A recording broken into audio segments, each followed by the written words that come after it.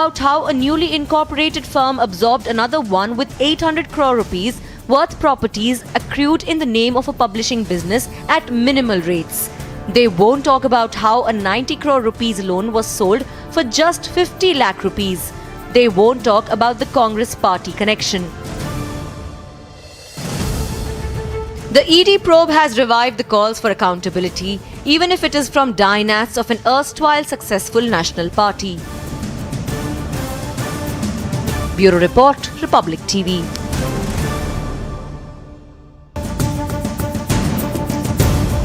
After Gyanvapi and Shahi Masjid in Uttar Pradesh and Qutub Minar in Delhi, another controversy seems to be brewing over places of worship, this time in Hyderabad.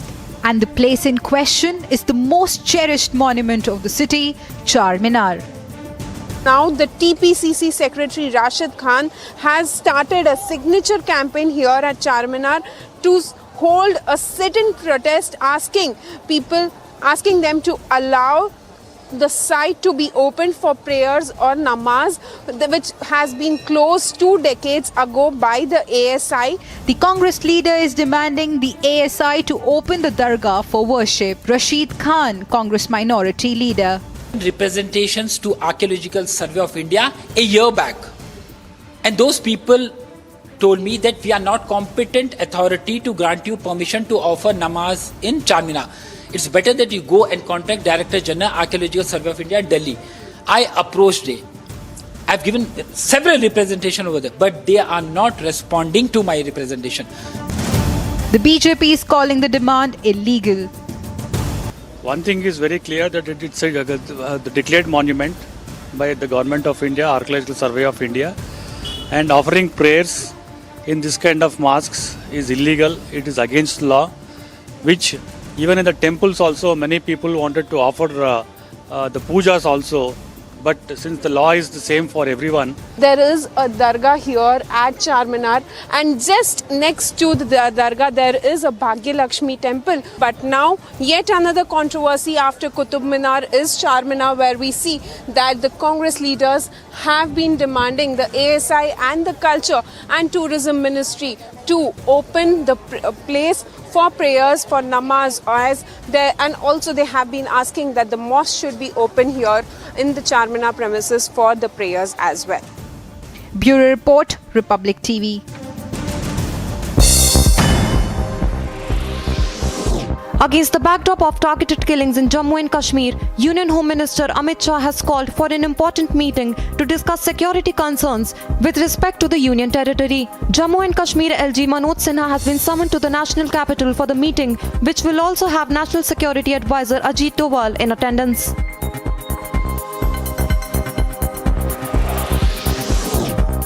Anguished over the targeted killing of many Kashmiri Pandits in the valley, Delhi Chief Minister Arvind Kejriwal demanded that they should be given adequate security and their voices should not be quelled.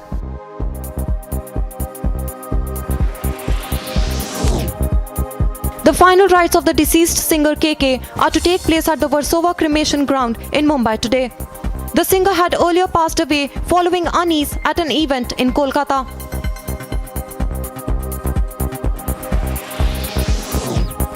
The SSP of Mansa gave an update on the Sidhu Moosewala murder. The official said that one was arrested and 2 are in custody for 6 days. He also added that Lawrence Bishnoi was aware of the real shooter.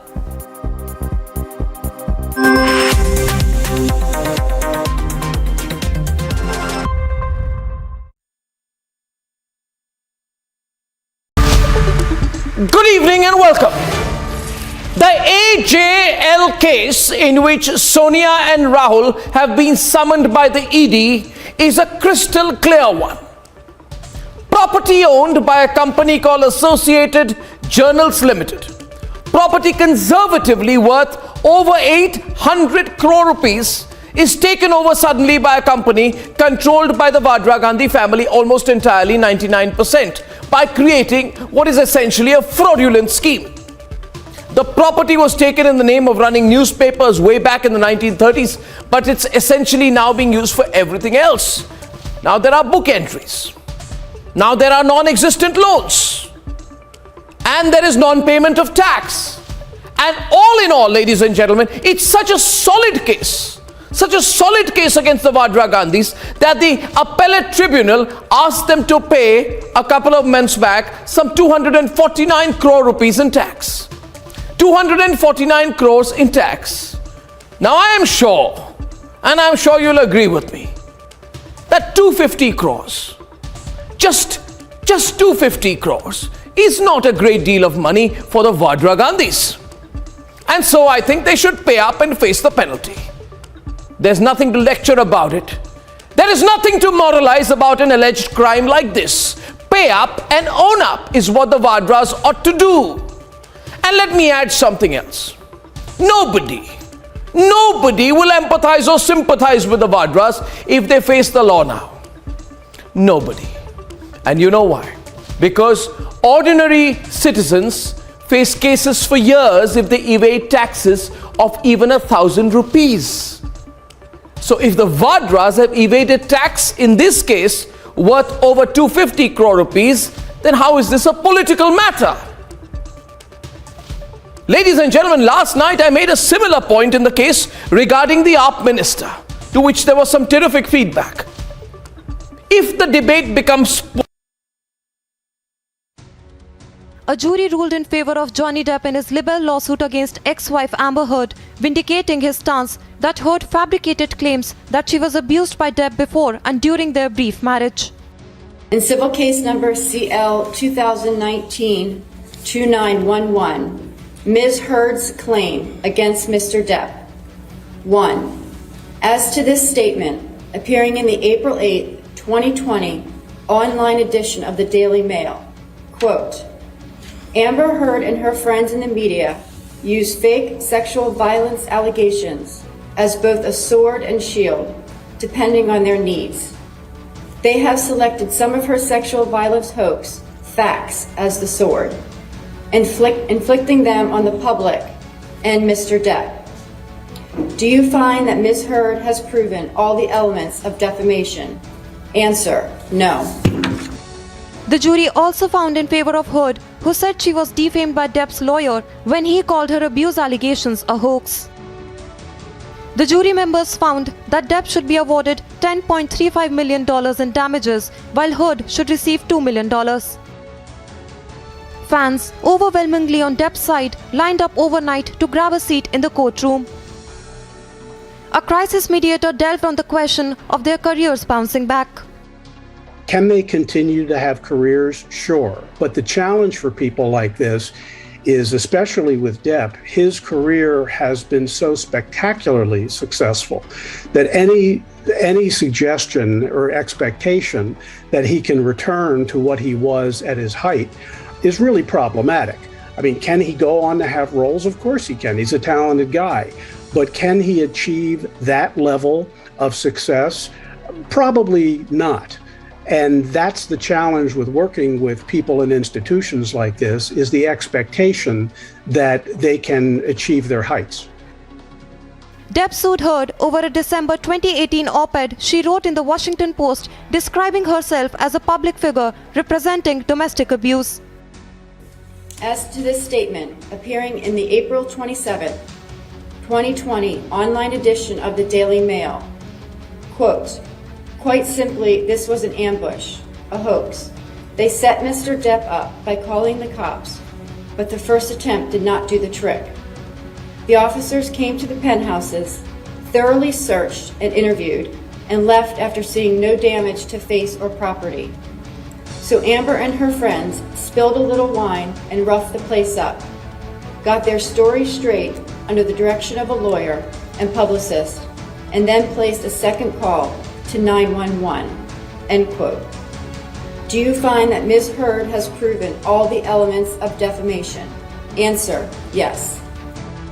His lawyer said he was defamed by the article even though it never mentioned his name. Most of the testimony focused on whether Heard had been physically or sexually abused, as she claimed.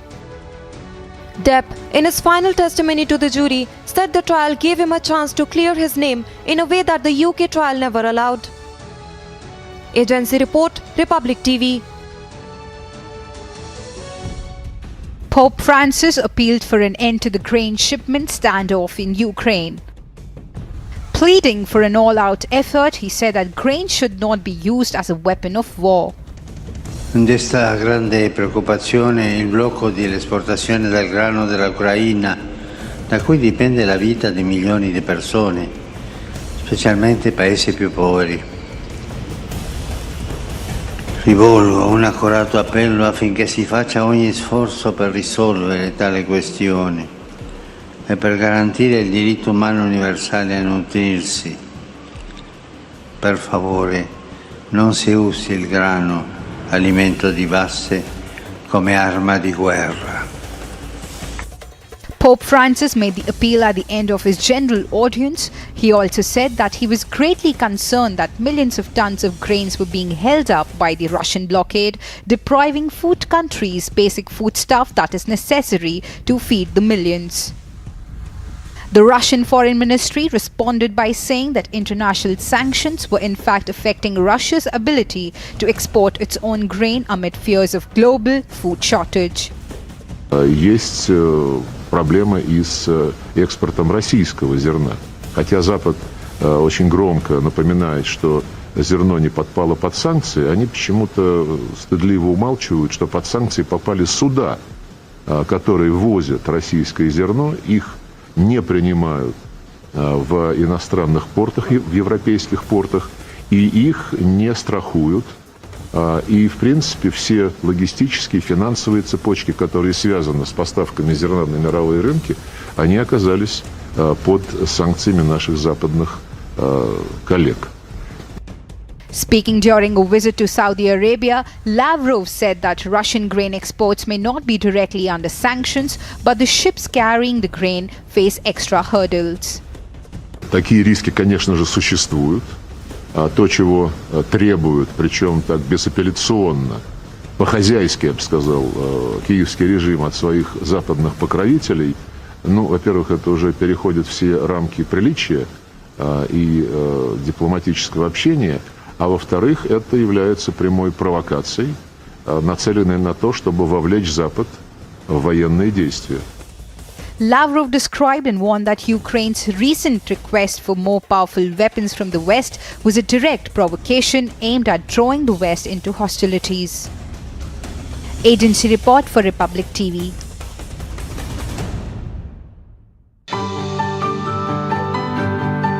Fans of the British monarchy started to gather in London this week as the UK marks Queen Elizabeth II's Platinum Jubilee with 4 days of festivities.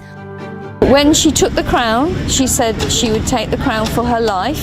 She would be loyal to the people, the country, and God. She won't step down, and she shouldn't step down. She doesn't need to. She has her family to help her and do the work, but she still works every day at 96. Many of the fans have been to Britain several times to celebrate the royal family. The biggest thing is it's a passion for my wife, and she's passed that along to our kids, so much so that my daughter has 2 corgis named Markle and Middleton. So we have all of these pictures of the Queen in our home, and I mean, my friends, I think, make fun of me, but I don't care. It's just fun. Some of the fans have travelled all the way to the English capital to join the celebrations marking her 70 years on the throne. You know, just to celebrate the Queen's 70 years, you know, of being the Queen. And I'm just so excited that we're here. And, you know, I hope that there'll be more crowds that will come. And, you know, it's just for the whole pomp and circumstance. We don't have anything like this in the United States. And this is just wonderful. I love Britain. I love its history. I love the monarchy. I mean, there's been 62 monarchs. Only 8 have been women. And I think she is one of the best. And I think she'll go down in history as the best queen ever. The Queen has built a bond with people in the UK during her decades-long reign and has also gained fans from abroad. Bureau Report, Republic TV. Prime Minister Narendra Modi met boxer Nikhat Zareen and other boxers who won medals at the Women's World Boxing Championships in Turkey last month. Nikhat Zareen is the 5th Indian boxer to have won a gold medal at the prestigious event. Apart from Nikhat, Manisha Mohan and Parveen Huda, both of whom won bronze medal at the Women's World Boxing Championships, met the Prime Minister.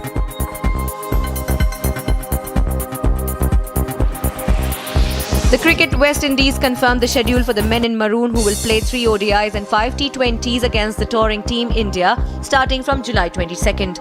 The series is highly awaited as India returns to the Caribbean after 3 years and will be led by new captains Rohit Sharma and Nicholas Puran, with the latter taking over the reins from Kieron Pollard. The series will be a culmination of an action-packed summer for both the teams in the build-up to the ICC Men's T20 World Cup 2022. World number 1 Iga Swiatek extended her winning streak to a staggering 33 after she registered a stunning straight-set win over American Jessica Pegula in the women's singles quarterfinals of the French Open 2022. The Polish star proceeded her dominant run in Paris win on court Philippe Chatrier to advance into the semi-finals. Iga is on the longest unbeaten run in the women's tour since Serena Williams claimed 34 victories in succession in 2013.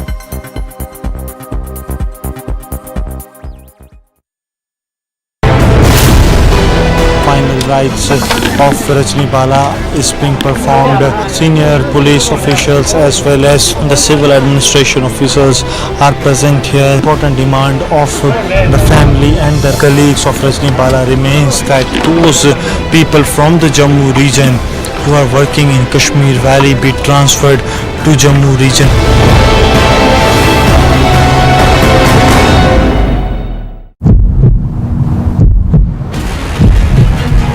The protesters are on the road. They have now started a sit-in protest against the administration. What they are saying that they won't go down and they will continue to protest till the assurances are given that they are transferred out of the Kashmir Valley.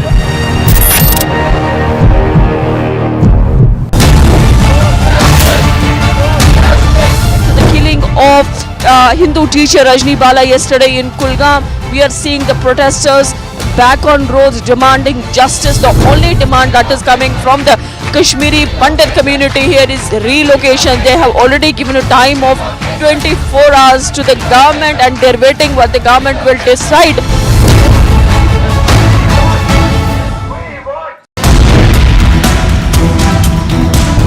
ED notices have been sent to Sonia Gandhi and Rahul Gandhi in connection with the National Herald case. ED has summoned Rahul as well as Sonia Gandhi. कभी ED, कभी CBI, कभी IT का दुरुपयोग करके हर राजनीतिक विरोधी को कश्मीर से कन्याकुमारी और गुजरात से पश्चिम Bengal.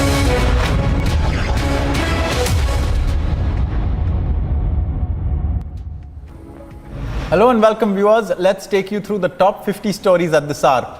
The son of a former BJP councillor was killed in Rajasthan's Chittorgarh. Clashes broke out in the town following the killing. BJP leaders Prakash Joshi and Chandraban Singh have called a bandh in the district as a result. The SP for Chittorgarh gave a briefing on the incident. The SP spoke about the moment the clashes became violent and also spoke about how the police carried out a flag march there. ये police वर्तमान में जो परिस्थिति है उसमें साधारण area की में फ्लैग मार्च कर रही थी। उस दौरान कुछ पत्थरबाजी हुई। जैसे ही पत्थरबाजी हुई तो पुलिस ने कुछ लोगों को जो बाहर थे उनको अपने घरों में धकेला और इस पर एक व्यक्ति था जो ज़्यादा आक्रोश कर रहा था, उसे पुलिस ने अपने साथ अपनी गाड़ी में बिठाया तो इस पर कुछ महिलाएं आक्रोशित हो गई। फिर उनको दोबारा जाब्ते के साथ पहुँच कर समझाइश की गई। अब मौके पर पूर्ण शांति है। The SSP of Punjab's Mansa gave an update on the Sidhu Moosewala murder. The official said that one person was arrested and two are in custody for 6 days. He also added that Lawrence Bishnoi was aware of the real shooter. अभी हम 2 दोषियों को production warrant पे लेके आए हैं jail से। तो ये लोग वही हैं जो लॉरेंस बिश्नोई गैंग के मेंबर्स हैं। ऑलरेडी इन लोगों पे 6-7 मुकदमे दर्ज है हीनस क्राइम के। इसके अलावा एक और दोषी को हमने अरेस्ट किया है। ये तीनों दोषियों की भी डिटेल में पूछगिछ की जा रही है। 6 दिन का पुलिस रिमांड हमारे पास इनका है। तो हमें लगता है क्योंकि इनको मॉड्यूल के बारे में कहीं ना कहीं इनका कोई रोल ज़रूर है और इनके पास ये इन्फॉर्मेशन भी है कि असल दोषी जो शूटर्स आए हैं वो कौन थे। तो डिटेल में इनके साथ पूछगिछ की जा रही है। वी आर वेरी होपफुल कि जल्दी ही हमको अच्छी लीड मिलेगी आगे निकलेंगे।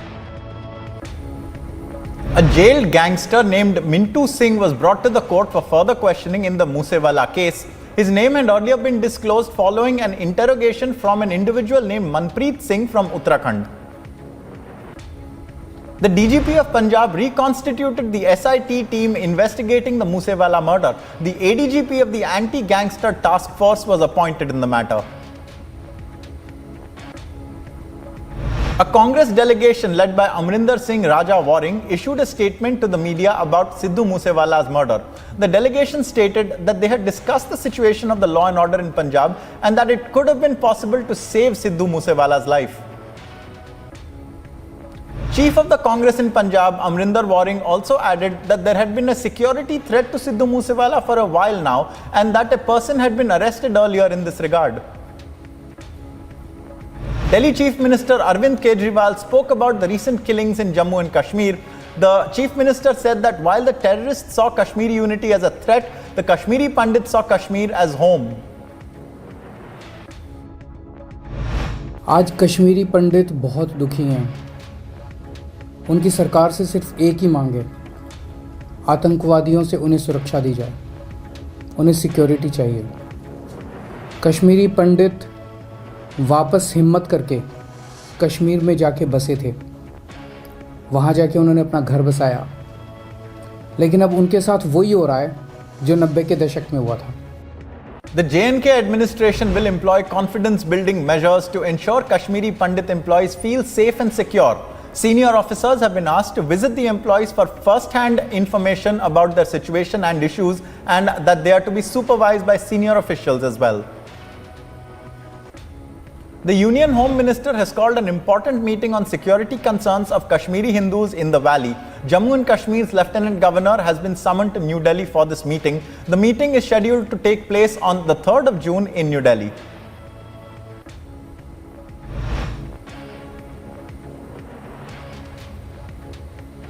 The meeting being undertaken over the Kashmir Pandit situation is to include several important leaders. The presence of the National Security Advisor, all the DGs of the security agencies as well as the Army Chief are some of the officials who have been asked to be present at the meeting. Protests broke out against the killings of Rajni Bala in Kulgam. The protests were carried out by the Dogra Front in the district. The ABVP also held protests in the wake of the killings of the Kashmiri Hindus in the valley. The protests took place at the Press Club in Jammu. 2 persons were injured in a clash between 2 groups in Amritsar's Khalsa College. The clash between students led to a shootout at the site. It was reported that the situation was not a gang war. Singer KK's mortal remains were taken to the Ravindra Bhavan in Kolkata following a post-mortem for the final rites amid an investigation of unnatural death. The singer was given a state salute at the venue in the presence of Chief Minister Mamata Banerjee and a gun firing as well. The final rites of the deceased singer KK are to take place at Mumbai's Versova today. The singer had earlier passed away following feeling uneasy at an event in Kolkata. Jawans of the ITBP were seen paying tribute to KK. The soldiers remembered the singer who has tragically passed away by singing one of his famous songs. कोई भी ऐसा लम्हा नहीं है जिसमें मेरे तू होता नहीं है मैं सो भी जाऊं रातों में लेकिन तू है कि मुझ में सोता नहीं है. The lawyer arguing for the Hindu side in the Mangaluru mosque issue said that if an application for a survey of the structure were not accepted, the Hindu structure could be erased and there would be nothing left to report on.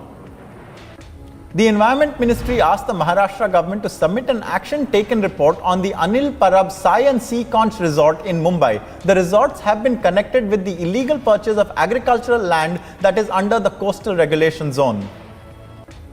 Speaking on diplomatic relations with India, German envoy to India, Walter Linder, said that he wished to know a country intimately, adding that this was the reason that diplomats needed to change now as well.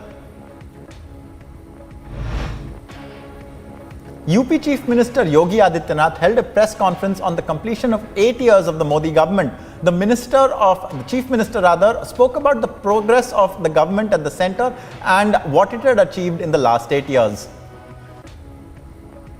संचालित केंद्र सरकार के 8 वर्ष के कार्यकाल की उपलब्धियों को लेकर के आयोजित इस विशेष प्रेस कॉन्फ्रेंस में मैं आप सबका हृदय से स्वागत करता हूं। हम सब जानते हैं कि प्रधानमंत्री मोदी जी ने मई 2014 में इस देश की कमान अपने हाथों में ली थी। A special CBI court approved the application of Sachin Waze to be an approver in former Maharashtra Home Minister Anil Deshmukh's corruption case. The dismissed police officer is to appear on the 7th of June. Work on the superstructure of the Ram temple in Ayodhya has recently been initiated. The construction is to follow a 3-phase schedule to be completed between 2023 and 2025. Shri Ram जन्मभूमि मंदिर न्यास के नेतृत्व में निर्देशन में यह भव्य रूप साकार लेता हुआ दिखाई दे रहा है, तो उन सभी पुण्य आत्माओं को भी अत्यंत आनंद की अनुभूति हो रही होगी, शांति की अनुभूति हो रही होगी। The government recently announced the move to include online procurement of resources on the government's e-marketplace platform. Union Minister Anurag Thakur said that many businesses use the portal extensively now. Delhi Chief Minister Arvind Kejriwal commented on the arrest of Delhi's Health Minister Satyendra Jain over a money laundering case. The Chief Minister said that the CBI and other ministers had investigated the case and found nothing, adding that it wouldn't make a difference if the ED probed him as well. मैंने सत्येंद्र जैन के सारे कागज खुद देखे हैं। इनके ऊपर लगाए गए सारे आरोप फर्जी हैं। BJP President JP Nadda held a press conference in Bhopal where he lauded the contribution of the workers of the party. The leader also went on to say that the party had been moving to a positive direction. Congress leader Abhishek Manu Singhvi commented on the National Herald case and said that the government was using agencies to create fear among political parties. He added that the Young India case, that the owners of the National Herald also had already been closed earlier. कभी CBI, कभी IT का दुरुपयोग करके हर राजनीतिक विरोधी को कश्मीर से कन्याकुमारी और गुजरात से पश्चिम बंगाल तक डराना, धमकाना, जैसा हमने कहा हम न डरेंगे, न झुकेंगे और सीना ठोक कर ऐसे कारनामों का सामना करेंगे।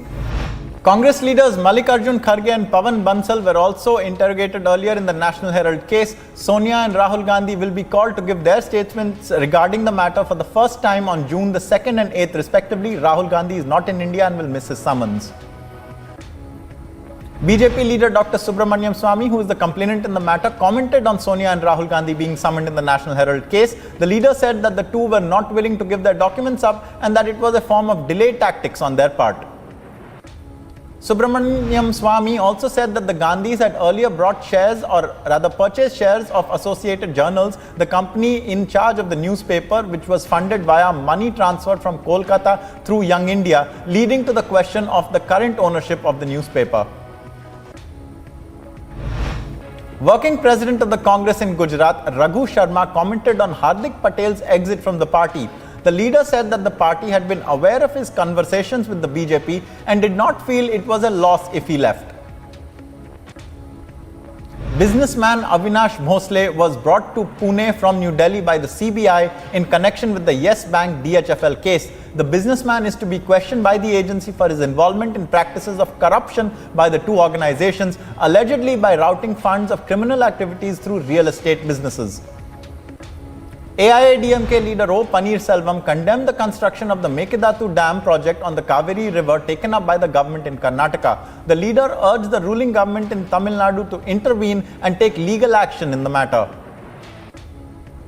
Karnataka Congress leader DK Shivkumar commented on the ED summons against the Gandhis and said that the move was a result of the BJP's vindictiveness. He added that the central government had turned the Enforcement Directorate into the Harassment Directorate. Union Minister Anurag Thakur, on being asked about the Gandhis being summoned in the National Herald case, said that it was just a case of the organizations and agencies doing their jobs. Cabinet से दूर दूर तक कोई लेना देना नहीं। प्रधानमंत्री पे सीधा हमला किया है सर। ये सरकारी एजेंसीज अपना काम करती हैं और मुझे लगता है कैबिनेट के निर्णय से इसका दूर दूर तक कोई नाता नहीं।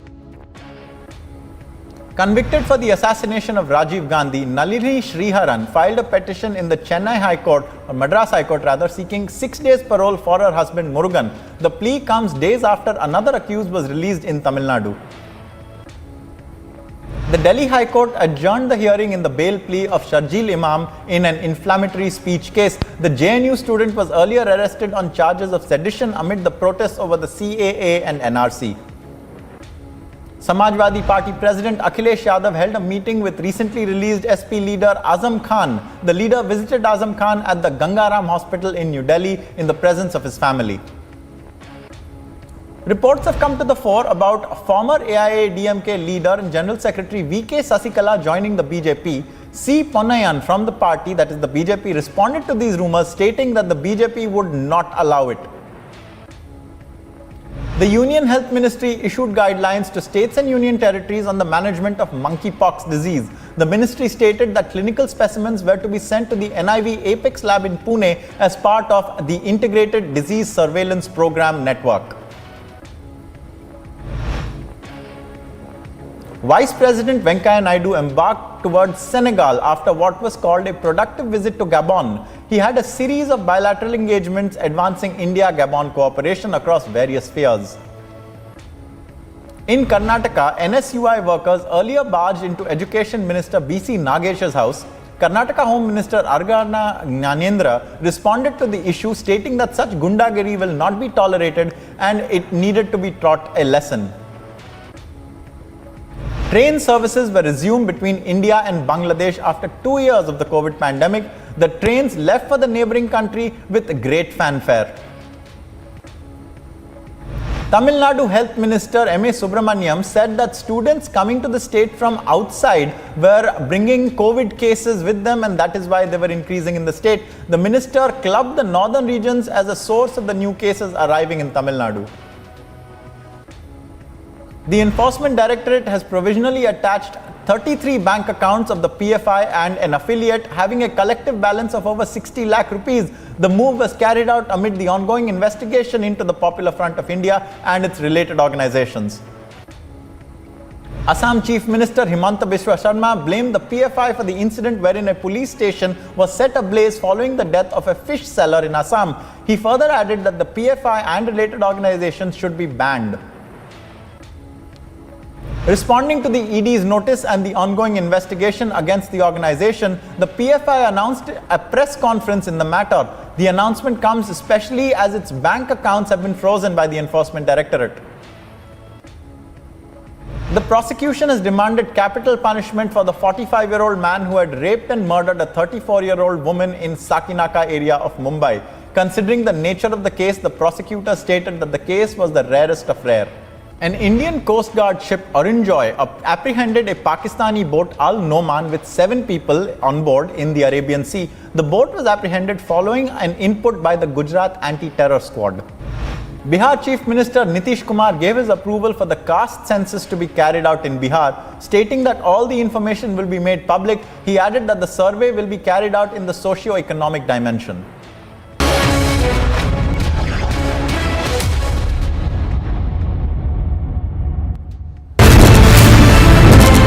Big raids that are being carried out by the Central Bureau of Investigation. RJD levels allegations of revenge politics. This mass graveyard in Bucha bears testimony to the brutal acts of the Russian troops.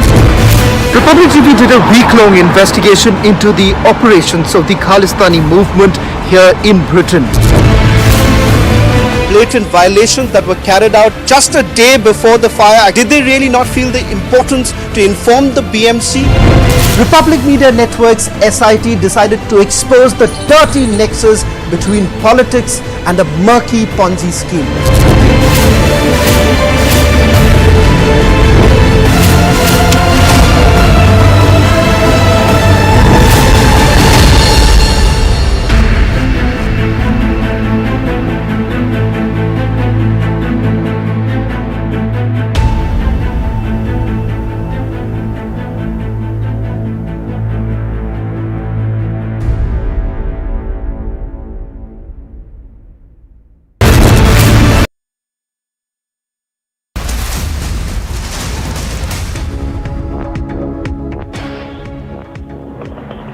Breaking news coming from Shopian of South Kashmir, where a blast has been reported earlier. 3 soldiers have received injury. Nature of blast is not known. J&K police has tweeted. IGP Kashmir says that they are investigating the matter. They are investigating whether the blast is due to the grenade, or already the IED was planted inside the vehicle, or it has happened because of malfunctioning of battery. So everything is being investigated by the Jammu and Kashmir police along with Indian Army as far as the blast in Shopian is concerned, where three army soldiers have received the injury. IGP Kashmir says they are investigating the entire matter, whether the blast happened because of the IED that was planted by the terrorists, or it is because of the malfunctioning of the battery of the vehicle. So police does not want to jump immediately to any versions. IGP Kashmir has said that they are investigating the matter. As far as the blast in Shopian is concerned, the blast was reported somewhere around 4:30 in the morning, in which 3 soldiers have received injuries.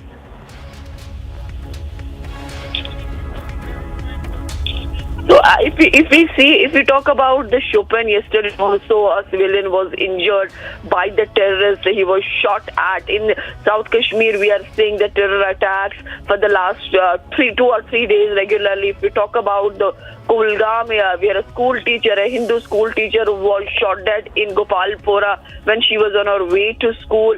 She received a gunshot injury and then she succumbed on way. Police has already said they are trying to identify the terrorists behind the attack, and whosoever has carried the gruesome attack will be neutralized. We are seeing the Kashmiri Pandits also on road demanding justice, not only to Rajni Bala, who lost her life in the Kulgam attack, but Kashmiri Pandits say they want justice for Rahul Pandit and others, though administration trying best to approach and to calm down the Kashmiri Pandits. Now another incident has been reported from the Shopian Sidav area of Shopian village, where 3 army soldiers have received injuries in a mysterious blast. IGP Kashmir says they are investigating the matter. Nature of blast is not known. As per the tweet that they have put out by the Jammu and Kashmir police, they say it can be because of the malfunctioning of the battery of vehicle, or it can be because of the IED or the grenade. Their own grenade might have exploded. So IGP Kashmir has given 3 reasons that one of them could be the reason of the blast.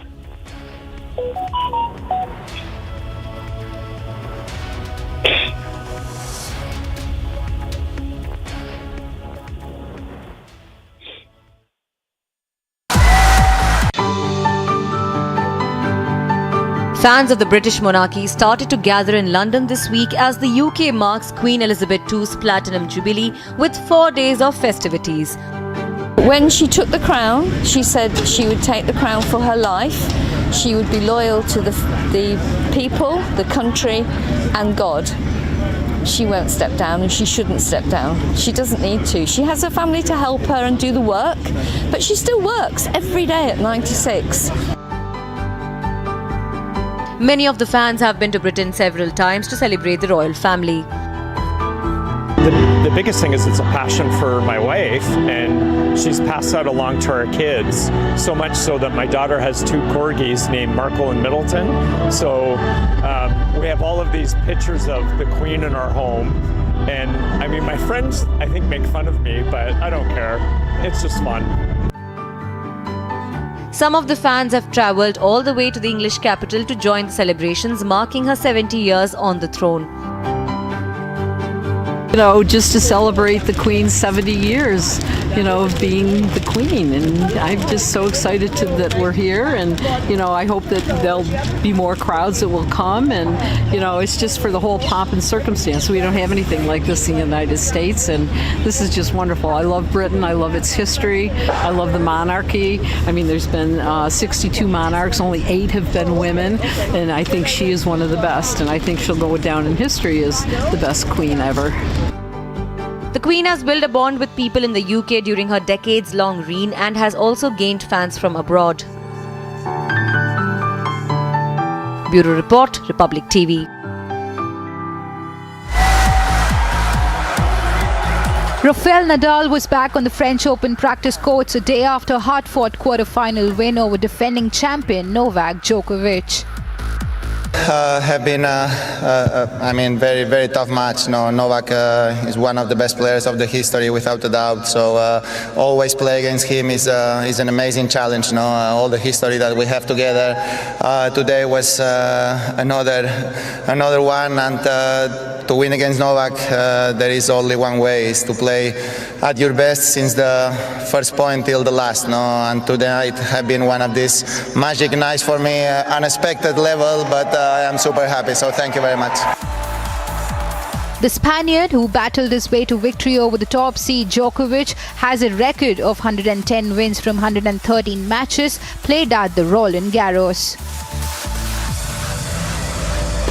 Now as Rafael Nadal moves a step closer to his 14th championship at the clay court Grand Slam tournament, he says, I don't know what's going to happen after here. No, I have what I have there in the foot. So if we are not able to find an improvement or a small solution on that, then it's becoming super difficult for me. No, so that's it. I am just enjoying every day that I have the chance to be here, and without thinking much about what can happen on the future. No, of course I'm gonna keep fighting to find a solution for that. But for the moment, we haven't. So just give myself a chance to play another semifinals here in Roland Garros is a lot of energy for me.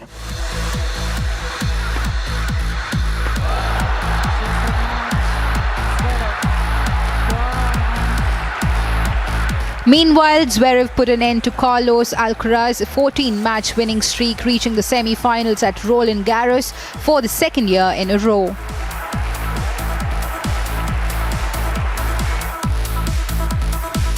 He now has a shot at his first Grand Slam title.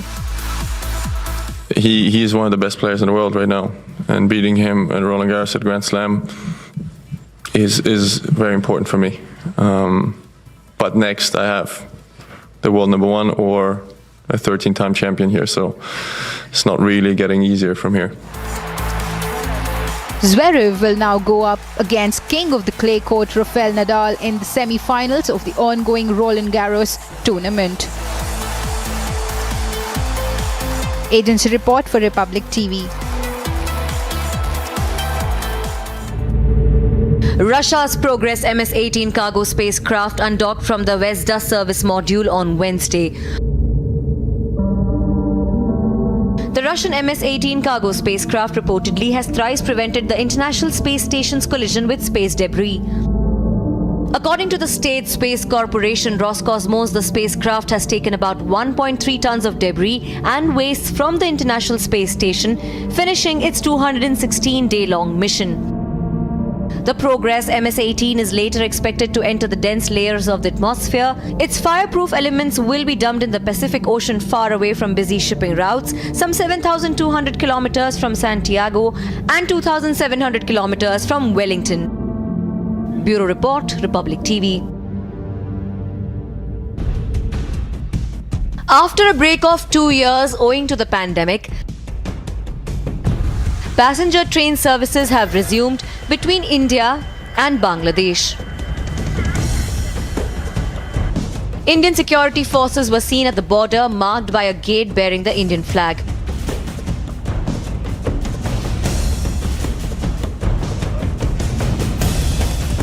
as the Mitali Express marched slowly towards the border, decorated with flowers all around.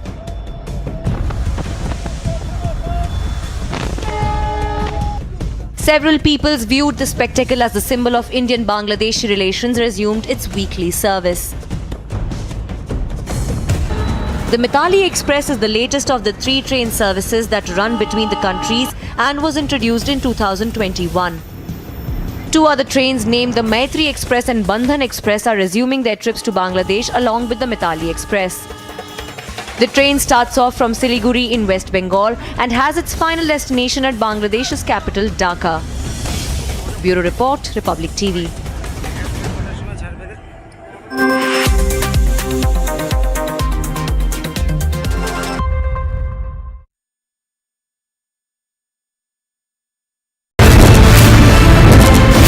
Prime Minister speaks at the Bloomberg Business Forum. He of course will try to highlight India's 5 trillion economy dream and essential supplies and adequate supplies, and that is the biggest that we have from the APMCR. Raj Thackeray is not backing down, and supporters of Raj Thackeray have used the loudspeaker to send a message. They're trying to stop us from reporting. Today has picked up Arnab Goswami from his house, dragged him out, assaulted him physically. This is the Abhignya Tower in Parel, Mumbai, where the fire was reported, and their entire effort has been to somehow burst down the flame.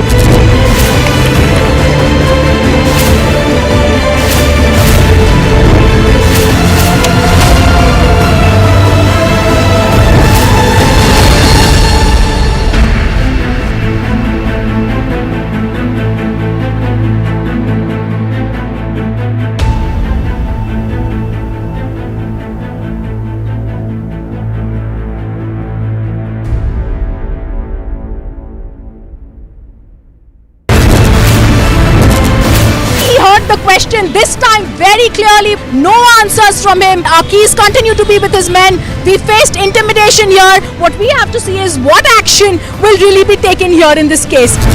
We've been trying to get in touch with you and ask you several questions on the land deals that you had along with Priyanka Vadra and Robert Vadra. Why are you trying to avoid the camera, sir?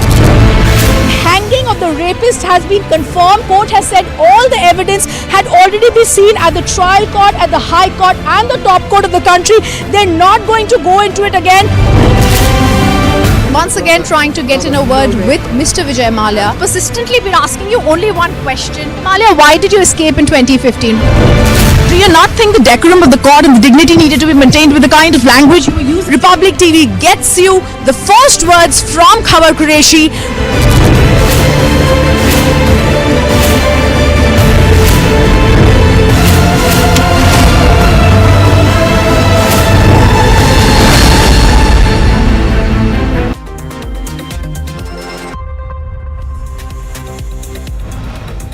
Blast in Shopian's Siro, 3 soldiers injured, hospitalized. IGP Kashmir says nature of blast being investigated. As nation pays tribute to legendary singer KK, finally journey in Mumbai's Versova today.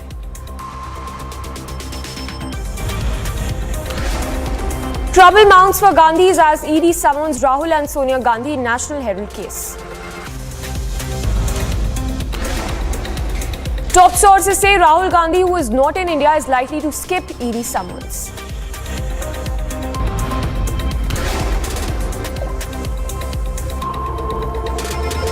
Punjab police makes a second arrest in Moosewala assassination case.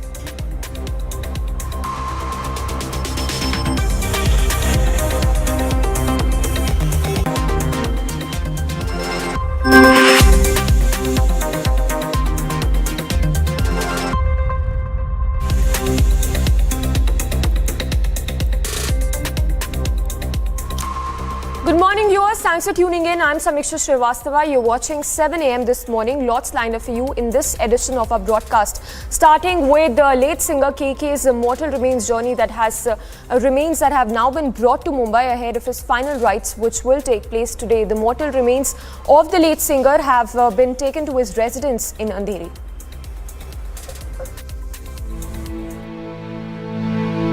Late singer KK's mortal remains were brought to Mumbai ahead of his final rites, which will take place today. The mortal remains of the late singer were taken to his residence in Andheri. People have been allowed to pay last respects to KK from 9 a.m. till noon. The singer's funeral is scheduled to take place today in Warsaw. On Tuesday night, playback singer Krishna Kumar Kunnath, better known as KK, passed away in Kolkata. He was 53 years old and breath is last after performing in Kolkata's Nazrul Mancha. He was rushed to CMRI hospital after falling ill, where he was declared brought dead. Bureau Report, Republic TV.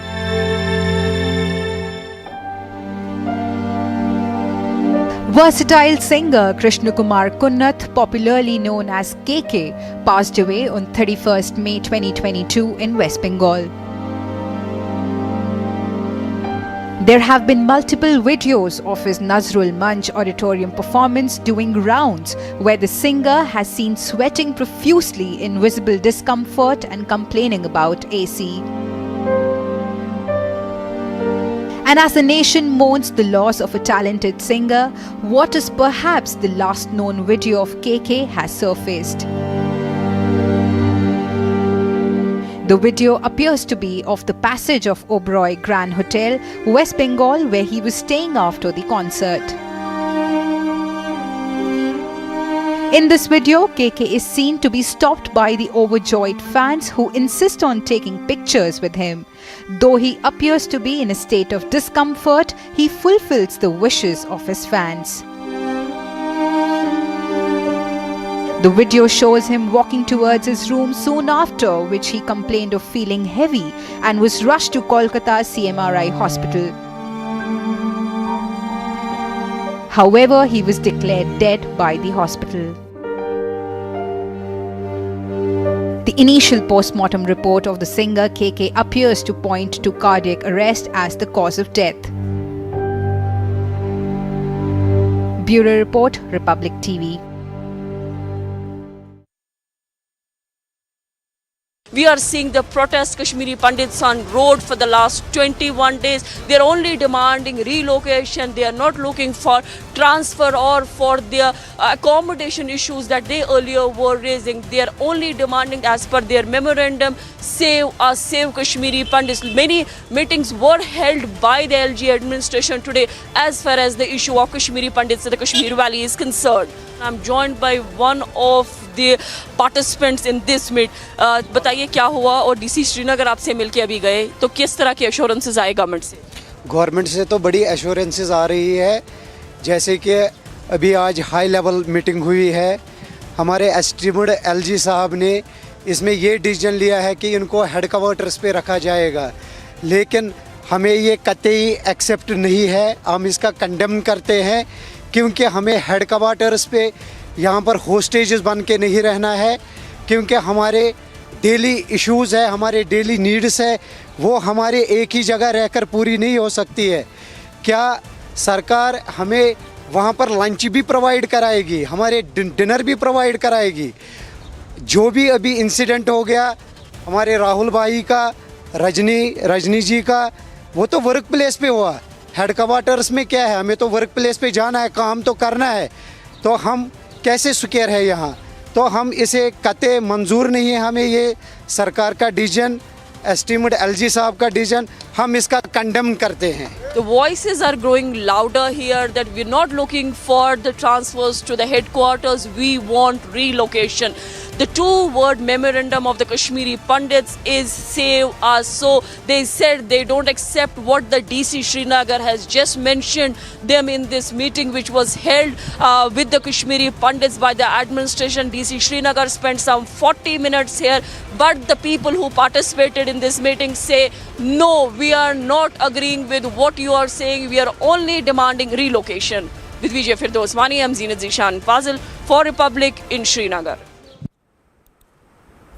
Now in news from Bihar, Chief Minister Nitish Kumar has announced that a unanimous decision was finally made at an all-party meeting to conduct a caste-based census in the state. After many deliberations, Nitish Kumar-led JDU government in Bihar has finally received a unanimous decision over caste-based census in the state. बात को जानिएगा ताकि इस काम को बहुत तेजी से किया जाएगा और इसके लिए हम लोगों ने आज बातचीत कर ली है तो कैबिनेट के माध्यम से यह भी हम लोग तय कर देंगे कि एक समय सीमा हम लोग पूरी कोशिश करेंगे कि एक समय सीमा के अंदर ये पूरा का पूरा काम हम लोग कर लेंगे तो वो सब बात भी प्रकाशित कर दिया जाएगा। तो आज ये भी निर्णय हुआ है और आप लोगों की तरफ से कोई भी जो बात हो गई है सर्वसम्मति से हुई। The long-pending demand of Bihar Chief Minister met an approval of skeptic ally BJP too. जो जनगणना जातीय जनगणना की बात, तो जातीय जनगणना से मुझे कोई, मैं उस जातीय जनगणना के साथ खड़ा हूं, लेकिन जातीय जनगणना में ये भी होना चाहिए मुसलमानों को भी जात के श्रेणी में लानी चाहिए। States like Karnataka, Odisha and Telangana have carried out similar census. जब पार्लियामेंट में मना किया गया कि भाई भारत सरकार जो है जाति जनगणना जो है वो नहीं कराएगी, तब हम लोग थोड़े बेचैन हुए और हमने विधानसभा में इस बात को उठाया। अब दो प्रस्ताव रखे थे कि प्रधानमंत्री जी से मिली या तो राज्य सरकार मना कर देती है भारत सरकार तो राज्य सरकार अपने खर्चे पे कराए। तो ये हम लोगों ने किया। उसके बाद कई देर विलम्ब हुआ, चलिए विलम्ब हुआ, क्या कारण था अब हमको उस पर नहीं जाना, लेकिन ये हमारी जीत है, ये लालू जी की जीत है और ये बिहार के गरीबों की, सभी लोगों की जीत है। However, despite being a unanimous decision, there were a few different point of views. पर हमारे शंकाएं थी, हमने स्पष्ट शब्दों में उसको रखा कि जब आप गणना कराइए तो ऐसा नहीं हो कि इस धोखे में कोई रोहिंग्या या बांग्लादेशी भी गणना करवा ले और फिर इसी के बल पर वह नागरिकता का क्लेम करे, तो यह सावधानी हर हालत में बरतनी होगी। The last nation-level caste census took place under the UPA government. However, the data was not released. The BJP government didn't carry out a caste-based census itself, but left it to states' discretion. Bureau Report, Republic TV. Now, in a fiery address, Assam Chief Minister Himanta Biswa Sarma has alleged that there was a PFI role in the recent Bhattadrava arson incident. He further alleged he called for a ban on organizations like PFI and CFI from the centre. Moreover, the Chief Minister also announced that the Assam cabinet will decide on separate classification for indigenous minorities of the state by 15th of August. Assam Chief Minister Himanta Biswa Sarma on Wednesday alleged the People's Front of India's role in the Bhattadrava violence and once again urged the centre to ban PFI and Campus Front of India. State of Assam is very, very clear. Right from the Gorukhuti, we always see PFI's hand in the communal tension. Even in the latest Bhattadrava incident, when the Bhattadrava PS was burned down, we are now picking up signals of involvement of PFI. So Assam government is of the view that PFI and Campus Front of India should be banned. Following the death of a fish seller on May 20th, an angry mob burnt down the Bhattadrava police station in central Assam's Nagaon district. The Chief Minister alleged that an anarchy-like situation is being created in Assam. If you go to the district of Baksa, the kind of training program, the kind of literature they are distributing there, it itself goes to show that they want to destabilize Assam like anything, and they are doing it openly. So Assam government, as Chief Minister, I have met Union Home Minister many times and I have requested that PFI and CFI should be banned. However, we all know that banning an organization is required various legal scrutiny and vetting. I hope and trust that Government of India will give due consideration to the request of the state government. He also said that the state cabinet will decide by August 15th on a separate classification of indigenous minorities who have not migrated to Assam from other places. We are in process of identifying another set of minority people who are not migrated to Assam. They are origin to this soil. So already the committee constituted for this purpose has given us certain parameter that who should be indigenous, considered to be indigenous minority. I think cabinet will come to a decision on this before 15 August. He also urged for the Supreme Court's intervention in the matter. हर मुसलमान लोगों को as of now minority माना जाता है, साथ में बौद्ध, Jain, Christian, Parsi लोगों को भी माइनॉरिटी माना जाता है। तो जब तक सुप्रीम कोर्ट कोई अलग इंटरप्रिटेशन नहीं लाएगा तब तक माइनॉरिटी कमीशन का डेफिनेशन का हिसाब में whoever is following Islam, they are considered to be minority in our country. Later in his address, Sarma also expressed hope and trust in the central government, stating that it will give due consideration to the request of the state government. Bureau Report, Republic TV. Now, sources have revealed that Rahul Gandhi is not in India and will indeed skip the Enforcement Directorate summons today. Now, as per sources, the Gandhi Sign has asked the ED to defer the date to after June 5th as he is currently not in the country. Remember, this comes after ED issued summons to Sonia Gandhi and Rahul Gandhi in a money laundering case linked to the National Herald newspaper. While Rahul Gandhi has been asked to depose before the central agency at its headquarters today, which is June 2nd, Sonia Gandhi has been asked to appear on June 8th.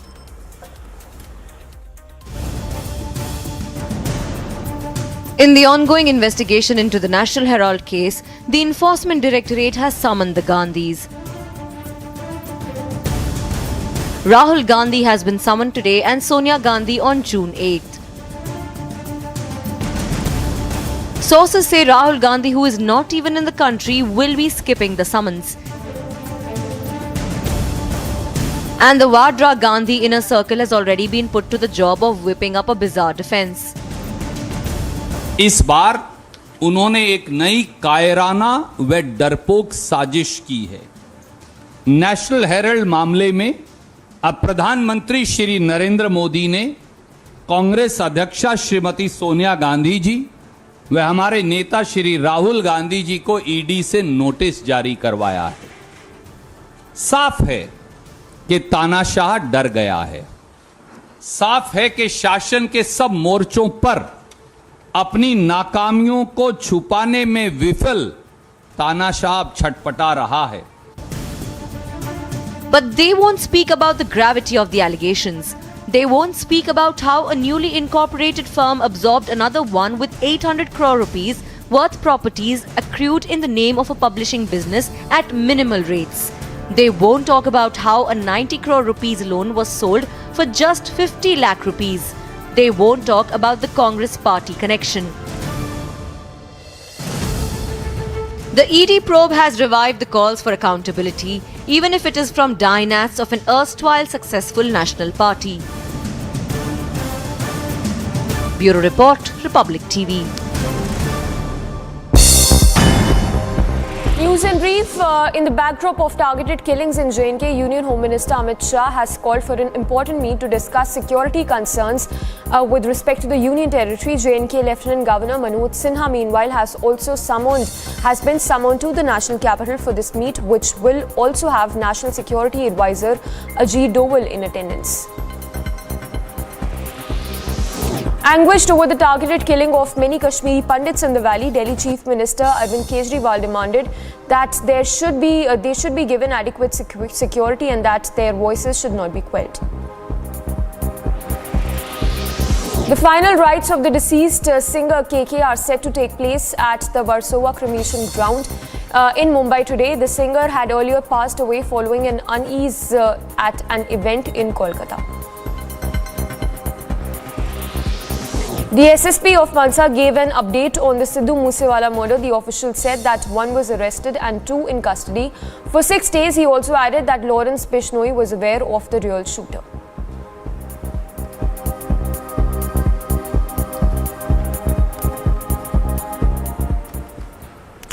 Moving on then, in a fresh controversy, Telangana Congress leader has now called for a protest to restart prayers at ASI Protected Heritage Structure Charminar, Hyderabad.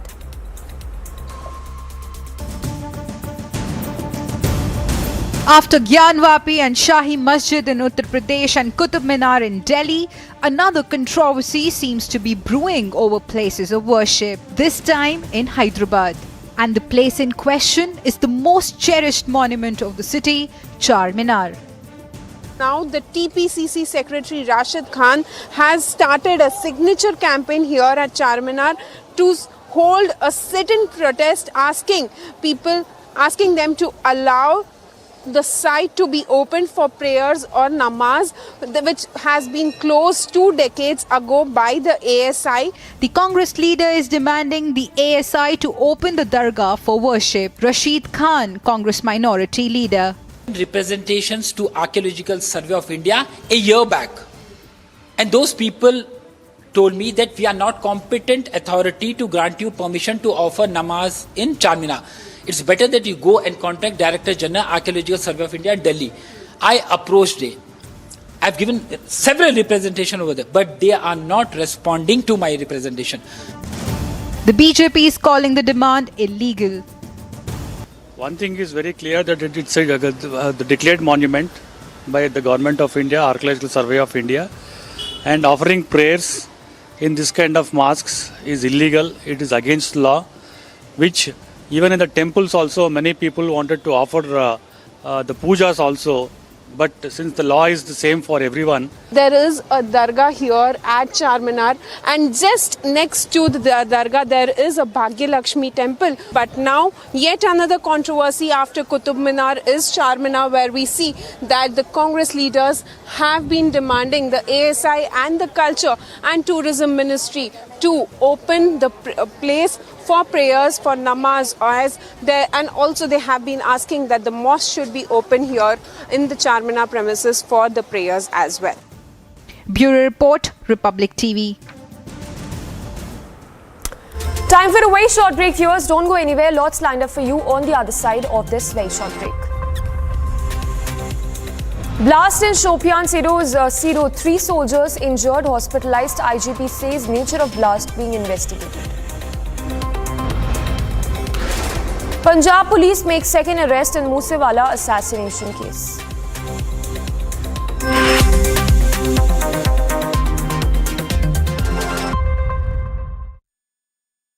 Amity has been ranked amongst the top 3% universities globally, a testimony to Amity's globally benchmarked quality. To apply, visit amity.edu. Good evening and welcome. The AJL case in which Sonia and Rahul have been summoned by the ED is a crystal clear one. Property owned by a company called Associated Journals Limited. Property conservatively worth over 800 crore rupees is taken over suddenly by a company controlled by the Vadra Gandhi family almost entirely, 99%, by creating what is essentially a fraudulent scheme. The property was taken in the name of running newspapers way back in the 1930s, but it's essentially now being used for everything else. Now there are book entries. Now there are non-existent loans. And there is non-payment of tax. And all in all, ladies and gentlemen, it's such a solid case against the Vadra Gandhis that the appellate tribunal asked them to pay a couple of months back some 249 crore rupees in tax. 249 crores in tax. Now I am sure, and I'm sure you'll agree with me, that 250 crores, just 250 crores is not a great deal of money for the Vadra Gandhis. And so I think they should pay up and face the penalty. There's nothing to lecture about it.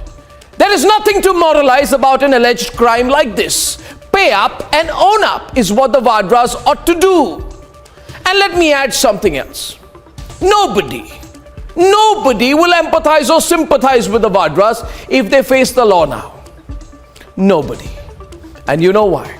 Because ordinary citizens face cases for years if they evade taxes of even 1,000 rupees. So if the Vadras have evaded tax in this case worth over 250 crore rupees, then how is this a political matter? Ladies.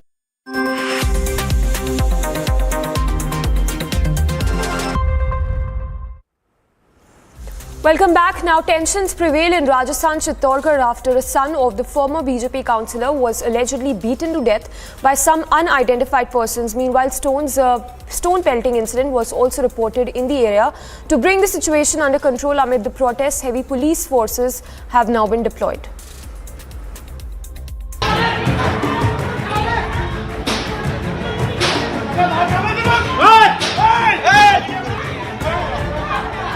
Locals in Chittorgarh's Dhuncha Bazaar area pelted stones at the police on Wednesday, 1st June, as the situation remained tense following the killing of former BJP councillor Jagdish Soni's son Ratan. A group of women protesters clashed with the police, refusing to leave the area.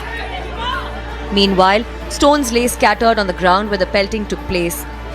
ये police वर्तमान में जो परिस्थिति है उसमें साधारण area की में फ्लैग मार्च कर रही थी। उस दौरान कुछ पत्थरबाजी हुई। जैसे ही पत्थरबाजी हुई तो पुलिस ने कुछ लोगों को जो बाहर थे उनको अपने घरों में धकेला और इस पर कोई एक व्यक्ति था जो ज़्यादा आक्रोश कर रहा था, उसे पुलिस ने अपने साथ अपनी गाड़ी में बिठाया तो इस पर कुछ महिलाएं आक्रोशित हो गई। फिर उनको दोबारा जाब्ते के साथ पहुँच कर समझाइश की गई। अब मौके पर पूर्ण शांति है। तो ये उसी से रिलेशन है, ये कहा जा सकता है जिसकी डेथ हुई है, उसी के संदर्भ में रिलेशन? ये उससे नहीं है। ये जो फ्लैग मार्च हम कर रहे थे उसमें हल्की स्टोन पेल्टिंग हुई। Earlier, a huge band of protesters faced police in a heated exchange of words as tension prevailed in the area where the youth was allegedly killed.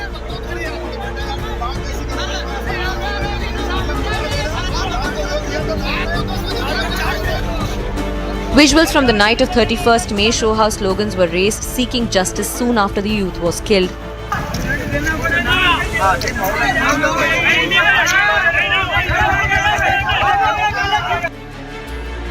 The situation remained tense in the region, which witnessed heavy police deployment.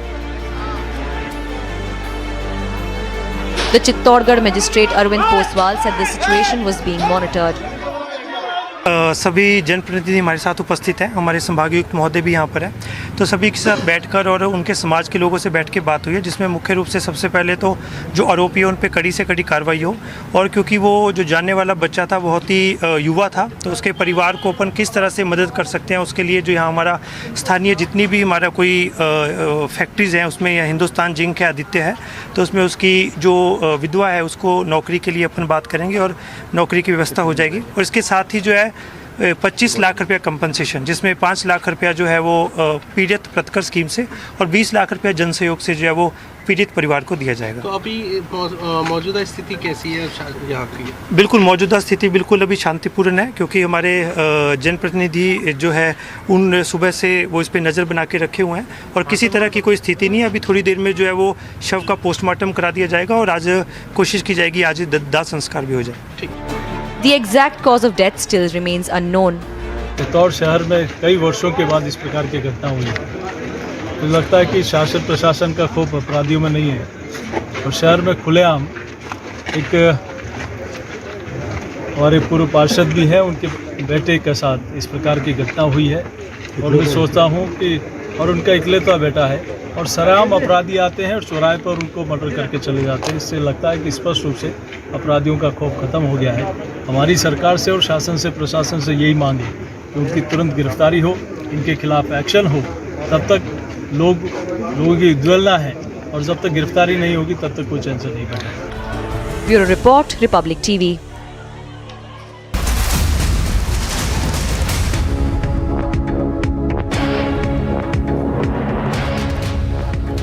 Now news break coming in. IT raids which are currently taking place in Kanpur. Now we are getting to know that Kesar Pan Masala manufacturers are currently being raided by the income tax department. So the visuals also that are coming in right now from Kanpur, where income tax raids are underway at Kesar Pan Masala manufacturers. This could be linked to tax evasion charges, but little is known. But those are the visuals coming in right now of the IT raids which are underway.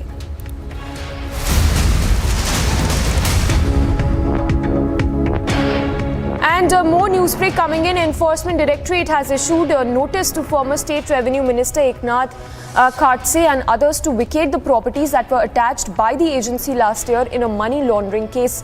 So ED notice that has been sent to former State Revenue Minister Eknath Khadse as well as others to vacate the properties that were attached by the agency last year in relation to a money laundering case.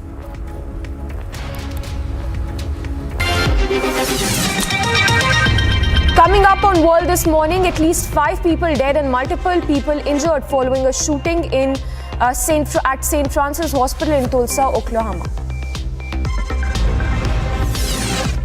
And at least 4 people were killed and 14 injured as 2 earthquakes hit China's Sichuan province.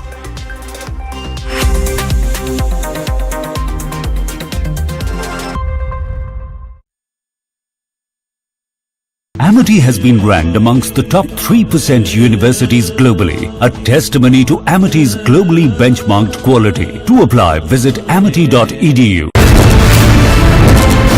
इतने मोटे मोटे पत्थर फेंके गए। कल देर शाम किस तरह से हिंसा हुई है दिल्ली में। काला दिवस की कॉल को कश्मीर के लोग इसे सिरे से खारिज करते हैं, रिजेक्ट करते हैं।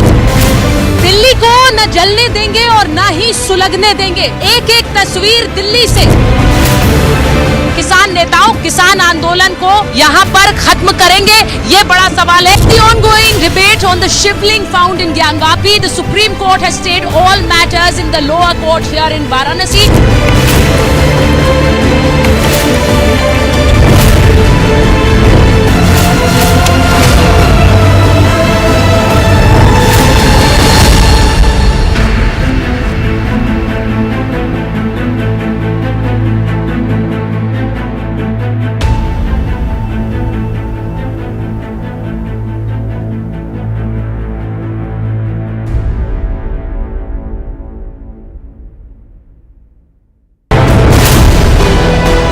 Rites of Rajnibala is being performed. Senior police officials as well as the civil administration officers are present here. Important demand of the family and the colleagues of Rajnibala remains that those people from the Jammu region who are working in Kashmir Valley be transferred to Jammu region.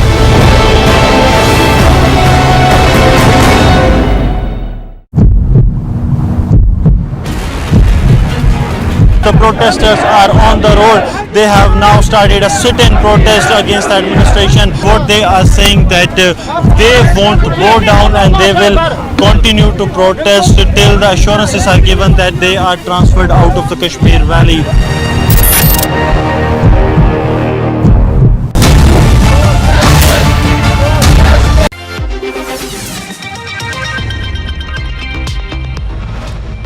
At least 5 people are dead and multiple are injured following a shooting at the Natalie building at St. Francis Hospital in Tulsa in Oklahoma.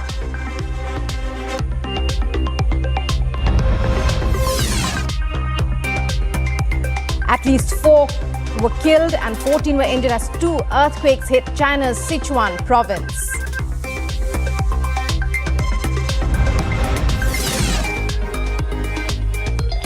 US jury finds both Johnny Depp and his ex-wife Amber Heard liable for defamation. Depp awarded $10.35 million in damages, while Heard awarded $2 million in damages.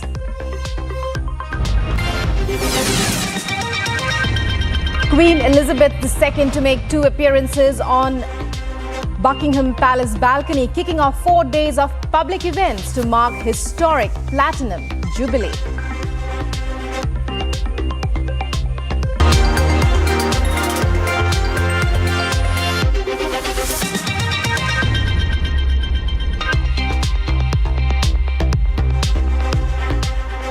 Hello and welcome to this edition of World This Morning. I'm Rukma, and in our top story, a magnitude 6.1 earthquake rattled Lushan County in Yan City, southwest China's Sichuan province. 2 earthquakes killed at least 4 people and damaged houses in southwestern China on Wednesday.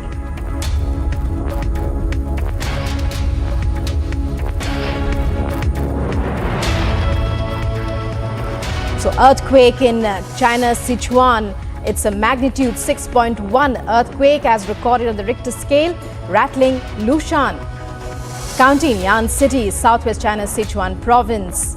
The two earthquakes killed at least 4 people and damaged homes in southwestern China.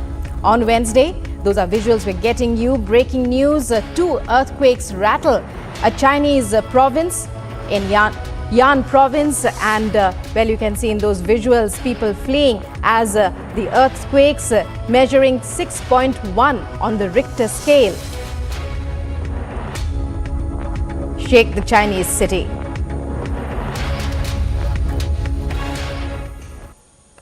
And Pope Francis on Wednesday appealed for an end to the grain shipment standoff in Ukraine, pleading for an all-out effort to prevent such an important commodity from being used as a weapon of war.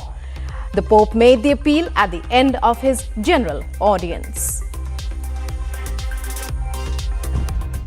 Pope Francis appealed for an end to the grain shipment standoff in Ukraine. Pleading for an all-out effort, he said that grain should not be used as a weapon of war.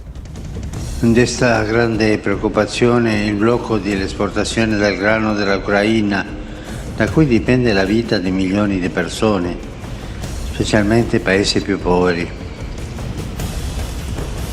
Rivolgo un accorato appello affinché si faccia ogni sforzo per risolvere tale questione e per garantire il diritto umano universale a nutrirsi. Per favore, non si usi il grano, alimento di base, come arma di guerra.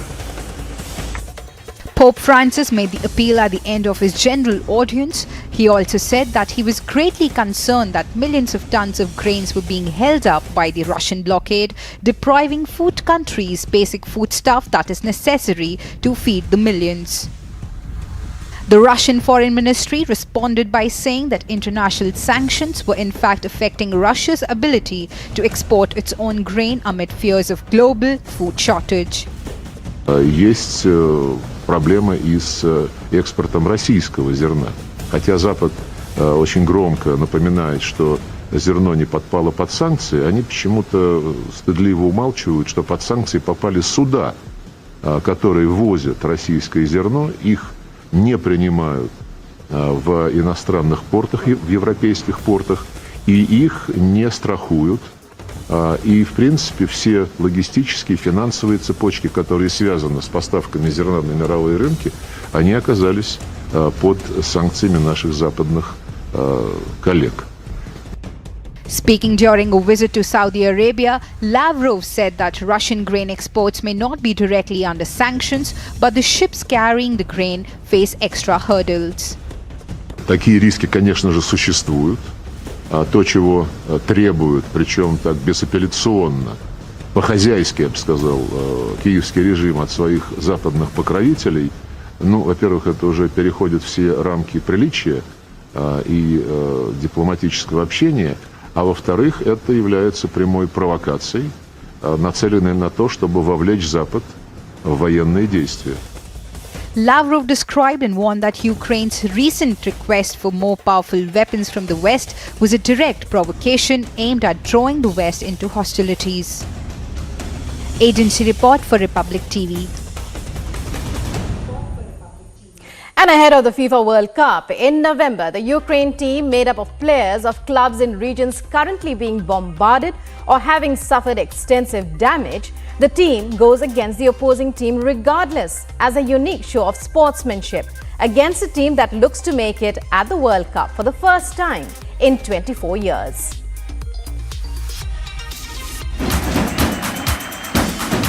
Ahead of what promises to be an emotional FIFA World Cup playoff semi-final against Scotland, the Ukraine national team trained at Glasgow. The one-off knockout game is Ukraine's first competitive international since Ukraine was invaded by Russia. The winner of the match is to face Wales in Cardiff to determine who will progress in November's World Cup. Scotland, meanwhile, are currently on an 8-game unbeaten run as they look to qualify for the World Cup for the first time in 24 years. Football in Ukraine stopped after Russia's invasion. A squad of 21 home-based players from clubs such as Shakhtar Donetsk and Dynamo Kiev were at a camp in Slovenia since the start of May.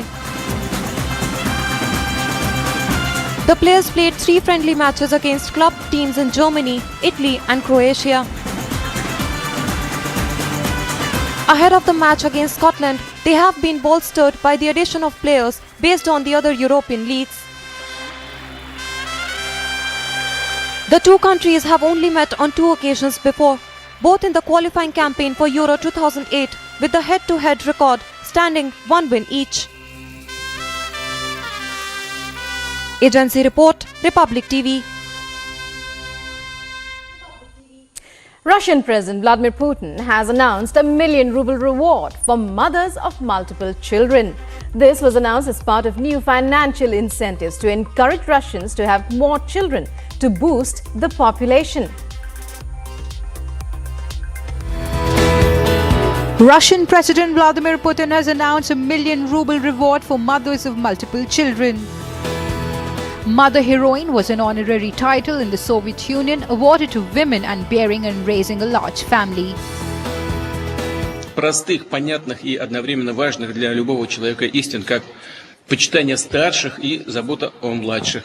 Условились серьезно обновить и расширить положение указа президента о мерах по социальной поддержке многодетных семей. Putin said he wanted to revive his title as part of government measures to support large families. A woman giving birth to 10 or more children would be in line to be awarded the honor and the financial reward. Я предлагаю за медаль установить единовременную выплату 200 тысяч рублей. При вручении самого ордена «Родительская слава» вместо 100 тысяч рублей, как это было до сих пор, единовременно выплачивать 500 тысяч рублей. Putin made the announcement during a virtual meeting with families who were awarded the Order of Parental Glory. The meeting was scheduled as Russia celebrated the International Day for Protection of Children. Agency Report for Republic TV. In yet another video released by the Russian Defense Ministry, claims are being made that rocket launchers have fired rounds targeting the Ukrainian military facilities. The Russian Defense Ministry released footage on Wednesday of what it said were Uragan multiple rocket launchers firing rounds. As per the ministry, the battery of 220mm multiple rocket launchers received target coordinates from an aircraft.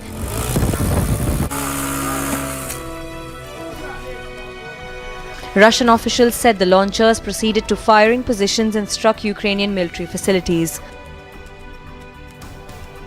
Meanwhile, US President Joe Biden said it will send Ukraine a small number of high-tech medium-range rocket systems. The Ukrainian leaders have been demanding for those critical weapons as they struggle to stall Russian progress in the Donbas region. Bureau Report, Republic TV.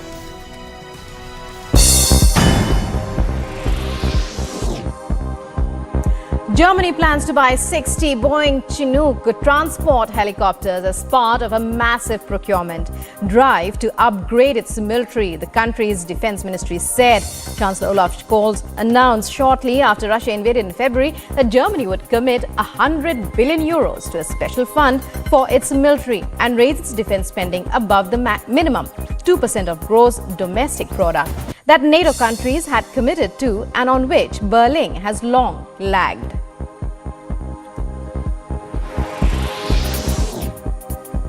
Yemenis in Sana'a voiced their thoughts on the 2-month truce that is nearing its end, with one Houthi official saying it has so far not achieved anything. A Houthi military leader said his group's aims with the truce were humanitarian, such as relief for the sick. He added that if the truce is extended, that could pave the way for more humanitarian work to get done. The truce has been the first nationwide ceasefire in the past 6 years of Yemen's civil war, a conflict now in its 8th year.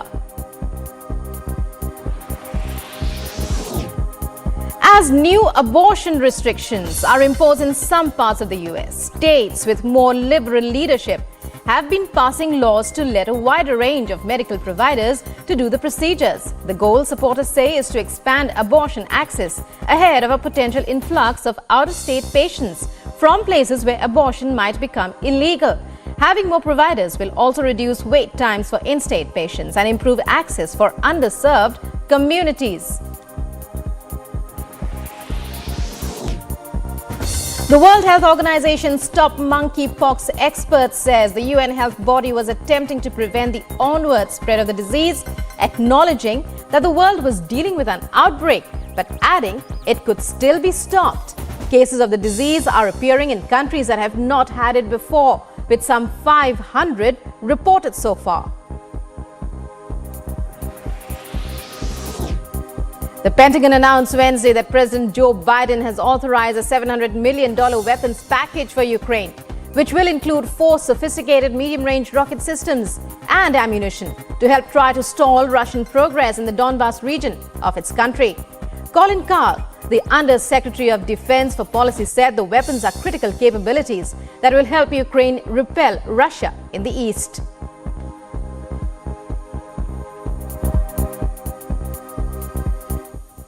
And now for all the updates on AC Milan's ownership deal. Serie A champion AC Milan is on the verge of being sold to American investment firm Redbird Capital Partners for 1.2 billion euros after the two parties signed a preliminary agreement. Serie A champion AC Milan is on the verge of being sold to American investment firm Redbird Capital Partners for 1.2 billion euros after the two parties signed a preliminary agreement. Milan said on Wednesday that Redbird is expected to complete the purchase of the storied Italian club from fellow American firm Elliott Management by September.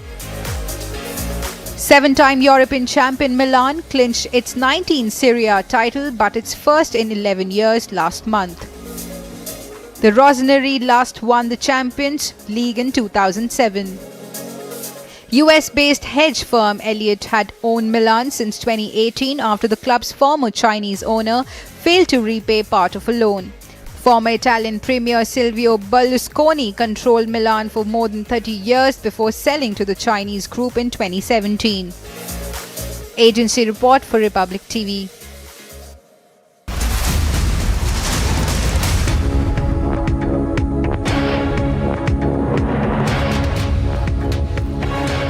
Breaking news coming in: a blast takes place inside a private hired vehicle at Shopia's Sidhu.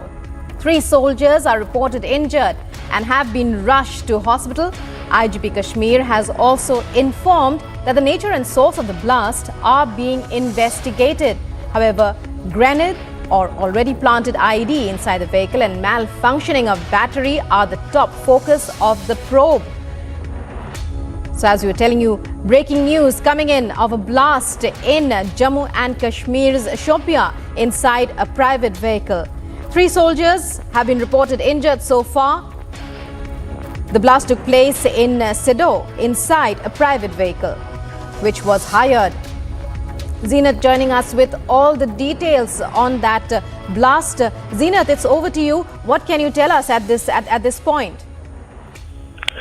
See, the blast was heard in Sidhu area of Shopin around 4 in the morning. Now, IGP Kashmir Vijay Kumar has tweeted about the incident because there are a lot of versions that are coming in that it is an IED or the battery blast is there or any other thing is there. But as of now, no confirmation has come from the army how the vehicle suffered damage, and also the soldiers who were on board, they received injuries. Now, IGP Kashmir has tweeted that they are investigating the entire matter to see that how this blast happened. A probe has been launched in this entire incident. As of now, the 3 soldiers have received the injuries and they are being treated at the hospital.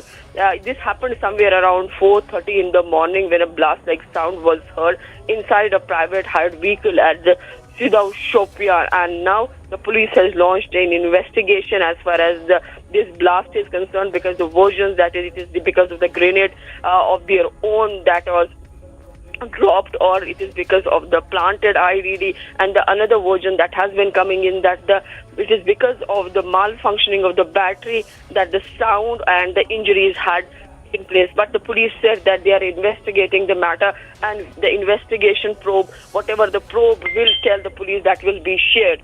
So we are just waiting for the confirmation what exactly has happened. As of now, we see in Sidhu of Shopia, the CASO has been launched by the army along with J&K police. Well, many thanks, Zenat, for joining us there. So, a blast in Shopia. Police say investigations are underway.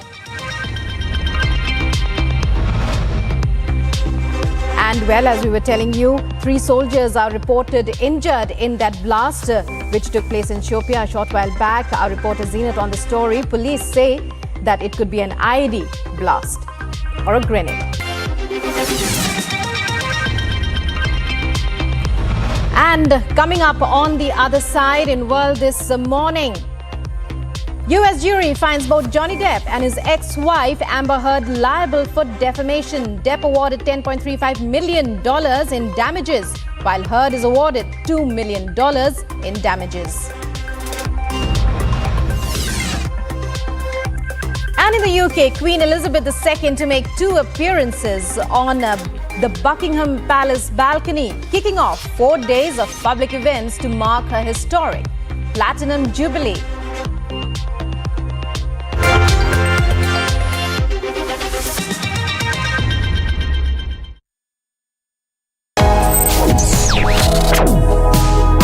Reading allows us to become familiar with ourselves. We don't read, we won't know what is knowledge. I just find it very interesting to know people's lives, how they went through certain situations, how they dealt with things. So wherever you want to go in life, if you read books along those lines, then that would really help you in growing. Reading could mean a million different things to every individual. What does it mean to you? Visit readindia.info to find out more.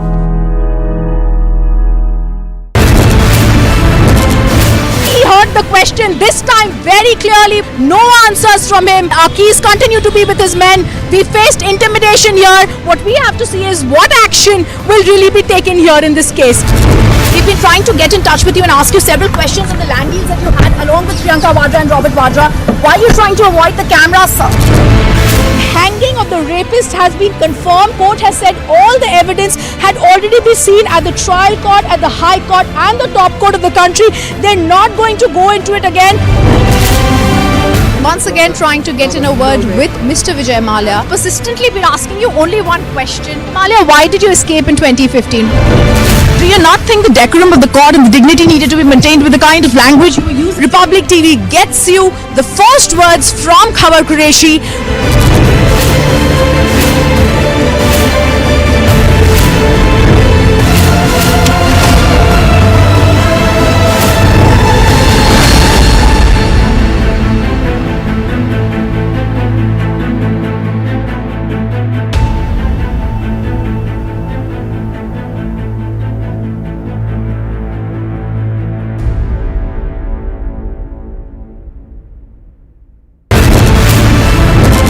Big raids that are being carried out by the Central Bureau of Investigation. RJD levels allegations of revenge politics.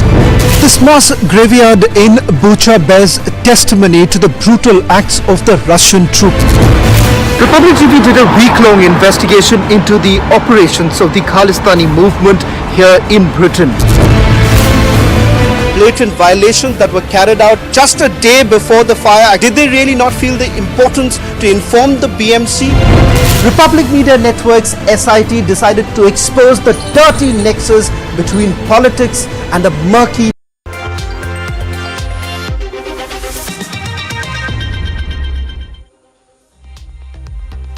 Fans from all around the globe flocked to Britain to mark the 4 days of festivities owing to Queen Elizabeth II's Platinum Jubilee. The monarch has gained a massive fan following due to her decades-long reign. Fans of the British monarchy started to gather in London this week as the UK marks Queen Elizabeth II's Platinum Jubilee with 4 days of festivities. When she took the crown, she said she would take the crown for her life. She would be loyal to the people, the country, and God.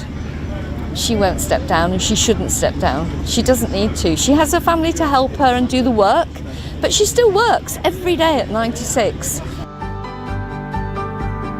Many of the fans have been to Britain several times to celebrate the royal family. The biggest thing is it's a passion for my wife, and she's passed that along to our kids, so much so that my daughter has 2 corgis named Markle and Middleton. So we have all of these pictures of the Queen in our home, and I mean, my friends, I think, make fun of me, but I don't care. It's just fun. Some of the fans have travelled all the way to the English capital to join the celebrations marking her 70 years on the throne.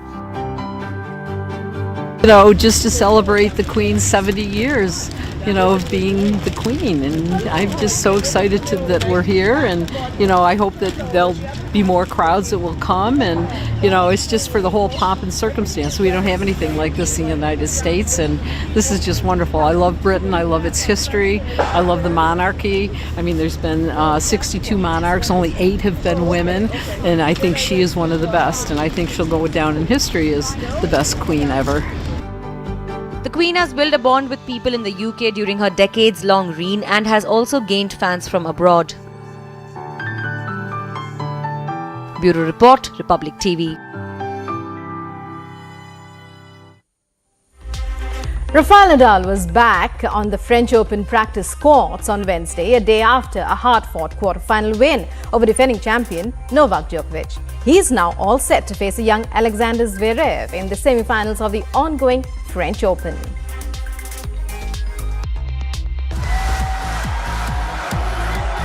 Rafael Nadal was back on the French Open practice courts a day after a hard-fought quarter-final win over defending champion Novak Djokovic. Have been, very, very tough match. No, Novak is one of the best players of the history, without a doubt. So always play against him is an amazing challenge. No, all the history that we have together. Today was another one, and to win against Novak, there is only one way: is to play at your best since the first point till the last. No, and tonight have been one of these magic nights for me, unexpected level, but I am super happy. So thank you very much. The Spaniard, who battled his way to victory over the top seed Djokovic, has a record of 110 wins from 113 matches played at the Roland Garros. Now as Rafael Nadal moves a step closer to his 14th championship at the clay court Grand Slam tournament, he says, I don't know what's going to happen after here. No, I have what I have there in the foot. So if we are not able to find an improvement or a small solution on that, then it's becoming super difficult for me. No, so that's it. I am just enjoying every day that I have the chance to be here, and without thinking much about what can happen on the future. No, of course I'm gonna keep fighting to find a solution for that. But for the moment, we haven't. So. Just give myself a chance to play another semifinals here in Roland Garros is a lot of energy for me.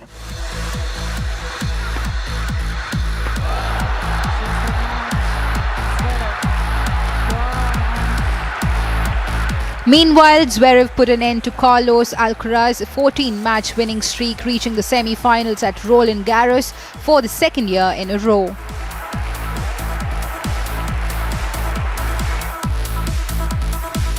He now has a shot at his first Grand Slam title. He is one of the best players in the world right now, and beating him at Roland Garros at Grand Slam is very important for me. But next I have the world number 1 or a 13-time champion here, so it's not really getting easier from here. Zverev will now go up against King of the Clay Court Rafael Nadal in the semi-finals of the ongoing Roland Garros tournament.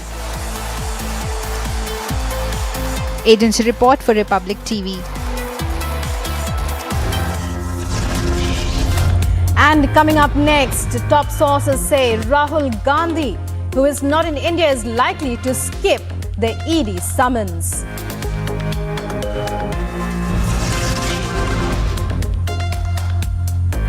Also coming up on the Morning Express, Punjab police makes second arrest in Moosewala assassination case.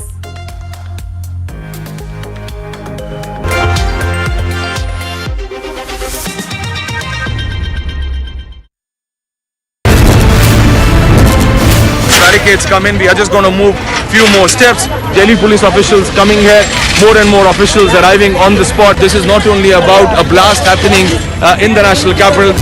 Narendra Modi खुद पहुंचे, भारत के प्रधानमंत्री stage पे Donald Trump को नीचे लाने के लिए। जो बॉनहोमी है ये दोनों के बीच में दिख रही है। हम इस समय अंदर गलियों की तरफ अब हम जा रहे हैं। सीआईएसएफ की कंपनी के साथ दिल्ली पुलिस के वरिष्ठ अधिकारी यहाँ पर लोगों को समझा रहे हैं। Just showing you the cavalcade of the UP Chief Minister Yogi Adityanath on the tarmac of the Amosi Airport live. आप देख रहे हैं Rapid Action Force has taken a complete command of the situation. More forces are being moved in. Delhi police officials are present here. We are live.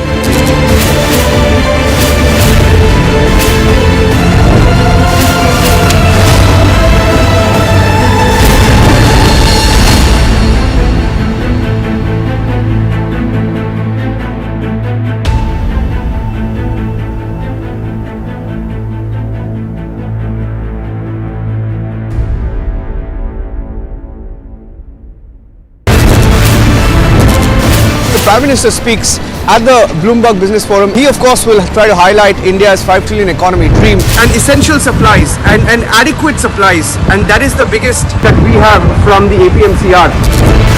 Raj Thackeray is not backing down, and supporters of Raj Thackeray have used the loudspeaker to send a message. They're trying to stop us from reporting. Today has picked up Arnab Goswami from his house, dragged him out, assaulted him physically. This is the Abhignya Tower in Parel, Mumbai, where the fire was reported, and their entire effort has been to somehow cross down the flames.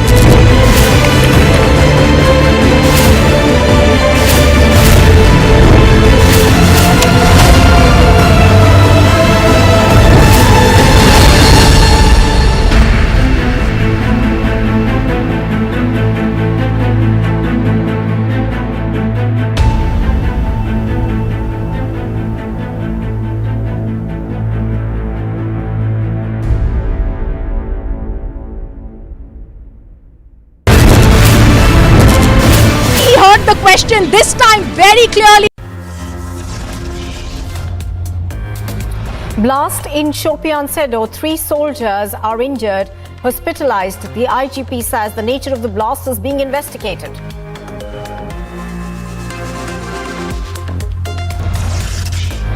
As fans pay tribute to the legendary singer KK, his final journey in Mumbai's Versova takes place today.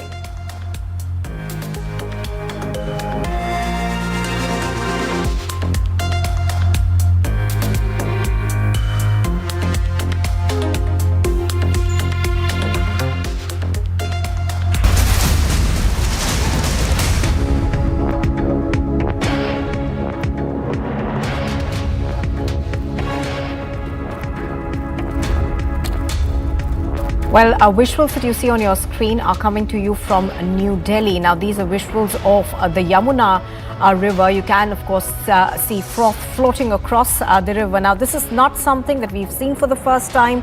This has been talked about for many years now, of how Yamuna waters get froth in this particular weather. Now, of course, this is something that we have seen the Delhi government also do things about, but nothing really has come of it right now. These are shocking visuals that we are getting right now of foam in the Yamuna river. Now, each year something like this happens, and each year the Delhi government promises to do something about it, but so far there has been no concrete solution.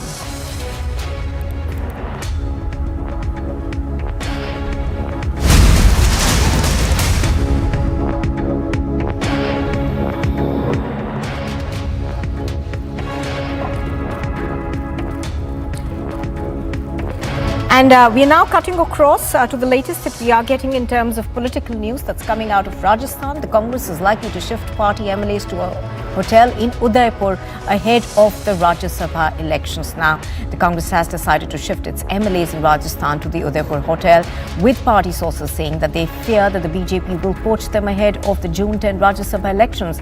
Now, the MLAs have been asked to reach Udaipur. Some are likely to go today and the rest will be reaching Udaipur later. Independent legislators and those belonging to other parties and supporting the ruling outfit will also be shifted to Udaipur.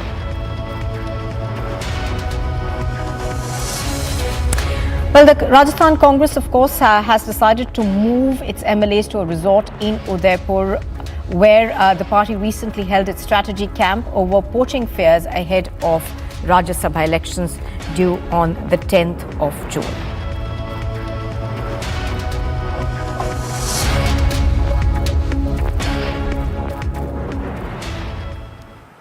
Well, the Enforcement Directorate has summoned Sonia Gandhi and Rahul Gandhi in the money laundering investigation in connection with the National Herald case. Now, this, of course, is amounting to fresh trouble for the Gandhis.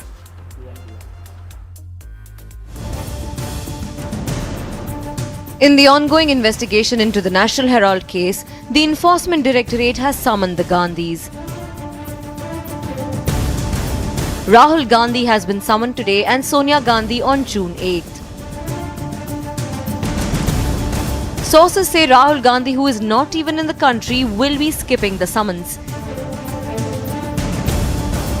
In the National Herald scam, the Enforcement Directorate for the first time has issued a summons to Rahul Gandhi and Sonia Gandhi.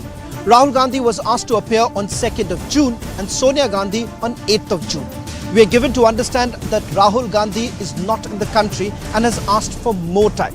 Enforcement Directorate is yet to take a call whether new set of summons would be issued to Rahul Gandhi. So what's the big allegation that has been leveled against the Gandhi family as far as the National Herald scam is concerned?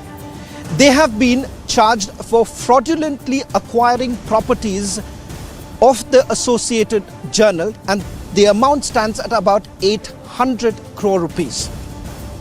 And the Vadra Gandhi inner circle has already been put to the job of whipping up a bizarre defense. इस बार उन्होंने एक नई कायराना व डरपोक साजिश की है। नेशनल हेरल्ड मामले में अब प्रधानमंत्री श्री नरेंद्र मोदी ने कांग्रेस अध्यक्षा श्रीमती सोनिया गांधी जी व हमारे नेता श्री राहुल गांधी जी को ईडी से नोटिस जारी करवाया है। साफ है कि तानाशाह डर गया है। साफ है कि शासन के सब मोर्चों पर अपनी नाकामियों को छुपाने में विफल तानाशाह छटपटा रहा है। But they won't speak about the gravity of the allegations. They won't speak about how a newly incorporated firm absorbed another one with 800 crore rupees worth properties accrued in the name of a publishing business at minimal rates. They won't talk about how a 90 crore rupees loan was sold for just 50 lakh rupees. They won't talk about the Congress party connection.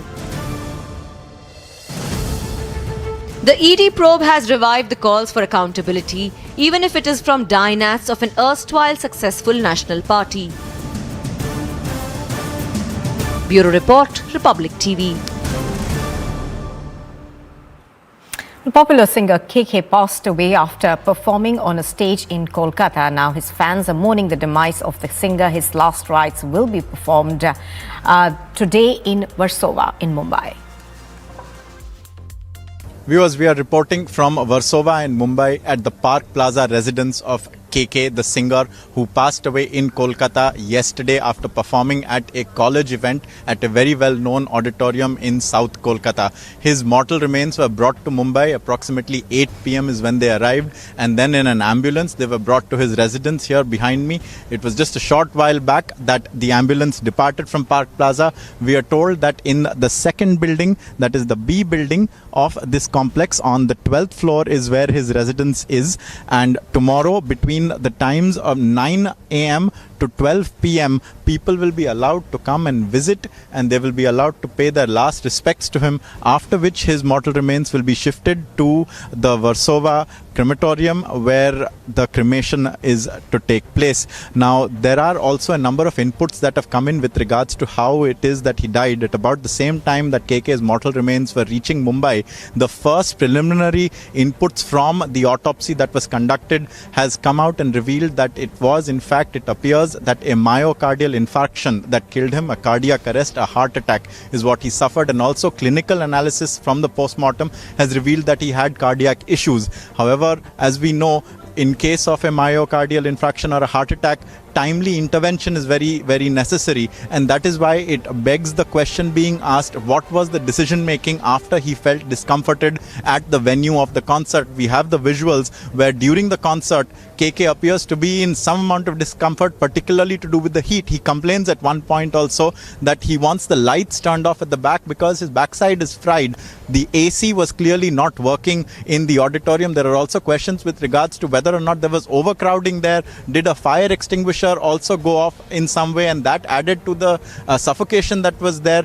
It was a 2,500 seater auditorium. Was the capacity exceeded? And these are some of the questions that are needed to be answered on the auditorium and the venue side. And then on the decision making, when he was not feeling well, why was he taken to the hotel first and not the hospital? We also have the visuals that have come in of him being brought to the hotel. He was walking in, he had a towel wrapped around his shoulders. He was clearly at some amount of discomfort. He may have been feeling excessive heat, but we don't know for sure yet what was the exact chain of thought and the exact chain of decision making and whose decision it was, because of which KK arrived at the hospital too late. He was already brought there dead on arrival. Now the thoughts turn to his cremation, his funeral. The Bollywood celebrities, the members of his playback singing fraternity, his fans, they've all paid tributes to him. A lot of them will be arriving here at his residence to pay their tributes in person. We saw Mamta Banerjee, who accorded him a gun salute in Kolkata at Rabindra Bhavan. And now his body has been brought to Mumbai.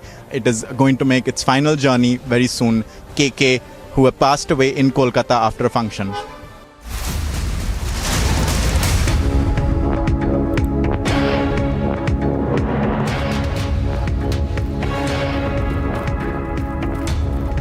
Well, in fact, we are now cutting across to a tweet that we've got from Hardik Patel. Now, this, of course, is right ahead of his joining the BJP. He's tweeted saying, with feelings of national interest, state interest, public interest and social interest, I'm going to start a new chapter from today. I will work as a small soldier in the noble work of the service to the nation under the leadership of the successful Prime Minister of India, Shri Narendra Bhai Modi. So that's the tweet that's coming ahead of Hardik Patel officially joining the BJP.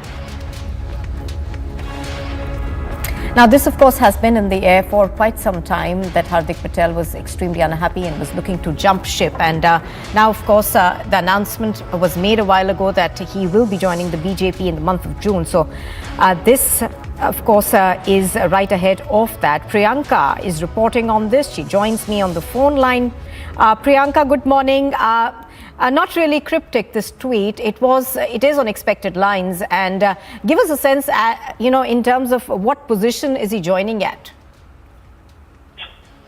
Well, as of now, Nupur, we are tracking the developments of Hardik Patel joining the BJP. And, as far as we can look at the guest list, it seems as though it is going to be a low-key event in Kamalam in the BJP headquarters. And we had been speaking to some of the BJP officials yesterday, and they had said that it is the same for everybody, even if it is a leader who is joining or if it is a normal Karyakarta who is joining. So they are saying that there will be no Delhi leadership who will be present here, but there will be a ceremony where Hardik Patel will be joining the BJP today at 12 p.m. This is a move that does not really surprise a lot of people, because he had been talking about the Congress party not having a future and how he had been praising the BJP and the Prime Minister Narendra Modi himself as well. And now we are seeing that finally Hardik joining the BJP, however, is also going to create a lot of ruffles, because we do know that there are several established leaders in the BJP of the Patidar community who are not going to be very happy about Hardik Patel joining the party. And also not just that, the cadre as well might have some initial trust issues with Hardik Patel as well, since he was the one who had been lambasting against the BJP since the last 5 years. And now all of a sudden he's also joining the party. So this is the kind of mood that at least the ground level cadre of the BJP feels as far as Hardik Patel joining the BJP is concerned. However, there is some kind of a damage control that Hardik Patel is also retaining to, since he is also trying to overturn his entire image of criticizing the BJP, now making it towards the neutral, and then of course will be praising the BJP as well. We are being told that Hardik has been promised a ticket from Viramgam to fight the elections in this year itself. And we have been tracking how there are several leaders of the BJP itself who are not very happy, since they had been wanting to fight from the Viramgam constituency as well. So these are some of the details that will have to be ironed out after Hardik Patel officially joins the party. It is not that there is no internal conflict in the BJP, but it is just that they do not air their dirty laundry in public as the Congress used to. And which is why we are seeing, but these are the issues. Absolutely, Priyanka. As you're pointing out, these are issues that will be sorted out in due course. Thank you for joining us.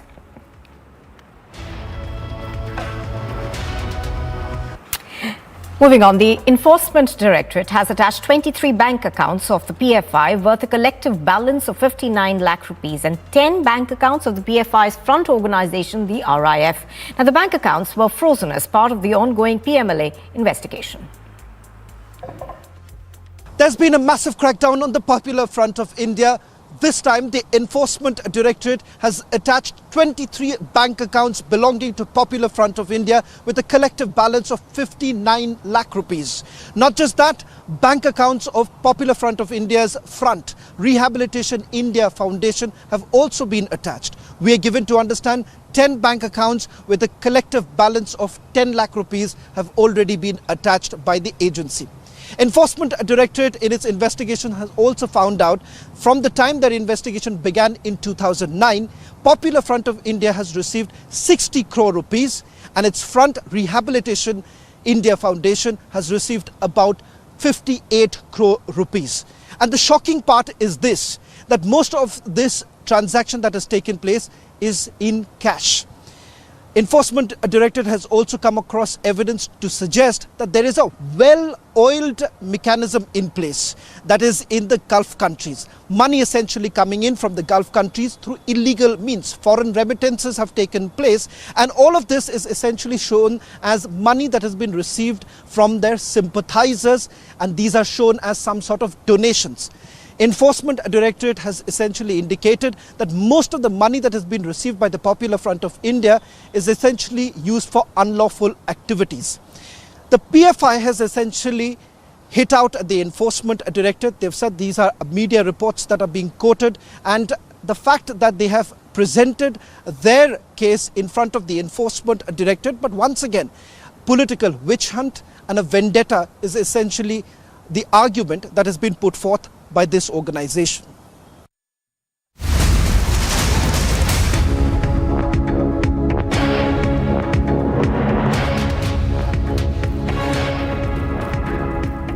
Now, the Enforcement Directorate has issued summons to Sonia and Rahul Gandhi in a money laundering case linked to the National Herald newspaper, but the summons have triggered a massive political debate, with the Congress calling it political vendetta.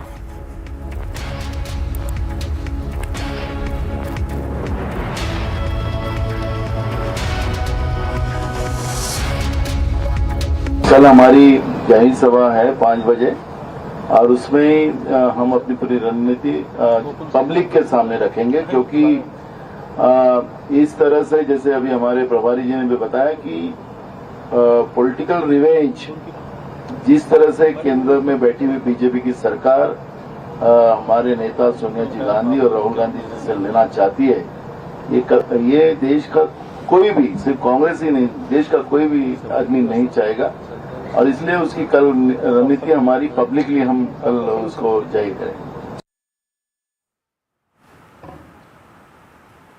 And here's a look at some sport action. Prime Minister Narendra Modi met boxer Nikhat Zareen and other boxers who won medals at the Women's World Boxing Championship in Turkey last month. Nikhat Zareen is the 5th Indian boxer to have won gold at the prestigious event. Apart from Nikhat, Manisha Mon, Parveen Huda, both of whom got the bronze medal in the Women's World Boxing Championships, also met the Prime Minister.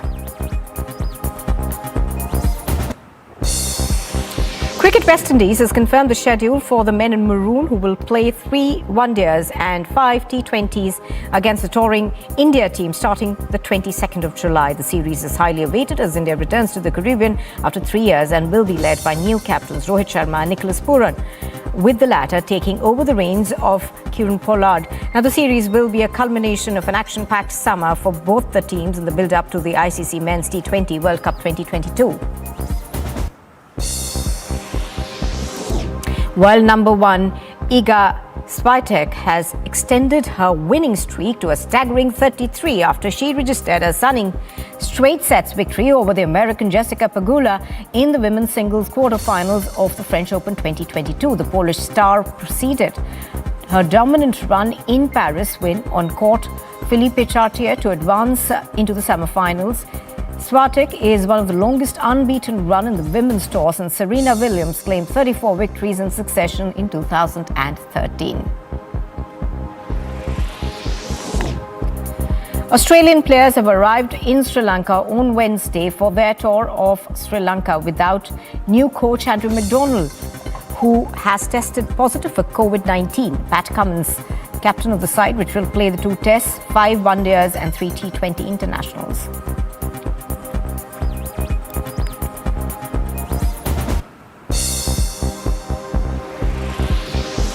Spain trained ahead of their League of Nations match against Portugal on Thursday. Spain, last year's runners-up, will host the Selecao at the Estadio Benito Villamarin, in which he will be neighbouring nation's opening game in Group A2.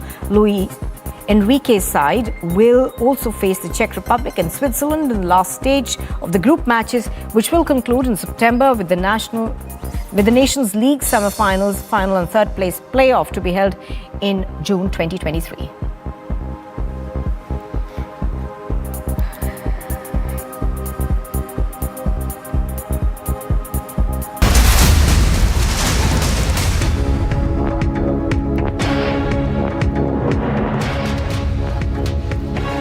Well, Republic TV has accessed 2 exclusive CCTV tapes in the Sidhu Moosewala probe. The hot chase tape has now revealed that cars were following Sidhu Moosewala's SUV. Now, the Bolero.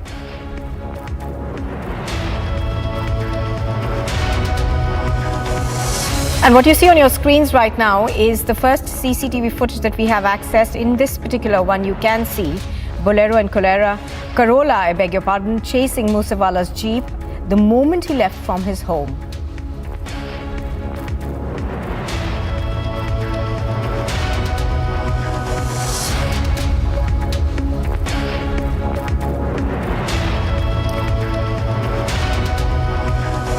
And another CCTV footage that has been accessed is from inside the Jwarki village that Moosewala's Jeep at a speed is seen travelling at quite some speed, and both cars remain at the distance of around 10 seconds behind him.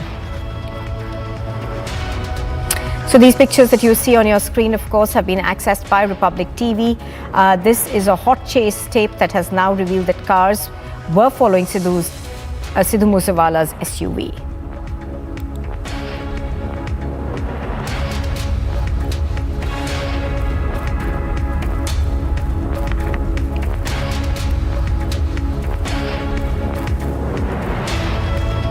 And in fact, as you are seeing these pictures that we have now accessed, we will also be getting you the details now of the second arrest that has been made in the Sidhu Moosewala assassination case so far.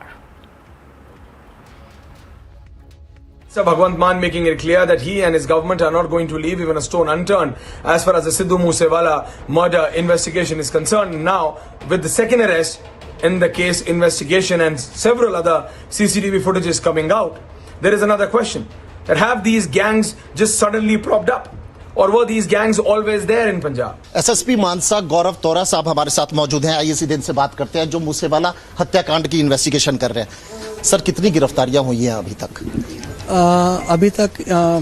अभी हम 2 दोषियों को production warrant पे लेके आए हैं jail से। तो ये लोग वही हैं जो लॉरेंस बिश्नोई गैंग के मेंबर्स हैं।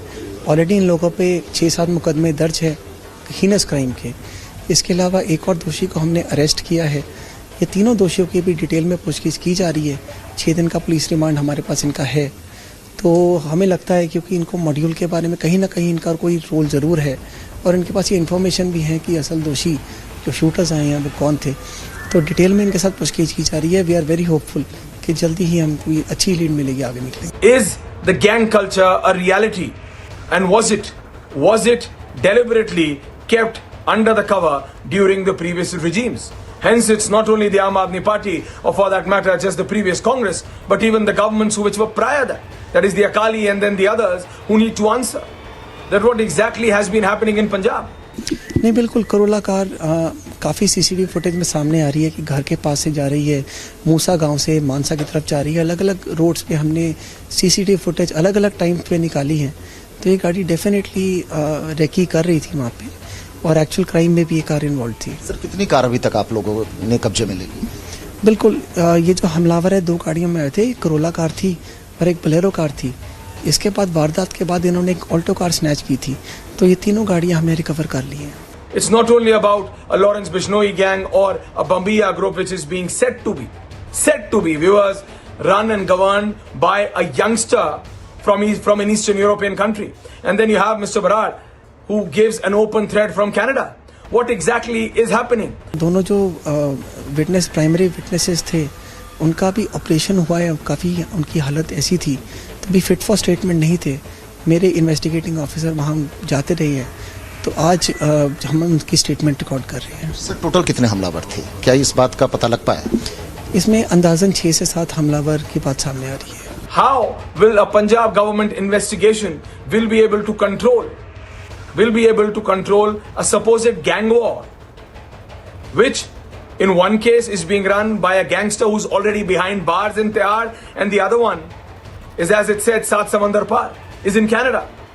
So how will the Bhagwant Mann government in fact control and handle this gang war? Well, the governments at the centre and the state level have taken the demands of Kashmiri pundits into consideration and have initiated several measures for Kashmiri pundits. While pundits eligible for a package will be relocated to safer places, the Home Ministry has also called for a meeting of topmost officials to address the situation for the second time in a fortnight now.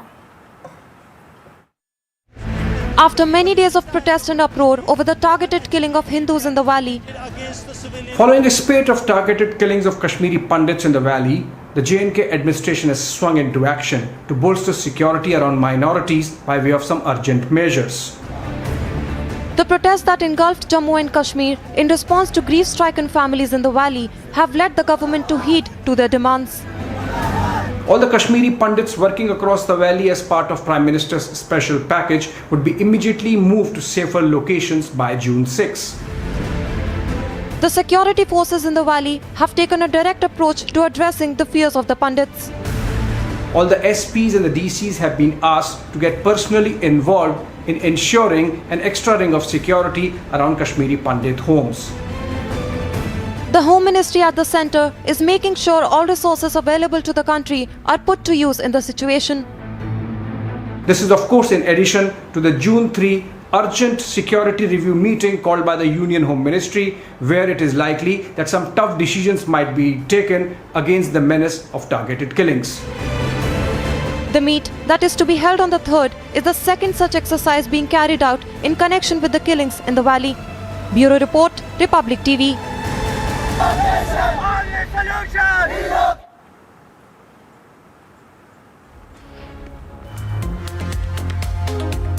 Coverage on Rajya Sabha elections update from Rajasthan. We'll be back right after a short break.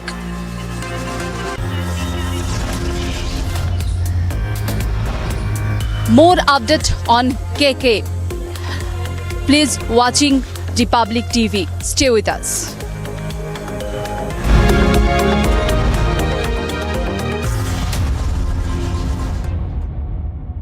Amity has been ranked amongst the top 3% universities globally, a testimony to Amity's globally benchmarked quality. To apply, visit amity.edu. Good evening and welcome. The AJL case in which Sonia and Rahul have been summoned by the ED is a crystal clear one. property owned by a company called Associated Journals Limited. Property conservatively worth over 800 crore rupees is taken over suddenly by a company controlled by the Vadra Gandhi family almost entirely, 99%, by creating what is essentially a fraudulent scheme. The property was taken in the name of running newspapers way back in the 1930s, but it's essentially now being used for everything else. Now there are book entries. Now there are non-existent loans. And there is non-payment of tax. And all in all, ladies and gentlemen, it's such a solid case against the Vadra Gandhis that the appellate tribunal asked them to pay a couple of months back some 249 crore rupees in tax. 249 crores in tax. Now I am sure, and I'm sure you'll agree with me, that 250 crores, just 250 crores is not a great deal of money for the Vadra Gandhis. And so I think they should pay up and face the penalty. There's nothing to lecture about it. There is nothing to moralize about an alleged crime like this. Pay up and own up is what the Vadras ought to do. And let me add something else. Nobody will empathize or sympathize with the Vadras if they face the law now. Nobody.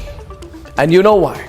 Because ordinary citizens face cases for years if they evade taxes of even 1,000 rupees. So if the Vadras have evaded tax in this case worth over 250 crore rupees, then how is this a political matter? Ladies and gentlemen, last night I made a similar point in the case regarding the AAP minister, to which there was some terrific feedback. If the debate becomes political and rhetorical alone like it does on some other channels, then sometimes those facing the charges seem to get away. But this is Republic.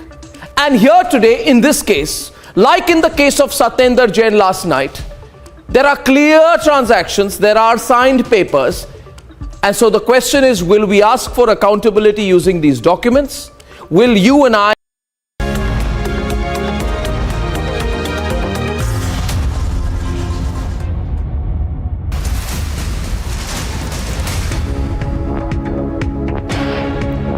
Well, news just coming in. The TRF has claimed responsibility for the Shopian blast. The blast took place inside a privately hired vehicle at Shopian Sido. 3 soldiers were injured and have been rushed to the hospital. The IGP of Kashmir has said that the nature of the blast is being investigated. On the phone line with me is Gursimran. Gursimran, give us more details.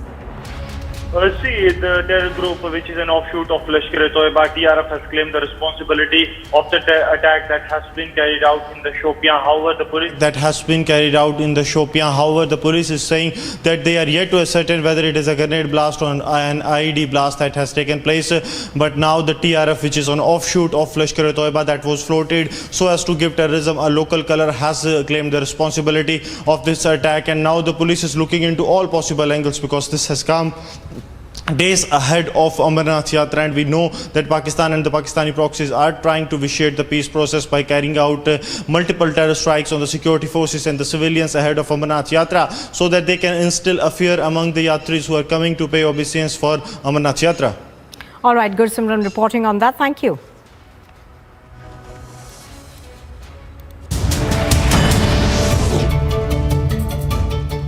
Amity has been ranked amongst the top 3% universities globally, a testimony to Amity's globally benchmarked quality. To apply, visit amity.edu.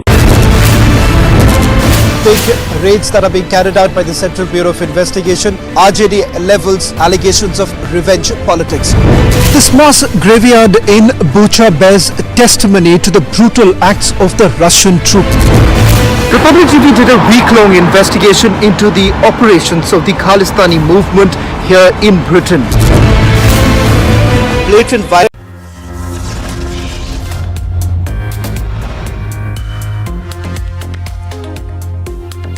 As nation pays tribute to legendary singer KK, final journey in Mumbai's Warsaw today.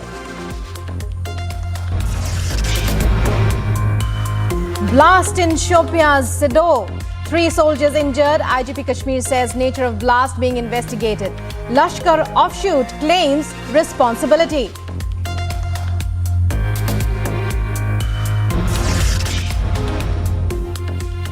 Trouble mounts for Gandhis as ED summons Rahul and Sonia Gandhi in National Herald case.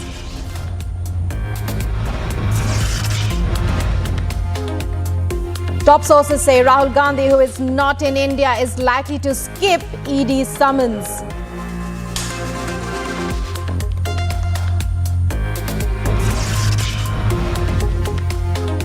Silent and grave charges. Congress calls ED summons political revenge.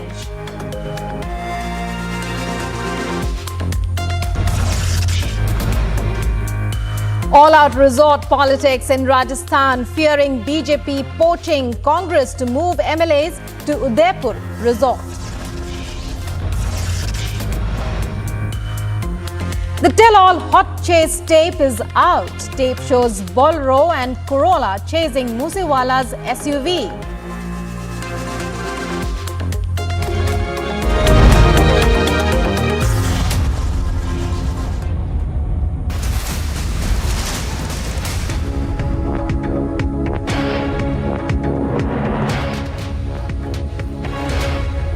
And breaking news, TRF has claimed responsibility for the blast in Shopia. The blast took place inside a private hired vehicle in Shopia's Sedo. 3 soldiers are reported injured. They've been rushed to hospital. Joining us is Gursimran with all the details that we're getting at this point. Gursimran, it's over to you. What can you tell us about the blast? The terror group, the Resistance Front, which is an offshoot of Lashkar-e-Toiba in Jammu and Kashmir, has claimed the responsibility of the attack, and they have claimed some of the fatal casualties to the security forces, which is totally out of the facts. But 3 jawans of the Indian Army have been injured in a blast that has taken place in a privately owned vehicle when the jawans of the Indian Army were travelling in. Now the police is probing whether this was a grenade attack or an IED was already planted inside the vehicle in which the blast took place, or it is due to the malfunctioning of the battery. But with the TRF claiming the responsibility, it seems that there is a terror angle to it, and now the police is looking into all possible angles. And this has come at a time when the security scenario in the Kashmir Valley is already really very challenging for the security forces. The way terrorists are carrying out the targeted killings in the Kashmir Valley, even the Home Minister of the country has called a meeting tomorrow wherein the Jammu and Kashmir Lieutenant Governor, Director General of Jammu and Kashmir Police, Chief Secretary, along with the Special DG CID have been summoned, wherein they will be giving a detailed briefing on the prevailing scenario and the steps being taken to ensure the safety of the minorities. And at this time, this attack being carried out by TRF as being claimed by them is really concerning for the security forces, and this has come ahead of the Amarnath Yatra when the preparations are being made. 3-tier security arrangements are being made for the upcoming Amarnath Yatra. This is going to be a big challenge if this ID challenge once again comes before the security forces, because we have seen in the past also that the IED threat to the security forces have been one of the major threats, where a number of mayors were taken to thwart this threat, but this threat prevails and is one of the challenging for the security forces. And Gursimran, when we talk about the challenges, as you're mentioning again, the Amarnath Yatra on the one hand, then also the Kashmiri Pandit protests, their demands to the government on the other, even as we see a spate of killings, targeted killings as far as Kashmiri Pandits are concerned. Clearly the administration has its hands full, but when we talk about the measures that it's taking on the part of the security forces, how do they look at this particular incident?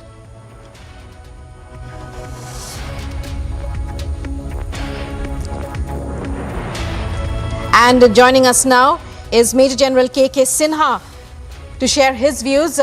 Major General Sinha, your thoughts at this point. The challenges are so many, and now we have a blast which the IGP Kashmir says could have been either a grenade blast or an IED planted inside a hired vehicle in which our soldiers were traveling. It is absolutely, escalations of the terrorist activities, and it is the, jihad which is carrying on. See, we have to agree one aspect, the situation is so deteriorating fast, and, we have seen the target killing, now this type of IED blast, and it is something, if it is on the hired vehicle and that is IED, it is a mini Pulwama. What will happen? Now, if escalations has to be taken as a reactive, then, we will be always reactive. There is a proactive, something is required. It is not only in the hinterland, you have to cross over from where these are perpetuating. So you have to retribute across. Where you agree or not agree, if you are going to sit down like this and only be reactive on certain things and saying that we are trying to eliminate the things which has come up. These are the perpetuation which we see in this side of the LOC, which is going on. The mastermind is sitting outside and they're getting it done. TRF, they are TRF claiming the total resistance front is a facade. It is actually a thing, or you can say amalgamation of both JEM and LAT and other factions like Al-Badr also joined them. The things are happening that the camps are full. They have got 10 camps which has come into the area of Kunar and in Pakistan and Afghanistan. Now Yes, Major General Sinha. From Yes. Truly a very challenging situation, as our reporter on the ground also tells us, and Major General KK Sinha there speaking about what this latest incident means. And in a fiery address yesterday, Assam Chief Minister Himanta Biswa Sharma alleged that there was a PFI role in the recent Batadrava arson incident. He further called for a ban on organizations, PFI and CFI from the centre. Moreover, the Chief Minister announced that the Assam Cabinet will decide on a separate classification for indigenous minorities of the state by the 15th of August.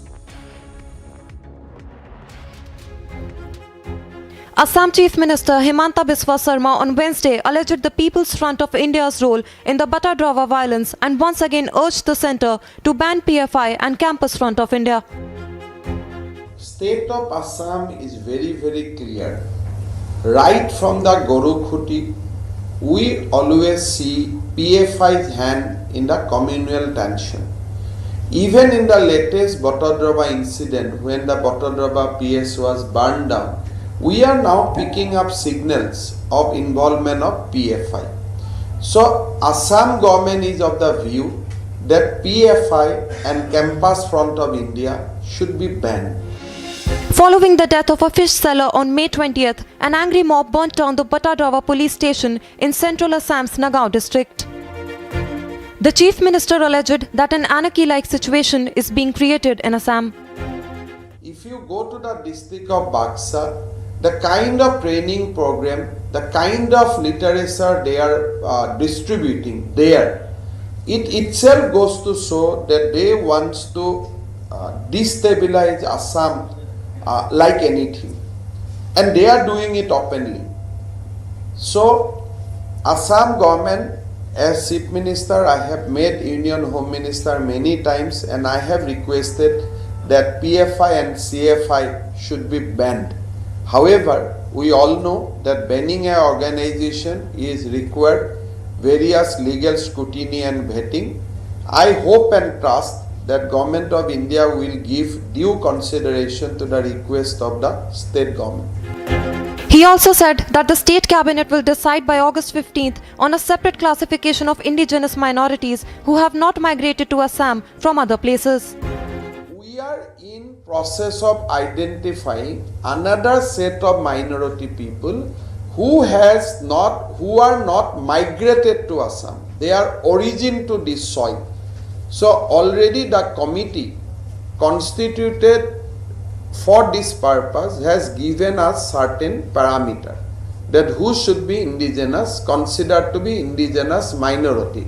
I think cabinet will come to a decision on this before 15 August. He also urged for the Supreme Court's intervention in the matter. हर मुसलमान लोगों को as of now minority माना जाता है. साथ में बौद्ध, Jain, Christian, Parsi लोगों को भी माइनॉरिटी माना जाता है.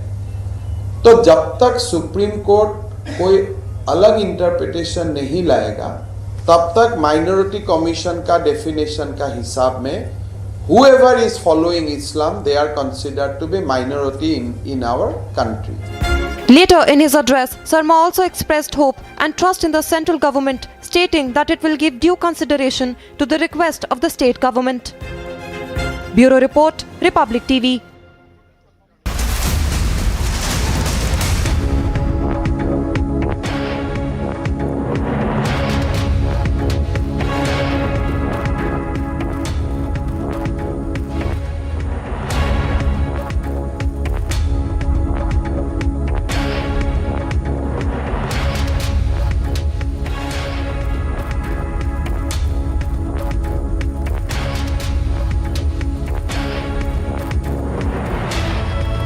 And Sachin Pilot takes on Gehlot. Chief Minister of Rajasthan says we were left with only 21 MLAs. The reasons for this have to be investigated. Sachin Pilot of the Congress takes on Ashok Gehlot, Chief Minister of Rajasthan, saying that the party, that's the Congress party, were left with only 21 MLAs. The reasons for this have to be investigated, he said.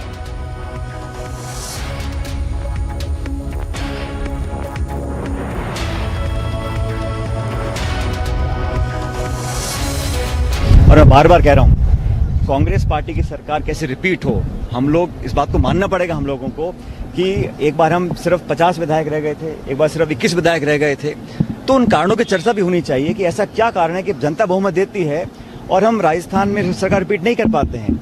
हमारी सरकार repeat Delhi में हुई 3 बार, असम में हुई 3 बार, आंध्र में हुई 2 बार।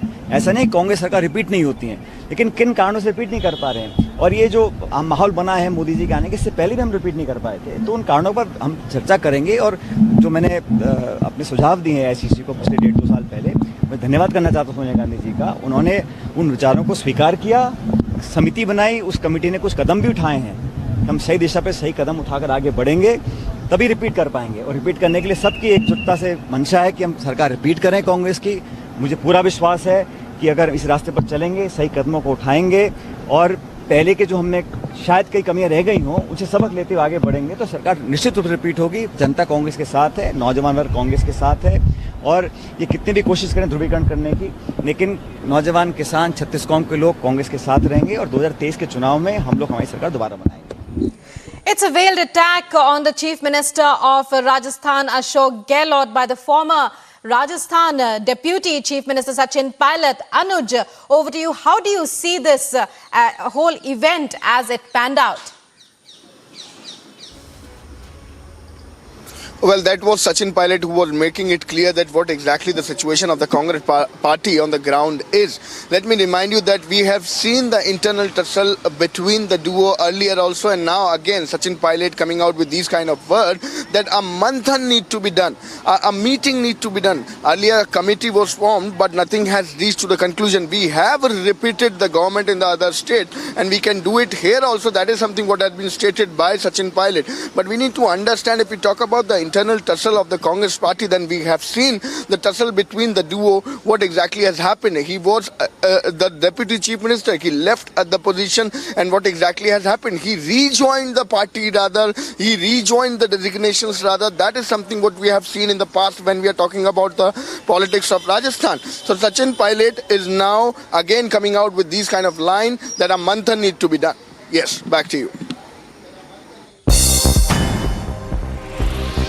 And moving on now to some international stories. Germany plans to buy 60 Boeing Chinook transport helicopters as part of a massive procurement drive to upgrade its military, the country's defense ministry said. Chancellor Olaf Scholz announced shortly after Russia invaded in February that Germany would commit 100 billion euros to a special fund for its military, raising its defense spending above the minimum 2% of gross domestic product that NATO countries had committed to, and on which Berlin has long lagged.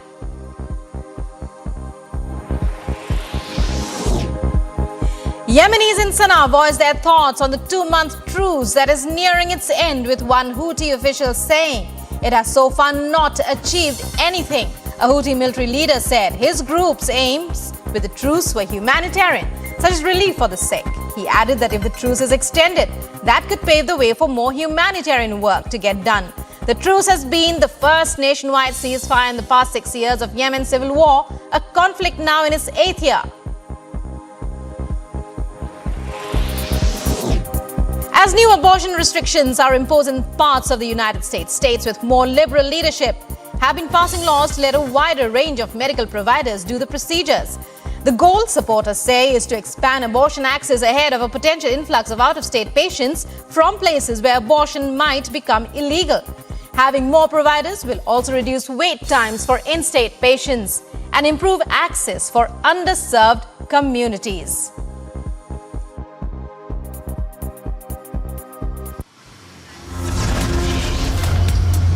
Keep watching Republic TV for more on resort politics back in Rajasthan. Stay tuned. We'll be right back.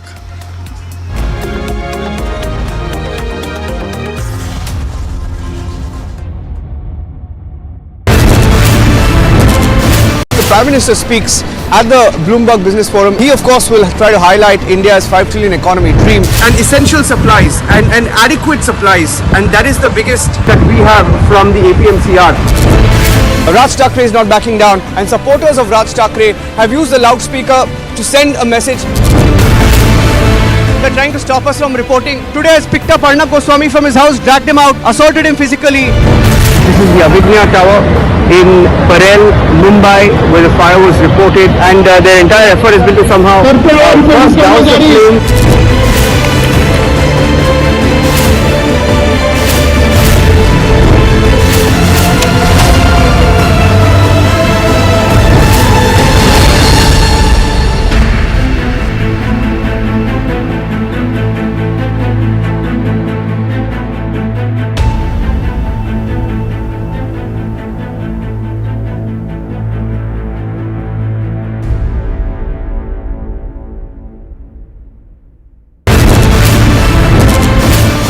The question this time very clearly, no answers from him. Our keys continue to be with his men.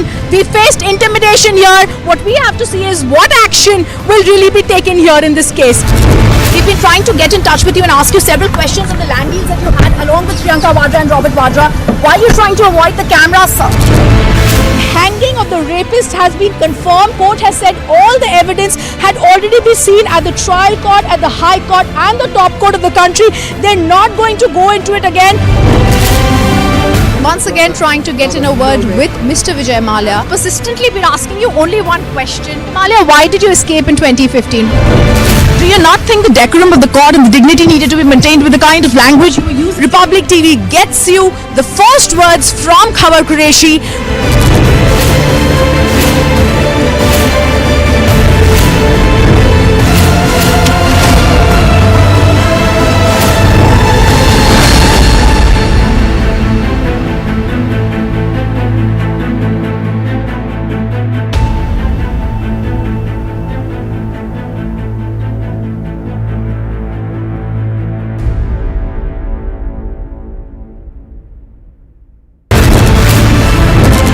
Big raids that are being carried out by the Central Bureau of Investigation. RJD levels allegations of revenge politics. This mass graveyard in Bucha bears testimony to the brutal acts of the Russian troops. Republic TV did a week-long investigation into the operations of the Khalistani movement here in Britain. Blatant violations that were carried out just a day before the fire. Did they really not feel the importance to inform the BMC? Republic Media Network's SIT decided to expose the dirty nexus between politics and a murky Ponzi scheme.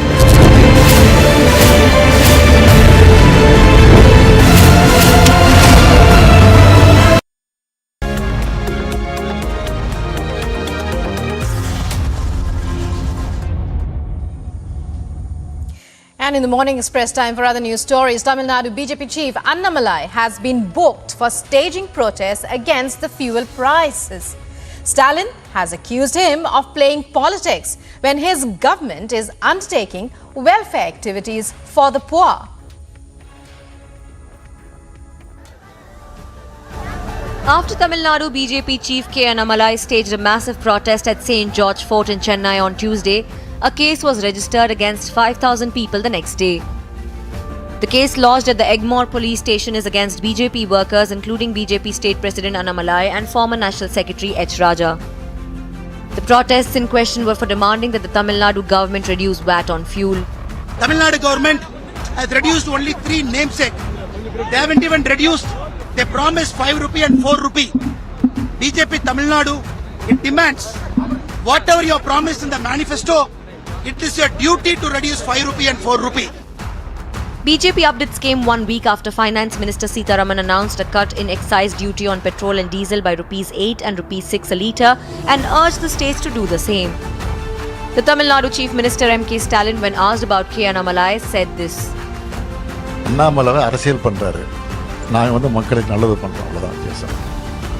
The DMK is outrightly blaming the BJP.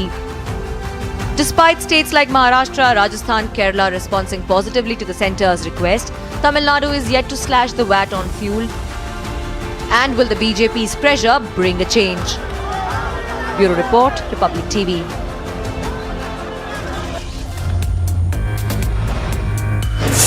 For more latest breaking news, stay tuned to Republic TV right after this short break.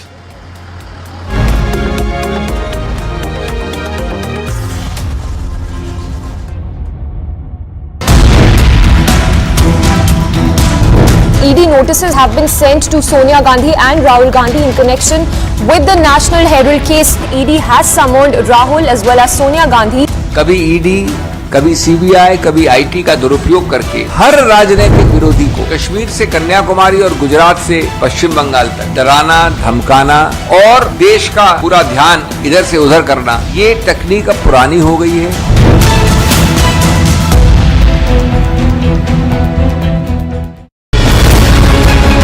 The probe agency alleged that a money laundering over 4 crore rupees was done through 5 companies which were associated with Satyendra Jain. Satyendra Jain does have large property land holdings over here in Kerala itself. It is not only Kerala village but several other villages nearby where Satyendra Jain is believed to be having a large number of property.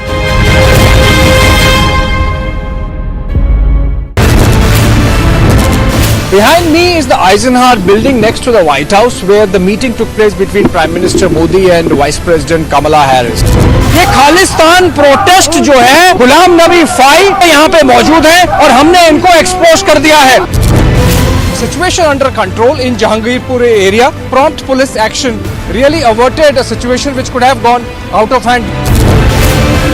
This is the biggest stadium in the world. For President Trump, this is going to be the biggest political event.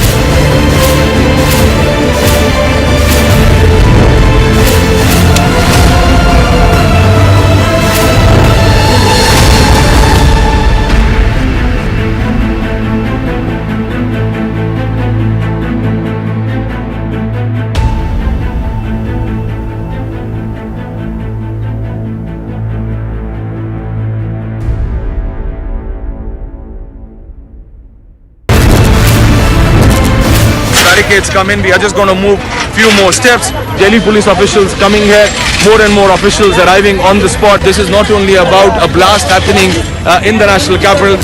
Narendra Modi खुद पहुंचे, भारत के प्रधानमंत्री stage पे Donald Trump को नीचे लाने के लिए. जो बॉनहोमी है ये दोनों के बीच में दिख रही है.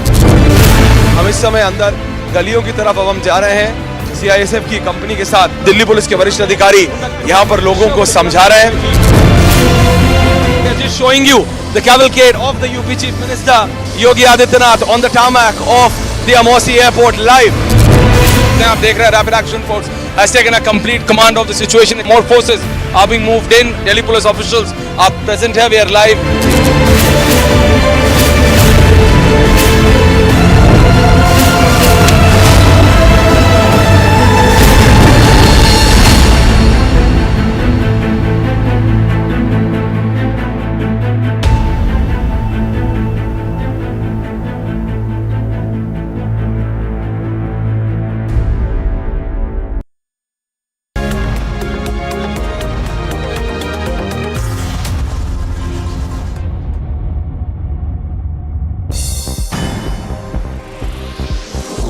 Toll has reached 4 in the shooting incident in Oklahoma's medical building in Tulsa City. Officers are going through every room in the building to check for any other further active threats. The St. Francis Health System has locked down its system due to the attack in the Natalie building. According to police, the shooter is also dead.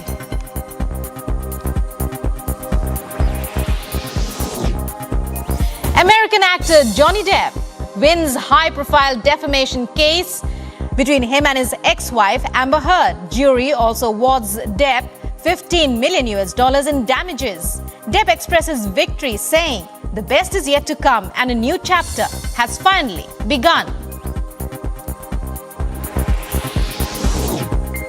Activists demonstrate in Sao Paulo against police violence in marginal African American communities in Brazil. They were seen holding signs and flags and marching in Paulista Avenue towards downtown. The protest took place 1 week after the death of Genivaldo de Jesus Santos on the back of their police vehicle, suffocating in a dense cloud of white smoke, which appears to have been tear gas.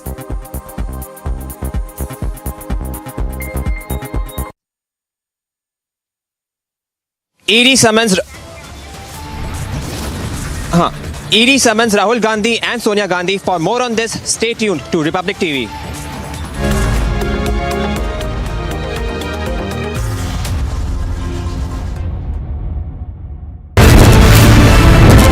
Behind me is the Eisenhower building next to the White House, where the meeting took place between Prime Minister Modi and Vice President Kamala Harris.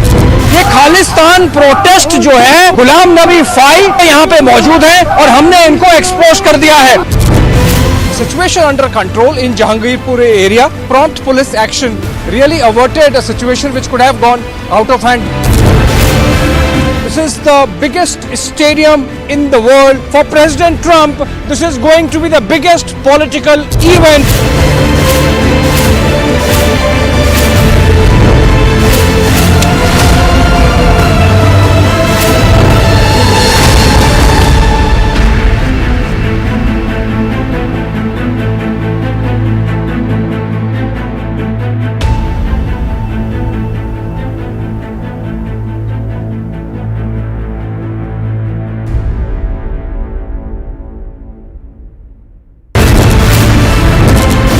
Barricades come in, we are just going to move few more steps. Delhi police officials coming here, more and more officials arriving on the spot. This is not only about a blast happening in the national capital. Narendra Modi खुद पहुंचे, भारत के प्रधानमंत्री stage पे Donald Trump को नीचे लाने के लिए. जो बॉन होमी है, ये दोनों के बीच में दिख रही है.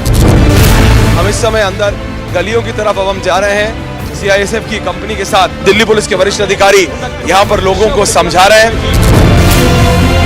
Just showing you the cavalcade of the UP Chief Minister Yogi Adityanath on the tarmac of the Amosi Airport live.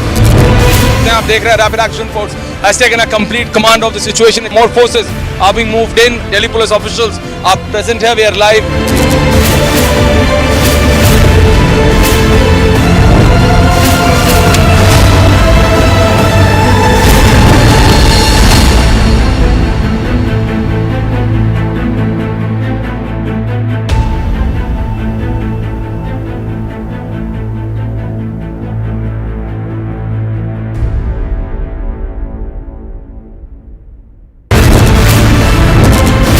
Prime Minister speaks at the Bloomberg Business Forum. He of course will try to highlight India's 5 trillion economy dream and essential supplies and adequate supplies, and that is the biggest that we have from the APMCR.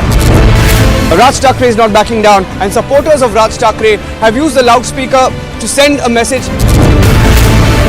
They're trying to stop us from reporting. Today has picked up Arnab Goswami from his house, dragged him out, assaulted him physically. This is the Abhignya Tower in Parel, Mumbai, where the fire was reported, and their entire effort has been to somehow burst down the flames.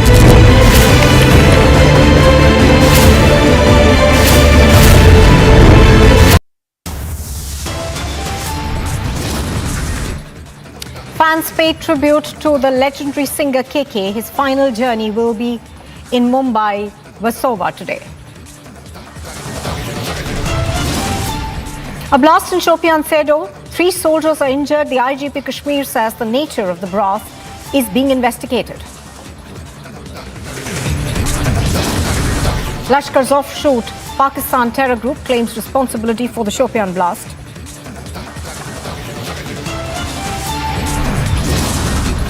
Top sources say that Rahul Gandhi, who is not in India, is likely to skip summons from the Enforcement Directorate. Silent on grave charges, the Congress calls ED summons political revenge.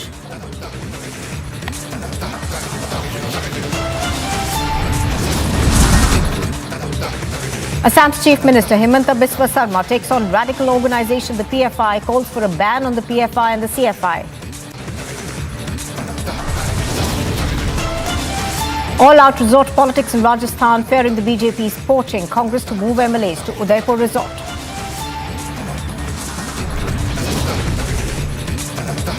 And the tell-all hot chase tape is out. Tape shows Bolero and Corolla chasing Sidhu Moosewala's SUV.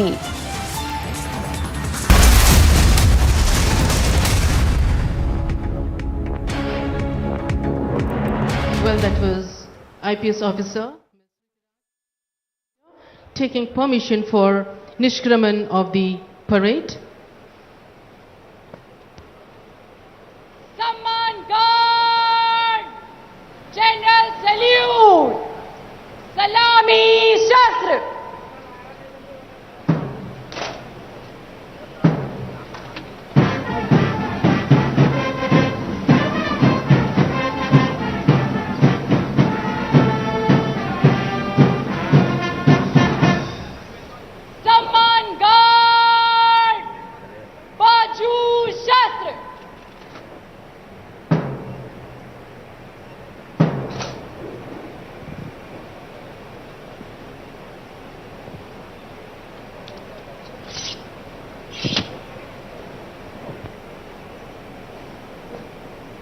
ऐसी अपनी जगह लो।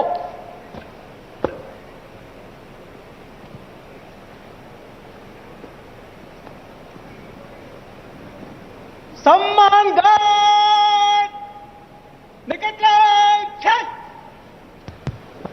చిన్నపల్లి నుంచి सम्मान guard बगाल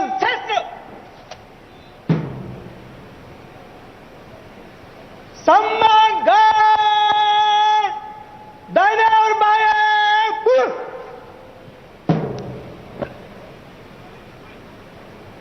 सम्मान guard दाहिने और बाएं से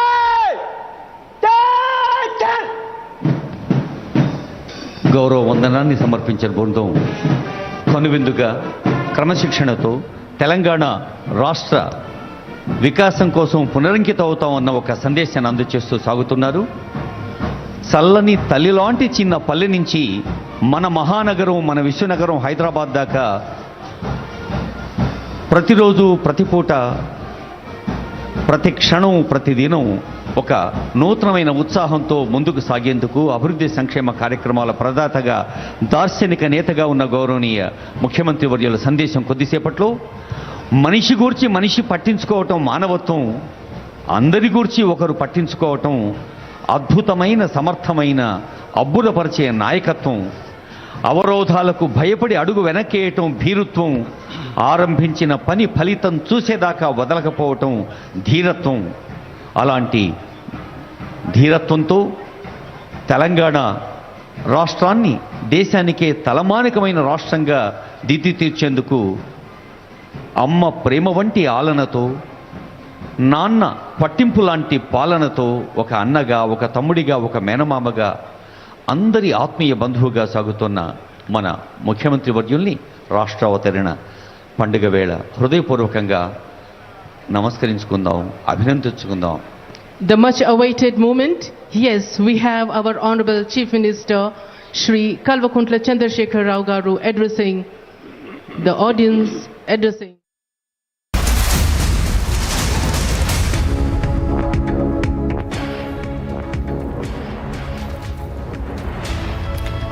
Well, the army has now confirmed to Republic TV that the Shopian blast was an IED blast. Now, this comes after the TRF had claimed responsibility for this blast. A blast took place inside a privately hired vehicle in Shopian Sedo. 3 soldiers were injured and have been rushed to hospital. The IGP of Kashmir has also said that the nature and source of the blast is now being investigated. However, grenades or already planted IED inside the vehicle and malfunctioning of battery are also not being ruled out. I think we've got Zeenat. She's reporting live from Srinagar. She joins us now. Zeenat, give us more details of what you are learning in terms of initial investigation that is being carried out.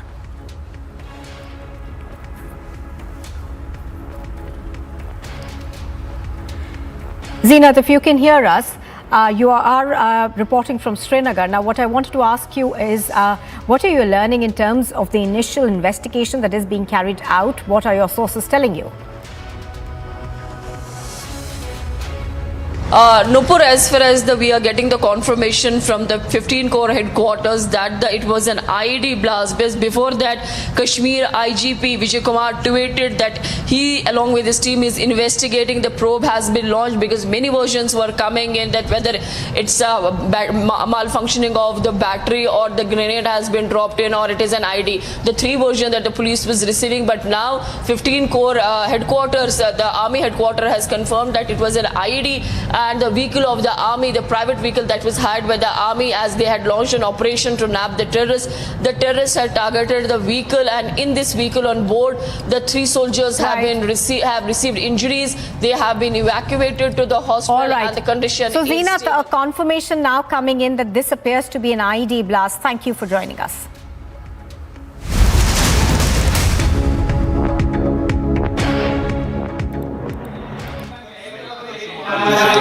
હાલ પૂજા વિધિ જે છે જે પૂજા વિધિ ચાલી રહી છે તેમાં હાર્દિક પટેલ અને તેના પત્ની છે આ બંને છે અને 4 જુલાઈના છે પૂજા વિધિ કરાવે છે દુર્ગા પૂજા છે તે હાલ હાર્દિક પટેલ પોતાના નિવાસસ્થાને કરી રહ્યા છે. Pankaj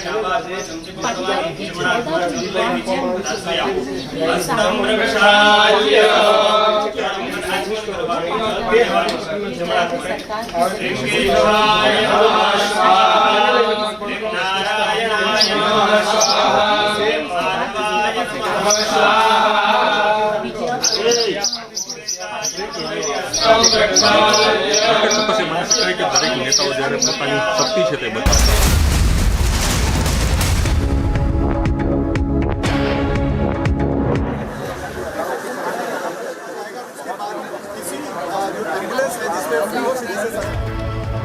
All right, so we are now cutting across live to visuals that we are getting from Mumbai. This, of course, is the final journey of the singer KK. Ankit, I think, is joining us. Ankit, give us a sense of what's happening around you. Very clearly, even during the entire performance, and he had specific complaints with regards to the air conditioning on the spot over there. He had asked for the lights at the back of the stage to be turned off, complaining that his backside was fried, I quote him. And after that, there are a lot of questions raised over why he was not taken to the hospital immediately. He was moved to the hotel at which he was staying, the Oberoi Hotel, where later the Kolkata police also held searches and held its forensic team also visited there. As per the preliminary reports and findings of the autopsy, the death was due to myocardial infarction or a cardiac arrest or a heart attack, and that begs the question, why wasn't he taken to the hospital immediately? There was a series of decisions that was taken there that could have potentially saved his life, because when you have a cardiac arrest, the one thing you need to do is you have a small window in which to get medical help. And so we are right now at the residence of KK, Park Plaza at Versova, Mumbai, and the ambulance has now reached, and we are expecting that in the next few hours his co-workers, his collaborators, members of the playback singing fraternity, perhaps the film fraternity as well, will come here and pay their last respects, because there is time that has been allotted for that. And then after that is when the cremation will take place. It's a short while away from here, it's not very far, and so the procession will go down to the crematorium, and then will be KK's final journey. And so this is currently the situation in Versova right now in front of KK's residence.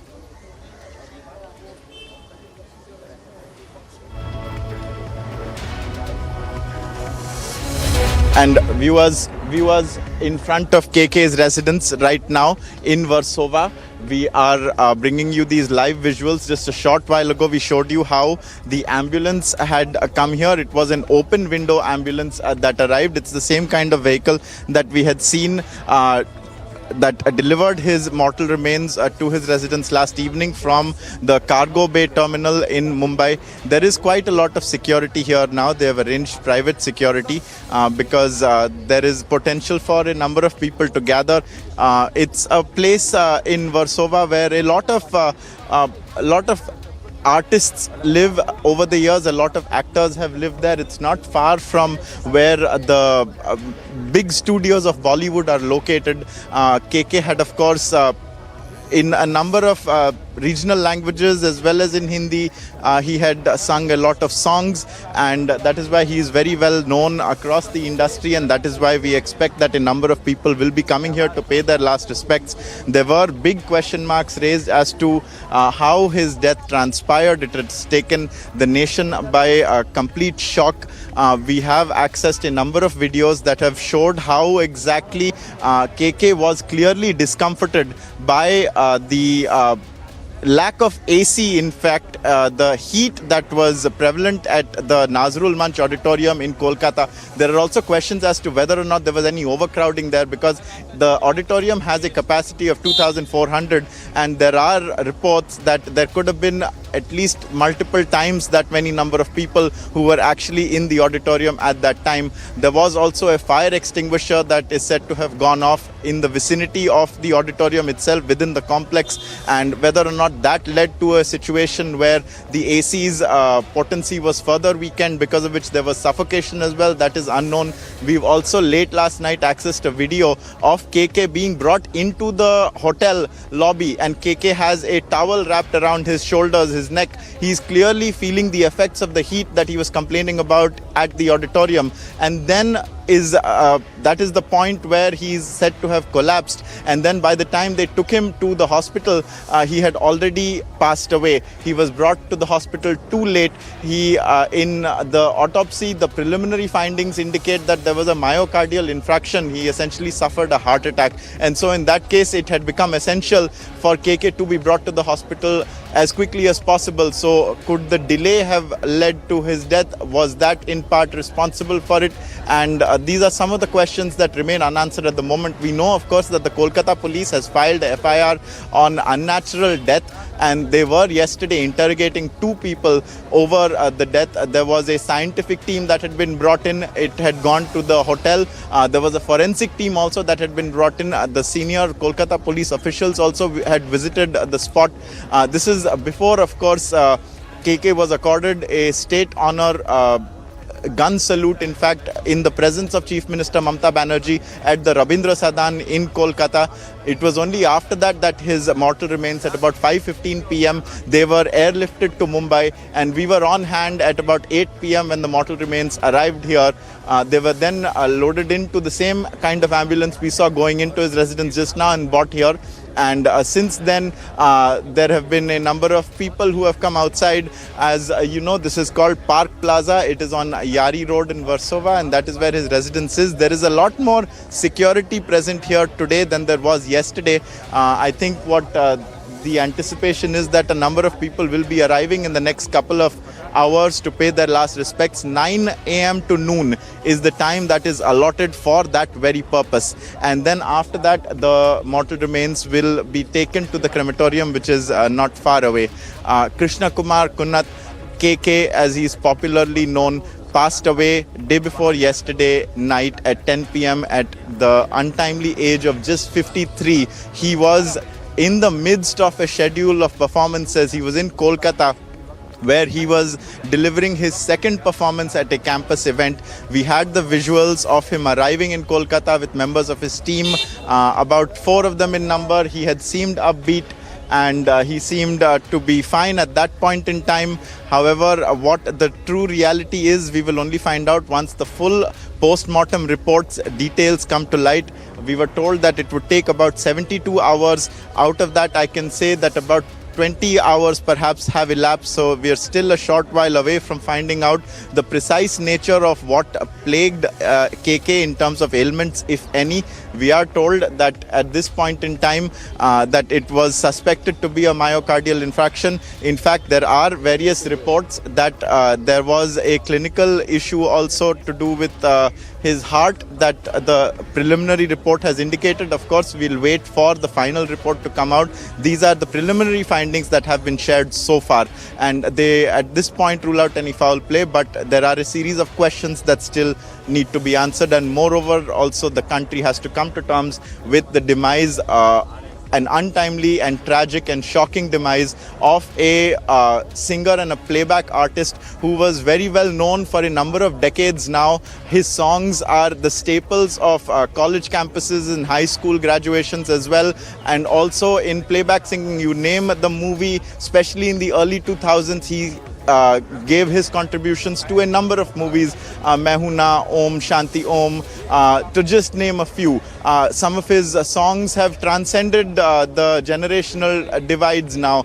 The kind of songs that we probably heard in school are still very much a part of the airwaves right now. And so KK is a personality that was very well known. He was known by his popular name more than perhaps his real name, and that has been the case for almost 20 years now. He has been a staple. And for him to pass away in this manner with so many questions yet unanswered, with all his so many of his collaborators, his frequent collaborators, the other playback singers, the actors whom he lent voice to, their faces, all of them have come out in strong support. They've all expressed their shock. We've seen how right from the moment that he passed away, including in the political fraternity, the Prime Minister, the Home Minister, they were very quick to condole KK's demise and express their shock and anguish as well.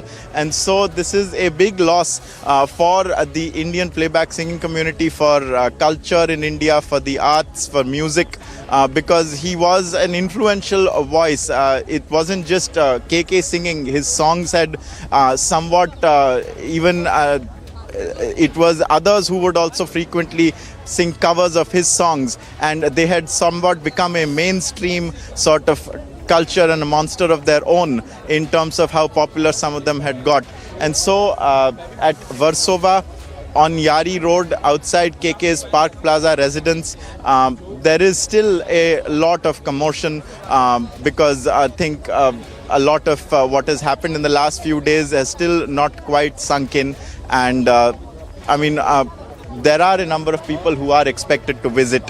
Every couple of minutes you see a car roll in with a big bouquet inside it. I think some people are sending in their condolences still as to what's happened. Our hearts and minds are with the family at this moment for what they are going through as well. We had seen there were members of his family at Kolkata earlier when the gun salute was being accorded the morning after he had passed away, and I'm sure that there are plenty of his well-wishers inside as well who are with his mortal remains right now in the cusp of what is to be his final journey. And we will be stationed here for the entire duration of that. In a short while, people will come and pay tribute, and then we will have the cremation of KK and his final journey. Back to you in the studios. Right, Ankit, thank you very much for joining us. As Ankit said, we will continue to bring you coverage from there. Now, moving on, there is more trouble for Eknath Khadse. Now, the ED has asked the NCP leader and others to vacate properties attached in the money laundering case. Enforcement Directorate has issued notice to former State Revenue Minister and NCP leader Eknath Khadse and 4 others to vacate properties that were attached by the agency last year in connection with a money laundering case. According to reports, the ED attached properties including Khadse's bungalow in Lonavala, flats and 7 land parcels in Jalgaon, and properties in Pune, Nashik and Surat in connection with the money laundering case related to the MIDC land deal. The notice was issued in the name of Eknath Khadse, his wife Mandakini, son-in-law Kirish Chaudhary and 2 others whose flats were attached in Pune and Surat.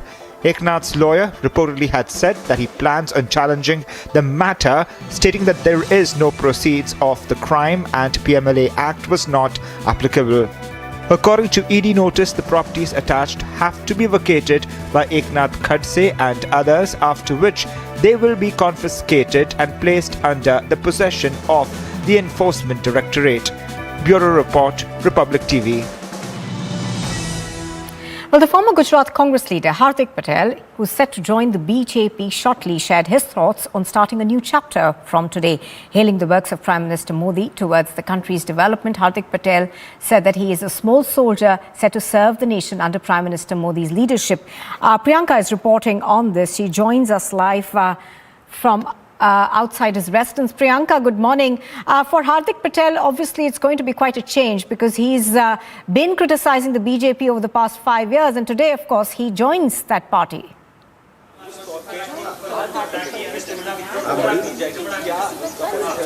Well, that's right, Nupur. This is going to be a huge change for Hardik Patel, but not a very surprising one. Let's straight away go across to the visuals right behind me, where Hardik Patel is in fact offering prayers, just minutes before he goes to the Kamalam and joins the BJP officially this time today. And, this is something that is a very important day for the political trajectory of Gujarat as well, because when it comes to the Patidar community, we have been seeing that there is there is a level of friction that we are seeing with respect to Hardik Patel joining the BJP. We had been learning that several of the Patidar leaders had actually not been happy that Hardik Patel is now switching sides and going towards the BJP. Earlier as well, he had lashed out against the Congress leadership and had stated that the Congress has no future because there is a lack of leadership in the Congress party as well. And that is why we had seen Hardik Patel tendering his resignation and then stating that he will be weighing his options and thinking about where exactly he really wants to go in which political party he really wants to be a part of, futuristically speaking, when we talk about the 2017 elections. And we are tracking that visuals for you, where Hardik Patel in fact is offering his prayers right now, and from here he will be going to the SGPP as well, and of course he will be going to Kamalam, where he will be joining the BJP officially, and that will be in the presence of the Gujarat state leadership of the BJP, including C.R. Patil, Nitin Patel and several other Patidar leaders as well, which is going to be very, very crucial because Hardik, of course, we had been learning, had been trying to negotiate that there should be central leadership from Delhi as well. That should be present in the Kamalam, but as of now we are learning that there is no leaders from Delhi that will be going towards Kamalam, attending his entire ceremony of him joining the BJP. And of course, but we are learning that post he joins the party, there is of course going to be several discussions when it comes to him coming into active electoral politics and whether or not he will be given a tickets to contest elections from Viramgam or not. Now, these are some of the issues that need to be wrinkled out after Hardik Patel really joins the BJP, because there are several leaders, including Tejaswi Patel and others as well, who are also from Viramgam and had been fighting from that constituency as well, and that is going to be a point of discussion for Hardik Patel with the BJP leaders to find out where exactly he will be fighting from. But apart from that, of course, there are several other conditions that he had also set forth before the BJP leadership, stating that there needs to be at least some of his counterparts who should be given the ticket from the BJP in the upcoming assembly elections is another condition that the Hardik Patel had also been putting forth as well. But as of now, these are the visuals that we see, something that the Congress party also had failed to foresee, that some of the strongest leaders, one of the strongest leaders of the Congress party, of the Patidar community, is now switching sides, going towards the BJP and claiming that the Congress absolutely has no future at all. Now, another very important point to remember is that of the 2017 elections and the role that Hardik Patel had played in that, and how he was a part of the trifecta, as it was called, of the Gujarat politics, including Hardik Patel, Alpesh Thakur and Jignesh Mevani. And now, since Alpesh Thakur and Hardik have joined the BJP, it seems as though in the opposition, Jignesh Mevani is playing the role of the Lone Ranger, since he is now the only one out of the three who is left in the opposition, who perhaps will also be joining the Congress party, since as of now he is an independent MLA. However, that remains to be seen as to how the Congress party responds to that part of that part as well. But as of now, we are tracking that Hardik Patel will be joining the BJP, and of course it remains to be seen whether or not he will be given a ticket, and even if he is, where exactly he will be given a ticket from is something that remains to be seen, whether it will be from Viramgam, whether it will be from Surat.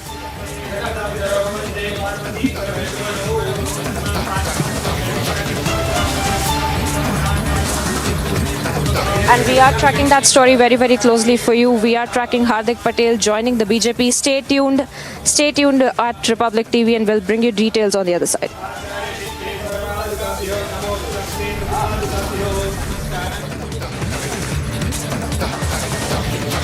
And viewers, we are live reporting from Versova in Mumbai, outside the residence of singer KK, who passed away tragically and untimely 1.5 days ago, day before yesterday evening. The tributes are being paid to KK right now between 9 a.m. and noon, and after that will be his cremation, and we will bring you all the updates from here. The collaborators, the community members of the playback singing community and fraternity will also be visiting, and we are reporting from KK's residence. We'll be back after a short break, viewers.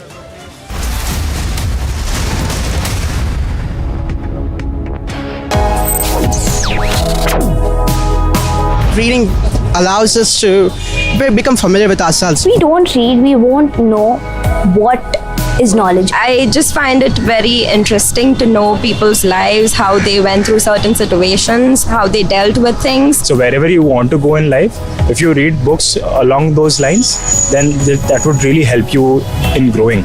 Reading could mean a million different things to every individual. What does it mean to you? Visit readindia.info to find out more.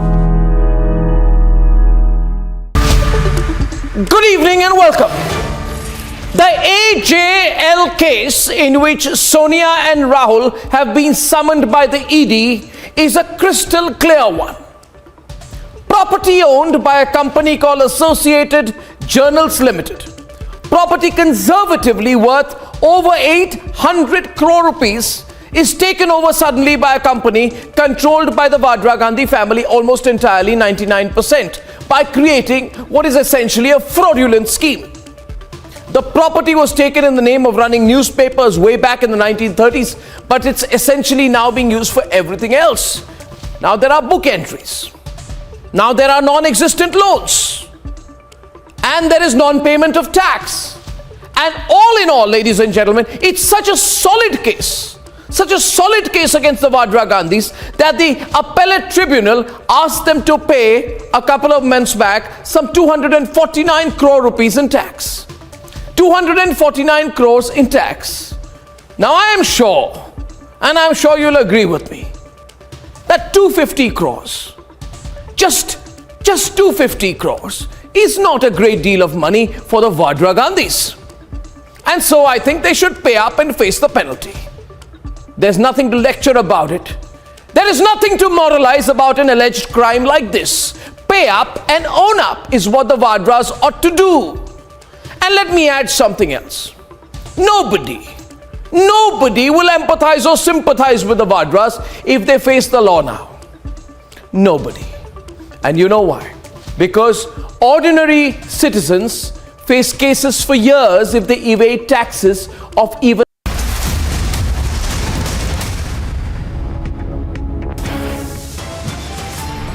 Nation pays tribute to legendary singer KK. Final journey in Mumbai's Versova today. Blast in Shopia Sido. 3 soldiers injured. IGP Kashmir says nature of blast being investigated. Lashkar offshoot. Pak terror group claims responsibility for Shopia blast. Top sources say Rahul Gandhi, who is not in India, likely to skip ED summons. Silent on grave charges, Congress calls ED summons political revenge. Himanta takes on radical organization PFI, calls for a ban on PFI and CFI.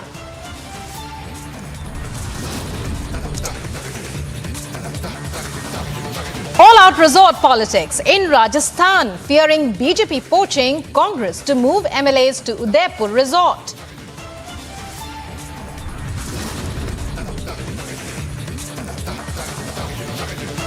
The tell-all hot chase tape is out. Tape shows Bolero and Corolla chasing Moosewala's SUV.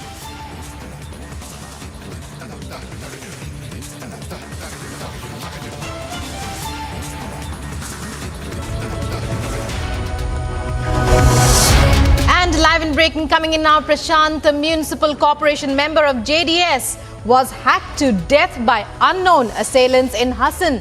Assailants in an auto rickshaw followed Prashant when he was on his bike with lethal weapons near Lakshmipura layout. The case has been registered at Pension Mohalla police limits. The incident happened around 7:30 p.m. Police have recovered the weapon and the auto in which the assailants came. JDS MLA HD Revanna at hospital to console the family members. Joining us is Sagai Raj with more. Sagai Raj, it's over to you.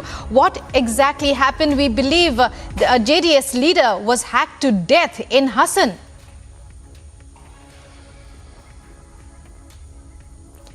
And as we were telling you, breaking news coming in right now. A JDS leader has been hacked to death in Hassan. And we are trying to get in touch with our reporter. This news from Karnataka, from Karnataka's Hassan, where a leader of the Janata Dal Secular has been hacked to death. And police are investigating the case. And assailants in an auto rickshaw followed Prashant when he was on his bike. They had lethal weapons with him. The incident occurred near the Lakshmipura layout in Hassan. A case has been registered at Pension Mohalla limits. Sagai Raj, what can you tell us about this entire incident? Details as of yet are sketchy, but we believe that a JDS leader, Prashant, a municipal corporation member, was hacked to death in Hassan.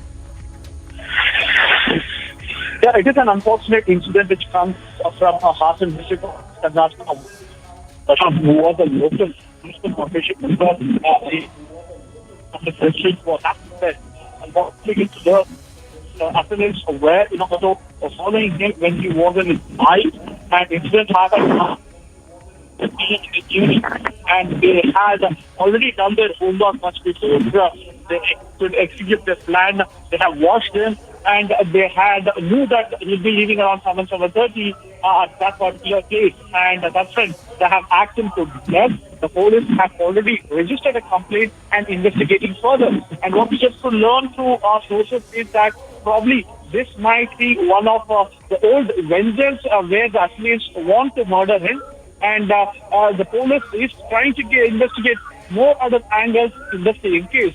HD Revanna, the local MLA and former minister, also rushed to the spot and hospital, and he had also consoled the family members and supporters, stating that he will try to escalate the issue and solve the problem as soon as possible. Right. When we talk about Prashant himself, we believe he was a municipal corporation member. So when we talk about his popularity, the kind of image that he had, is there any information regarding that, Sagai Raj? He was a local popular corporator in Hassan district, in that particular locality. Well, JDS leader hacked to death in Hassan in Karnataka. Prashant was a municipal corporation member of the JDS. Unknown assailants attacked him as he was on his bike. He was attacked with lethal weapons near the Lakshmipura layout in Hassan town. And the assailants followed him in an auto rickshaw as he was on his way on his motorbike. A case has already been registered by police. The incident took place around 7:30 p.m. last night. Police have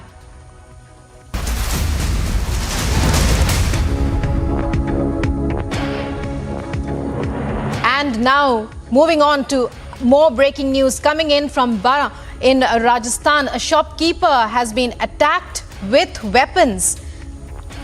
And the news coming in from Bara in Rajasthan. Both of the youth have been taken to hospital. Hindu Outfits has called for a Bara Bandh after a scuffle last night. Bara city was closed today on the call of a Hindu organization and trade federation. On Wednesday night, some armed youth were injured two shopkeepers in the Janta Talkies ready-made cloth market of the city. These are a few details that we have. Let's go across to our correspondent Amandeep. Amandeep, Amardeep, what can you tell us about this particular incident? We believe that it happened in the cloth market area of Bara city in Rajasthan.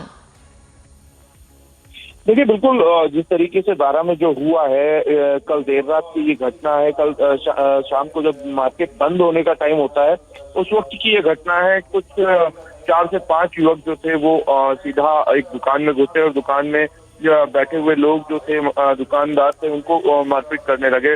लाठी डंडे सरियों से जो मारपिटाई हुई है उसके बाद में बारा के जो व्यापारी संघ था उसने आज बारा बंद बुलाया है, लिहाजा आज पूरा बारा बंद है।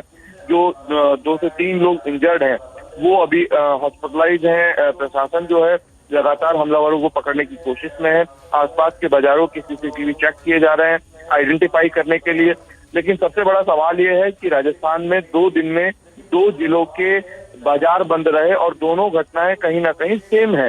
एक जो चित्तौड़ की घटना हुई थी उसमें एक युवक की डेथ तक हो गई थी, उसको भी इस तरीके से लोगों ने गुस्से में जाहिर किया और वहां भी बाजार बंद हुए। और कल जिस तरीके से हमने तस्वीरें देखी चित्तौड़गढ़ की, वही तस्वीरें हूबहू आज बारा में देखने को मिल रही है। और बारा में ये पहला मामला नहीं है, इससे पहले भी बारा के छबड़ा में 1 साल पहले दंगे हुए थे, राइट्स हुए थे और वहां भी कहीं ना कहीं इसी तरीके का माहौल बना था। लिहाजा बारा जो है वो सेंसिटिव है, लेकिन इसके बावजूद प्रशासन ने कहाँ गश्त में कमी रखी, कहाँ बाजारों में पुलिस कर्मी जो खड़े रहते हैं जिसकी ड्यूटी होती है वो नहीं थे। तो ये बहुत बड़े सवाल है। दूसरी चीज ये है कि बारा डिस्ट्रिक्ट में आज जिस तरीके से बंद का माहौल है, ये बंद कितना बड़ा रहने वाला है, क्योंकि जो 2 क्रिटिकल सिचुएशन में बंदे हैं उनकी जो सिचुएशंस है वो अभी बहुत ठीक नहीं है। क्योंकि अब यहाँ से अगर कुछ और बड़ा मूवमेंट होगा तो ये दिक्कत ना सिर्फ प्रशासन के लिए होगी बल्कि सवाल जो है वो सरकार के ऊपर भी उठेंगे। क्योंकि 2 से 3 दिनों में जिस तरीके से हम लगातार there's details emerging there in the shopkeeper attack case that has led to a band today in Bara in Rajasthan. And moving on now, we get you more news.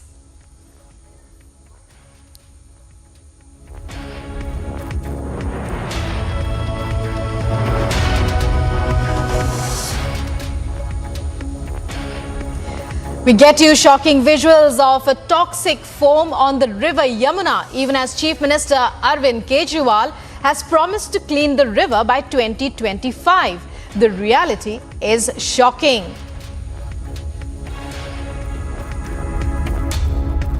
Residents in Delhi woke up to visuals of toxic foam floating once again on river Yamuna. Considered as one of India's holiest rivers, Yamuna is one of the most polluted waterways in the country due to industrial discharge. Experts believe that the presence of phosphates and surfactants in untreated sewage is the main reason for the phenomenon. While the frothing in river Yamuna extended far and wide, big questions arise on what the administration is doing to counter pollution in the national capital region. Bureau report for Republic TV.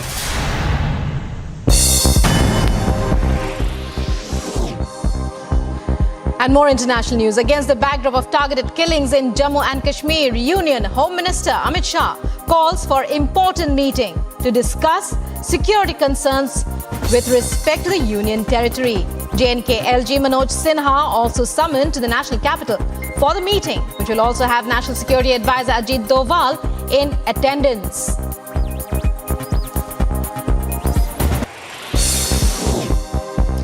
Anguished over targeted killing of many Kashmiri Pandits in the valley, Delhi Chief Minister Arvind Kejriwal demands they should be given adequate security. Their voices should not be quelled, he says.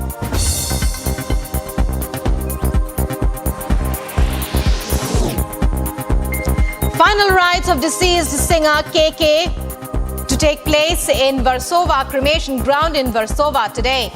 Singer had earlier passed away following unease at an event in Kolkata.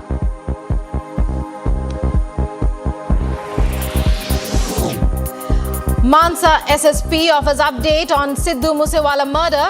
Official says 1 was arrested, 2 are in custody for 6 days. Also adds that Lawrence Bishnoi was aware of the real shooter.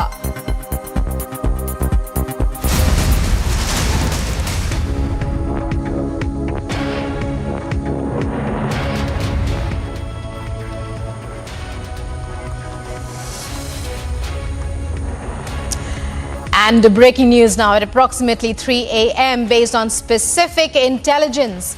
An operation was launched from Sidhau COB to lay cordon and search in the general area Patitohalan. While moving to the target area at approximately a kilometer from Sidhau, an explosion took place in the civil hired vehicle. We are referring here to the blast that took place in a hired vehicle in which 3 soldiers were reported injured in Shopia. Our correspondent Zeenath to provide us with all the details that are available now. Zeenath, more details emerging. What are security forces saying? See, as far as the IED blast in Chopin is concerned, this blast was heard around 3 in the morning. Now the army has also put out a press release where they're mentioning and going with the version that earlier was given by IGP Kashmir, that it can be either a IED or a grenade or a malfunctioning of the battery. That is what the army in its press release says. Earlier they confirmed that it is an IED blast, although in this incident 3 Indian Army soldiers have been injured and they are being treated at the hospital. Their conditions are stable. Meanwhile, Army also maintains that they had launched an operation. They were chasing terrorists, but terrorists targeted forces and the vehicle also got damaged, and the people, the Army personnel on board, 3 of them have received injuries. We are seeing in Shopian the cordon and search operations launched by Indian Army along with Jammu and Kashmir police to nab all those who are behind this attack. Well, Zeenath, stay with us. We'll be right back with you. We don't want to lose that connection, but we have with us our reporter Gursimran as well. Gursimran, Zeenath telling us that more details are emerging. The army making clear how this particular blast took place in the hired vehicle of the army. What can you add to that? Yes, this is an ID blast, and confirmation has become from the Indian Army as well. The terror group backed by the Lashkar-e-Toiba TRF, the Resistance Front, has claimed the responsibility of this attack. And pertinent to mention that this is going to be really challenging, as this has come at a time when we are days to Amarnath Yatra and the security arrangements are being put in place. The 3-tier security that is being provided to the Amarnath Yatra was being put in place. But this unfortunate incident is also really very concerning, as the terrorists have resorted to use of the IEDs. We have also seen that how the security forces in Kashmir have suffered due to the IEDs being used by the terrorists, though they have been able to neutralize many of the IED experts of top terror commanders from Jaish-e-Mohammed, Lashkar-e-Toiba, who were sent just to carry out the IEDs attack in the Kashmir Valley. But once again, this trend seems to be starting of the IEDs being used by the terrorists so as to target the security forces. And pertinent to mention that ahead of Yatra, this is going to be a big challenge, as drones and sticky bombs are the other challenge, and now IED has been added to that list. Now the security forces has to devise and revise the strategy in accordance to this new threat that is being emerged. Zeenath, well, we see that the administration, the army, security forces facing so many challenges right now, with the Amarnath Yatra, then Pandit protests, the spate of killings, targeted killings. But what is the atmosphere in the valley in general? What are locals saying about how they feel about the situation? See, as far as the situation in Kashmir is concerned, definitely there is a fear on ground. There is no doubt, because kind of target killings are taking place, and these target killings are being carried by pistol-borne terrorists. Security forces do maintain that it's not possible to frisk each and every individual and to find out whether he's carrying any arms or ammunition or not. Then the way the terrorists are targeting, showing their presence, is again a challenging situation for the security forces, particularly when we are seeing the heavy tourist rush in the Kashmir Valley. Then simultaneously target killings takes place, and simultaneously we're also seeing the security forces making arrangement for the Kheer Bhavani Yatra that is going to take place in couple of days from now, and also when the Amarnath Yatra is round the corner. So challenging situation for the Jammu and Kashmir police along with Indian Army and others. Well, a very challenging situation, as you tell. In the coming days.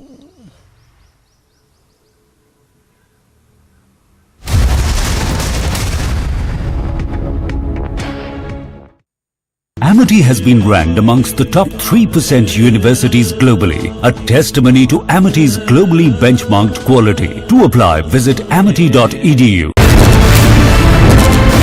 He heard the question this time very clearly. No answers from him. Our keys continue to be with his men. We faced intimidation here. What we have to see is what action will really be taken here in this case. We've been trying to get in touch with you and ask you several questions on the land deals that you had along with Priyanka Vadra and Robert Vadra. Why are you trying to avoid the camera, sir? Hanging of the rapist has been confirmed. Court has said all the evidence had already been seen at the trial court, at the high court and the top court of the country. They're not going to go into it again. Once again trying to get in a word with Mr. Vijay Mallya. Persistently been asking you only one question. Mallya, why did you escape in 2015?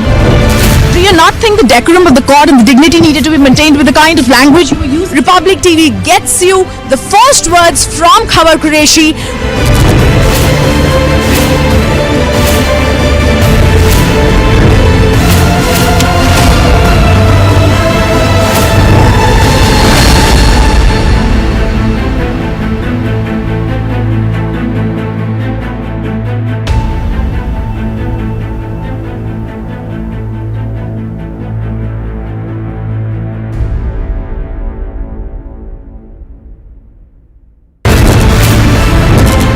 Big raids that are being carried out by the Central Bureau of Investigation. RJD levels allegations of revenge politics. This mass graveyard in Bucha bears testimony to the brutal acts of the Russian troops. Republic TV did a week-long investigation into the operations of the Khalistani movement here in Britain.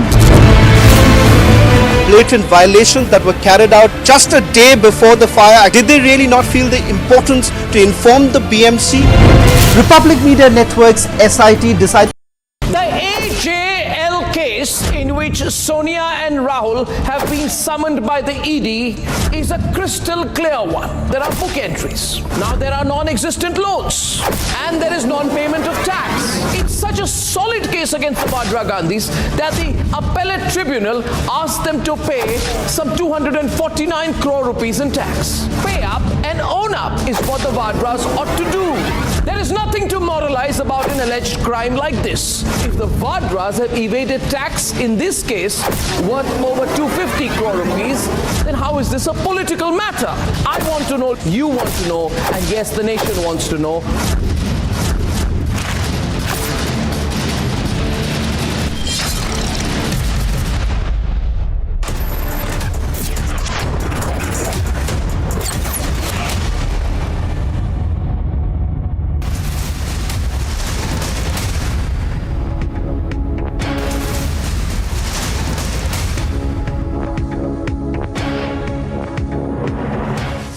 In live and breaking, in a horrific incident that has now come to light from Madhya Pradesh's Khandwa, a patient was attacked by knife in a hospital.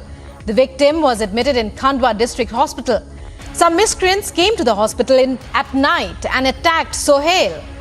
The incident happened at 2 a.m. in the night. In CCTV, the accused are seen entering the hospital ward and running away with a knife in hand after the attack. So, attack on a helpless patient in a Khandwa hospital, Khandwa in Madhya Pradesh. Republic TV has accessed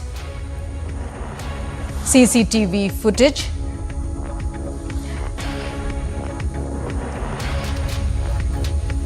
Joining us now is Satya Vijay, our reporter, for all the details on this CCTV footage that we are seeing. Satya Vijay, a horrific incident there. When we talk about a helpless patient being attacked in a hospital.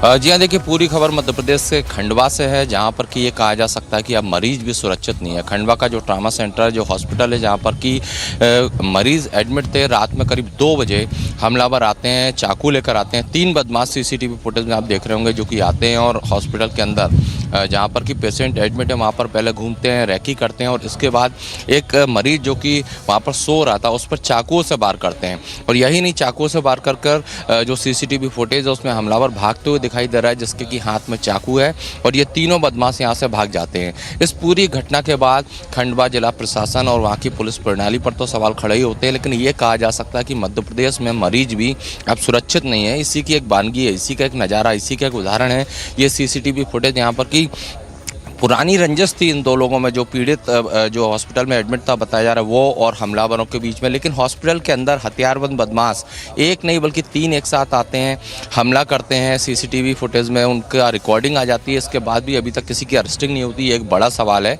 और अगर इस तरह से hospital के अंदर हमले होने लगेंगे तो आप समझ सकते हैं कि राह चलते आम जो लोग हैं वो कितने सुरक्षित होंगे, क्योंकि अस्पताल में सिक्योरिटी रहती है। कई ऐसे अस्पताल यहाँ पर की पुलिस चौकियाँ भी होती हैं, प्राइवेट एजेंसी के गार्ड रहते हैं, इनमें से किसी ने हमलावरों को वहाँ पर नहीं रोका और बदमाश बड़ी आसानी से वहाँ पर आते हैं, हमला करते हैं और वहाँ से भाग जाते हैं। तो बड़ा सवाल खड़ा होता है मध्य प्रदेश की कानून व्यवस्था पर।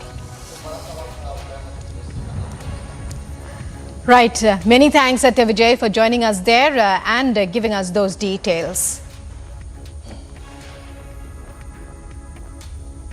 And late singer KK's mortal remains have been brought to Mumbai ahead of his final rites, which will take place today in Versova. Ankit joining us there. Ankit on the ground covering this event, the final journey of KK, the singer who passed away. Ankit, it's over to you to tell us about all that's happening there. Absolutely. So we are outside his residence at Park Plaza is what it's called in Versova, Mumbai, and we can tell you that the latest development is that KK's mortal remains have within the society been brought to a place where the people who live here can pay tribute to him. The time has been allotted between 9 a.m. and noon for that to happen. We've seen a couple of people who have worked with KK in the past coming here to visit, and particularly a composer who worked with KK early on in his jingle writing years, who was part of some of the most popular jingles of that time, advertisement jingles, Rajat Dholakia. He has come here to pay his respects, and we are awaiting other people to come here as well. It was just a short while ago when an ambulance came in here, and we were here when that happened. And it will be that ambulance that will finally ferry him for his final journey to the crematorium. But for the moment, there are the society people here. It's a pretty large society who are paying tribute to KK, is what we are given to understand. It's happening behind the gated walls of this community. There is a lot of shock here. Some of the people who have come in from outside, members of the playback singing community and those who have collaborated with KK in the past, they have not spoken in very great detail, but they have gone in. So far, we are awaiting some of them maybe coming out very shortly, and maybe that's when we'll get a sense of how the community is dealing with this sudden and tragic demise that took place a day before yesterday evening. This is right now live from Versova and in Mumbai at KK's residence. We'll be covering this, and as and when people arrive, viewers, we are here and we'll be back after a short break.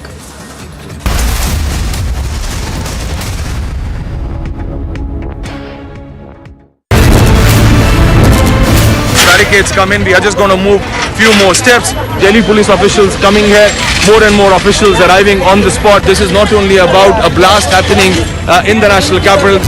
Narendra Modi खुद पहुंचे, भारत के प्रधानमंत्री stage पे Donald Trump को नीचे लाने के लिए। जो बॉन होमी है ये दोनों के बीच में दिख रही है। हम इस समय अंदर गलियों की तरफ अब हम जा रहे हैं। सीआईएसएफ की कंपनी के साथ दिल्ली पुलिस के वरिष्ठ अधिकारी यहाँ पर लोगों को समझा रहे हैं। Just showing you the cavalcade of the UP Chief Minister Yogi Adityanath on the tarmac of the Amosi Airport live. आप देख रहे हैं Rapid Action Force has taken a complete command of the situation. More forces are being moved in. Delhi police officials are present here. We are live.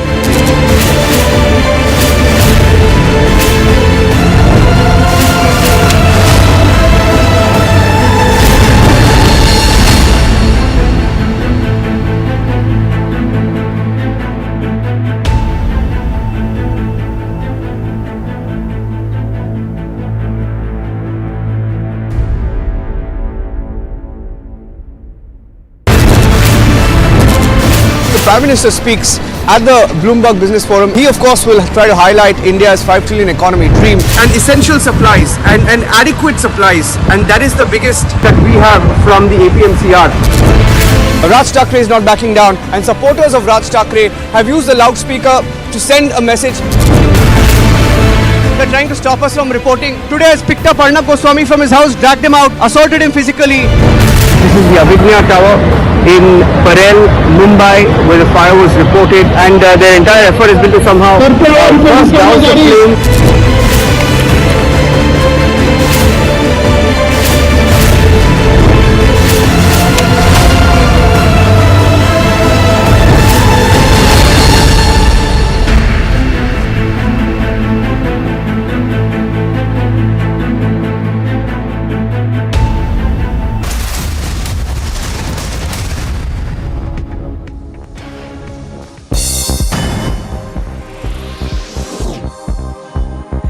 Prime Minister Narendra Modi met boxer Nikhat Zareen and others who won medals at the Women's World Boxing Championships in Turkey last month.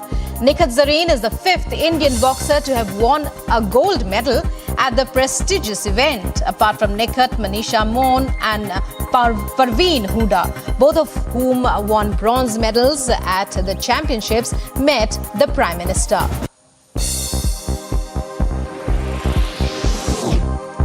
Cricket West Indies has confirmed the schedule for the men in maroon, who will play 3 ODIs and 5 T20s against the touring team of India starting from the 22nd of July.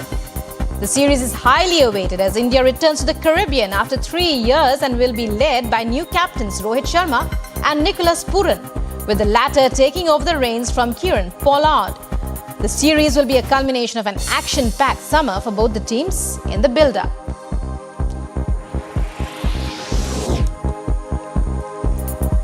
World number 1, Iga Swiatek extends her winning streak to staggering 33 after she registers stunning straight-set win over American Jessica Pegula. In women's singles quarterfinals in the French Open, Polish star proceeds her dominant run in Paris into the semi-finals.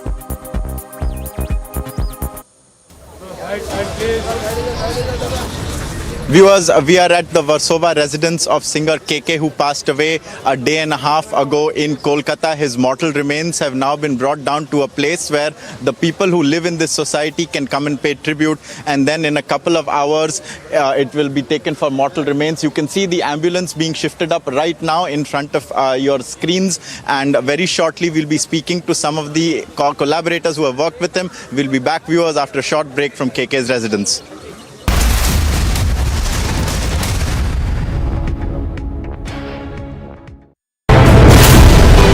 Final rites of Rajnibala is being performed. Senior police officials as well as the civil administration officers are present here. Important demand of the family and the colleagues of Rajnibala remains that those people from the Jammu region who are working in Kashmir Valley be transferred to Jammu region.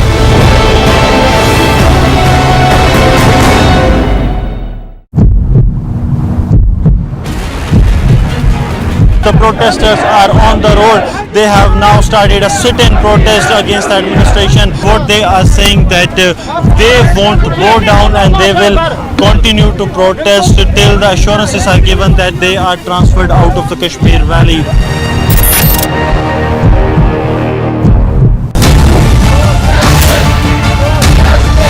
The killing of Hindu teacher Rajnibala yesterday in Kulgam, we are seeing the protesters back on roads demanding justice. The only demand that is coming from the Kashmiri Pandit community here is relocation. They have already given a time of 24 hours to the government and they're waiting what the government will decide.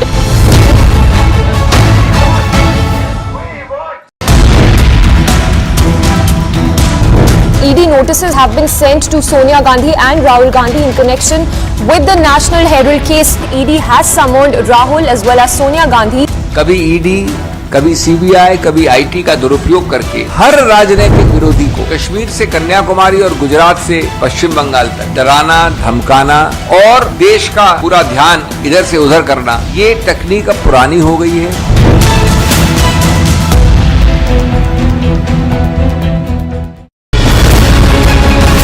probe agency alleged that the money laundering over 4 crore rupees was done through 5 companies which were associated with Satyendra Jain. Satyendra Jain does have large property land holdings over here in Kerala itself. It is not only Kerala village but several other villages nearby where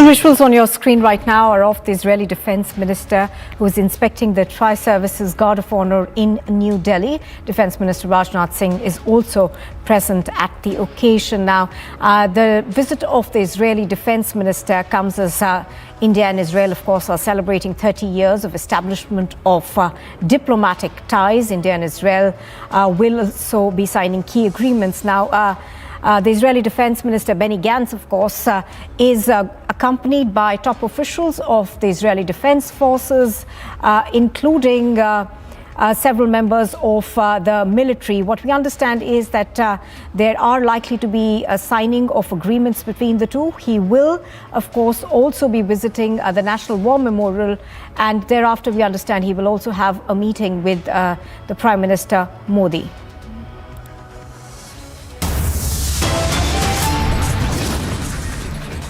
The headlines. As the nation pays tribute to legendary singer KK, his final journey takes place in Mumbai's Warsaw today. Blast in Shopian Sidor, 3 soldiers are injured. The army confirms that it was an IED blast. The Lashkar-e-Toiba's offshoot, Pakistan terror groups claim responsibility for the Shopian blast. Top sources say Rahul Gandhi, who is not in India, is likely to skip summons from the ED.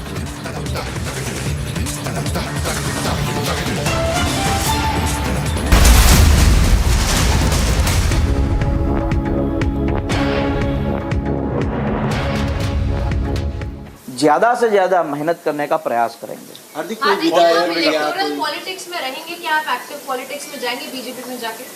देखिए, स्वाभाविक रूप से आज तक हमने कहीं पर भी पद की लालच में किसी भी प्रकार की मांग कहीं भी नहीं रखी।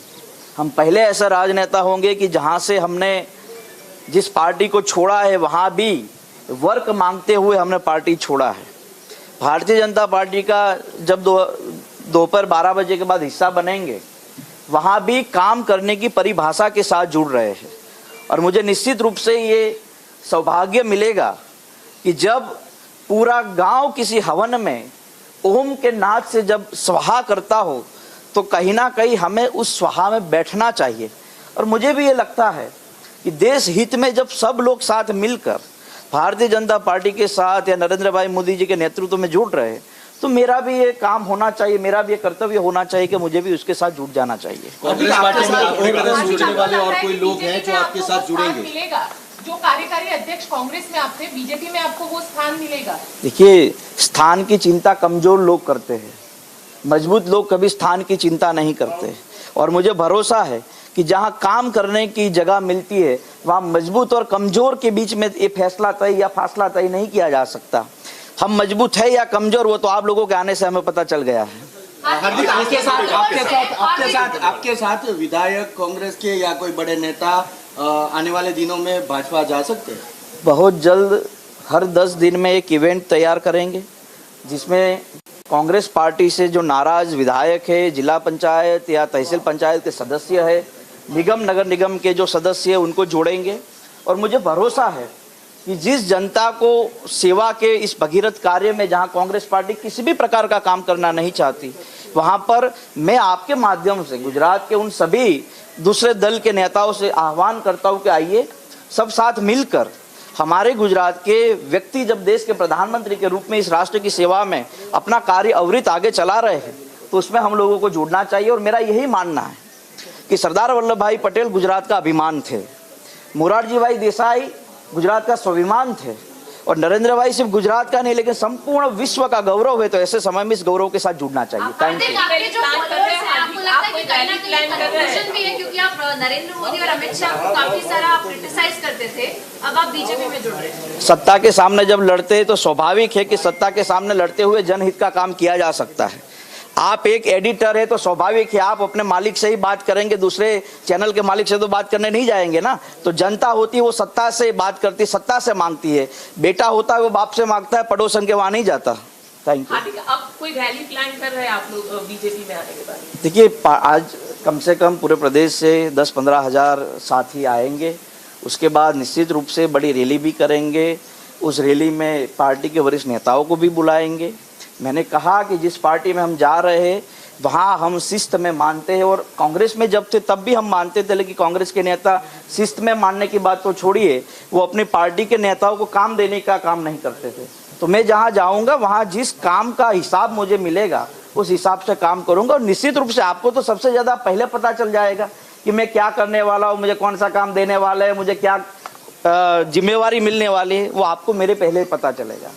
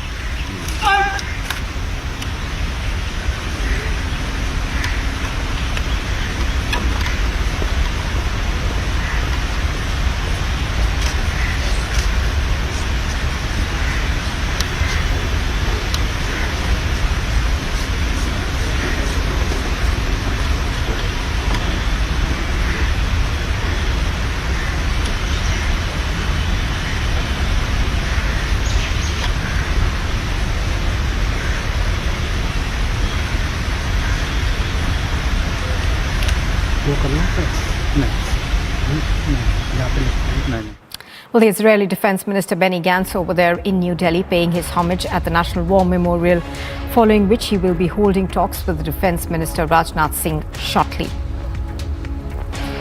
What we also understand is that he will be further meeting the Prime Minister Narendra Modi this evening. Also, there are a host of bilaterals that are lined up.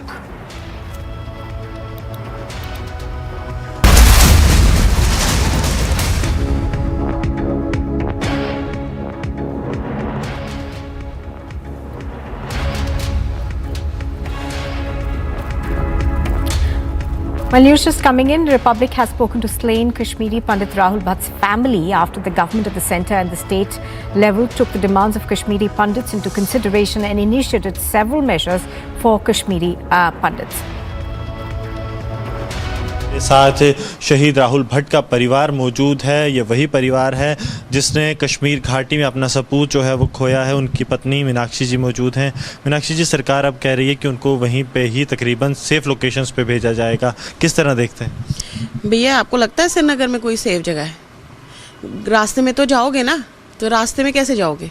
वो तो वहीं पे खड़े होके रास्ते में खड़े हो जाएंगे, तो जैसे गोलियां वो उधर से भी चला सकते हैं। वहाँ पे कैसे कोई सेफ रह सकता है? कॉलोनी से बाहर तो जाओगे ना, कॉलोनी के बाहर निकलते ही अगर गली में खड़े हो जाएंगे वहाँ पे भी कोई टारगेट बन जाएगा। वो तो वही बात हो गई, वहाँ बेचो या वहाँ बेचो एक ही बात है।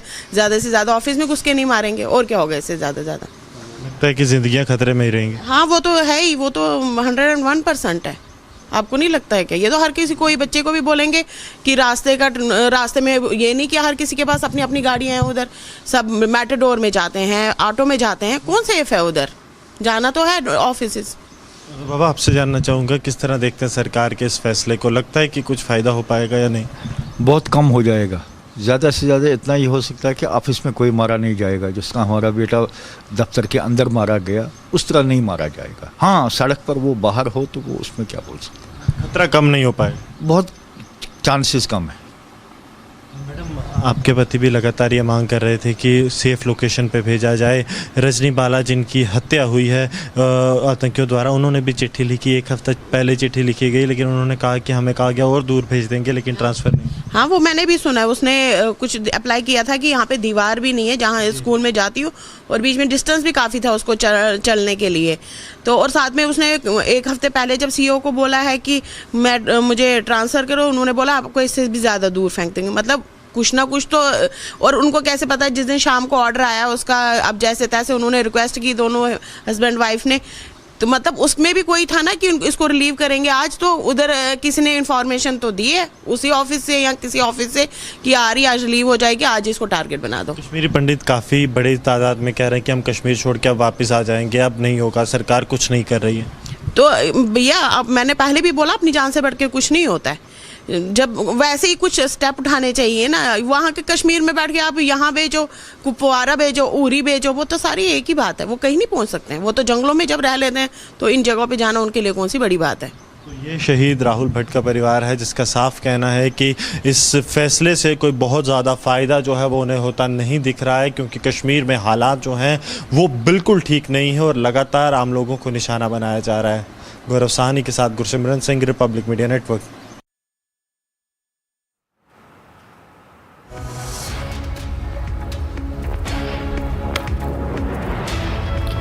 And the late singer KK's cremation takes place today. His mortal remains, of course, are at his residence, where where people will be allowed to pay their last respects to the singer.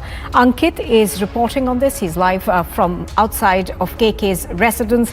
Ankit, take us through what's happening around you. Such a belief. And Mr. Dholakia, bear with us. We are now live on TV. Okay. We are speaking to Mr. Rajat Dholakia, who is telling us about how he's worked with KK since '96. And you just told us something very pertinent. You told us about his health, that there was nothing to prepare you for this kind of medical situation to arise, for him to pass away like this. Will you just tell us a little bit about how hard he worked and what you believed his fitness level to be? He was very health conscious, and he was doing workout and everything. And I'm not now staying here in Bombay. I'm staying outside Bombay. But we just talked just before 4 months, and because when you talk to him, you feel literally so positive, because he was so positive energy, and plus he was conscious, so amazing nature, graceful, and I cannot believe that this kind of a thing happened at that moment here. And I think God is loving him more. So हमसे खींच लिया है इन्होंने KK.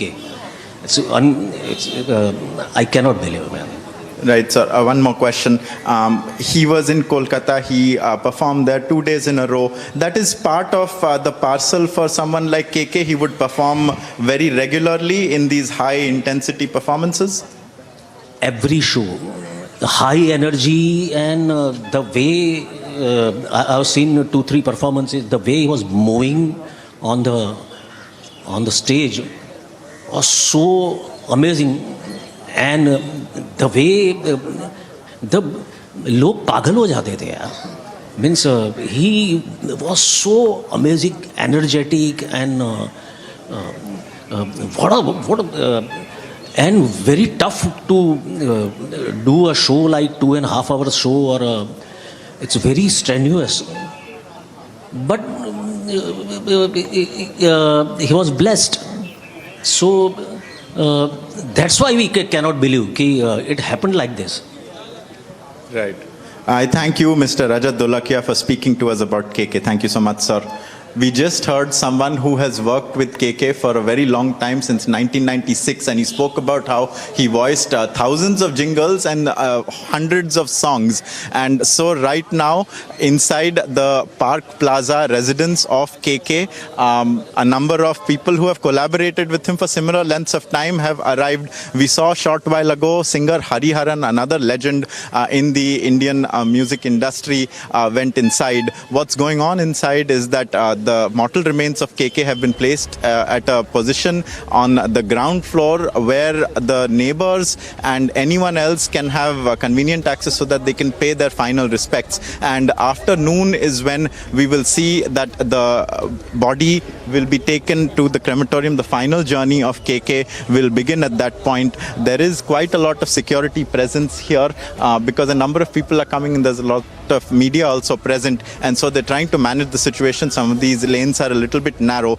but 1.5 days on from the tragic and shocking demise of KK, there is still we are still to come to terms with the fact that he is gone. He is an indelible part of music culture here in India across generations, right from high schools and colleges. He was in fact performing at a college festival or for a college program, and that is when he passed away, and that is when the incident happened. And so, like we were speaking right now to someone who knew him very well, he spoke about his fitness regimen that he was used to performing at such high octane events. So that does beg the question, what exactly happened? The full autopsy report of KK is not yet out. That will take another about 50-ish hours by our calculations. There is a preliminary finding that it was a myocardial infarction that killed him, that is a cardiac arrest or a heart attack. And in that kind of situation, it becomes imperative that the patient is given medical attention as quickly as possible. And so could he have been taken straight to the hospital from the concert venue where he was already showing discomfort? I think the answer there is perhaps a yes. The fact that he was taken to the hotel did not help him, and we saw the visuals of KK being brought to the hotel. He had a towel wrapped around his neck. He was still clearly feeling the effects of the air conditioning at the Nazrul Manch auditorium in Kolkata not working. He had been complaining constantly, even during his performance, that his backside was being fried. So he asked for the lights at the back of the auditorium to be turned off. He had taken the audience's permission for that. He told the audiences that it would not make a difference if the lights were off in the back. They'd be able to see him just fine. And so clearly he was in some amount of discomfort. So there remains a question mark over how he passed away. It's an enormous tragedy for the country, and we saw that it was not just fans, and it was not just people who had worked with him who paid their condolences. Among the first to pay their tributes were the Prime Minister and the Home Minister of the country, and that just tells you that he transcends languages, he transcends ages and generations, and by now some of his songs have even transcended him, in the sense that so many covers are made for them. There are jingles that KK had voiced that have become so mainstream that people don't even know what brand they associate with, who was in the ad and who voiced it, but they are so popular because his voice rings in their ears. And I think that is something that the nation and the industry are yet to come to terms with. There is still some time left. I believe the paying of tributes has only just really begun, and we are expecting more people who had worked with him in the past to come and pay their last respects before he begins his final journey, which we will be bringing to you viewers. Back to the studios for now. For joining us. Now, UP's Chief Minister Yogi Adityanath has spoken that the Ram Temple will be built in Ayodhya, will be the national temple of Ayodhya. Do remember that he was attending a ceremony there yesterday. After laying the foundation stone for Garbhagriha of Ram Janmabhoomi Temple, Chief Minister Yogi Adityanath reached here at this temple and inaugurated, where he also did Pran Pratishtha of this very temple. The name of this temple is Ram Lala Sadan, and it is here in Ayodhya. We are now going inside to show you the temple and also the idol which has been done there, and Pran Pratishtha which has been done here. We have with us Acharya Raghav Acharya. We'll also talk to him and understand the relevance and importance of this temple because it took a lot of years for the construction of this temple. हमसे बात करने के लिए बहुत बहुत धन्यवाद आचार्य जी. सबसे पहले मैं मंदिर के बारे में समझना चाहता हूँ और जो मूर्ति और जो प्राण प्रतिष्ठा हुई उसके बारे में समझना. यह जो आप सामने देख रहे हैं भगवान की मूर्ति विराजमान है, यह स्थान श्री राम लला सदन, अत्यंत प्राचीन स्थान, 350 वर्ष पुराना मंदिर यहाँ पर था. ये रामकोट परिसर में राम जन्मभूमि के सन्निकट यह वह पवित्र स्थल है जहाँ पर भगवान श्री राम का नामकरण संस्कार उनके गुरुदेव वशिष्ठ के द्वारा संपन्न किया गया था. वशिष्ठ परम प्रीतो नामानि कुरुते तदा आदि काव्य श्रीमद् वाल्मीकि रामायण में जो वर्णन है कि राम जी का नामकरण संस्कार गुरुदेव वशिष्ठ ने किया, तो वह पवित्र स्थल यही है.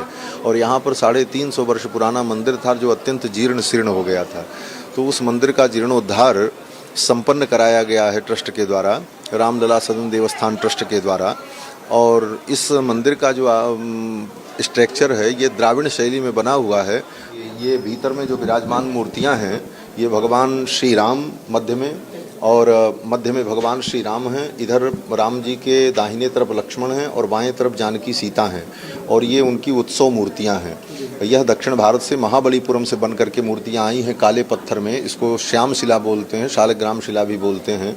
और ये सब रजत का, चांदी का, 1 कुंटल चांदी का जो है लगभग भगवान के सारे ये कवच बनाए गए हैं. और ये सब विधि विधान पूर्वक 5 रात्र की विधि से यहाँ पर भगवान की प्रतिष्ठा संपन्न हो रही है. कितना समय लगा मंदिर को बनने में? इस रामलला सदन देवस्थान को बनने में लगभग 3 वर्ष लगा है, और 3 वर्ष में बड़ी ही परिश्रम से और मेहनत से ये मंदिर तैयार हुआ है.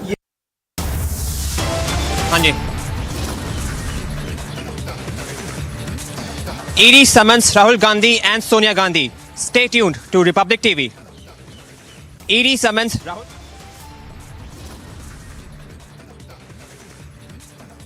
And we are reporting from Warsaw at KK's residence, where final tributes are being paid to him, after which his final journey will begin. Viewers, stay with us on Republic. We'll be back after a short break.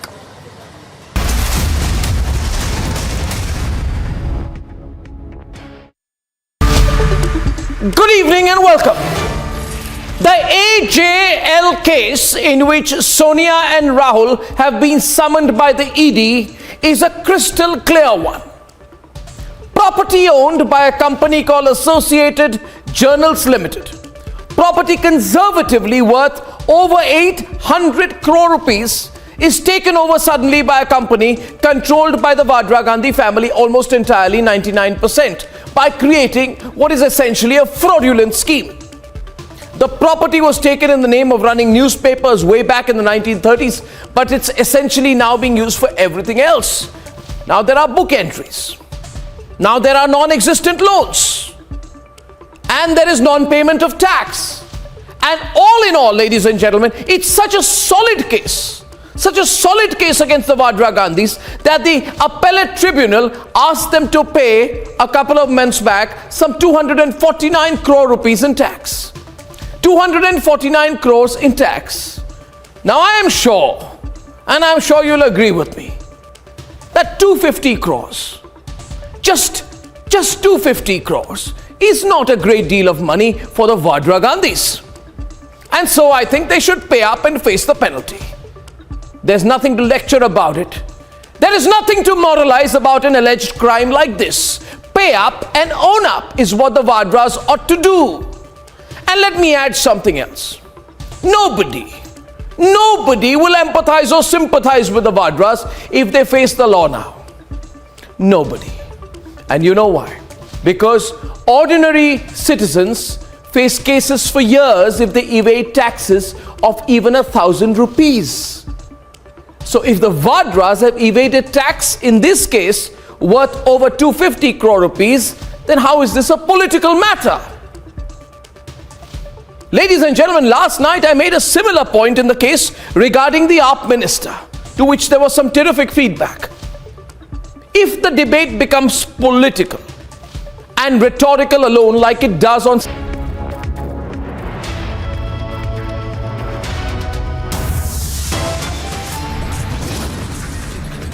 This nation pays tribute to legendary singer KK. His final journey in Mumbai's Warsaw today.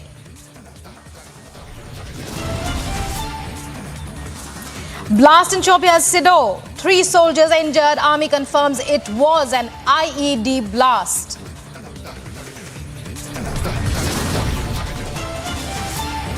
Lashkar offshoot. Pak terror group claims responsibility for Shopia blast.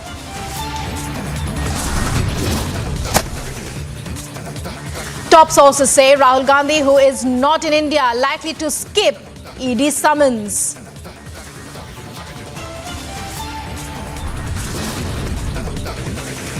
Silent on grave charges.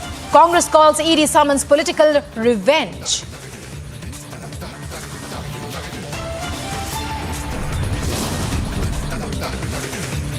Himanta takes on radical organization PFI, calls for a ban on PFI and CFI.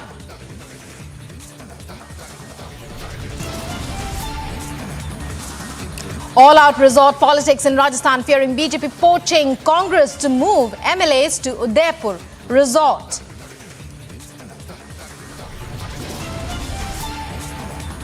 The tell-all hot chase tape is out. Tape shows Bolero and Corolla chasing Moosewala's SUV.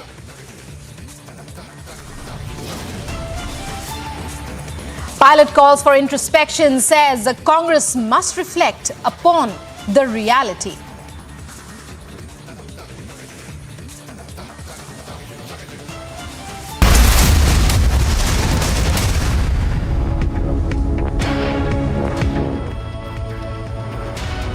Welcome to Live and Breaking once again. I'm Rukma, and we start off by telling you about late singer KK's, the late singer's mortal remains have been brought to Mumbai ahead of his final rites, which are to take place today.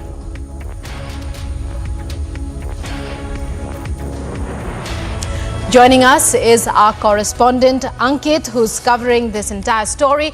Ankit, you're there at the venue, Versova, where KK's home is.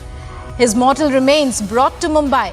Give us a sense of what it's like there at his home, even as we believe fans are thronging Versova today. A number of fans, Rukma, and also a lot of his collaborators. We just received word Hariharan was here, another legendary playback singer, a few years senior to KK, and he didn't speak very much, but he did say that it was a big loss to the industry, and he put his hands together and said, that's all I would say for the moment. So clearly, Hariharan also gave the impression that he was totally shocked by what's happened, and he wasn't willing to speak all that much. He was inside at the Park Plaza residence complex of KK for some amount of time, I would say about 45 minutes, and I believe he, of course, paid his tribute to the mortal remains, which have been shifted to a location that is convenient for all the neighbors to come and pay their respects. There are also increasing number of people coming from outside, a lot of whom we don't know, so they may have been people who knew, of course, KK personally. We spoke to another collaborator of KK who has worked with him from 1996, from his jingle writing days, and he just gave us a sense of how long and how varied KK's career in the industry was, right from voicing jingles to singing these songs like Pal and Yaro that became campus hits, that is still in the late 90s, to playback singing in Indian films and the most popular and the biggest films and the most famous songs, and then becoming a staple on the music circuit, particularly in these kind of campus events where in fact he was performing in Kolkata, after which he had passed away. And so between 9 and noon is when the time was allotted for the people to come and pay their last respects. We'll just give you a sense behind me also of how many people there are here.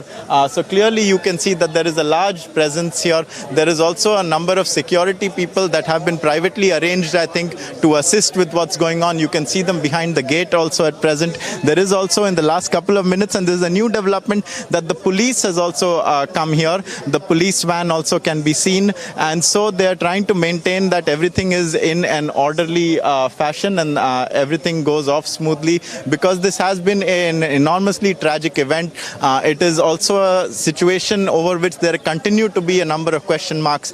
We just spoke to a person who spoke about KK's fitness regime and how KK used to work out, and how performing in these high-octane packed auditoriums with high energy was a staple of his and something that he used to do at a regular basis. And so that adds to the shock as to why it is that...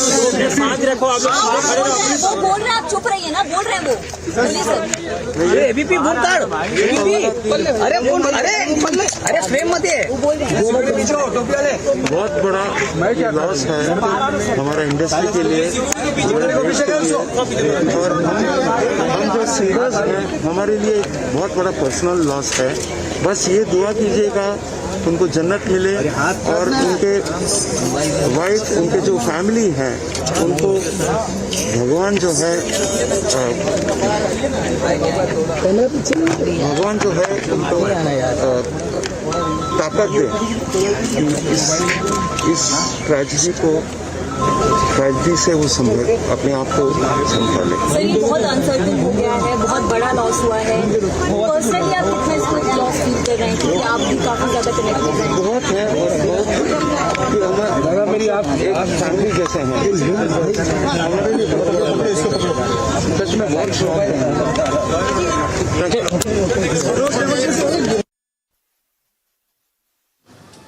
We're just moving a little bit. And viewers, we remain outside KK's residence. There is some amount of structure being added to the media presence here. The police has come and taken charge, essentially, because there were a lot of people who were here. So far, we have spoken to Hariharan, who told us about how it was a big personal loss for him and how it was a big loss to the industry. And that's all he would say for the moment. He appeared to be choked with tears about it. He was not willing to speak very much because I think the shock is still still yet to settle in, and the tragic demise of KK is yet to finally register among all the people who are here. And we are covering this live from Warsaw, where in a short while from now KK's final journey will begin. For the moment, it's back to the studios. Many thanks, Ankit, for that update. So, well, a huge loss to the music industry. The last rites of singer KK to be undertaken today. And moving on, we get you now shocking visuals of toxic foam on the river Yamuna, even as Chief Minister Arvind Kejriwal had promised to clean the river by 2025. Take a look. Residents in Delhi woke up to visuals of toxic foam floating once again on River Yamuna. Considered as one of India's holiest rivers, Yamuna is one of the most polluted waterways in the country due to industrial discharge. Experts believe that the presence of phosphates and surfactants in untreated sewage is the main reason for the phenomenon. While the frothing in River Yamuna extended far and wide, big questions arise on what the administration is doing to counter pollution in the National Capital Region. Bureau Report for Republic TV.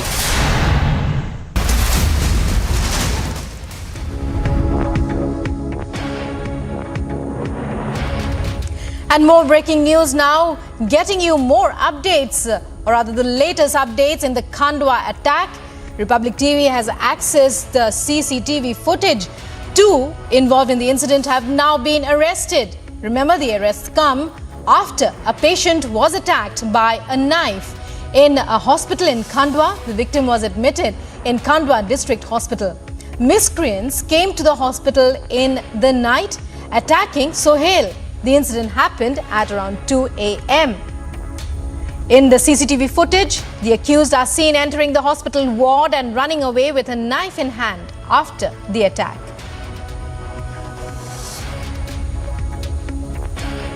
So miscreants attack a patient.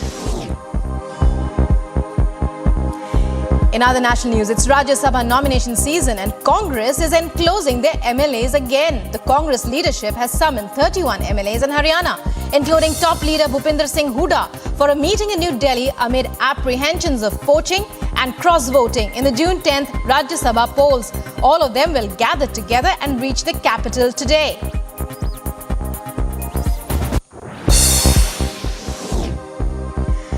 The body of a cop, Deepak, was found murdered and stabbed in his residence in Kasba. Initial probes reveal he was stabbed multiple times with a sharp object around his neck, which caused his death. His family are worried after they received no calls from his end. They informed the police he was posted in the Bilhor police station and was living in a rented flat in Brahmanagar locality with another constable.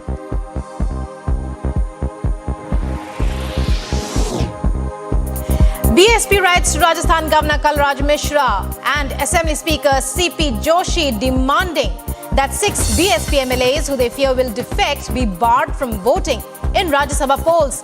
Elections for 4 seats of the Rajya Sabha from Rajasthan are to be held on June 10th.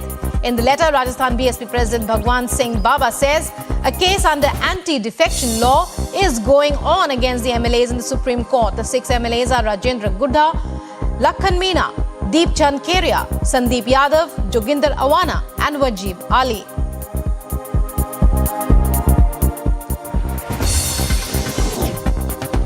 Testing for COVID has increased across India's economic capital, Mumbai. As per latest official figures in Mumbai, there have been 739 fresh cases. Worryingly, a new high for the city since the last wave hit it in February. The day-on-day increase stands at 46%.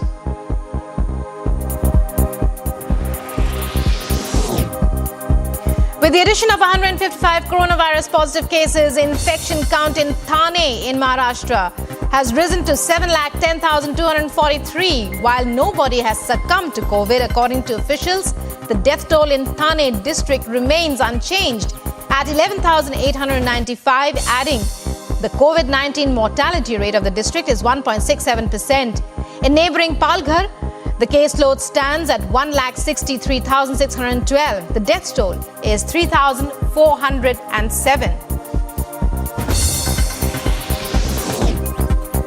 A day after Congress President Sonia Gandhi and Rahul Gandhi were asked to appear before the Enforcement Director for questioning in a money laundering case, sources say Rahul Gandhi is currently on a foreign tour, likely to arrive in the country on June 5th. Sonia has been asked to appear before the agency on June 8th.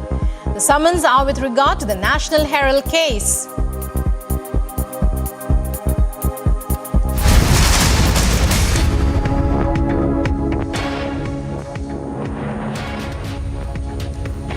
A team led by Joint Secretary, PAI, Ministry of External Affairs, is currently on a visit to Kabul to oversee the delivery operations of our humanitarian assistance to Afghanistan. Abhishek, our correspondent, joins us with more details on this. Abhishek, India continues to lend a helping hand as far as humanitarian aid is concerned to Afghanistan. It's over to you to brief us more on the details of this. Rukma, this is a very significant development. Our JS spy, which is Pakistan, Afghanistan and Iran, Mr. JP Singh, he is in Kabul as we speak and is leading an Indian delegation to oversee India's humanitarian assistance to Afghanistan. Remember, over the last few months, we have sent in about 20,000 metric tons of wheat, 13 tons of medicines, 500,000 doses of COVID vaccine, plus winter clothing. And given the fact that it was believed or a perception was created that India and Taliban share a very antagonistic relationship. The fact is that back channel has been on. All this assistance for the people of Afghanistan has been flowing. And now JS Spy, who incidentally, Mr. JP Singh used to be First Secretary of India in the Embassy of India in Kabul about a decade back. He has been in our mission in Islamabad. And now as Joint Secretary of Pakistan, Afghanistan and Iran desk, he is now leading this delegation. In fact, we are told that later in the day, the Indian team would be meeting senior members of the Taliban regime and hold discussions on India's humanitarian assistance, given the fact that we have had a historical and civilizational ties with the people there. This is a significant move insofar as India's diplomatic push in the region is concerned, despite the fact that there was a terror attack on the minority Sikh community in Kabul, following which almost the entire community has been evacuated. Those targeted killings were actually blamed at Islamic State and Al-Qaeda and not Taliban. So I think movement forward happening in terms of possibly at some stage India establishing a formal contact with the Taliban regime or the Islamic Emirate of Afghanistan, as it is called now. It is also significant because it was always believed that the earlier government in which the entire international community had a stake, India had a fantastic and fabulous equation with them. And so perhaps as a corollary, India would have had a bad relationship with Taliban. There has been a bad history, in fact, in the first Taliban government period in the 1990s, the Kandahar hijacking had happened and the Taliban regime at that time was not very cooperative, almost same elements. In fact, the entire Haqqani network is integrated into the Afghan government at this time. So in that backdrop, I think this is a significant move forward, underscores India's standing in the region as a port of call for all humanitarian issues. And be it Sri Lanka, the world has seen how we came to their rescue, be it Maldives, be it Bangladesh, be it Nepal during the period of earthquake. And now, when in the post-pandemic period, the under Taliban regime, Afghanistan is struggling. People of Afghanistan are struggling. We are not pulling back on our commitment insofar as our civilizational ties are concerned, insofar as our humanitarian aid is concerned. Remember, during the earlier government, for almost 2 decades, India had spent more than $3 billion by way of assistance, by way of help, by way of infrastructure projects. In fact, Mr. JP Singh is going to oversee the situation insofar as those projects, their state of affairs is concerned. So I think this is a very significant visit by Indian Ministry of External Affairs diplomats in Kabul, to Kabul, and essentially underscores India's position in the region. Remember, it was believed that Afghanistan is Pakistan's backyard. It was believed that all the machinations that are being done in Afghanistan are aimed at improving Pakistan's strategic depth in Afghanistan. But if India maintains its contacts, if the Taliban are willing to speak past a cordial, peaceful relationship, I think that really limits that so-called...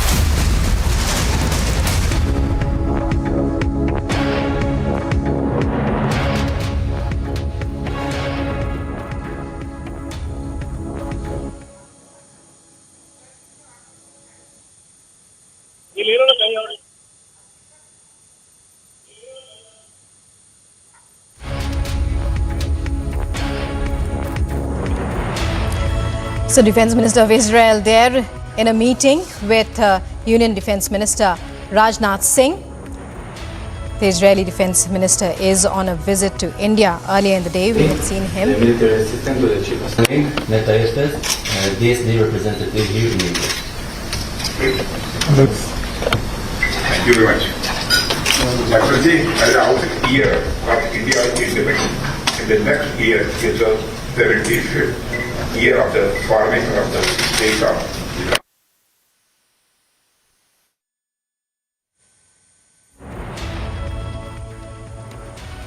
All right, Jimmy. Benny Gantz, as he's called, Defense Minister of Israel, he's visiting India, being given Guard of Honor at the South Block, and this is a very important visit where the minister will discuss issues that relate to the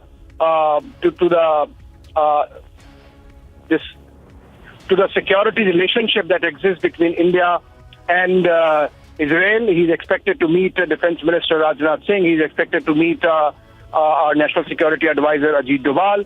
On the cards is co-production of many defense platforms, and in fact, it's likely that a formal defense security agreement might be signed. Now, this is significant because this is the 30th year of India's connect at the diplomatic level with Israel, and in fact, we are marking the 30th anniversary of India and Israel establishing diplomatic relationship, but the partnership was always believed to be mutual and more in the area of development and cooperation.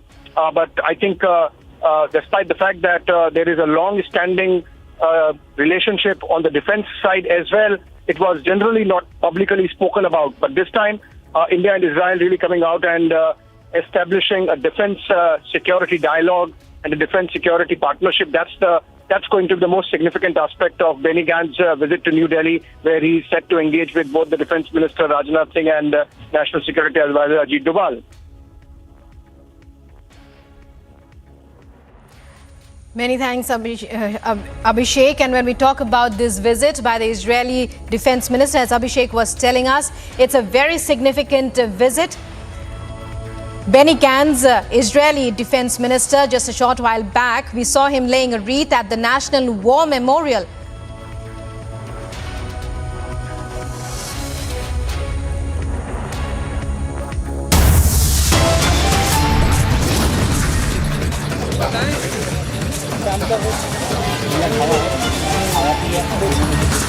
Viewers, we are live at Warsaw at KK's residence. Outside it at Park Plaza, where just minutes earlier Anu Malik, another very well-known legend from the Indian music industry, particularly the film's playback music industry, just went in to pay his last respects. It's still 12:30 that the last respects will be paid at KK's residence here at Park Place. There is a lot of presence of his fans here. We have just been speaking to some of his fans who didn't even know him personally, simply because they grew up listening and hearing and singing his songs. They are here now to pay their respects and to catch him as the final journey begins, which it will in a short while from now. Viewers, we'll be bringing those visuals to you as and when they come in from Warsaw. We'll be back after a short break.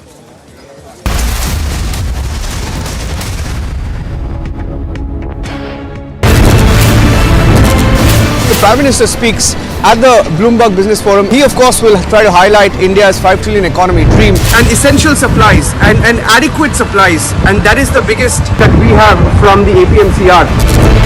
Raj Thackeray is not backing down, and supporters of Raj Thackeray have used the loudspeaker to send a message. They're trying to stop us from reporting. Today has picked up Arnab Goswami from his house, dragged him out, assaulted him physically. This is the Avigna Tower in Parel, Mumbai, where the fire was reported, and their entire effort has been to somehow burst down the flame.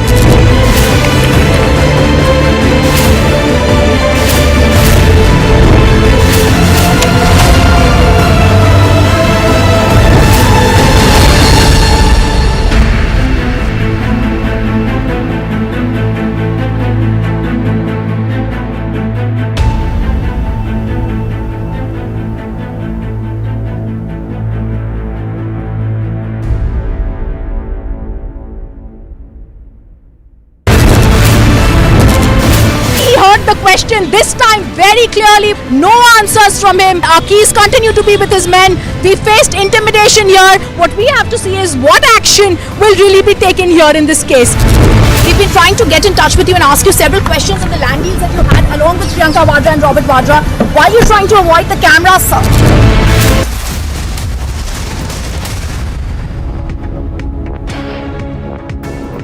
IED blast reported in Sidao village of Shopian in South Kashmir. This time the terrorists targeted a private vehicle that was hired by army, and the army personnel were on board. Army had launched an operation. They were chasing terrorists when IED was planted. In the entire incident, 3 army personnel have received injury. They have been shifted to the hospital where they are being treated, and the condition is stable. Yesterday evening, terrorists fired upon one civilian. He received leg injury and was evacuated for treatment in nearby hospital. We are seeing the back-to-back terror attacks in South Kashmir. Just 2 days before, terrorists fired at Hindu teacher in Kulgam of South Kashmir. Hindu teacher Rajni Bala identified lost her life in the terror attack. We are seeing administration and the police giving all assurance to the Kashmiri Pandits that whosoever behind these kind of target killings will be identified and neutralized.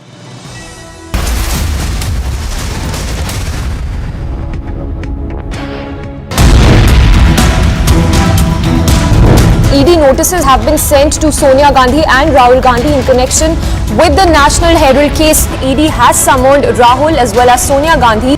कभी ED, कभी CBI, कभी IT का दुरुपयोग करके हर राजनीतिक विरोधी को कश्मीर से कन्याकुमारी और गुजरात से पश्चिम बंगाल तक डराना, धमकाना और देश का पूरा ध्यान इधर से उधर करना, ये तकनीक अब पुरानी हो गई है।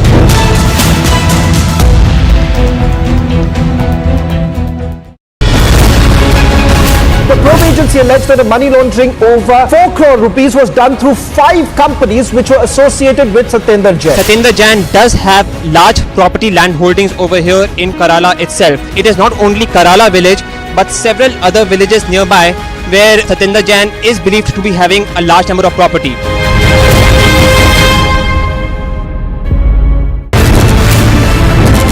Behind me is the Eisenhower building next to the White House where the meeting took place between Prime Minister Modi and Vice President Kamala Harris.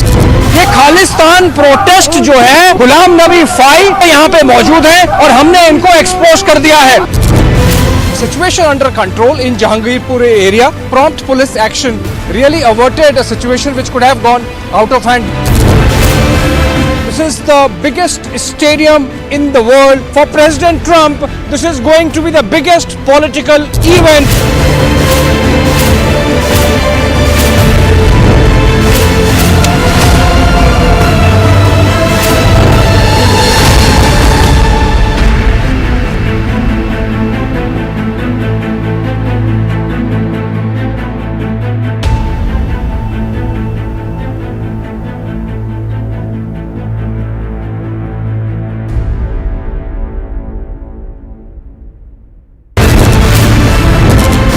Barricades come in, we are just going to move few more steps. Delhi police officials coming here, more and more officials arriving on the spot. This is not only about a blast happening in the national capital. Narendra Modi खुद पहुंचे भारत।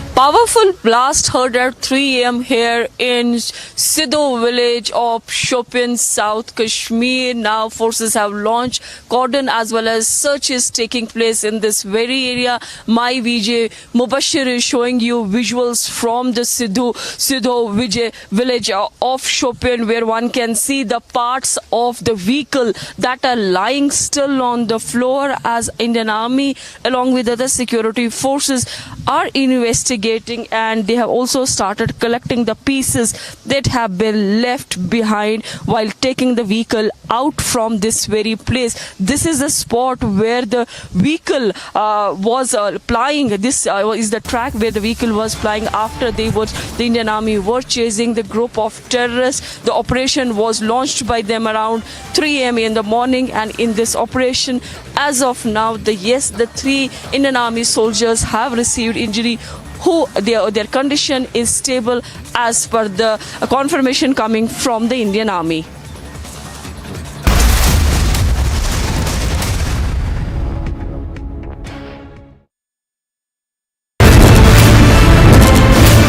मोटे मोटे पत्थर फेंके गए। कल देर शाम किस तरह से हिंसा हुई है दिल्ली में। काला दिवस की कॉल को कश्मीर के लोग इसे सिरे से खारिज करते हैं, रिजेक्ट करते हैं। दिल्ली को न जलने देंगे और न ही सुलगने देंगे। एक एक तस्वीर दिल्ली से। किसान नेताओं किसान आंदोलन को यहाँ पर खत्म करेंगे, ये बड़ा सवाल है। The ongoing debate on the shivling found in Gyangapi, the Supreme Court has stayed all matters in the lower court here in Varanasi.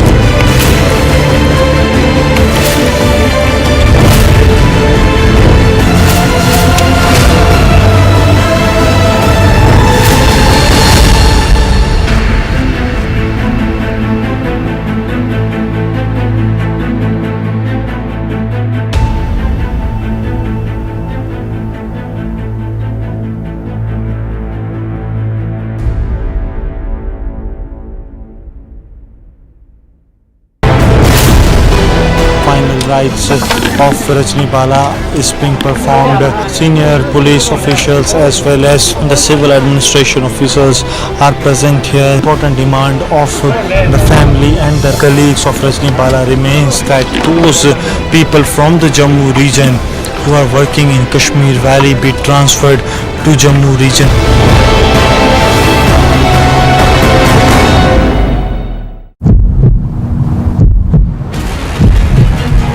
The protesters are on the road. They have now started a sit-in protest against the administration. What they are saying that they won't go down and they will continue.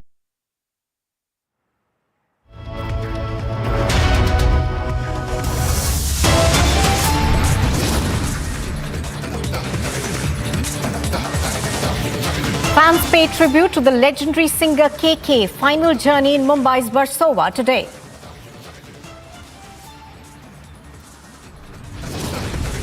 Blast in Shopian Sedo.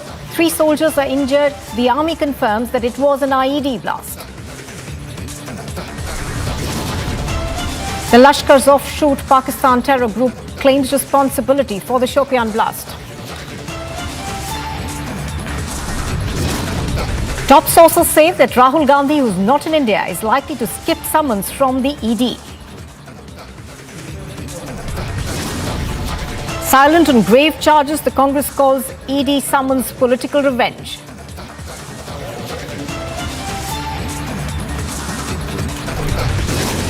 Himanta Biswa Sarma takes on the radical organization, the PFI, calls for a ban on the PFI and the CFI.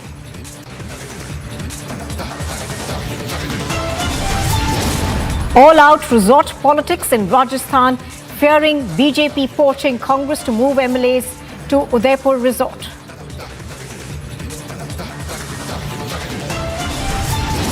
The tell-all hot chase tape is out. Tape shows Bolero and Corolla chasing Moosewala's SUV. And Sachin Pilot calls for introspection, says the Congress must reflect upon reality.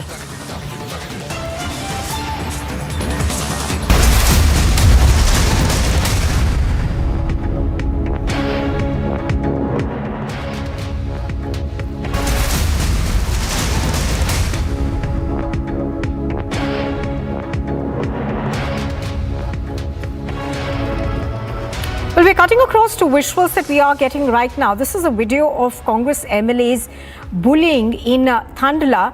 This video has gone viral, and in these pictures we can see MLA Veer Singh Bhuria beating a contractor with shoes for a tap water scheme. Now, the video has gone viral on social media, and we are told that this video has been shot in the Kachalandra village in Thandla assembly. The MLA has accused the contractor of negligence during construction, also going on to then abuse the contractor in the visual.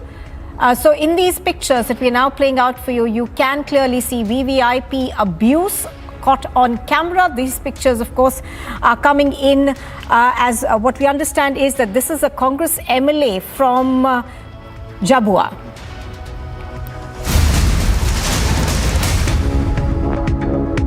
सूचना मिली है कि अगले कुछ दिनों में केंद्र सरकार मनीष सिसोदिया को भी गिरफ्तार करने जा रही है। पता चला है कि केंद्र सरकार ने सभी जांच एजेंसीज को मनीष सिसोदिया के खिलाफ कोई ना कोई फर्जी केस तैयार करने को कहा है। जैसे इन्होंने सत्येंद्र जैन के खिलाफ फर्जी केस किया है, वैसे ये लोग मनीष जी के खिलाफ भी फर्जी केस बना रहे हैं। मनीष सिसोदिया भारत की शिक्षा क्रांति के जनक हैं। आज़ाद भारत के इतिहास के शायद वो सबसे बेहतरीन शिक्षा मंत्री हैं। सरकारी स्कूलों में पहले गरीबों के बच्चों को 3rd क्लास शिक्षा मिलती थी। दिल्ली के सरकारी स्कूलों में 18 लाख बच्चे पढ़ते हैं। इन सभी बच्चों का भविष्य अंधकार में था। मनीष जी ने इन बच्चों को अच्छे और सुनहरी भविष्य की उम्मीद दी है। मनीष जी ने इनके माता पिता की आंखों में चमक दी है। आज मैं उन 18 लाख बच्चों से पूछना चाहता हूं, बच्चों, क्या आपके मनीष सिसोदिया भ्रष्ट हैं? मैं उनके माता पिता से पूछना चाहता हूं कि ये लोग आपके मनीष सिसोदिया को भ्रष्ट कह रहे हैं, आपको क्या लगता है? मनीष सिसोदिया ने ना केवल दिल्ली बल्कि पूरे देश के गरीब बच्चों को उम्मीद दी है कि उनके स्कूल भी बदल सकते हैं। दिल्ली की शिक्षा क्रांति की धमक केवल भारत में ही नहीं, आज पूरी दुनिया में गूंज रही है। पूरी दुनिया के देशों से दिल्ली सरकार के पास निमंत्रण आ रहे हैं, हमें भी हैप्पीनेस क्लास सिखाओ, हमें भी एंटरप्रेन्योरशिप क्लास सिखाओ। मनीष जी ने पूरी दुनिया में भारत का नाम रोशन किया है। ऐसे व्यक्ति को जेल में डालना चाहिए या उन्हें पूरे देश के स्कूलों को ठीक करने की जिम्मेदारी देनी चाहिए? मुझे ऐसा लगता है कि सत्येंद्र जैन और मनीष सिसोदिया को फर्जी मामलों में जेल में डाल के दरअसल ये लोग दिल्ली में शिक्षा और स्वास्थ्य के क्षेत्र में जो अच्छे काम हो रहे हैं ना, उन्हें रोकना चाहते हैं। पर चिंता मत कीजिए, मैं ऐसा कभी नहीं होने दूंगा। सभी अच्छे काम चलते रहेंगे। मैं हमेशा कहता हूँ, मुझे राजनीति करनी नहीं आती। मनीष को और सत्येंद्र को जेल में डालने के पीछे इन लोगों की क्या राजनीति है, मुझे नहीं पता, मुझे समझ नहीं आता। मुझे केवल ये पता है कि मनीष और सत्येंद्र जैसे लोगों को जेल में डालने से केवल देश का नुकसान है। अगर मनीष और सत्येंद्र भ्रष्ट हैं तो फिर ईमानदार कौन है?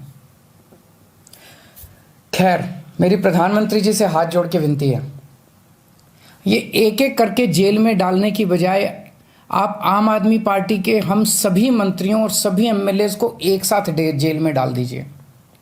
सारी जांच एजेंसीज को बोल दीजिए कि एक साथ सारी जांच कर ले। आप एक एक मंत्री को गिरफ्तार करते हो, इससे जनता के कामों में बाधा होती है। अब सत्येंद्र जैन जी दिल्ली में कई और नए मोहल्ला क्लिनिक बनवा रहे थे। वो दिल्ली में पानी और बढ़ाने के लिए कई नए प्रोजेक्ट्स पे काम कर रहे थे, यमुना की सफाई पे काम कर रहे थे। अब वो सारे प्रोजेक्ट्स धीमे पड़ जाएंगे। जिस केस में उन्हें गिरफ्तार किया है आपने, उसकी जांच पहले ही सीबीआई और इनकम टैक्स वाले कर चुके हैं, उन्हें कुछ नहीं मिला क्योंकि केस तो फर्जी है, उसमें कुछ है ही नहीं। अब उसी केस की दोबारा जांच ईडी कर रही है। एक एक केस को कई कई साल तक अलग अलग एजेंसी बस जांच ही करते रहेंगे क्या? तो फिर जनता का काम कब करेंगे हम लोग? इसलिए मेरी आपसे विनती है, हम सबको एक साथ गिरफ्तार कर लो, एक साथ सारी जांच एजेंसी से हमारी सबकी जांच करवा लो। जितनी रेड करनी है रेड कर लो, एक साथ कर लो, ताकि उसके बाद हम काम कर सकें। हमें राजनीति समझ नहीं आती। कुछ लोग कहते हैं ये हिमाचल के चुनाव की वजह से किया जा रहा है, कुछ लोग कहते हैं ये पंजाब चुनाव के नतीजों का बदला लिया जा रहा है। हमें नहीं पता क्या कारण है। जो भी कारण है, हमें गिरफ्तार होने से डर नहीं लगता, पर सबको एक साथ करवा लो। आपने 5 साल पहले भी हम सब पे कई रेड करवाई थी, किसी के यहाँ 1 पैसे की चोरी नहीं मिली। हमारे 20 से ज़्यादा एमएलएस को गिरफ्तार किया गया, सारे के सारे कोर्ट से छूट के आ गए। सब मामलों में कोर्ट ने जांच एजेंसियों को खूब डांटा कि क्या कर रहे हो। आज हम हर जगह गर्व के साथ मजाक में कहते हैं कि हम सब लोग मोदी जी से ईमानदारी का सर्टिफिकेट लेके आए हैं। अब फिर से ये जेल का गेम शुरू हो गया। तो हमारी आपसे हाथ जोड़ के बस एक विनती है, हम सबको एक साथ गिरफ्तार करके सारी जांच करवा लीजिए। मुझे पूरा विश्वास है एक बार फिर से हम आपसे देश की सबसे ईमानदार और देशभक्त पार्टी का सर्टिफिकेट लेके जाएंगे। जय Hind.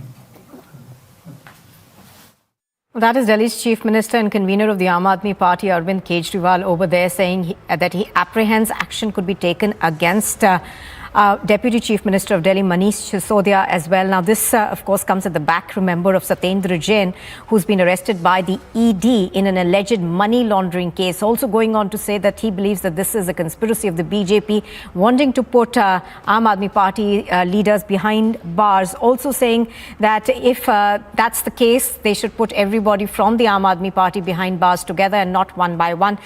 So essentially what we see is Arvind Kejriwal talking to the media, talking about the fact that he believes that there could be action against the Delhi Deputy Chief Minister Manish Sisodia as well. Now, this comes right at the back of Satyendra Jain being arrested by the Enforcement Directorate in an alleged money laundering case. Now, we have, of course, in the past also seen Arvind Kejriwal as well as Manish Sisodia talk about that arrest, saying that he was arrested because he was the AAP in charge for Himachal Pradesh elections.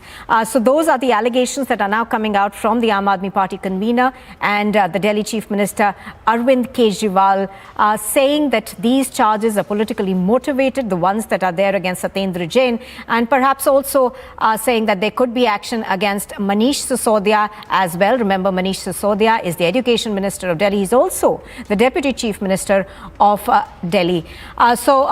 This is what we are hearing in terms of a political comment that's coming in from Arvind Kejriwal now. But the charges against Satyendra Jain are pretty serious. Those are on your screen right now. He's been accused by the ED of money laundering in a case of money laundering. So Aam Aadmi Party over there responding to that arrest that has taken place. The Aam Aadmi Party, of course, also saying that they believe that this is a case of political vendetta. Arvind Kejriwal saying that the case against Satyendra Jain, of course, is something that was probed earlier by the IT department also. So very serious allegations there coming in from Aam Aadmi Party convener and Delhi Chief Minister Arvind Kejriwal. We're going to try and get reactions to that for you in just a bit, but in a sense what he's essentially said is two very important things. One, he believes that there could be action against Manish Sisodia, the Deputy Chief Minister of Delhi.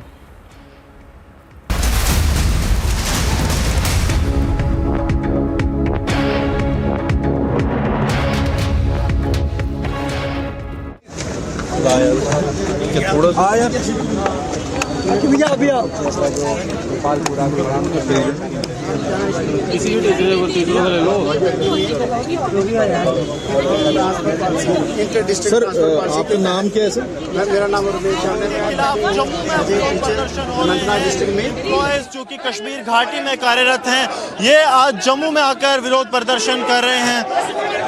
Hello hello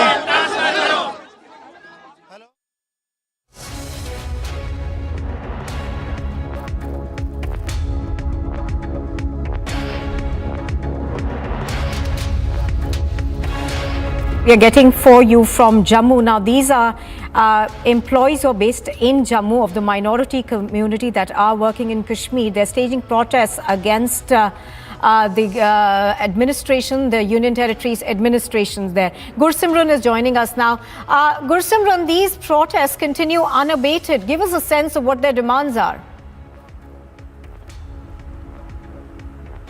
Parts of Jammu and Kashmir, who are from Jammu especially, who are working in Kashmir, and they are staging protests, the protest against the Union Territory government, as the government has failed to provide them security. We'll try to speak to them. Sir, क्या मांग कर रहे हैं आप लोग? हमारी sir ये मांग है कि हमारा जो हमें ट्रांसफर किया जाए फ्रॉम वैली टू जम्मू, क्योंकि कश्मीर के हालात से हर कोई वाकिफ है और हर कोई जानता है कि टारगेट किलिंग हो रही है वहाँ, तो कश्मीर के हालात से हर कोई वाकिफ है। डिबका LG जब भी कोई ऑर्डर निकालते हैं हमारे से जम्मू बेस्ड एम्प्लॉई के साथ पार्शलिटी करते हैं, तो इस पार्शलिटी से हम ये चाहते हैं कि हमें ट्रांसफर किया जाए फ्रॉम कश्मीर टू जम्मू।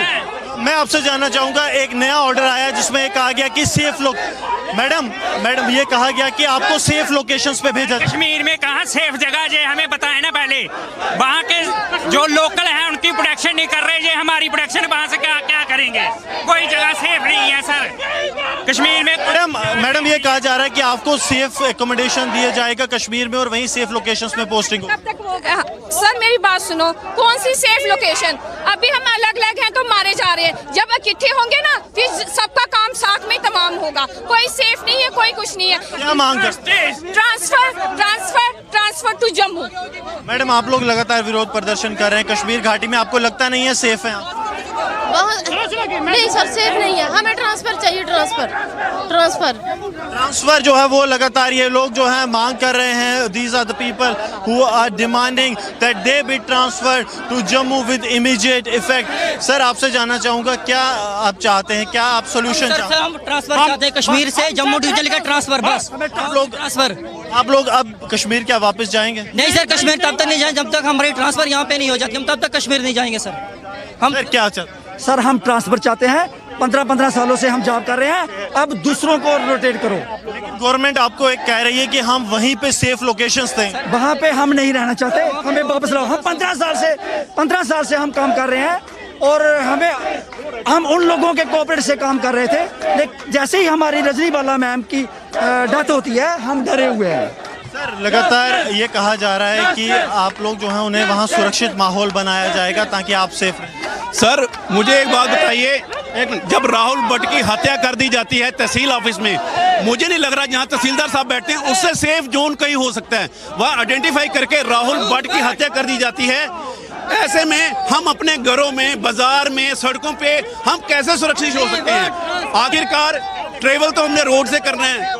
कश्मीर में बाय रोड हमें अपनी ड्यूटीज पे जाना है। ड्यूटीज में रोड पे हमें कौन सी सुरक्षा है, कौन सी हमें वहाँ पे सिक्योरिटी दी जा रही है सर रोड पे? आप लोग क्या आप कश्मीर वापस नहीं जाएंगे? हम वापस तब तक नहीं जाएंगे जब तक हमारी मांग पूरी नहीं करी जाएगी, और जब तक हमारी मांग पूरी नहीं करती हम यूं ही धरने में बैठे रहेंगे और हम सारे ड्यूटी ज्वाइन नहीं करेंगे। So they have threatened that they won't be joining their duties. Hundreds of the employees from the minority Hindu community who are working in Kashmir Valley, they have come back from the Kashmir and they are staging protest here in Jammu. The demand is very clear and simple that they won't go back to Kashmir Valley. Sir, Kashmir वापस अब नहीं जाएंगे? नहीं, ऐसा अभी थोड़ा threat है उधर, तो इसलिए अगर ट्रांसफर हो जाए तो वही ठीक है। घर पे रहना चाहिए? नहीं, घर पे नहीं, यहाँ पे पोस्टिंग करें। हम तो करना चाहते हैं, काम क्यों नहीं करना चाहते? They are saying that they want to work but they want a safe and secure atmosphere. Sir लगातार आप लोग विरोध प्रदर्शन है, सरकार से क्या कहना चाहते हैं? हम ट्रांसफर चाहते हैं अपने होम डिस्ट्रिक्ट में। Showing you the visuals that how these protesters have resorted to the protest here. They are crossing the barricadings, they are going towards the road. They say that they won't return to the Kashmir Valley until and unless there is a solution to their demands being provided by the locals, by the people. And now they are staging protests. We have seen widespread protests in Kashmir Valley also, and now the protest is taking place इन जम्मू। मुझे ये बताइए क्या मांग करते हैं आप? Transfer. हम एक ही एजेंडा है हमारा, कुछ नहीं हमें चाहिए, खाली हमें ट्रांसफर चाहिए, बात खत्म। दिल्ली में हम सुरक्षित नहीं है, हमें खाली मांग हमारी ये ट्रांसफर चाहिए जम्मू। हम क्या चाहते हैं, हम क्या तो ट्रांसफर की ये लोग मांग कर रहे हैं। आप बताइए मुझे, क्या हालात वहाँ बिल्कुल ठीक नहीं लग रहे? सर उधर हालात बिल्कुल ठीक नहीं है, माइनॉरिटी किलिंग हो रही है उधर, कोई किसी को देख नहीं रहा है। ये बोल रहा है कि हम आपको डिप्लॉय कर देंगे अपने डिस्ट्रिक्ट हेडक्वार्टर में। उधर कौन सी सिक्योरिटी है? अगर उधर सिक्योरिटी है भी है, जब हम बाहर निकलेंगे होटल से, जब ऑफिस से होटल जाना होगा, वो जो बीच का सफर है उसमें कौन सी सिक्योरिटी है? या तो हमें PSO दिए जाए, या तो हमें ट्रांसफर किए जाए। Very valid point being raise. क्या क्या मांग है सर? हमारी यही डिमांड है कि हमारी ट्रांसफर होनी चाहिए वहाँ से, ट्रांसफर होनी चाहिए वहाँ से, और हमारी कोई मांग नहीं। आवाज दो!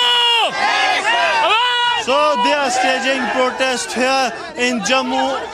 A police to visible deployment has been made by the Jammu and Kashmir police so that the protest remain peaceful. लगातार यहाँ पर विरोध प्रदर्शन जो है वो बड़ी संख्या में हो रहे हैं। जम्मू कश्मीर पुलिस को एहतियातन जो है यहाँ पर तैनात कर दिया गया है ताकि ये लोग किसी भी तरह की जो लॉ एंड ऑर्डर सिचुएशन है वो ना बन पाए। पुलिस की तरफ से इन लोगों को जो है सड़क तक जाने से रोका जा रहा है क्योंकि ये जम्मू पठानकोट राष्ट्रीय राजमार्ग को ये रास्ता जो है वो यहाँ पर लगता है।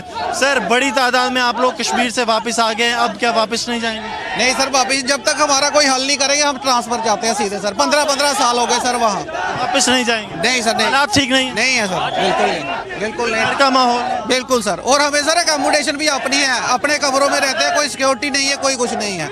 So they are saying that इनकी जो अपनी एकोमोडेशन है वो भी यहाँ पर है और यही कारण है इनको थ्रेट बहुत ज़्यादा है, इनको कोई भी सिक्योरिटी जो है वहाँ मुहैया नहीं करवाई गई। गौरव से कहूँगा कि गौरव जो है आपको विजुअल्स जो लगातार दिखाते रहें कि किस तरह से जो जम्मू के जो लोग जो एम्प्लॉयज़ कश्मीर घाटी में कार्यरत हैं वो अब लगातार यहाँ पर बड़ी तादाद में विरोध प्रदर्शन जो है वो कर रहे हैं। सर आप लोग लगातार ये जो प्रोटेस्ट कर रहे हैं क्या देखते हैं? हालात ठीक नहीं है? बिल्कुल हालात सर वहाँ बिल्कुल ठीक नहीं है। हम स्कूल जाते हैं जब तो डर के मारे हम पढ़ा नहीं कुछ भी पाते, हमारा ध्यान गेट की तरफ रहता है, कब कोई आ जाए, कब कोई आके शूट कर जाए। लगातार ये लोग कह रहे हैं कि हमारा ध्यान जो है वो पढ़ाई की तरफ नहीं जाता है और वो पढ़ा नहीं पाते हैं। Gaurav ji,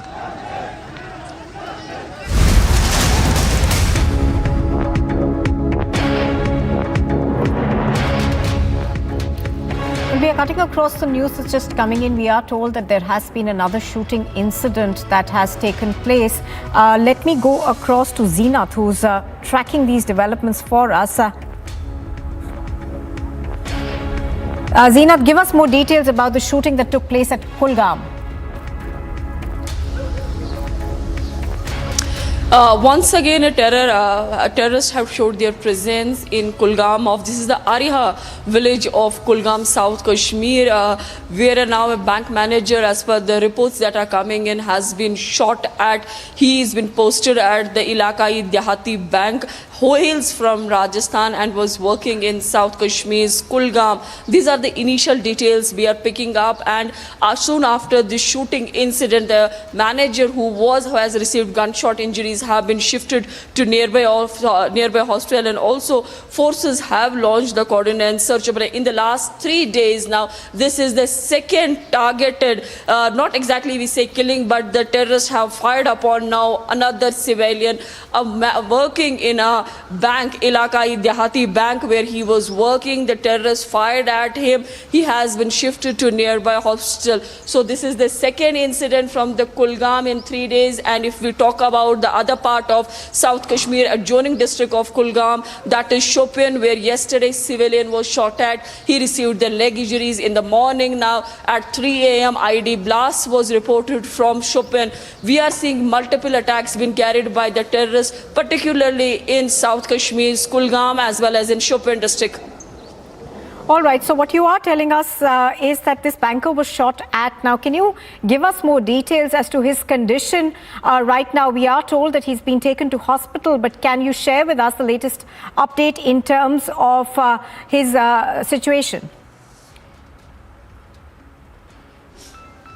See, as far as the situation is, as far as his health condition is concerned, he is being treated at the hospital, the Kulgam-based hospital, where he has been taken by the people. He has been identified as the Vijay Kumar, who hails from Rajasthan. The initial details that we are picking up, he has been identified as Vijay Kumar. These are the source-based information that we are breaking here on Republic. In fact, Republic has been able to access the picture of the one who has received the gunshot injuries. He has been taken to the hospital. Second incident in 3 days' time in the Kulgam, where terrorists once again in a broad daylight showed their presence. Although Home Minister Amit Shah has also called meeting as far as the J&K situation is concerned. The meeting will be held tomorrow. That will, which will be LG Manoj Sinha will be the part of this very meeting. So we are seeing that terrorists are going all against the civilians, the locals, the non-locals, in order to show their presence. We have seen in past in the way cordon and search operations, the raids where the OGW network was picked up, police and the administration trying to destroy the ecosystem of the terrorism in the Kashmir Valley. But also we are seeing the retaliation coming from the terrorists, although nobody has claimed as of now, but as per the sources, once again the TRF is behind this very incident where a manager of the Ilakahi Dehati Bank has been targeted by terrorists in Kulgam of South Kashmir. Now, so as you're telling us, Zeenat, there is a confirmation coming in right now that the name of the person who was shot at is Vijay Kumar. He's believed to be critical. He's been taken to hospital in the area. Now, what more can you share us with in terms of the circumstances of this shooting? We understand that he was on his way. Nupur, as I already mentioned, it is the TRF who has claimed the responsibility for targeting this manager who was working at the Ilakahi Dehati Bank in Ariha village of Kulgam. TRF is an offshoot of Lashkar-e-Toiba, Pakistan-based terror outfit working in Kashmir Valley. They have claimed the responsibility of this very attack. Well, if we talk about the attacks that had happened in recent past, in majority of the cases, the TRF has claimed their responsibility. Even in the IED blast that was reported from the site of Sidhu Shopian at 3 in the morning, TRF has claimed their responsibility. Those security forces maintain that it is not only the TRF, but majority of the terror organizations, they work together to carry these kind of attacks. All right, Zeenat, do stay with us. Zeenat, of course, is bringing us those details from Shopian, but news just coming in seems to suggest that a banker was also shot at. His name is Vijay Kumar, and what we are also learning at the moment is that he is critically wounded. But even as all of this happens, we are seeing protests that are taking place in Jammu. Those visuals coming to you from Jammu, where people of the minority community are demanding that they permanently be transferred out of Kashmir. Those are demands that are being laid out by the Kashmiri Hindus.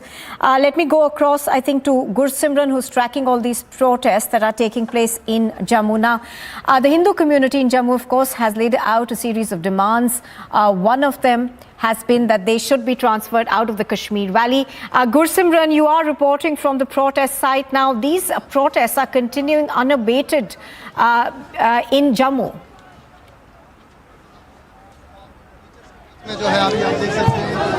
Yes, the protests are going on, and I request Sarjeevan to keep showing you the visuals that these are the employees from the Jammu region who are working in the Kashmir Valley. What they are demanding that they be sent back to Jammu region, they be transferred out of Kashmir. We'll try to speak to some of the employees. Madam, क्या मांग करते हैं आप लोग लगातार विरोध प्रदर्शन? Sir, only transfer, only relocation, only relocate बस, और कोई हमारी कोई डिमांड। हालात सुरक्षित नहीं लगते? सर, किस तरह से सुरक्षित है? एक के बाद दूसरा, दूसरे के बाद तीसरा, वहाँ पर इस तरह से किलिंग हो रही है। कौन सेफ है वहाँ पर? कोई है? आपको लगता है वहाँ पर कोई सेफ है? लेकिन हमें यहाँ भेजा जाए sir, please. So they are saying that no one is safe in Kashmir Valley. Sir, आपसे जानना चाहूँगा, लगातार जो है टारगेट किलिंग्स हो रही हैं, अभी एक और टारगेट किलिंग कश्मीर में टारगेट किया गया है एक एम्प्लॉय को, किस तरह देखते? सर, वहाँ पे जितने भी हमारे इंटर डिस्ट्रिक्ट खासकर कैटेगरी में जो एम्प्लॉयज़ लगे हैं, चाहे वो 4th क्लास हैं, एजुकेशन में टीचर्स हैं, कोई भी वहाँ पे सेफ फील नहीं कर रहा है।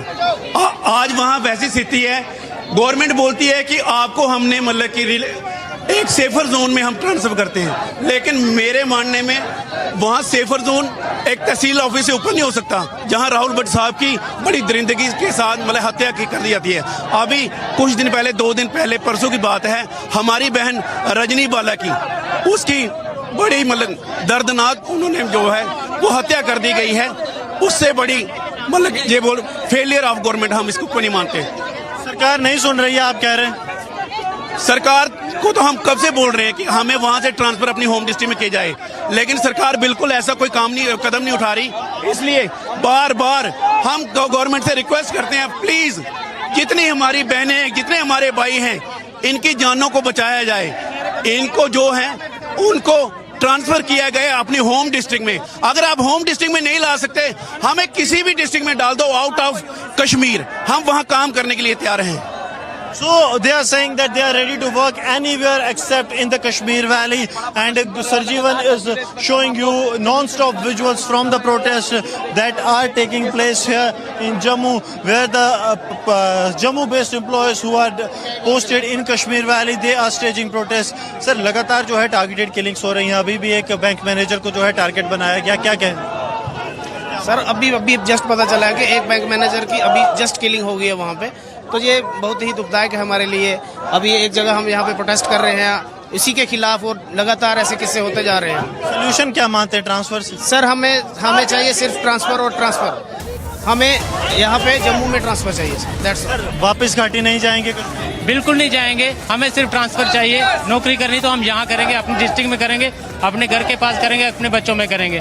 हमें वहाँ नहीं मरना है, वहाँ मरने के लिए बहुत से लोग और they won't be going to the Kashmir Valley. This is what they are saying, and we'll continue this coverage right after this short break.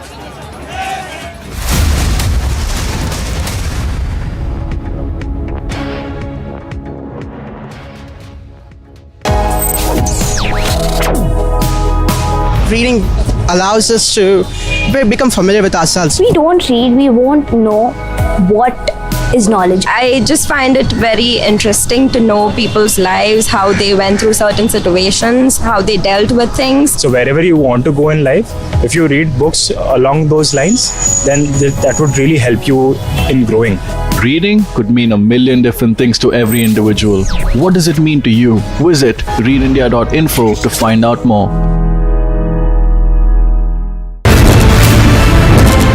Barricades come in, we are just going to move few more steps. Delhi police officials coming here, more and more officials arriving on the spot. This is not only about a blast happening in the national capital.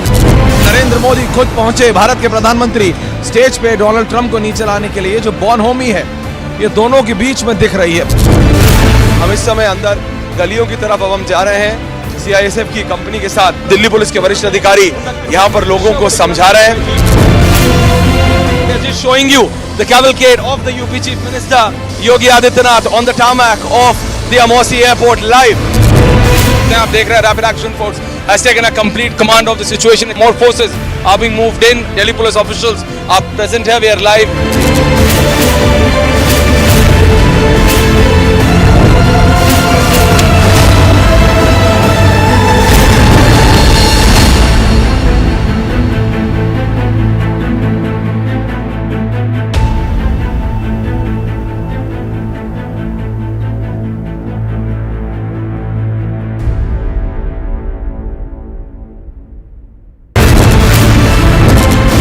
Prime Minister speaks at the Bloomberg Business Forum. He of course will try to highlight India's 5 trillion economy dream and essential supplies and adequate supplies, and that is the biggest that we have from the APMCR. Raj Thackeray is not backing down, and supporters of Raj Thackeray have used the loudspeaker to send a message. They're trying to stop us from reporting. Today has picked up Arnab Goswami from his house, dragged him out, assaulted him physically. This is the Avigna Tower in Parel, Mumbai, where the fire was reported, and their entire effort has been to somehow cross down the flames.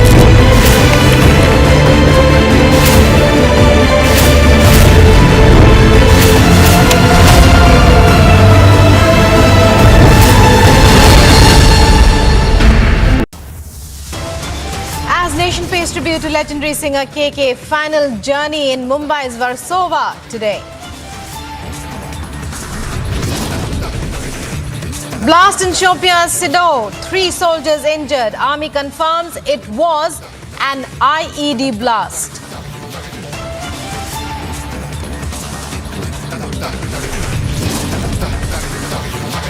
In yet another targeted attack in the Valley, bank manager shot dead in Kulgam district.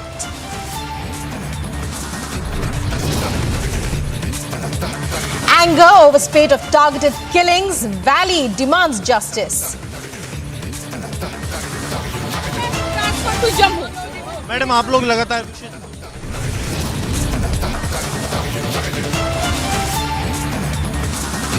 Top sources say Rahul Gandhi, who is not in India, is likely to skip ED summons.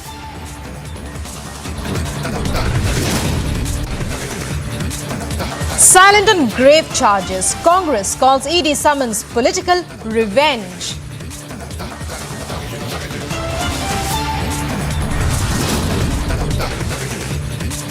In Assam, Himanta takes on radical organization PFI, calls for a ban on PFI and CFI.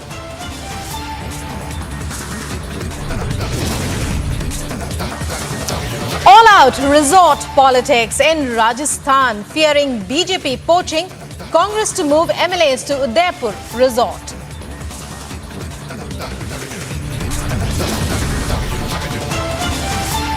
The tell-all hot chase tape is out. Tape shows Bolero and Corolla chasing Moosewala's SUV. Pilot calls for introspection, says Congress must reflect upon the reality.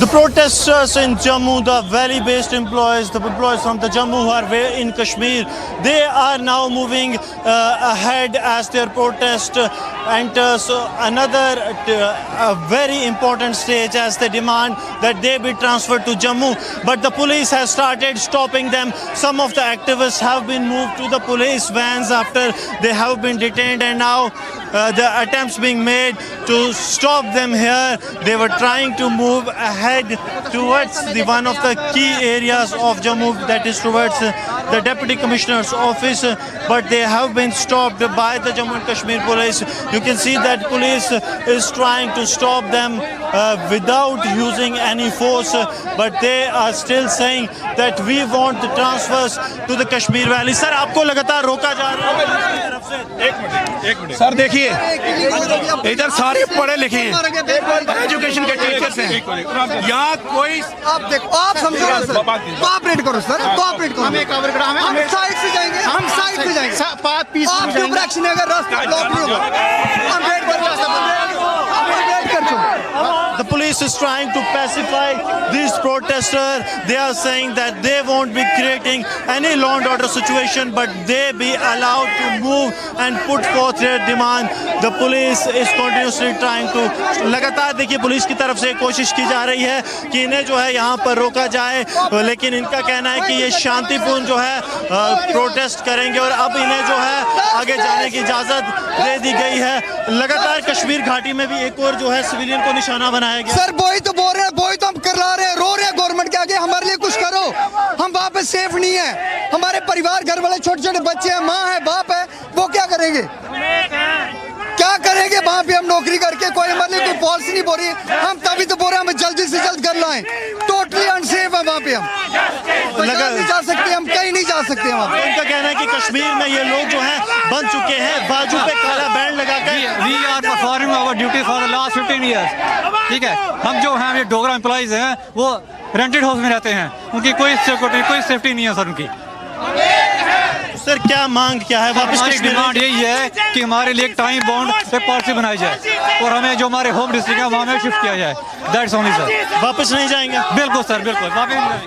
Sir लगातार ये मांग क्या है? हमारी मांग sir ये है कि हमें ट्रांसफर पॉलिसी चाहिए जो बनी हुई है, क्योंकि हमने अपनी आधी जॉब कश्मीर वैली में कश्मीर में गुजार चुके हैं और अब हम ये चाहते हैं कि हमारी ट्रांसफर की जाए हमारी होम डिस्ट्रिक्ट में। और सर ये सारी जितने भी अभी भी मेंबर्स इकट्ठे हुए हैं ये सारे ऐसी कम्युनिटी से आते हैं और मैं आपसे ये भी कहना चाहता हूँ कि हम बेसिकली वहाँ के बशिंदे नहीं हैं, हम बेसिकली जम्मू से बिलोंग करते हैं, हम जम्मू से हैं और हम ये एक ट्रांसफर पॉलिसी के जरिए वहाँ पर लगे हुए। आप भी काफी लंबे समय से वहाँ पर होंगे, क्या माहौल? जो हमारे टीचर भाई हैं इन लोगों को मुझे लगता है कि सरकार जानबूझकर मरवाना चाहती है, क्योंकि इन लोगों के लिए कोई किसी किस्म की सुरक्षा का माहौल नहीं, कोई पॉलिसी नहीं बनाई गई है और इन लोगों को चाहिए कि इनको जम्मू में ट्रांसफर कर दिया जाए।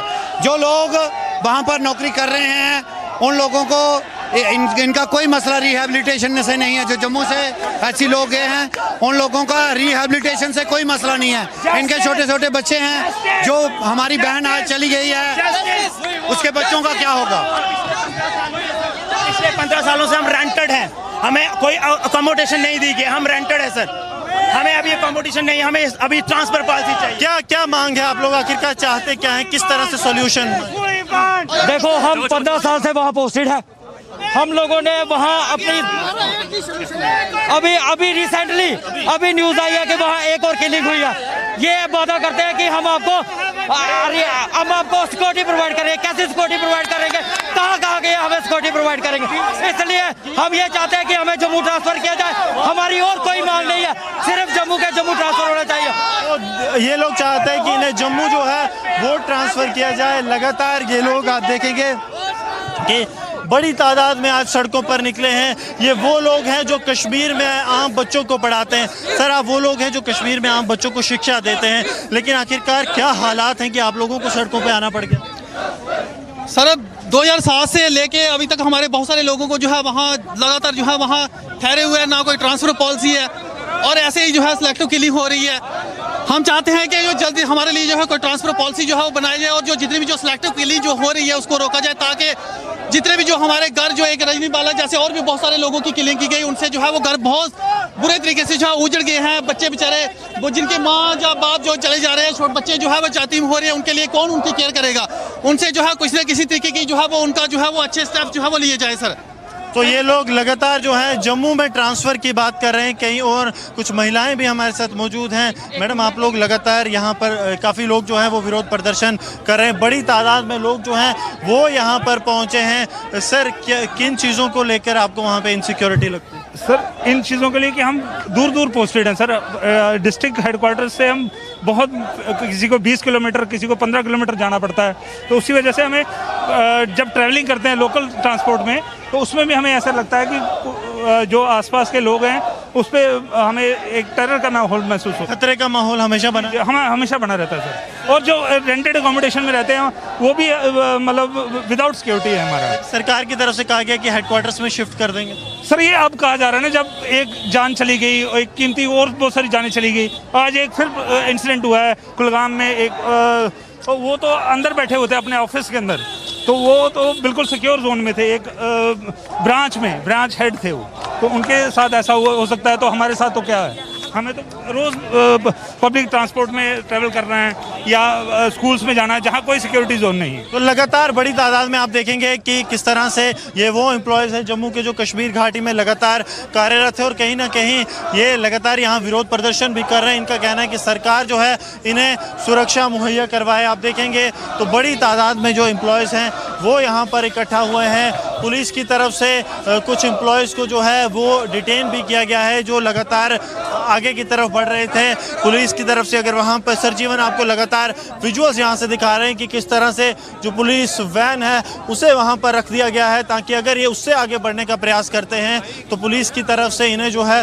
वो डिटेन किया जाएगा। किसी भी तरह की लॉ एंड ऑर्डर सिचुएशन ना बने, ये प्रयास भी लगातार प्रशासन की तरफ से यहाँ पे किया जा रहा है। आप देखिए एक बड़ी डिप्लॉयमेंट जो है वो पुलिस की यहाँ पर देखने को मिल रही है। बड़ी तादाद में जम्मू कश्मीर पुलिस जो है उसे यहाँ पर तैनात कर दिया गया है ताकि किसी भी तरह की जो सिचुएशन है वो ख़राब ना हो, हालात जो हैं वो यहाँ पर ख़राब ना हो, उसके लिए लगातार आप देखिए किस तरह से यहाँ पर पुलिस बातचीत भी कर रही है ताकि बातचीत से भी मसला जो है उसे हल किया जा सके।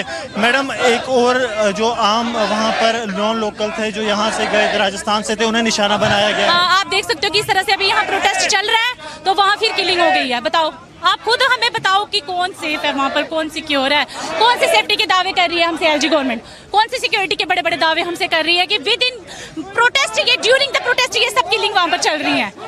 आप बताओ, वापस कश्मीर नहीं जाएंगे?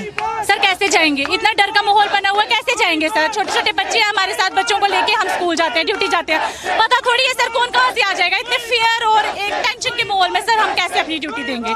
आप बताओ। लगातार प्रशासन ये कह रहा है कि हेडक्वार्टर्स में शायद शिफ्ट कर देंगे। प्रशासन जो है वो अंदर बैठ के एसी वाले रूम्स में बैठ के जुमलेबाजी कर रहे हैं बस, और कुछ नहीं है। आप देखो यहाँ कितना टेम्परेचर आज, आप देख सकते हो। हम सब कश्मीर डिवीजन के एम्प्लॉइज हैं सब, तो सब वहाँ का इतना जो अच्छा वहाँ का एटमॉस्फेयर था वो छोड़कर हम यहाँ पर अगर प्रोटेस्ट करें इतनी गर्मी में, हमारी अंदर की फीलिंग्स को देखो सर, हम कितने परेशान हैं इस समय। तो लगातार ये लोगों का कहना है कि बहुत ज़्यादा ये परेशान है, वरना कोई भी नहीं चाहेगा कि कश्मीर घाटी से वापस आए, लेकिन जिस तरह के हालात बने हैं, 15 साल नौकरी करने के बाद ये लोग वापस आने को यहाँ पर मजबूर हुए हैं और ये लोग जो हैं मांग कर रहे हैं कि इन्हें परमानेंट जम्मू ट्रांसफ़र किया जाए। मैडम, लगातार एक ही मांग आप लोग? ट्रांसफ़र सर, ट्रांसफ़र हमें ट्रांसफ़र किए जाए, जहाँ वहाँ से लोग रिलोकेट किए जाए। इतना डर का माहौल सर वो तो है, आज फिर से न्यूज़ आ रही है कि वो कोई किसी की किलिंग हो गई है बैंक में।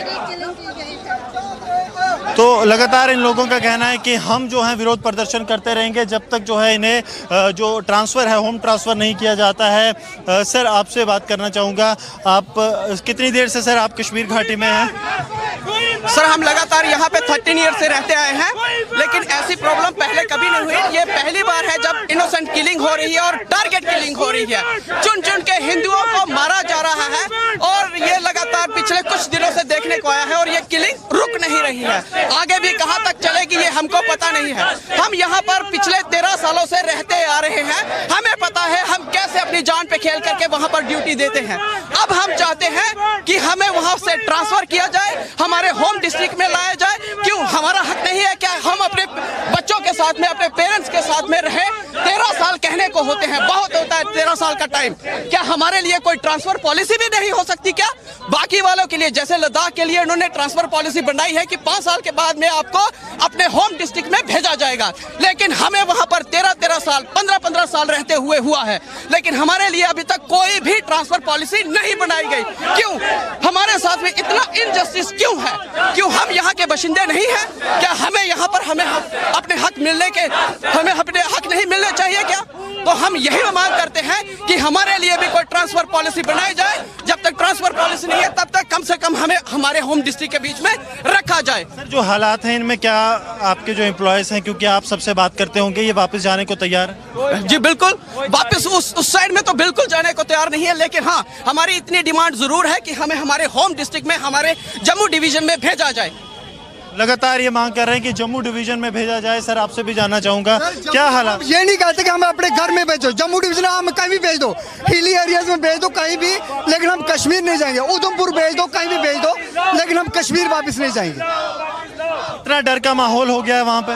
सर, माहौल आपने देखा है, वहाँ पे तो घर से बाहर नहीं निकल सकते, जो बेचारे अंदर अभी भी कुछ मुलाजिम वहाँ पे कमरे में कैद है, कमरे से बाहर। तो दे आर लगातार इन लोगों को डर का माहौल और ये कहना है कि कश्मीर जो है वो वापस नहीं जाएंगे। जी,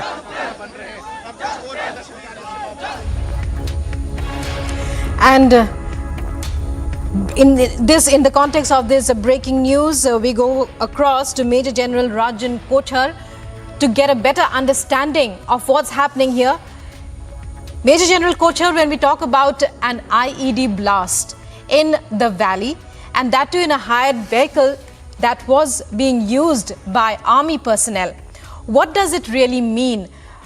Even though we are seeing here Kashmiri pundits facing an atmosphere of fear, the fear is equally there for the armed forces as well. Would you agree? I absolutely agree with you. You see, I have been also in the valley for 2 tenures, and during that time, this terrorism was at its peak. And the army is vulnerable because the army is to be seen in large areas. They have to do a number of operations. Combing operations are there, intelligence operations are there, surgical operations are there. So the army is exposed all the time, and these kind of IED blasts, I would recommend to the government that we should have enough of vehicles in the army. And why are we going for civil hired vehicles? And it becomes at times the kind of checks, because at times the notice is extremely short. So it may not be possible to check each and every vehicle that it is sanitized properly. And these IED blasts will take place, and these vehicles also get identified by the militants that they are carrying army personnel. We used to have a system earlier of road opening parties. So whenever an army convoy used to move on an area, these road opening parties who had mine detectors and all that equipment with them, they used to first sanitize that road. Only then the convoys used to move. So I'm sure these kind of standard operating practices are still there, and which we have to ensure that these practices are strictly enforced, because at times there may be a laxity on this also.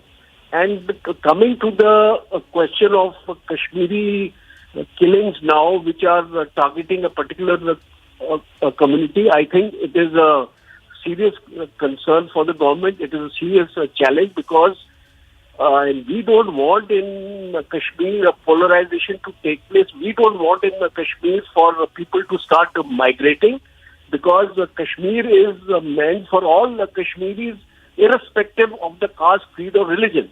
So government has got an immense task on hand, and they have to ensure the security of these communities, especially the Hindu community and Kashmiri Pandit community. And whatever their demands are there, if they want to be posted in specific areas, I think it could be considered, considering the situation in the valley right now, because it won't be possible to give individual security to each and every Kashmiri Pandit, so he is vulnerable. So presently our intelligence network has to be beefed up. Very true, Major General, very true. We have to catch hold of these people. Many thanks, Major General Kochar, for joining us there and for explaining to us that situation, what it means for the armed forces, for the security forces to be going through the process of, having their comrades die in an IED blast once again in the valley. Even as you can see in those visuals, Kashmiri Pandits up in arms. Our correspondent Gursimran now joining us to tell us about what's happening as far as the Kashmiri Pandit protest is concerned. Gursimran, the protests are getting louder, the demands are getting clearer. Tell us more.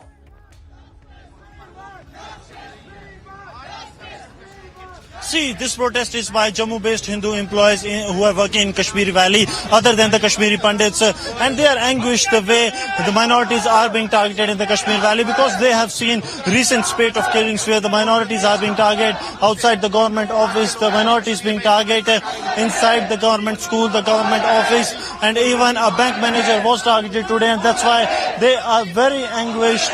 लगातार आप लोग जो हैं गुस्सा है, आक्रोश है आप लोगों में, सरकार से क्या चाहते हैं, क्योंकि लगातार सरकार ये कह रही है कि सेफ जगह पर भेज देंगे कश्मीर। देखो, जब किसी की फैमिली का कोई मेंबर चला जाता है, ऑब्वियसली दिल में बड़ा गुस्सा होता है, और वो हमारी बहन जिसका कोई कसूर ही नहीं है। आप समझदार हैं, उसने क्या किया होगा, किसी का रास्ता ही दिखाया होगा किसी बच्चे को कि आप गलत काम मत करो, सही इंसान बन जाओ। तो मेरे पास इसके लिए कोई ज़्यादा वर्ड्स नहीं है। इसी के साथ मैं आपका थैंक्स करता हूँ। तो लगातार इनका कहना है कि गलती जो है वो कोई नहीं थी। बड़ी तादाद में आप देखेंगे कि ये लोग जो हैं वो सड़कों पर उतरे हैं, लगातार विरोध प्रदर्शन कर रहे हैं और मांग इन लोगों की एक ही है। They are demanding only one thing, that is justice, justice and justice. And what they are saying that what actually she did, she was just teaching the people of Jammu and Kashmir and she was targeted. आपकी एक बहन जो कश्मीर में आम बच्चों को शिक्षा दे रही थी, उसे निशाना बनाया गया। अब आप लोग कश्मीर नहीं जाएंगे, क्या चाहते हैं? सर हम ट्रांसफर चाहते हैं, हम वहाँ पे मरने के लिए थोड़े जाना है। वहाँ पे कितनी लाशें देंगे, हम कितनी कुर्बानियाँ देंगे?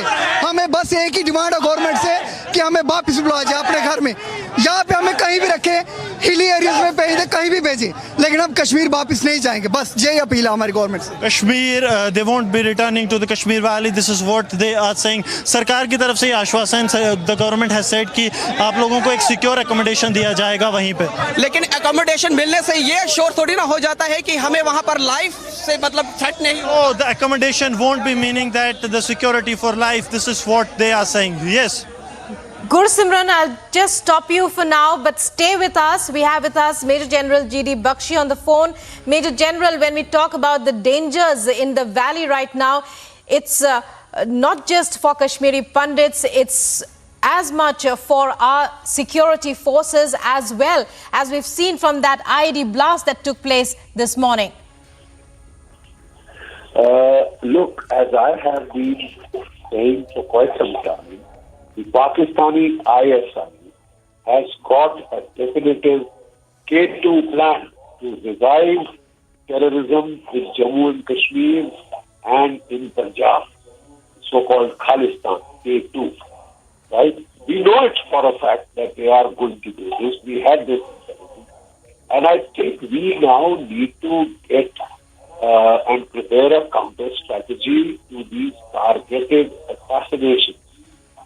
Otherwise, these are so simple to do and very difficult to protect, because you can't put security guards on every citizen in Jammu and Kashmir. All that it takes is a guy hiding at distance.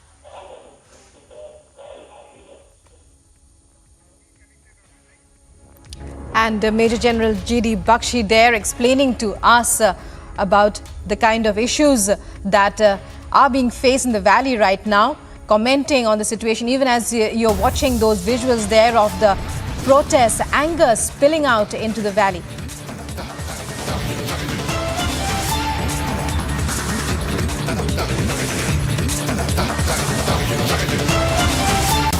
We remain at KK's residence, where there is a steady flow of people who have come to pay their last respects here. There is a large crowd that has gathered. I can tell you that Anu Malik, Javed Ali, singer Abhijit, Ashok Pandit, filmmaker, they've all gone inside. They're paying their last respects, and very shortly KK's final journey will begin. We'll bring you all those visuals. Viewers, stay with us. We are going for a short break right now. Stay with us.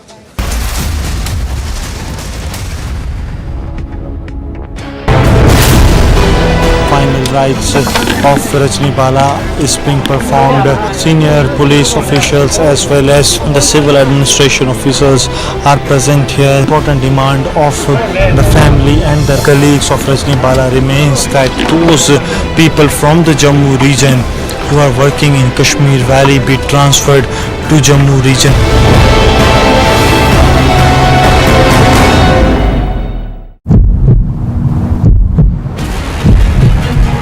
The protesters are on the road. They have now started a sit-in protest against the administration. What they are saying that they won't go down and they will continue to protest till the assurances are given that they are transferred out of the Kashmir Valley.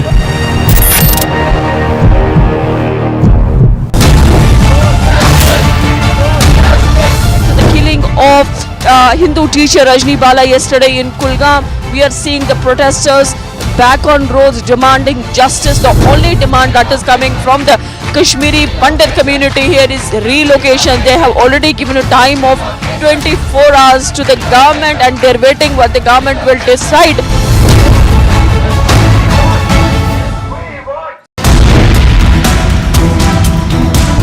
ED notices have been sent to Sonia Gandhi and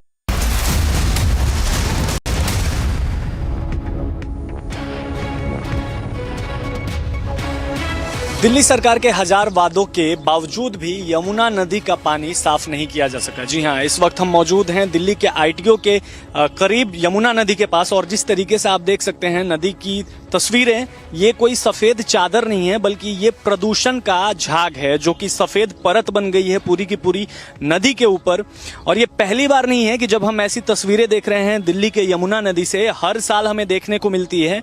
और हर साल दिल्ली सरकार ये वादा ज़रूर करती है कि हम यमुना नदी को साफ करेंगे, यमुना नदी की सफाई करेंगे। पिछली बार अगर हम बात करें तो आस्था का महापर्व छठ पूजा भी इसी नदी के किनारे कई लोग करते हैं।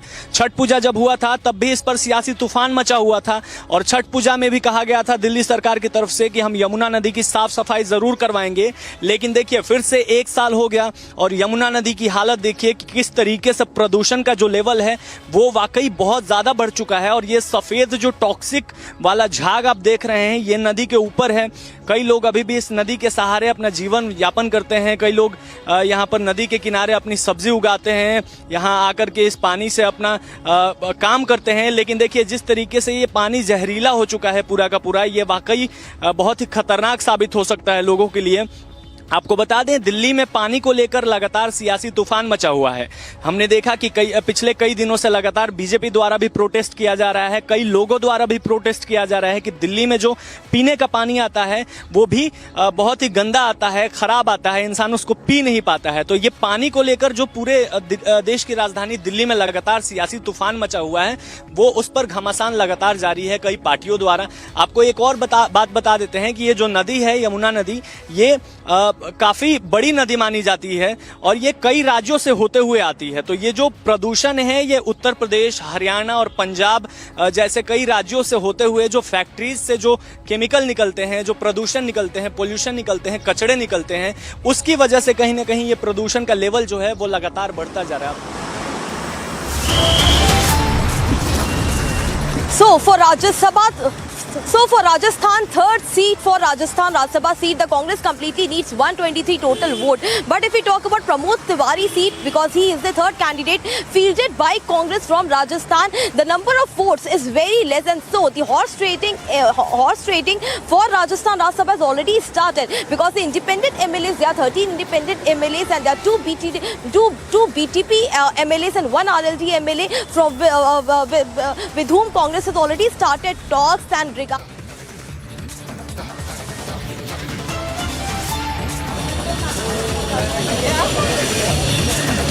Viewers, in a very short while from now, KK's final journey.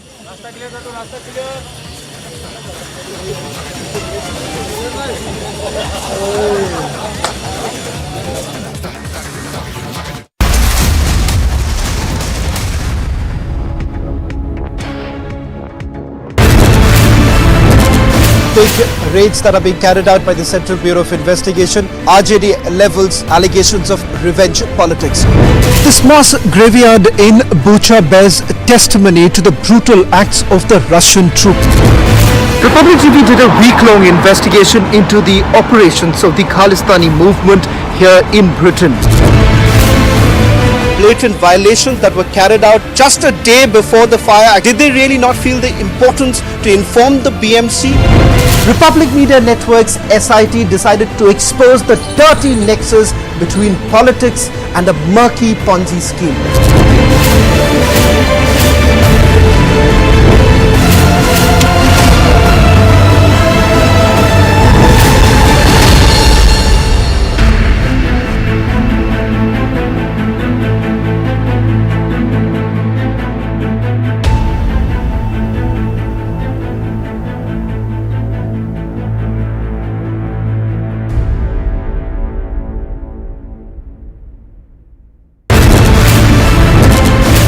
मोटे मोटे पत्थर फेंके गए। कल देर शाम किस तरह से हिंसा हुई है दिल्ली में, काला दिवस की कॉल को कश्मीर के लोग इसे सिरे से खारिज करते हैं, रिजेक्ट करते हैं। दिल्ली को न जलने देंगे और न ही सुलगने देंगे। एक एक तस्वीर दिल्ली से किसान नेताओं किसान आंदोलन को यहाँ पर खत्म करेंगे, ये बड़ा सवाल है। The ongoing debate on the shivling found in Gangvapi, the Supreme Court has stayed all matters in the lower court here in Varanasi.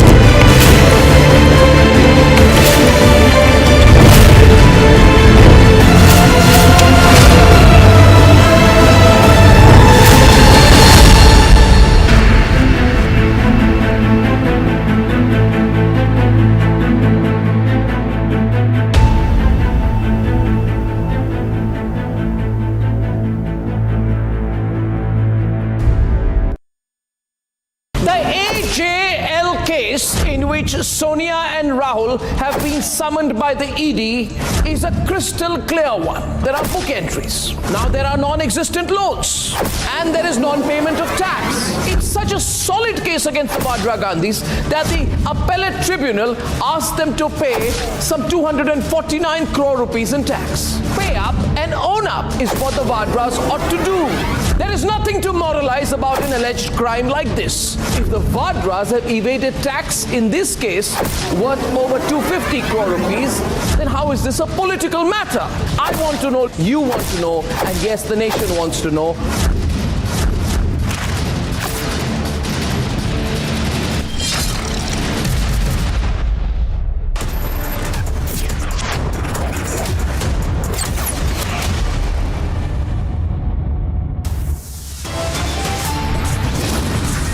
The headlines: in yet another targeted attack in the valley, a bank manager is shot dead in Kulgam district.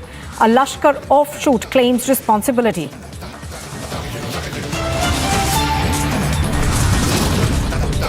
Blast in Shopian Sido, 3 soldiers are injured. The army confirms that it was an IED blast.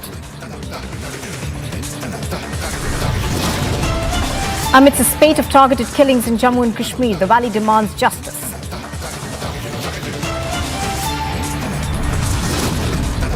As the nation pays tribute to legendary singer KK, final journey takes place in Mumbai's Versova. Top sources say Rahul Gandhi, who is not in India, is likely to skip ED summons.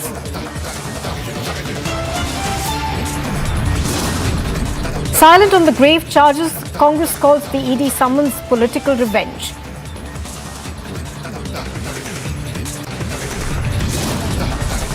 Assam's Chief Minister Himanta Biswa Sarma takes on radical organisation. The PFI calls for a ban on the PFI and the CFI.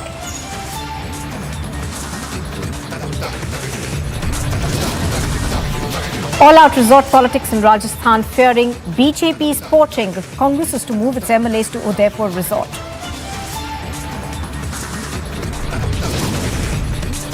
And the tell-all hot chase tapes are out. Tape shows Bolero and Corolla chasing Sidhu Moosewala's SUV.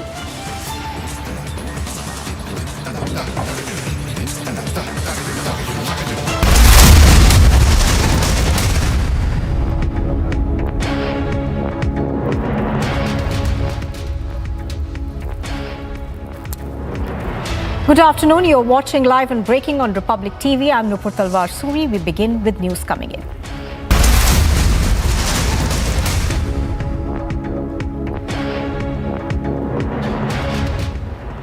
An AI UDF legislator has backed the PFI, demanding a ban on the PFI. Now, do remember that earlier, of course, we've had a comment that came in from Himanta Biswa Sarma, also the Chief Minister of Assam, where he'd also called for a ban on the PFI. So the AI UDF now responding, backing the PFI, instead asking for a ban on the RSS.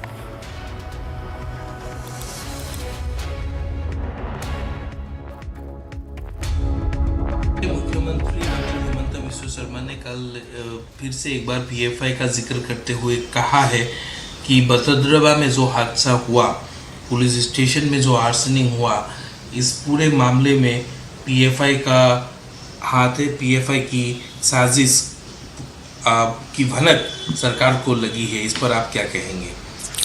देखिए, बटद्रवा में जो कांड हुआ है उसमें सरकार और सरकार की पुलिस, जो आसाम की स्मार्ट पुलिस कहलाते हैं, एक के बाद एक गलतियाँ कर रहे हैं। उसको ढाकने के लिए सीएम साहब इस तरह की बातें कर रहे हैं। पीएफआई क्या है आसाम के लोग जानते ही नहीं। आसाम के लोग तो आरएसएस को जानते हैं कि आरएसएस एक संगठन है जो हिंदू राष्ट्र बनाना चाहते हैं, जो हमारे संविधान को ख़त्म करना चाहते हैं। आरएसएस एक संगठन है जो मतलब भारत के स्वाधीनता संग्राम में जिन्होंने पार्टिसिपेट नहीं किया है, अंग्रेज़ के साथ दिया है। आसाम के लोग आरएसएस को जानते हैं, पीएफआई को आसाम के लोग नहीं जानते। अब सीएम साहब फंस गए। कस्टोडियल डेथ हुआ, एक आदमी को लाके पुलिस ने पीट पीट कर मार दिया, ये इल्ज़ाम है। अब उसको ढाकने के लिए आप क्या एक के बाद एक मतलब गलत बयानी सीएम साहब कर रहे हैं। अच्छा, उसके बाद लोगों ने जिस आदमी को पुलिस कस्टडी में पीट पीट के मार दिया, उसके रिश्तेदार, उसके गांव के रिलेटिव्स, ये लोग आके थाने में तोड़फोड़ किया है। तो वहाँ पुलिस थी, पुलिस को चाहिए था कि लाठी चला के इनके पैर तोड़ दे, वहाँ से भगा दे, लेकिन एक भी पुलिस, एक थाने में 20-25 पुलिस हुआ करती हैं, एक भी पुलिस वहाँ से नहीं निकली। इसका मतलब पुलिस भी साजिश है कि जो पीट पीट के आदमी को मार दिया उसको ढकने के लिए कुछ लोगों को थाने में तोड़फोड़ करने के लिए मौका दिया है ताकि उनका ये मसला ढक जाए। अच्छा, उसके बाद फिर सीएम साहब की पुलिस ने जाके 7 आदमी के घर को बुलडोजर चला के तोड़ दिया है। अच्छा, अब वो मेहदी अपनी ज़मीन है, सरकारी ज़मीन पे नहीं, उनके कमाए हुआ मेहनत के कमाई से उन्होंने वो मकान बनाया, अपनी ज़मीन पे बनाया। अब सरकार फंसेगी इस तरह। ये दूसरी गलती की है। तीसरी गलती ये की है, जो जिनको गिरफ्तार किया है पुलिस की गाड़ी से धक्का देके विकास दुबे के स्टाइल में कानपुर में जो हुआ था 2 साल पहले, पीछे की गाड़ी उसके ऊपर चढ़ा दी। लोगों का इल्ज़ाम है कि पुलिस ने उसको फेंक दिया, दूसरी गाड़ी चढ़ा के उसको मार दिया, हत्या कर दिया। ये सब इल्ज़ामात सरकार पे हैं, पुलिस पे हैं। इसको ढांकने के लिए हमारे आसाम के सीएम साहब और पुलिस ये कह रही हैं कि यहाँ पीएफआई के हाथ है, उग्रवादी के हाथ है। भाई, उग्रवादी का हाथ है, आप पकड़ो ना। कोई उग्रवादी अगर है, हम ये नहीं चाहते आसाम में कोई उग्रवादी पनपे, एक भी उग्रवादी नहीं रहना चाहिए। हाँ, सख्त मजम्मत करते हैं, लेकिन इनको तो हिम्मत नहीं है कि एक उग्रवादी को पकड़ ले। अब पीएफआई बोल रहे हैं, पीएफआई के आसाम के लोग जानते नहीं। सीएम साहब ये बार बार बोल के आसाम को लोगों को ये मतलब अभी मालूम करना पड़ेगा पीएफआई क्या है। चाहे वो केरला में एक सामाजिक संगठन है जो समाज के काम करते हैं, वही है क्या? हम भी अभी सर्च करके देखा what is PFI. See, actually, in Assam, after the BJP came to power, the law and order has completely collapsed. Now, the chief minister himself is trapped in a very big scam case in which his wife is involved. And we all know that it was the same chief minister against whom the BJP was leveling water scam allegations in 2010. Now, the same chief minister whose image is tainted, he is putting allegation against us. Why? Because he is unable to control law and order in his own state. And now, who is the scapegoat? Popular Front. You know that when there was a shooting happened in Assam, at that time also he came and said that PFI was involved. Then the police said that PFI is not involved. Even now, if you see, just to create a news, he will say it to run away from his duty. The issue is in Assam, the police brutally murdered an innocent person. And then police filed case on a 8th standard girl also, UAPA case. So this is what they are doing. They are trying to... no involvement of PFI? Not at all. This is all fake allegations. Demanding a ban on PFI as well as Campus Front of India due to this particular communal violence in Assam. How do you see this? It's not new. You might have seen that since he has come to power, he and a lot of other BJP chief ministers have been saying the same thing. There is a very strong competition going between BJP chief ministers on who will replace Narendra Modi. So if Yogi says something, naturally Shivraj Chauhan or Himanta Biswa will try to go one step ahead, and what they have to do. So Muslim bashing and Popular Front bashing is a very easy way to success, and that is the reason you might see more such statement coming from such BJP CMs.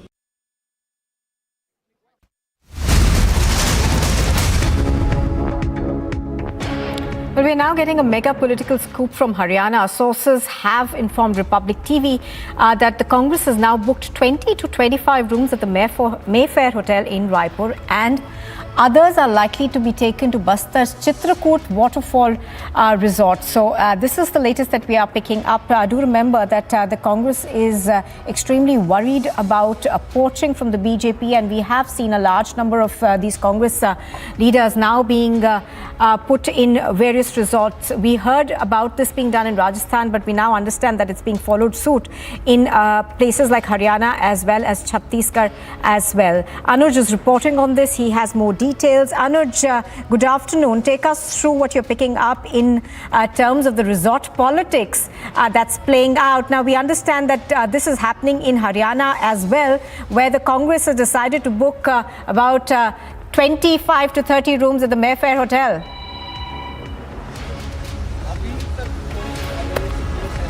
Oh, well, exactly. That's something what we have been told. Let me give you a sense from where I am reporting at this point in time. This is Dipen Singh Hooda's residence from where I am reporting, and the MLAs has already started coming in over here. 4 MLAs till now has reached to Dipen Singh Hooda's residence in the national capital. But when we are talking about the resort politics, then yes, Congress is in fear, and again the resort politics has been started. What we have been told that in Raipur, in Chhattisgarh, this is around 20 to 25 rooms which has been already booked in the Mayfair Hotel, and there is another hotel in Chitrakoot, in Buxar, near Chitrakoot, what I have been told, Chitrakoot waterfall, where around 5 to 10 rooms has been booked. So the resort politics is again coming back when we are talking about the Congress party. We have seen the same in the state of Rajasthan, what is happening, because what we have been told there in Udaipur, the resort has been already booked and the MLAs has been already taken over. At this point in time, as I'm telling you, as we are reporting from the Devendra Singh Huda's residence, and this is going to be the MLAs who are going to arrive over here. 4 of the MLAs has already reached. The game, if we talk about the numbers game, then this is going to be of 31, let me tell you. So the Congress isn't fair. They are afraid of any kind of horse trading. We have seen it earlier also. We have seen how the resort politics was done by the Congress party, and now again back on the platform repeating the same. We are seeing again same kind of visuals coming in, same kind of movements coming in. So I'm reporting from national capital, Devendra Singh Huda, where all the MLAs of Haryana have been called in. There will be a meeting that has been told, and later it will be shifted to धीरे धीरे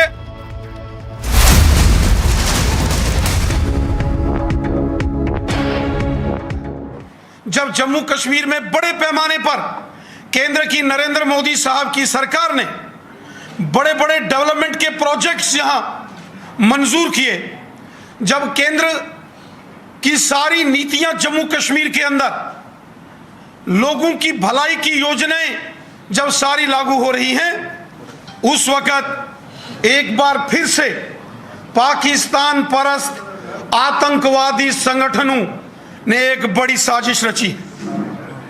1984-85 के दौर में जैसे उस वक्त पाकिस्तान की हुकूमत ने ऑपरेशन टोपैक चलाया और जम्मू कश्मीर के अंदर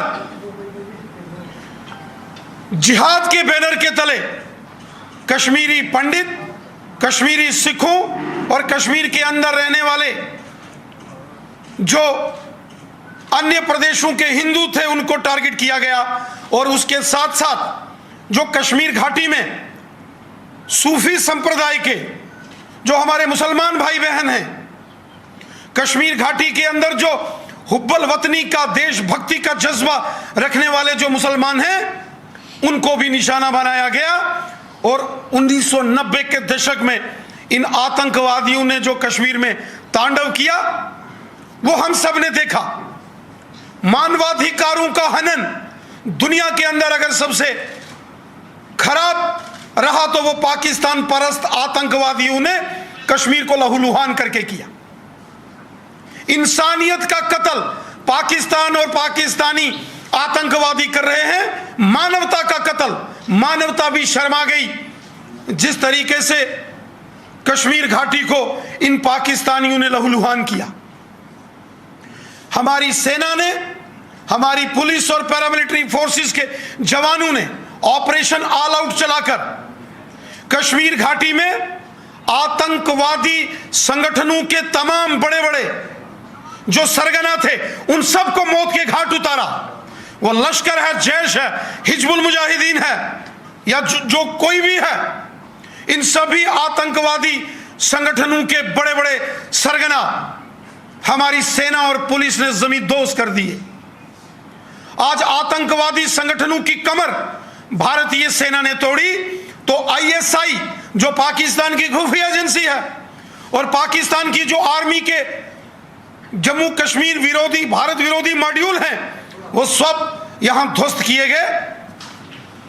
और फ्रस्ट्रेशन में, डेस्परेशन में आकर पाकिस्तान के इन आतंकवादियों ने आतंकवाद के इस मॉडस ऑपरेंडी को बदला है।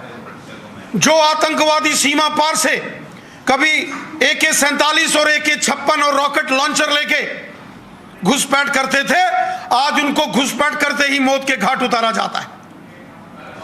लेकिन एक टारगेटेड किलिंग्स का एक नया षड्यंत्र और साजिश पाकिस्तान द्वारा रची जा रही है। ऑपरेशन रेड वेव्स, ऑपरेशन सुर्ख हवाएं, ये एक नई साजिश पाकिस्तान की खुफिया एजेंसी ISI और पाकिस्तान की सेना ने रची।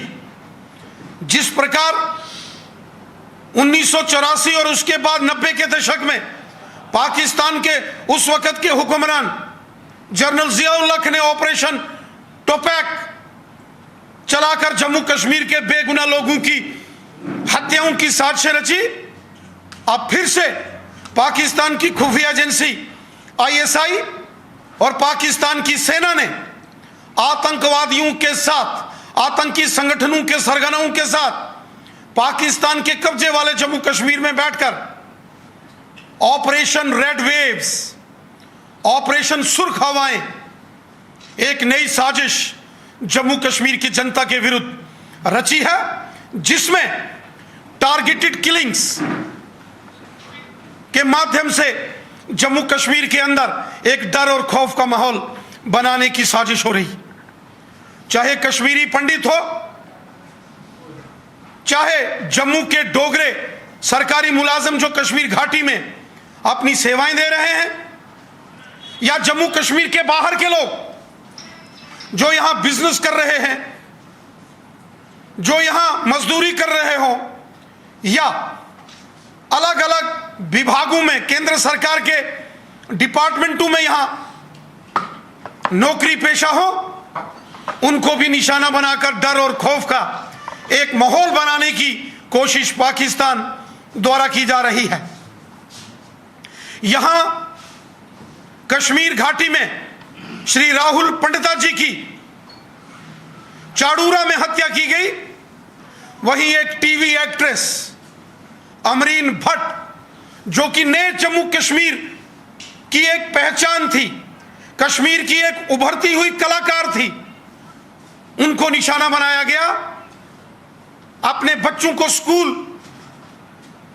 ले जा रहे रियाज अहमद ठोकर साहब एवं सैफुल्ला कादरी साहब की निर्मम हत्या की गई। और फिर कुलगाम के गोपालपुरा में जम्मू के सांबा की रहने वाली एक टीचर श्रीमती रजनी बालाजी, जो पिछले 15 वर्षों से कश्मीर घाटी के अंदर अपनी सेवाएं दे रही थी, वहां के बच्चों को वो पढ़ा रही थी, अपने परिवार सहित वहां रह रही थी, जिस प्रकार उनकी हत्या की गई। और आज फिर से कुलगाम के अंदर राजस्थान के रहने वाले श्रीमान विजय कुमार साहब, जो इलाकाई देहाती बैंक के अंदर मैनेजर थे, उनको निशाना बनाकर पाकिस्तानी कायर आतंकवादियों ने बहुत बड़ा जघन्य अपराध किया है, महापाप किया। छोटी छोटी बच्चियों को निशाना बनाया जा रहा, स्कूल जाते बच्चों को टारगेट किया जा रहा, डर और खौफ का एक माहौल बनाने की साजिश पाकिस्तान और पाकिस्तान के आतंकवादियों द्वारा जम्मू कश्मीर के अंदर हो रही। जम्मू कश्मीर के बेगुनाह लोगों का कत्ल पाकिस्तान की एक साजिश के तौर पर किया जा रहा है। अब चूंकि घुसपैठ करते ही हमारी सेना, हमारी BSF और हमारी पुलिस पाकिस्तान के इन कायर आतंकवादियों को मौत के घाट उतार रही है, तो पाकिस्तानी एस्टैब्लिशमेंट हो या ISI हो या पाकिस्तान की सेना हो, ड्रोन्स के माध्यम से छोटे हथियार, पिस्टल्स, स्टिकी बम्स और नारकोटिक ड्रग्स, इसका प्रयोग इन आतंकवादी घटनाओं में करने की साजिश कर रही है। ड्रोन्स की मदद से पिस्टल्स और स्टिकी बम्स जम्मू कश्मीर में हमारी सीमा के अंदर, LOC के अंदर गिराने की साजिश की जा रही है, जिसको हमारी भारतीय सेना, BSF और पुलिस ने विफल किया है। आगे भी पाकिस्तान के इन तमाम षड्यंत्रों को हम विफल करेंगे। जम्मू कश्मीर के लोग देशभक्त लोग हैं।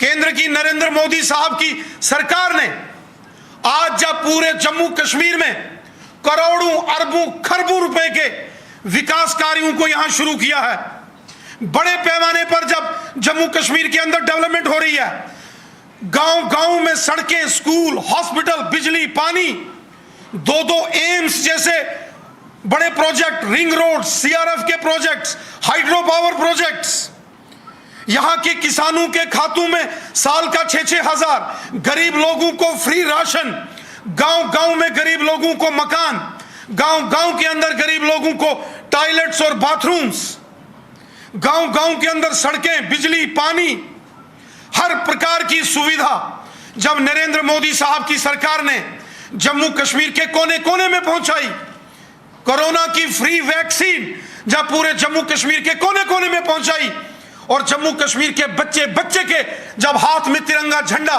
शान से आज लहराता हुआ चारों दिशाओं में नजर आ रहा है, तो यह पाकिस्तान के इन कायर आतंकवादियों को हजम नहीं हुआ। जब जम्मू कश्मीर शांति की ओर आगे बढ़ रहा है, जब जम्मू कश्मीर के अंदर डेवलपमेंट के नए मुकाम हासिल किए जा रहे हैं, जब जम्मू कश्मीर में हिंदू, मुस्लिम, सिख, ईसाई भाईचारा मजबूत हुआ है, जब जम्मू कश्मीर में अमन और शांति की बहाली हुई है, तो सबसे बड़ी तकलीफ इन पाकिस्तानी कायर जिहादी आतंकवादियों को हुई है, जिन्होंने फिर से जम्मू कश्मीर के अंदर एक बड़ा षड्यंत्र करके एक डर और खौफ का माहौल बनाने की साजिश की है। यह पाकिस्तान किसी का सगा नहीं है। कश्मीर के अंदर छोटे छोटे मासूम बच्चों का कत्ल, आतिफ मीर को सुंबल के हाजिन में मौत के घाट उतारा, इशरत मुनीर को पुलवामा में मारा, खुशबू जान को शोपियान में मारा, तो अमरीन भट्ट जैसी उभरती हुई कलाकार जो कि एक नए कश्मीर की पहचान थी, उसको गोलियों से भून दिया गया। यह पाकिस्तान कश्मीरियों का और मुसलमानों का सबसे बड़ा दुश्मन है। इस दुनिया में अगर कोई मुसलमानों का और जम्मू कश्मीर की आवाम का सबसे बड़ा दुश्मन है, तो वो ये पाकिस्तान है, जिसने जम्मू कश्मीर के अंदर बेगुनाह लोगों की हत्याएं की हैं। पाकिस्तान को पहले भी बालाकोट की एयर स्ट्राइक के माध्यम से, उड़ी हमले के बाद सर्जिकल स्ट्राइक के माध्यम से और घुसपैठी आतंकवादियों का सफाया करके पाकिस्तान की हर साजिश को हमने विफल किया, पाकिस्तान को मुंह तोड़ जवाब दिया। पाकिस्तान की पॉलिसियों से पाकिस्तान को भारी नुकसान उठाना पड़ा है, और आगे भी पाकिस्तान को इसकी काली करतूतों के लिए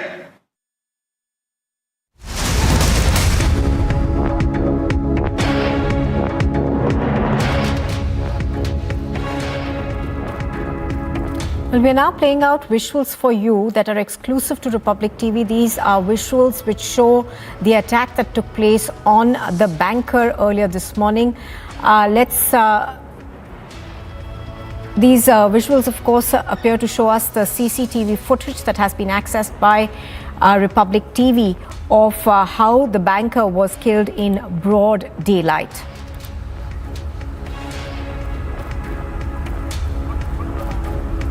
I think we've got Arawat on the phone line. Arawat, explain to us what happened in these pictures. We can see a person walk in from the door. 60 footage में आप साफ तौर से दिख रहा है किस तरह से ताले जो आतंकी है क्या है, इसने कंप्लीट इनको देखा है, वहां पे कोई कुछ तो नहीं है, कोई सिक्योरिटी पर्सन तो नहीं है उस बैंक में मौजूद। उसके बाद ही जैसे उसने एक दो चक्कर वहां पे के कॉरिडोर में आप देख रहे हो विजुअल्स में, रिपब्लिक मीडिया पर एक्सक्लूसिव ये विजुअल्स रिपोर्ट एक्सेस किया है पब्लिक मीडिया ने, किस तरह से वहां पे पहले आया, पहले ने देखा लैपटॉप कहीं कोई यहाँ पे सिक्योरिटी का कोई तो नहीं, उसके बाद ही किस तरह से वहां पे ऑफिस में मौजूद तो वहां पे विजय कुमार था जो कि मरिज था, उसको किस तरह से मजे टेंटो ने पिस्तौल से गोली मारकर उनकी हत्या कर दी है। जी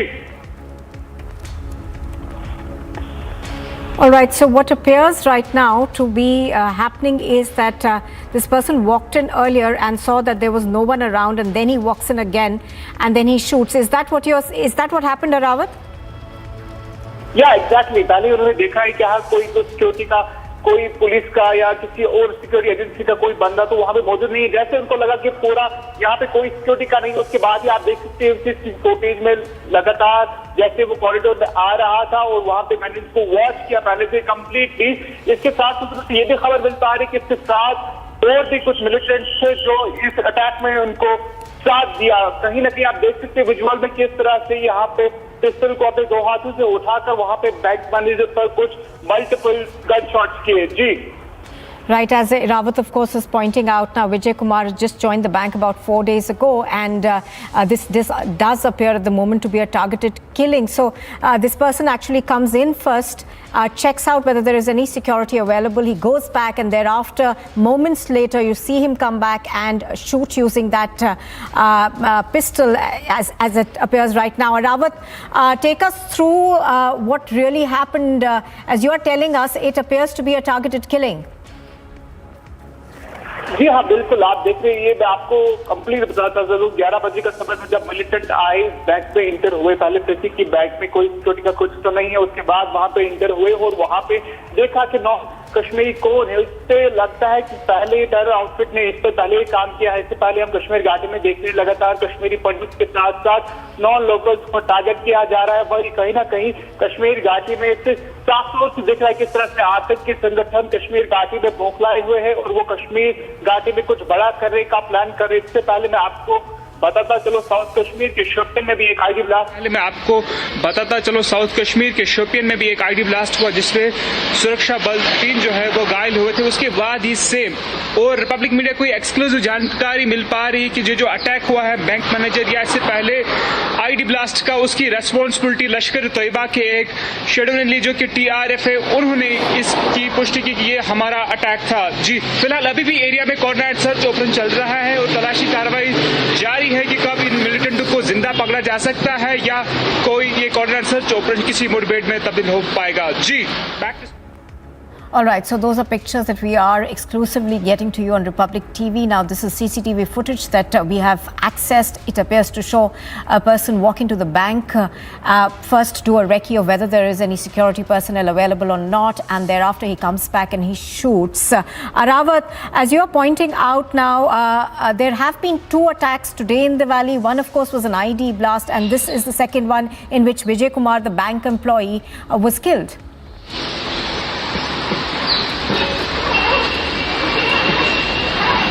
जी हाँ, बिल्कुल। ये दोनों जो टेरर अटैक्स थी ये लश्कर तोयबा ने इनकी रेस्पॉन्सिबिलिटी ली है, यानी कि कश्मीर घाटी में लश्कर तोयबा को फिलहाल पाकिस्तान स्पॉन्सर्ड टेररिज्म जो आउटफिट है उन्होंने लश्कर तोयबा को कश्मीर घाटी में डिस्टर्बेंस का टारगेट दिया है। क्योंकि हम देख रहे हैं आजकल जितने भी कश्मीर घाटी में अटैक्स हो रहे हैं उनके पीछे उनके बैकग्राउंड में लश्कर तोयबा ही दिखने को मिलता है। वही मैं आपको ये भी बताता चलूँ, जैसे विजय कुमार की दुखद खबर मिली, लेकिन उसके बाद और एक दुखद खबर ये मिल पा रही है कि विजय कुमार जो था, जो कि एक बैंक मैनेजर था, इसकी शादी जो है 35 दिन पहले ही हुई। इससे बड़ी दुखद खबर यह है क्योंकि ये कश्मीर घाटी में अभी अपनी सर्विसेज को अंजाम दे रहे थे, लेकिन आतंकियों को रास नहीं आया और यहाँ पर विजय कुमार को हलाक कर दिया। जी All right, let's also bring in Zeenat now. Zeenat, Republic TV has managed to access those CCTV visuals. Now, it does appear that this was a planned attack and he did do the recce before he fired upon the bank employee. Nupur, I'm reporting just outside that very bank as my Vijay Mubashir is showing you the visuals of this very bank. This is the place, and here the terrorists managed to get in, and this is the space that is being used by the Ilakati Dehati bank people, and as the teams are working, so we're not allowed to go ahead. But this is the 1-story building where terrorists managed to sneak in. As I've seen the CCTV footage, the 2 terrorists, both are masked terrorists, but they have been identified, the kind of shoes and the trousers they have been wearing. So that is going to help police in investigating and also to identify who the terrorists are and who have carried this gruesome act. Now हम लोग देख रहे हैं कि किस तरह से जो है अभी जम्मू कश्मीर पुलिस और साथ साथ जो है SSP कुलगाम जो है डॉक्टर संदीप चक्रवर्ती, वो खुद यहाँ स्पॉट पे मौजूद है।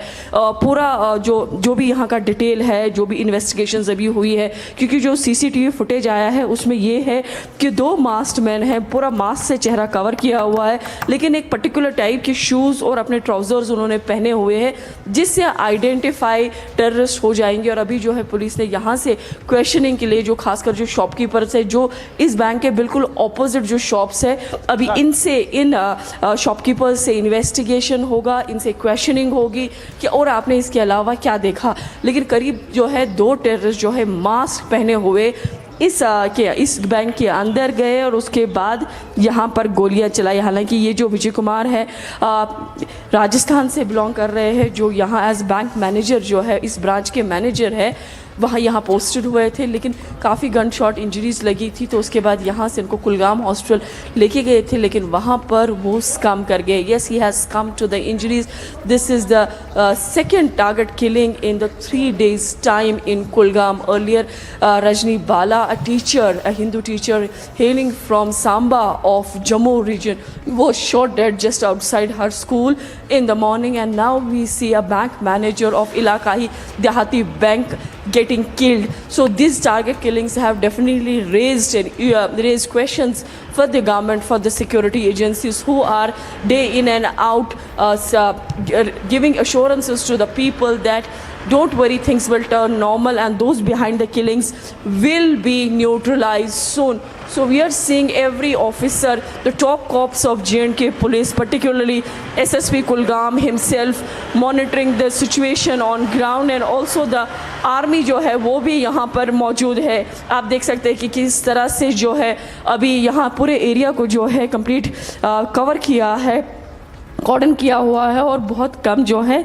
सिविलियन मूवमेंट को अलाउ कर रहे हैं। अभी जो है फॉरेंसिक की टीम जो है इस बैंक के अंदर गई है, वो सैंपल्स उठा रहे हैं जो कि इन्वेस्टिगेशंस में एजेंसीज़ को हेल्प करती है। लेकिन पिछले 3 दिनों का आंकड़ा देखा जाए तो 2 लोग जो है नॉन लोकल्स 2 मारे गए, और साथ ही साथ कल शाम को शोपिन में एक लोकल को भी के ऊपर गोलियां टेररिस्ट ने चलाई। हालांकि उसमें जो है लेग इंजरी थी और उसके बाद वो सस्टेन कर गया। जहाँ शोपिन की बात करेंगे वहीं शिदो विलेज जो है शोपिन का, वहाँ मॉर्निंग में करीब 3 बजे के आसपास आईडी ब्लास्ट भी हुआ। खासकर देखा गया तो टेररिस्ट जो है फोकस कर रहे हैं साउथ कश्मीर जो है काफ़ी बड़ा एरिया है और जिस तरह का यहाँ का टोपोग्राफी है, so definitely it becomes usually a challenging situation for the sources when they have to nab terrorist. लेकिन जो सीसीटीवी फुटेज अभी मिला है जेकेपी को जो एक्सेस हुआ है, उसमें 2 टेररिस्ट है जो मास्क पहने हुए हैं, पर्टिकुलर टाइप के शूज़ और कार्गो टाइप के जो ट्राउजर्स पहने हुए हैं,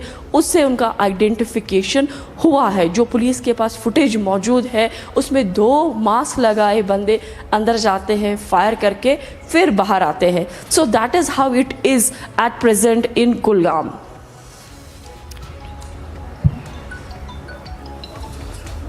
All right, Zina, do stay with us. Let me also bring in Major General G.D. Bakshi, who's now joining us on the broadcast. Major General Bakshi, good afternoon.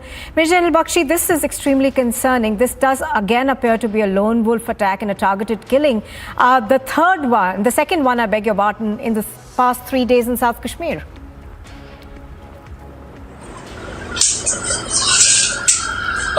Look, the simple fact of the matter is that they have started a concerted program of targeted assassinations. Now, the simple fact is that we know this for a fact that Pakistan ISI has an infamous K2 plan, a K2 plan dedicated to reviving the terrorism in the valley, reviving terrorism in the Punjab, so-called Khalistan. That is why the euphemism of K2. Now you have to be very clear that his plan, his modus operandi of attacks has changed. He's not really attacking with Kalashnikovs in 2-3 groups. He's sending lone assassins with pistols. My question is, where was the armed guard? Every bank is supposed to have an armed guard who has a rifle, and he could easily have taken on a lone guy with a pistol. And I think we need to start frisking people at least wherever there are sensitive targets. how many non-Muslims are really there in the valley, right? So we can easily identify where they are and then set up traps and ambushes around them, so that when the terrorists come for them, they get shot before they are able to do the heinous act. I'm sure the security forces have identified this guy, and he will be eliminated within a maximum of a few days, if not a few hours. That is some satisfaction, but it doesn't prevent the killings. We will have to deter them. Number two, we will have to take action across the LC. For the last 2-3 years, we have gone into a peacetime mode with Pakistan. On what basis, I cannot understand. You see, we have stopped all cross-border shelling, we have stalled all cross-border operations. And I don't know, it was done at the time when Pakistan's ISI was engaged in trying to capture Afghanistan through the agency of the Taliban. We seem to have facilitated that, and we are now paying for it, because all the arms and ammunition left behind in Afghanistan by the Americans now seems to be finding its way inside the Punjab, inside Jammu and Kashmir. That's why today we have seen an IED blast, and followed up by this killing of the bank manager, non-Muslim bank manager. And the man has come, carried out recce, nobody checked, nobody stopped. He has come and shot, and he's drawn the pistol just inside the bank. People would have raised alarm. Where was the local guard with his rifle? He is culpable. He is culpable. He can't vanish from the site. Every bank has a guard, an armed guard. And if they have a problem, let them put some ex-serviceman as arms guard, rather than giving it to some unreliable locals. And we must check the record of all these people who are employed as bank guards. I mean, a guy with a pistol could not have been tackled by a guy with even a double-barreled shotgun. At least he should have been wounded, injured, stopped. Where are the bank guards? And as I'm saying, you know what the targets are. They are not in their billions. They are not there in the valley in their billions. They are in limited numbers. Therefore, identify them. See where they are. The local police thana must have a roster of these. And with the help of the other security agencies, we should set up traps on the entry points. Carry out greater checks. All this thing of, we will not inconvenience the local population. I'm sorry, if people are getting killed, then you have to carry out searches. Random searches, stop and search at the nakas, search the bags. How can people just move away with the pistols? So we have to take a two-pronged strategy, identify your targets, and you may not be able to defend every target, but against key targets, if you put selected targets, also you put ambushes, once in a while you will get lucky, you will be able to shoot them before they do the damage. We'll have to increase the checking on the roads of vehicles, especially of motorcycle-borne guys like this. If we know this is the modus operandi, well, you can devise counters. And let us also, we used to put the event cluster on the maps and then see where exactly could the bases be, where exactly could they be coming from. And I think our intelligence needs to be spruced up. They after all have to communicate either on mobile phones, either on, they are not using radio sets now, more mobile phones. So we don't seem to be getting to hear their chatter, their planning. Then we could deter, we could do this. So we need to increase our technical intelligence, we need to increase our human int to now preempt the attacks. The strategy must be to preempt and not just take retaliatory action after the deed is done. That is a must, that must be done, and that must be done quickly to give the clear message that you try this, mister, and you will be as dead as a dodo. That is one way to deter, but that doesn't seem to be enough for the time being, the way these attacks are continuing. So to my mind, we have to identify where the likely targets are, set up ambushes around, set up checkpoints around, and try and nab the people in the act. Number two, now start getting offensive across the line of control. For every drop of blood that falls here, at least 100 must fall on the opposite side. That is the only way to restrain Pakistan. I don't see the reason to be goody-goody. I don't see the reason to be so carried away. Nawaz Sharif's younger brother is there. But the fact is that the army does not listen to the politicians. Even when Nawaz Sharif was there, the army ensured that when he was trying to talk peace, they were trying to step up on the gas as far as these terrorist operations are concerned. That is the essence of this strategy that has to be. Two-pronged strategy. One, protective and defensive, preemptive, and second, retaliatory. Raise costs and consequences for Pakistan in its own territory. We can't take it lying down.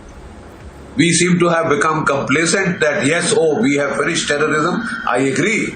There used to be 5,000 terrorists when I was there. Today they are just 150 odd. 150 to 120. That is this thing. But they have changed their modus operandi. They have changed it to assassination squads who are not from the terrorist roster. They just catch any of their supporters, OGWs, give them this pistol, ask him to carry it out, then take the pistol away. So we have to ensure that these vulnerable targets are checked out, and we set up traps en route to these vulnerable targets. When we know where they are, when we know where people of a particular community are living, working, there should be a roster with every police station and a plan, concerted plan made out to see that they are checked before they get to their target. They are intercepted and shot down before they get to their target. That means checks on the roads. How did this man with this pistol in his bag get through the nakas? We need to take back bearings. Where was the guard of this bank with his rifle? If these guards are not reliable, put ex-servicemen as guards. We create jobs for the ex-servicemen, and we will ensure that the things are done properly. Put people with arms. Like the Israelis defend their civilians. How do they defend their civilians?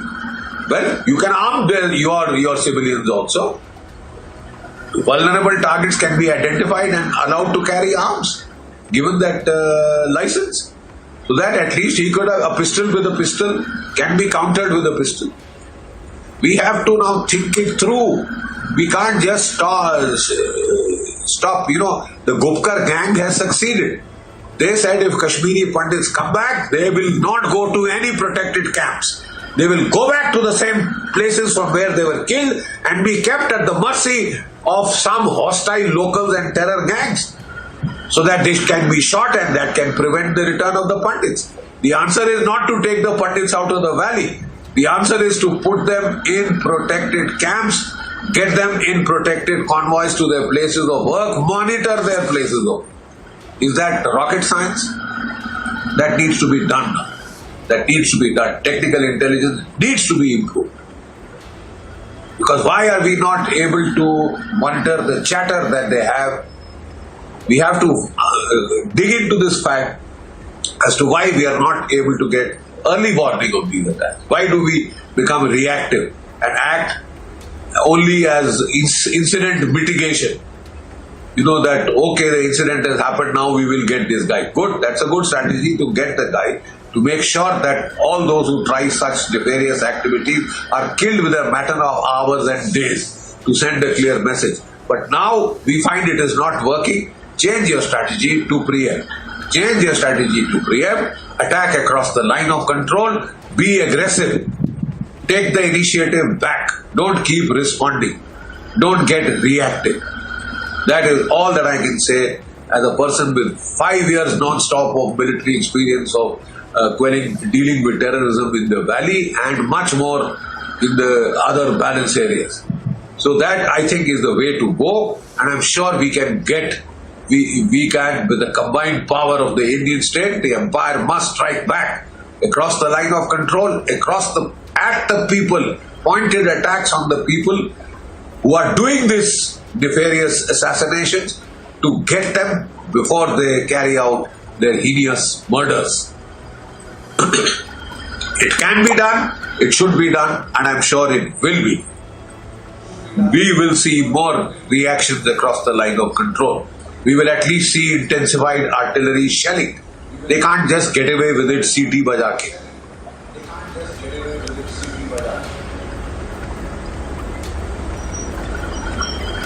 Thank you for joining us there, Major General G.D. Bakshi there. Thank you so much. Now, this is a story that we are tracking very closely. We have accessed that actual CCTV footage where we could clearly see how that attacker came in and shot at the banker there. He was killed. He was killed for being a Hindu. Well, that's the top story right now. Let's have a look at the other stories we have been tracking very closely.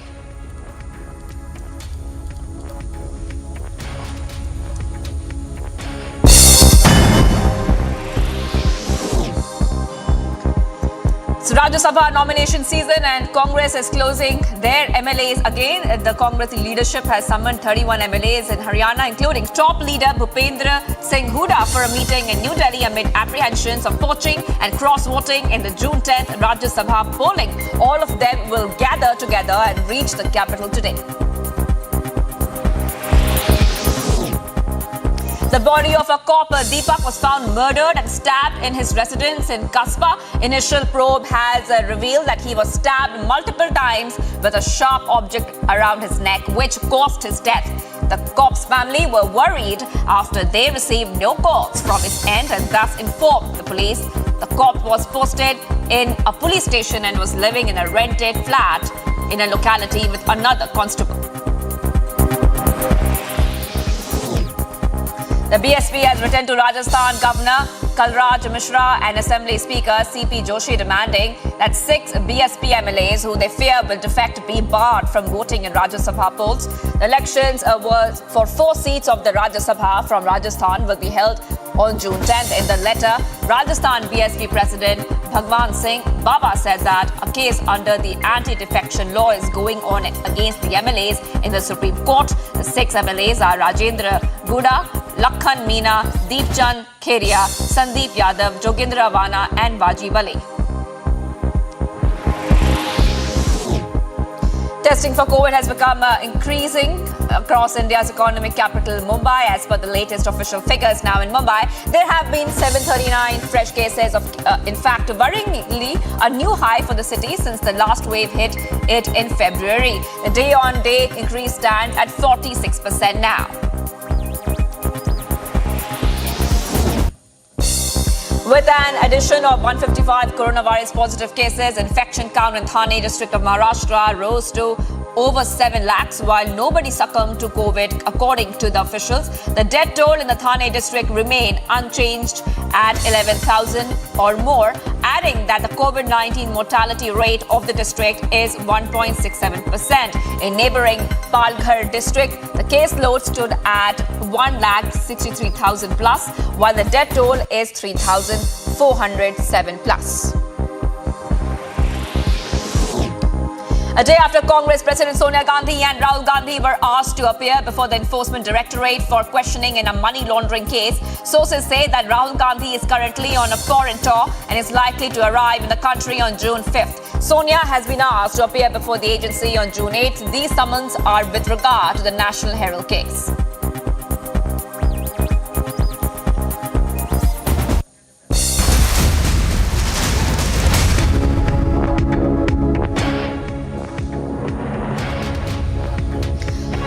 Our top story at this hour, another terror attack has been reported in Kulgaon. Terrorists fired upon a bank employee who is a non-local. This is a top story at this hour. Now, this happened in Kulgaon district. More details are awaited on this story. This is a big breaking that we have for you.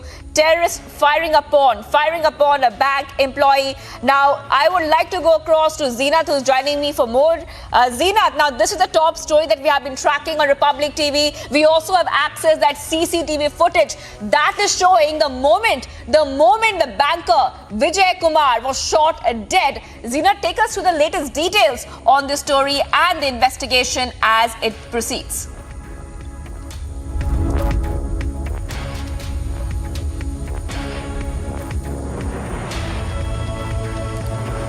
All right, we're getting some trouble connecting with Zeenat right now, but viewers, this is the top story that we have been tracking right now. Another case of targeted killing coming from the valley. Anti-national elements there, again trying to instill fear in the valley. I would like to go to Zeenat, who's tracking this story very closely. Zeenat, take us through the latest details coming in. This is the top story on Republic TV, and this is a story where we are seeing one more case of back-to-back targeted killing in the valley. Zeenat. Absolutely, target killings are there, but everybody is questioning why terrorists are carrying these kind of attacks. What will they get? They will not get rather anything. Rather, everybody is angry, and my VJ is showing you the visuals of that very track where from the terrorist escaped after carrying the shootout here while barging inside this very bank. The terrorists have used this very track to manage their escape, because this is one such track that takes you to the Shopian and also is a narrow patch. It do takes time for the vehicles to go in because of the stretch is quite narrow. So security forces are have reached the conclusion, and because the way cordon and search is being taking place in this lane tells you that this is the lane, this is the track they used after they fired upon the bank manager, and they used this track to manage his escape. We are seeing the search being conducted by the SOG Kulgam along with Indian Army. But yes, the two terrorists, the locals, were involved in the terror camp. This is the information that we are getting, that one who fired upon this branch manager, and the second man who gave him cover. So two terrorists involved in the Kulgam killing. Once again, we are seeing a back-to-back terror incidents in the Kashmir Valley, whether it is Kulgam, it's Shopian, or now again the Kulgam is in news for bad reasons that terrorists have carried once again a target killing of a Hindu who is hailing from Rajasthan of the country. From the Rajasthan he hails. He was posted here a month before he got married, and as far as the strength of this branch is concerned, there are only 3 people. One was this manager who lost his life, the assistant and the chokidar. They are the 3 people who have been working in this Ilakai Dehati branch for some time, and today terrorists, knowing that the strength of the branch is less, so it will be more easy for them to carry this kind of gruesome incident, taking advantage of this situation.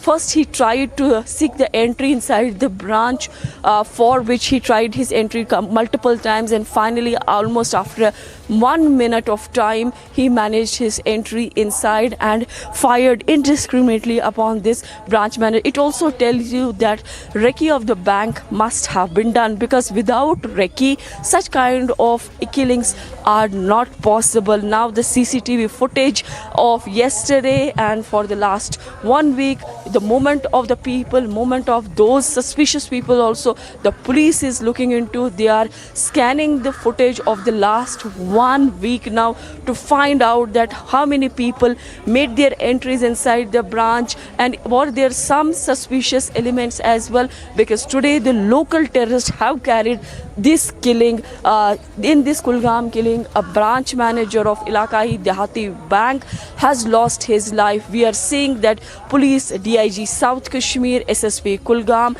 all are on spot to investigate. In fact, forensic teams have also left while back from this very branch. All right, Zeenat, thank you for joining us with all those details. Zeenat reporting there live outside that bank where that attack had happened. One more case of targeted killing. Vijay Kumar targeted for being a Hindu in the valley. Well, thank you, Zeenat, for joining us with all those details with that. Well, this is the top story that we have been tracking on Republic TV. How many more Hindus have to be killed before there's peace and security in the valley? Remember, that call for peace and security keeps growing louder and louder in the valley. A Hindu banker was shot dead just a short while back. Now, this banker was from Rajasthan. He was shot dead by terrorists in the Kulgam area. It's a second targeted attack on Hindus in the valley in just 3 days. I repeat, this is the second targeted attack on Hindus in the valley in just 3 days. Now, terrorists attacked Vijay Kumar. We have that CCTV footage. You can see there on your screens on the left how terrorists attacked Vijay Kumar, who was a manager. And this happened while he was working, viewers. This happened while he was working. This happened inside the branch, inside the bank branch. He could not make it. He breathed his last on the way to the hospital. He was a resident of Hanumangarh district in Rajasthan, and he had recently joined his posting in Kulgaon. So calls growing louder and louder on peace and security in the valley. Remember that Kashmiri Pandits and the Hindu community has actually also made more calls. Okay, much more coming up on the other side. The nation there bidding farewell to the much-loved singer KK. That's coming up. Stay tuned.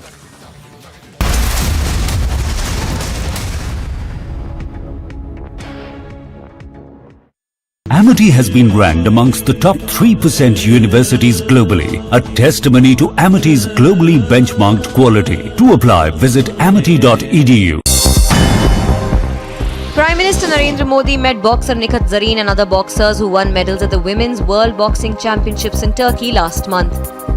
Nikat Zareen is the 5th Indian boxer to have won a gold medal at the prestigious event. Apart from Nikat, Manisha Mohan and Parveen Huda, both of whom won bronze medal at the Women's World Boxing Championships, met the Prime Minister.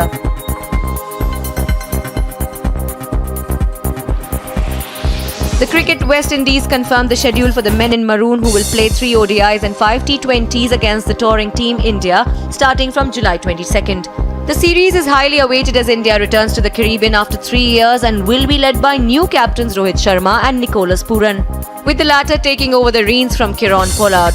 The series will be a culmination of an action-packed summer for both the teams in the build-up to the ICC Men's T20 World Cup 2022.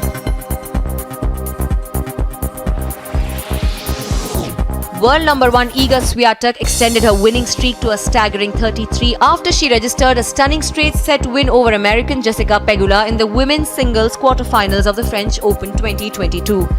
The Polish star proceeded her dominant run in Paris win on court Philippe Chatrier to advance into the semi-finals. Iga is on the longest unbeaten run in the women's tour since Serena Williams claimed 34 victories in succession in 2013.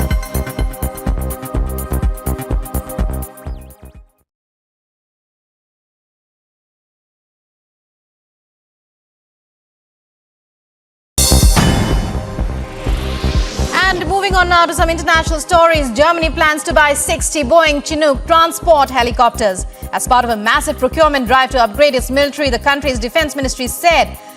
Chancellor Olaf Scholz announced shortly after Russia invaded in February that Germany would commit 100 billion euros to a special fund for its military, raising its defense spending above the minimum 2% of gross domestic product that NATO countries had committed to and on which Berlin has long lagged.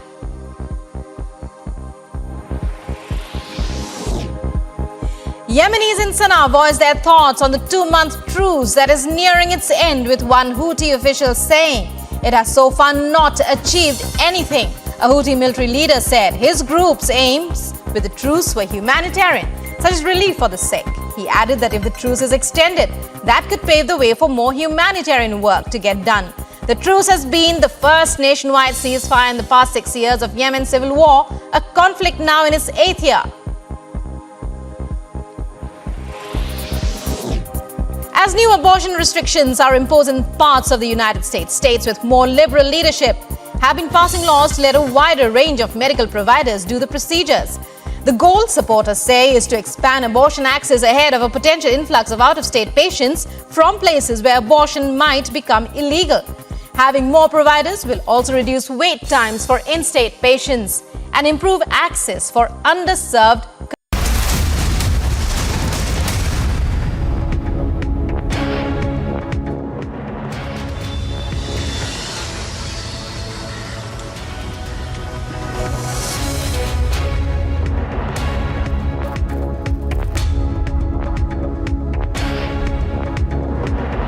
The final journey of KK Krishna Kumar Kannat has begun. From his residence in Warsaw just a short while ago, the ambulance bearing his mortal remains left. It's heading for a funeral ground not far from his residence. It's very close by. In fact, a lot of people, including us, are walking along with the ambulance that bears his mortal remains.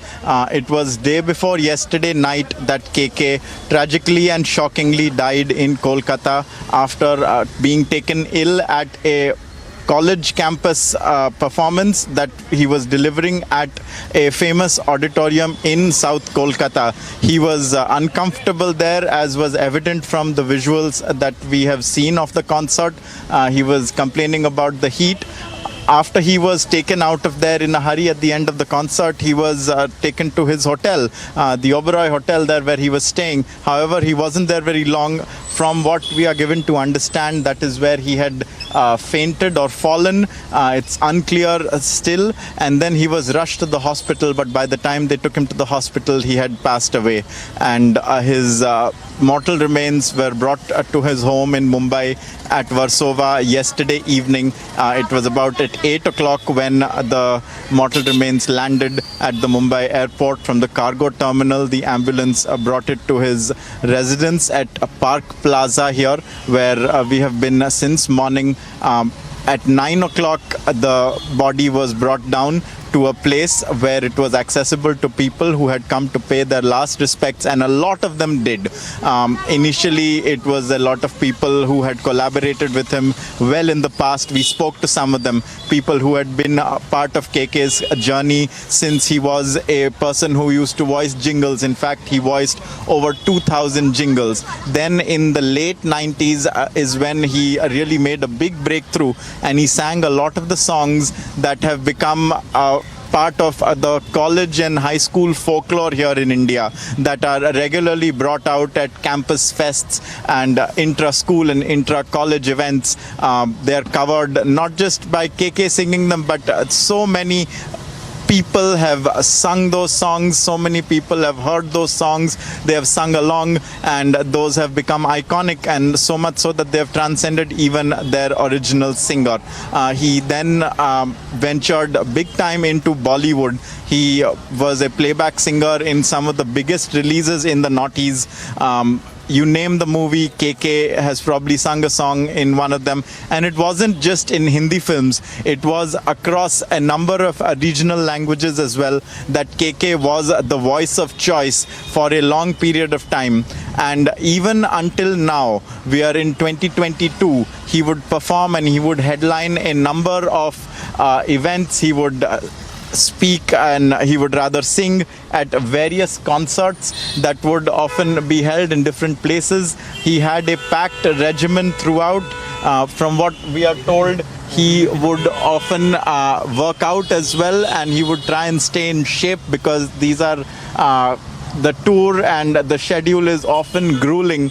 And so he was a very active musician. He passed away entirely too early at the age of 53. It's just 53 years old. He was born in the year 1968. He was born in Delhi, and that is where he lived until a point. He also completed his college years in Delhi as part of Kirori Mal College and Delhi University. But he despite not being formally trained in music, he made a great impression and he left a great mark on the playback singing industry. Like we've been telling you, almost 2,500 jingles, over 100, many hundred in fact, songs that he has lent his voice to. Some of the jingles have become a part of the catchphraseology of the country. One still may not remember what was in the advertisement, or in fact what brand it was even about, but the jingles remain in our head, oftentimes playing on loop, and the same can be said about his songs as well. They are the stuff of legend in recent history in the music industry in India, and they are often sung. While we were here, we saw a number of people had come to pay their last respects. In fact, waiting for the ambulance to finally depart for the last journey, where the likes of Anu Malik, the singer Abhijit, and a number of other people who were also present. Ashok Pandit, filmmaker and Kashmiri Pandit activist, was also present at his residence, and there was a lot of also fan following that was outside as well when KK was being paid respects to. We spoke to one of his fans who had never met KK in his life, but he felt as though he had met him because he has been growing up listening to his songs, and he in fact very beautifully sung a couple of songs for us. And it is a matter of fact almost that KK has gone down in the history of Indian playback singing as a person who sang some of the most iconic and soulful and best known, most loved, most remembered, most covered songs that we know. The likes of Pal, Yaron, Alvida. These are all songs that everyone has grown up listening to. Like we've been saying, they have oftentimes transcended him also in most college fests in India, or in most gatherings. In a lot of the time when you have these picnics, when someone has a guitar and they've brought it along and other people sing a chorus along with it, it is KK's songs that they are oftentimes singing. We know all the lyrics as well. That's how popular KK, his music had become, and why it is such a shocking thing that he has died so suddenly. Insofar as the death goes, there still remain a number of question marks. For instance, what was the situation at the Nazrul Manch Auditorium in Kolkata, where 2,400 people is the allowed capacity? There were more there. Was the air conditioning there sufficient to take the load of the additional crowd? Were all the gates closed? And we believe they weren't, because there was a fire extinguisher leak that had also taken place, and so there is a likelihood that some of the gates there had to be opened, which would have further decreased the potency of the air conditioning on the spot. We have now reached the crematorium, but also late last evening we got the first inputs on what the autopsy of KK has revealed, and the preliminary inputs indicate that it was a myocardial infarction that had taken place, essentially a heart attack that he had suffered. In which case, if that is what had happened to him, the most important thing in that situation is for the person, the patient, to be rushed to an emergency care facility as fast as possible. And in that sense, it is also very likely that the delay in taking him to the hotel rather than the hospital straight away could have proved extremely detrimental. We have also reached now the funeral procession area, and we are going to be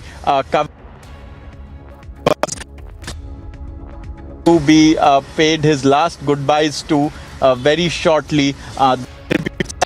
A lot of known personalities from the playback singing industry have come to his residence. A number of them are also following on foot here.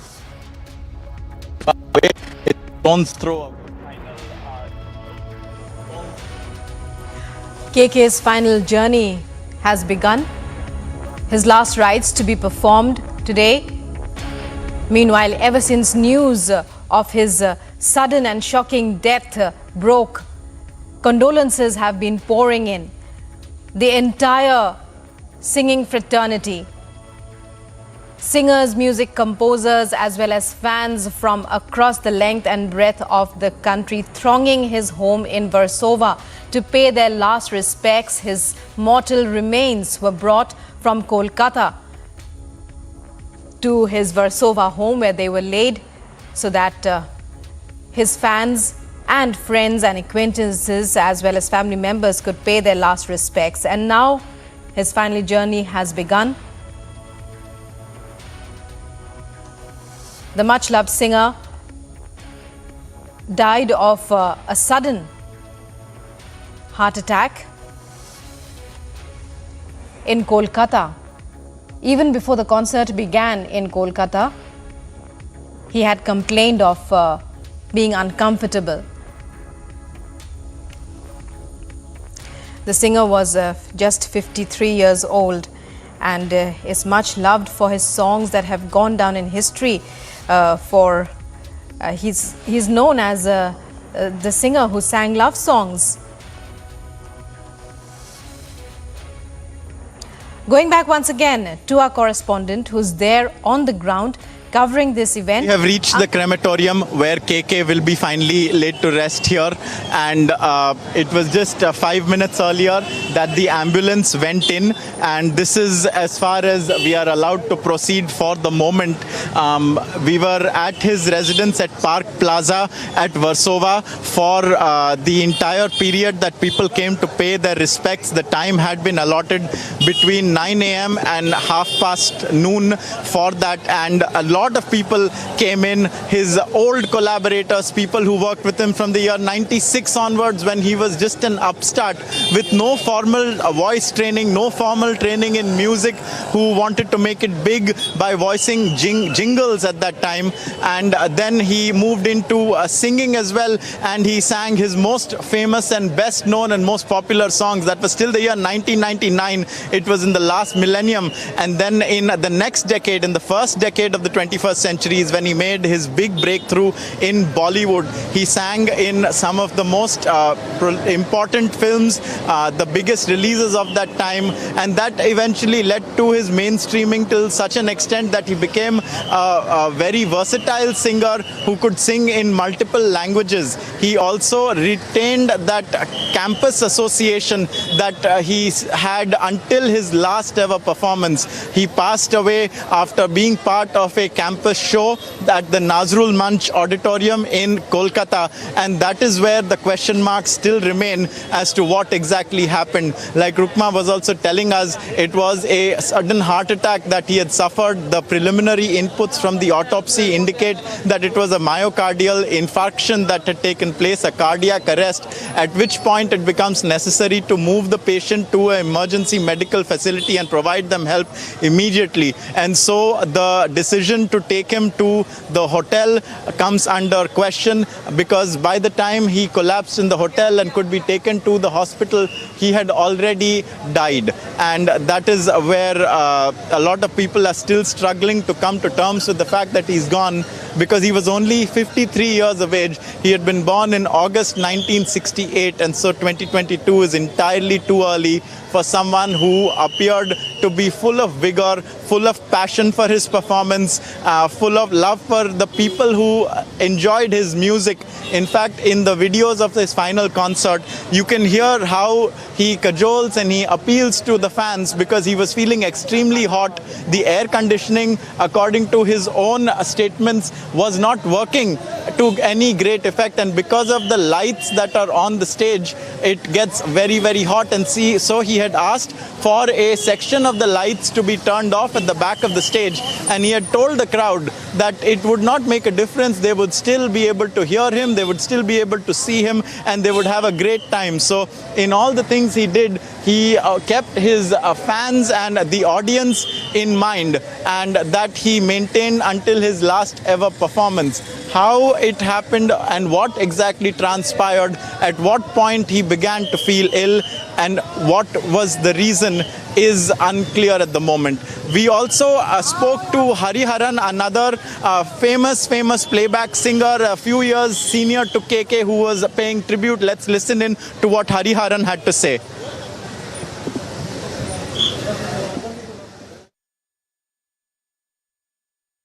बड़ा loss है हमारा industry के लिए और हम जो singers हैं हमारे लिए बहुत बड़ा पर्सनल लॉस है। बस ये दुआ कीजिएगा उनको जन्नत मिले और उनके वाइफ, उनके जो फैमिली है, उनको भगवान जो है उनको ताकत दे इस ट्रेजेडी से वो अपने आप को संभाले। सर, ये बहुत अनसर्टन हो गया है, बहुत बड़ा लॉस हुआ है। पर्सनली आप कितना इसको लॉस फील कर रहे हैं, क्योंकि आप भी काफी ज्यादा कनेक्टेड हैं? बहुत है और बहुत मेरी आप एक फैमिली जैसे हैं। हमारे लिए सच में बहुत शौक है। And so there, viewers, you just heard Hariharan. Hariharan was too choked almost for words. He had to muster that up from within and say what he could. The precious words of Hariharan for a former colleague and a person who shared that same passion with him, same kind of success, similar-ish backgrounds. And you could feel what a loss it was, because again, it's a hot morning. It was a crowded place, but everyone came and they paid their final respects. There was a lot of security presence at the spot, as there is now, because it's essential to manage things like traffic and things of that nature also. But certainly a lot of people came by. We had a young fan who had never met KK in his life, but he said he felt like he had known him ever since he was a baby, because he grew up listening to KK songs, and so much so that being a fan of KK inspired him to want to take up singing as a profession. And so he was kind enough to sing a couple of songs also of KK, the soulful, mellifluous voice, those wonderful lyrics that speak and harken back of great times gone by.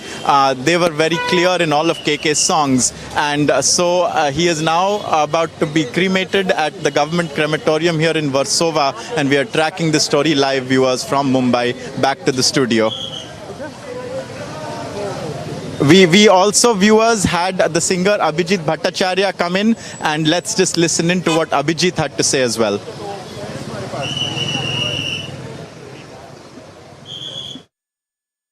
हर उम्र के लोग उसके गानों को सुनते हैं, सिर्फ आज से नहीं, ऑलमोस्ट 20 इयर्स। जब मैंने शुरू किया था, मेरे थोड़े दिन बाद ही वो आया। और मैं पूरे मीडिया के सामने आज कहना चाहता हूं कि मैं इतनी जल्दी किसी का फैन नहीं होता हूं। किशोर कुमार के बाद शायद मैं किसी का फैन बना हूं, लेकिन केके का मैं बहुत बड़ा फैन हूं। Journey underway even as we speak, and fans as well as many of the music fraternity, in fact the entire music fraternity that we can see there gathering at his home in Warsaw in Mumbai before his final journey to pay their last respects. The singer passed away at the age of 53 in Kolkata. And let's move on now to more news stories.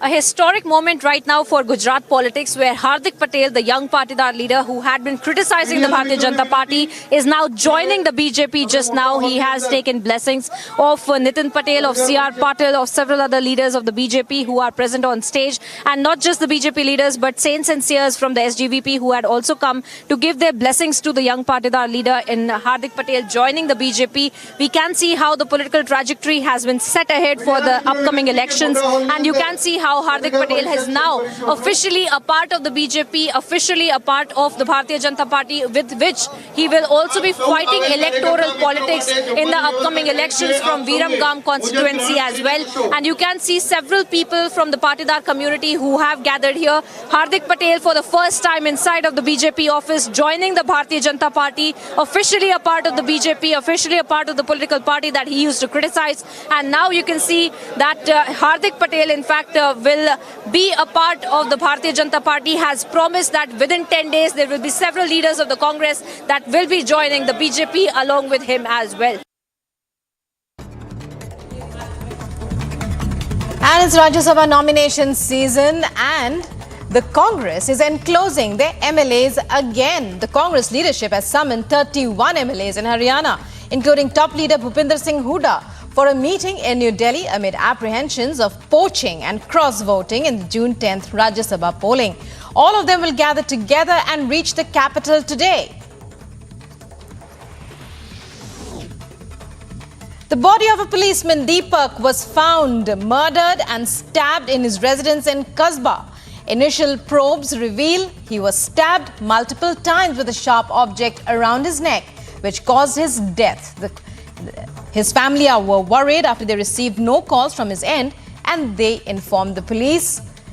He was posted in the Bilhor police station and was living in a rented flat in Brahmanagar locality with another constable.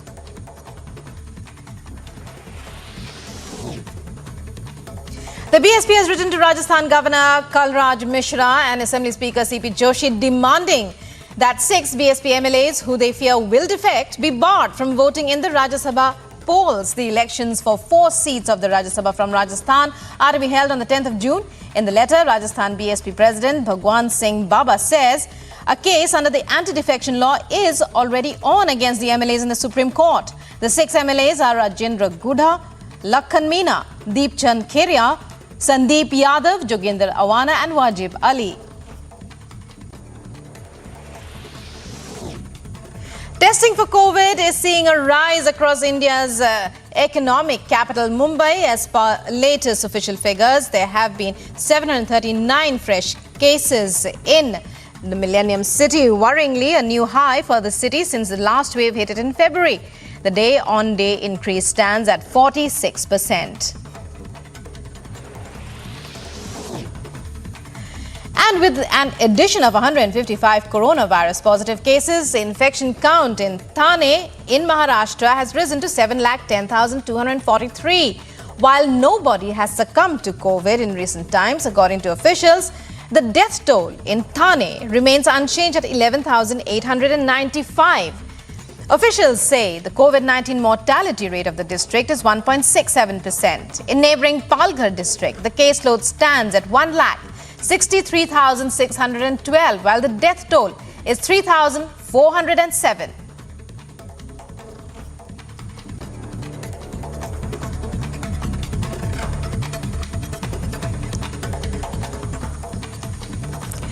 And breaking news coming in, Shiv Sena is staging a protest in Udhampur against civilian killings in the Kashmir Valley. बंद करो बंद करो कश्मीर में लक्षित हत्याएं बंद करो कश्मीर में लक्षित हत्याएं बंद करो अमन बहाली कायम करो अमन बहाली कायम करो कश्मीर में अमन बहाली कायम करो कश्मीर में अमन बहाली कायम करो कश्मीर में अमन बहाली कायम करो कश्मीर में लक्षित हत्याएं बंद करो लक्षित हत्याएं बंद करो लक्षित हत्याएं बंद करो लक्षित हत्याएं बंद करो बेगुनाहों की हत्याएं बंद करो बेगुनाहों की हत्याएं बंद करो लक्षित हत्याएं बंद करो कश्मीर में अमन बहाली बंद करो बंद करो कश्मीर में लक्षित हत्याएं बंद करो कश्मीर में लक्षित हत्याएं बंद करो अमन बहाली कायम करो अमन बहाली कायम करो Gursimran, our reporter, joining us with more updates on the situation in the valley. Gursimran, we are seeing protests there by the Shiv Sena now. Many groups joining this protest against the killing of innocent civilians, innocent Hindus being targeted more and more. Back-to-back killings. It's shocking the entire country and causing great anger. Yes, great anger among the locals in Jammu and Kashmir as the people from the Hindu community are being targeted day in and out in the Kashmir Valley. We have seen that almost on the daily basis the people are being targeted by the terror outfit so as to instill fear among them, and that's why the Shiv Sena is staging protests, because they are anguished with the killings of the Hindu minority community in Kashmir Valley. We have seen day before yesterday Rajni Bala, school teacher, was gunned down by terrorists, and today a bank manager Vijay Kumar was neutralized by terrorists in broad day daylight inside the bank branch of Ilakati Dehati Bank. So this shows that the terrorists want to instill fear, and somehow there is a big question on the security scenario in the Kashmir Valley as well. The Union Home Minister has called a high-level meeting tomorrow. He has summoned the Jammu and Kashmir Lieutenant Governor Manoj Sinha to New Delhi, as well as the DGP and other officials, wherein a brief discussion will take place on the prevailing security scenario, because all this is happening days ahead of start of Amarnath Yatra and is really concerning for the security forces.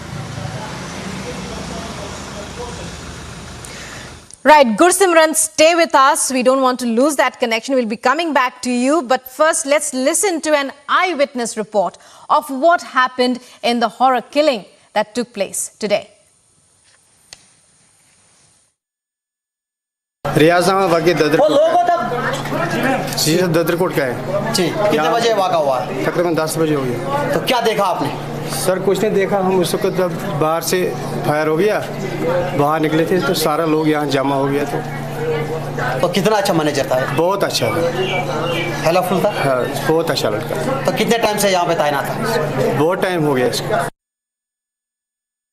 रियाज़ामा वाक़ई ददरकोट का है जी। कितने बजे वाक़ा हुआ? तकरीबन 10 बजे हो गया। तो क्या देखा आपने? सर कुछ नहीं देखा, हम उस वक्त जब बाहर से फायर हो गया बाहर निकले थे तो सारा लोग यहाँ जमा हो गया। तो कितना अच्छा मैनेजर था? बहुत अच्छा था, हेल्पफुल था। हाँ, बहुत अच्छा लड़का। तो कितने टाइम से यहाँ पे तैनात था?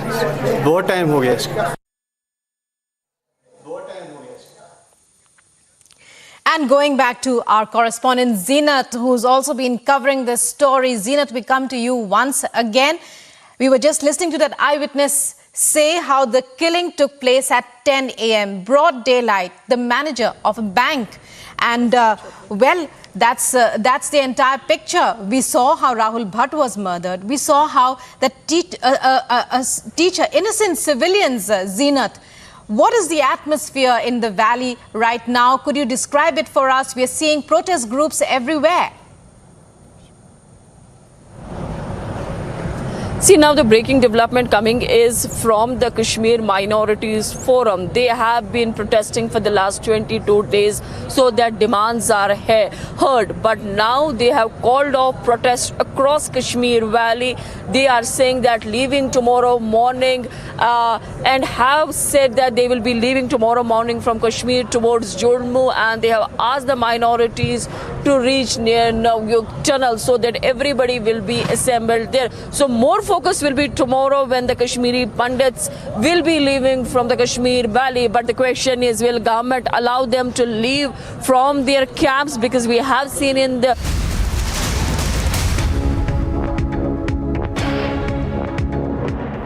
और इस नीति के तहत एक बड़ा बदलाव भारत में आया है। बदलाव यह है कि जांच एजेंसियां, चाहे सीबीआई हो, ईडी हो, भ्रष्टाचारी कांग्रेस पार्टी की सरकार में हम नहीं, सर्वोच्च न्यायालय यह टिप्पणी करता है कि आपने सीबीआई को पिंजरे का तोता बना दिया। आज जांच एजेंसियां स्वतंत्र रूप से, निष्पक्ष रूप से अपने दायित्व का निर्वहन कर रही हैं। ये पिंजरे के तोते का एक बाज बन जाना और भ्रष्टाचारियों को सबक सिखाने का सफर है। कल की प्रेस वार्ता एक सर्वोच्च न्यायालय के वरिष्ठ अधिवक्ता ने करी, जो कांग्रेस के प्रवक्ता हैं, मेरे साथी भी हैं, और यह उम्मीद करना कि सही तथ्य जनता के बीच में रखे जाएंगे इस पूरे मामले को लेकर, कोई ज्यादा उम्मीद करना नहीं है। तो यह तथ्य अब मैं आपके सामने रख रहा हूं और इसके बाद कुछ प्रश्न इस मंच से हम लोग पूछेंगे। पहला सवाल जो हम पूछना चाहते हैं, क्या यह सही नहीं है कि सोनिया गांधी जी और राहुल गांधी पे एक फौजदारी का मुकदमा, क्रिमिनल केस सेक्शन 420 धोखाधड़ी और बेईमानी करने के लिए चल रहा है, जिसमें सोनिया गांधी और राहुल गांधी नेशनल हेराल्ड और एजेएल और यंग इंडियन, जिसको अभी मैं विस्तार से समझाऊंगा, दिल्ली उच्च न्यायालय जाते हैं और ये मांग करते हैं, निवेदन करते हैं अपनी याचिका में कि इस मामले को निरस्त किया जाए, क्वॉश किया जाए। 7 फरवरी 2015 दिल्ली हाई कोर्ट का आदेश मैं लेके आया हूं, मेरे हाथ में है। वो बिल्कुल स्पष्टता से कहता है कि प्रथम दृष्टया जो आरोप लगाए गए हैं धोखाधड़ी के, बेईमानी के, ये सत्य प्रतीत होते हैं, इसलिए इनको निरस्त नहीं किया जाएगा। इसके बाद सोनिया गांधी जी और राहुल गांधी ये सर्वोच्च न्यायालय का दरवाजा खटखटाते हैं।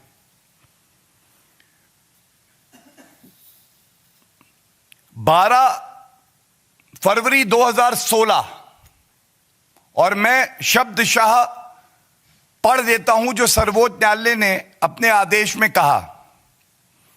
The supreme court stated, and I quote, insofar as the determination rendered by the High Court in rejecting the prayer for quashing the proceedings against the petitioner is concerned, we find no justification in interfering therewith.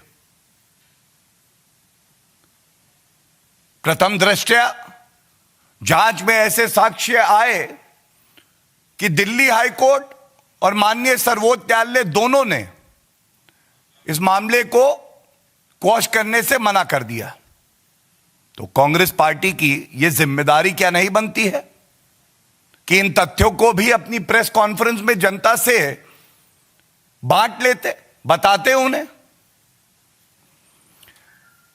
यह तो हो गया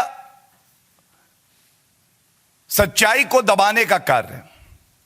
अब ये जो तथ्य मैं रखने जा रहा हूं, ये सारे के सारे न्यायालय के आदेशों से, इनकम टैक्स डिपार्टमेंट और एपेलेट ट्राइब्यूनल जो इनकम टैक्स का है उसके आदेश से लिए गए हैं। यह सवाल सोनिया गांधी जी और राहुल गांधी आपसे देश की जनता पूछ रही है। ये पहले तथ्य रख दूं। एसोसिएटेड जर्नल लिमिटेड नामक एक कंपनी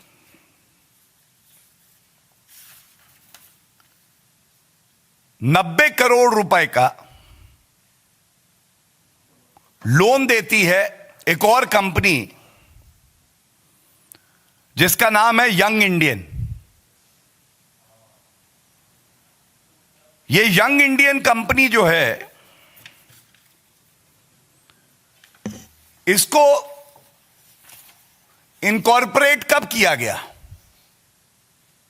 तो पहला सवाल यह भी पूछेंगे हम, सोनिया गांधी जी, कांग्रेस पार्टी, राहुल गांधी, ये बताइए क्या यह सही नहीं है कि नवंबर 2010 में जब आपकी केंद्र में सरकार थी,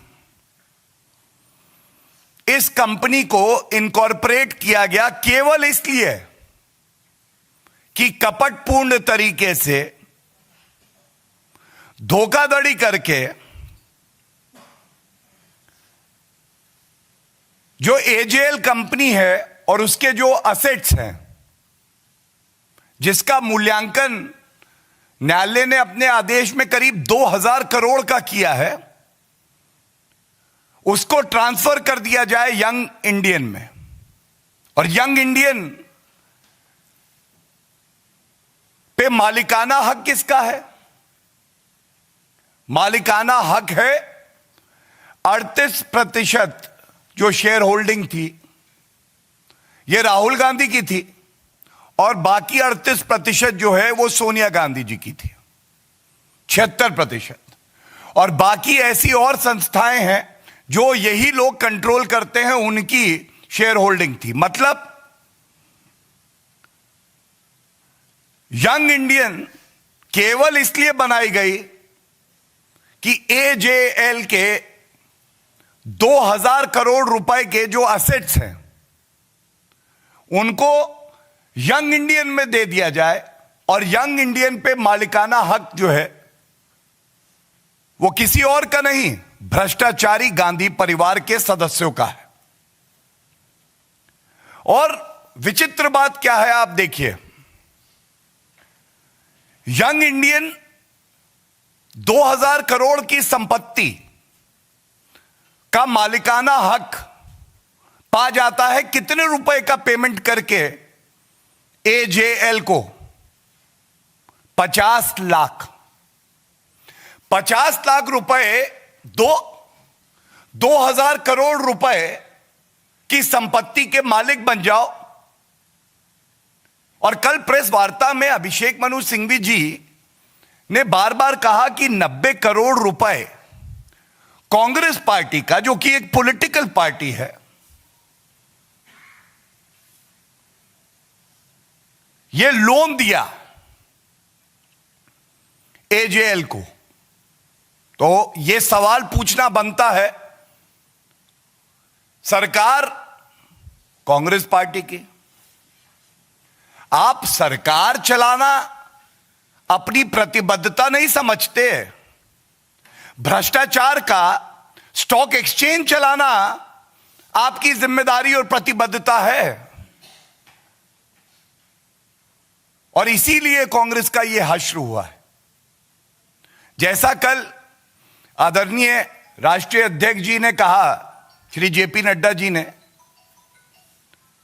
ये वो भ्रष्टाचारी हैं जो जब पकड़े जाते हैं तो हो हल्ला तो करते हैं, लेकिन ये सही तथ्य भी जनता के समक्ष नहीं रखते। कौन चोर बोलेगा कि मैंने चोरी की है? कौन भ्रष्टाचारी बोलेगा कि हां देश को लूटा है?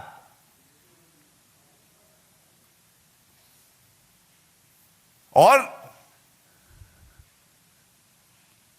भ्रष्टाचारी हैं, कह रहे थे डरेंगे नहीं, झुकेंगे नहीं, सीना ठोक कर सामना करेंगे। तो सुन लीजिए, सारे भ्रष्टाचारी पकड़े जा रहे हैं बारी बारी, और भ्रष्टाचारियों को डरना भी होगा, कानून के सामने झुकना भी होगा, और चोरी करके सीना जोरी मत करिए। यह बिल्कुल उचित नहीं है।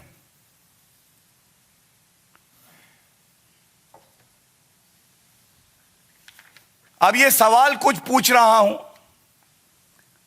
उम्मीद है कि अगर हिम्मत होगी तो सोनिया गांधी जी खुद देश के सामने आएंगी। इस देश ने बहुत सम्मान दिया है आपके परिवार को, आपको, राहुल गांधी को। कल यह कहा गया कि एजेएल नेशनल हेराल्ड की बहुत बड़ी एक विरासत है, महात्मा गांधी जी का नाम लिया गया, और भी जो सम्मानित भारत के आदर्श नेता रहे उनका नाम लिया गया। अगर आप विरासत ही बचा रहे थे तो उसी विरासत को आपने यंग इंडिया इसको बेच दिया। ये कैसा विरासत बचाना है कि विरासत को बचाते बचाते आपने उसका दाम लगा के और यंग इंडियन नामक कंपनी जिसके आप मालिक हैं उनको बेच दिया। दूसरी बात ये बताइए, ये जो यंग इंडिया कंपनी आपने इनकॉर्पोरेट करी, ये 2010 में करी, 3 महीने के अंदर अंदर from incorporation to asset transfer 2000 crore का ये पूरा हो गया। क्या यह बात सत्य नहीं है कि एक जल्दबाजी थी आपको कि ये 2000 करोड़ रुपए का मालिकाना हक आपका हो जाए? ऐसी क्या जल्दबाजी थी? और इनका जो मोटिव था, हर क्राइम के पीछे एक मोटिव होता है। मोटिव यही था कि सबसे पहले हम अपनी सत्ता का दुरुपयोग करके लाभ लें, 2000 करोड़ रुपए के जो असेट्स हैं उस पे हमारा मालिकाना हक हो जाए, और कर की चोरी, टैक्स इवेजन, 1 रुपया टैक्स ना देना पड़े, इस मंशा से यह किया गया। तो यह सवाल पूछा जाएगा आपसे कि क्या आपने 1 रुपया भी टैक्स सरकार को उस वक्त दिया? मेरा तीसरा सवाल यह है, यह तथ्य तो आपने स्वीकारे हैं, 90 करोड़ रुपए एक पॉलिटिकल पार्टी, कांग्रेस पार्टी, जिसको भ्रष्टाचारी पार्टी भी कह सकते हैं, अपने खाते से, जो कि आम आदमी डोनेशन देता है, एक कंपनी को देती है लोन के तहत। 90 करोड़ का यह लोन है। 2000 करोड़ रुपए की संपत्ति उस कंपनी के पास है, तो क्या वो संपत्ति का कुछ अंश बेच के 5% से भी कम आएगा? इस लोन को नहीं चुका सकता था। और अगर ये 90 करोड़ का लोन कांग्रेस पार्टी ने दिया, तो ये जो संपत्ति और मालिकाना हक कंपनी पे है, ये तो कांग्रेस पार्टी के पास आ जाना चाहिए था। ये एक और जो भ्रष्टाचार का आपने छोटा सा बच्चा कंपनी के नाम पे यंग इंडियन बना के और खुद सारी संपत्ति को हथिया लिया, ऐसा क्यों किया सोनिया गांधी जी? ये जरूर बताइएगा। तीसरी बड़ी बात एक और बहुत महत्वपूर्ण है, यह उच्च न्यायालय के आदेश में है। नेशनल हेराल्ड बिल्डिंग जो एजेएल द्वारा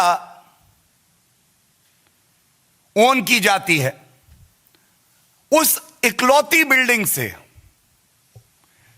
60 लाख रुपए महीना, 60 लाख रुपए महीना रेंटल इनकम थी।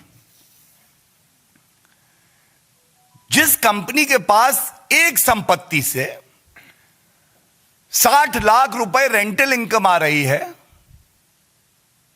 तो क्या वो यंग इंडियन की जगह, जिसने 50 लाख रुपए दिए हैं,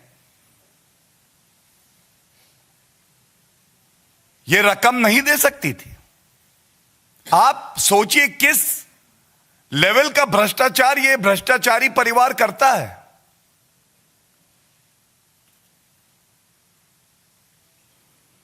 और इसके साथ ही इनकम टैक्स डिपार्टमेंट ने आदेश पारित किया 2017 दिसंबर में, और उसमें बिल्कुल स्पष्ट लिखा है कि सोनिया गांधी और राहुल गांधी को 414 करोड़ रुपए का 414 करोड़ रुपए का मुनाफा हुआ इस घोटालेबाजी से, इस छल कपट से। और आदेश दिया गया कि 250 करोड़ रुपए टैक्स भरें। इसके खिलाफ सोनिया गांधी, राहुल गांधी, तमाम और office bearers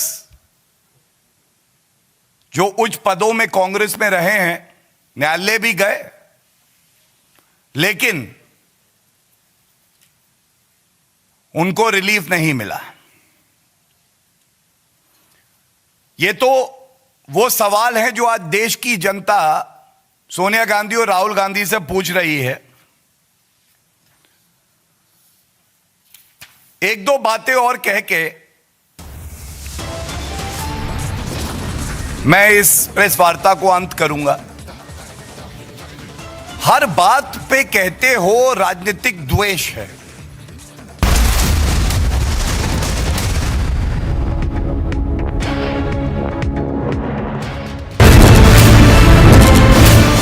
The question this time very clearly, no answers from him. Our keys continue to be with his men. We faced intimidation here. What we have to see is what action will really be taken here in this case. We've been trying to get in touch with you and ask you several questions on the land deals that you had along with Priyanka Vadra and Robert Vadra. Why are you trying to avoid the camera, sir? Hanging of the rapist has been confirmed. Court has said all the evidence had already been seen at the trial court, at the high court and the top court of the country. They're not going to go into it again.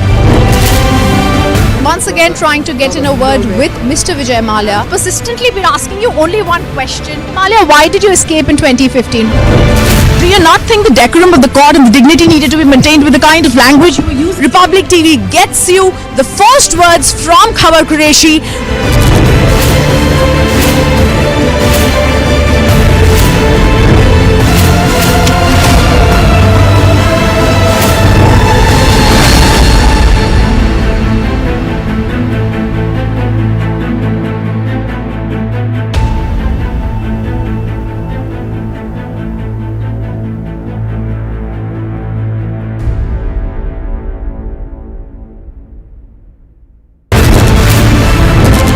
Big raids that are being carried out by the Central Bureau of Investigation. RJD levels allegations of revenge politics. This mass graveyard in Bucha bears testimony to the brutal acts of the Russian troops. Republic TV did a week-long investigation into the operations of the Khalistani movement here in Britain. Blatant violations that were carried out just a day before the fire. Did they really not feel the importance to inform the BMC? Republic Media Network's SIT decided to expose the dirty nexus between politics and a murky Ponzi scheme.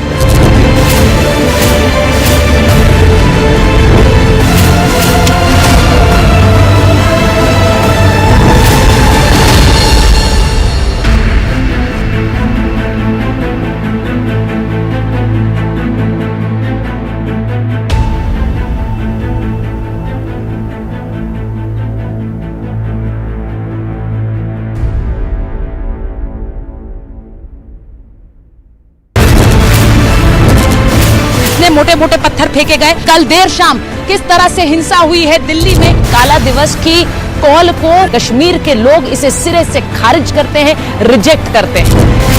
Delhi को न जलने देंगे और न ही सुलगने देंगे। एक एक तस्वीर दिल्ली से। AJL case in which Sonia and Rahul have been summoned by the ED is a crystal clear one. There are book entries. Now there are non-existent loans and there is non-payment of tax. It's such a solid case against the Vadra Gandhis that the appellate tribunal asked them to pay some 249 crore rupees in tax. Pay up and own up is what the Vadras ought to do. There is nothing to moralize about an alleged crime like this. If the Vadras have evaded tax in this case worth over 250 crore rupees, then how is this a political matter? I want to know, you want to know, and yes, the nation wants to know.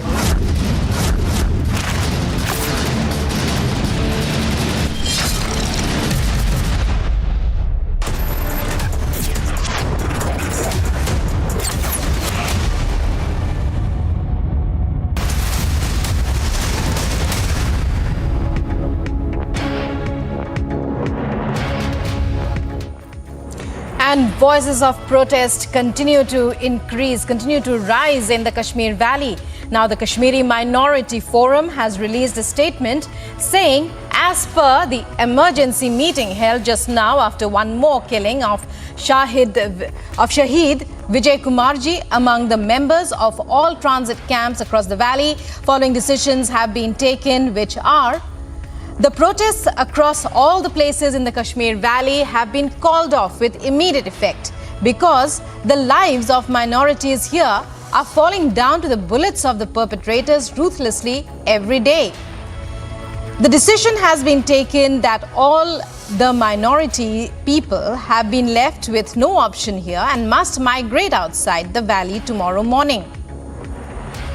All the protesters are requested to assemble beyond Navyug Tunnel tomorrow for the future line of action regarding their fate and their lives.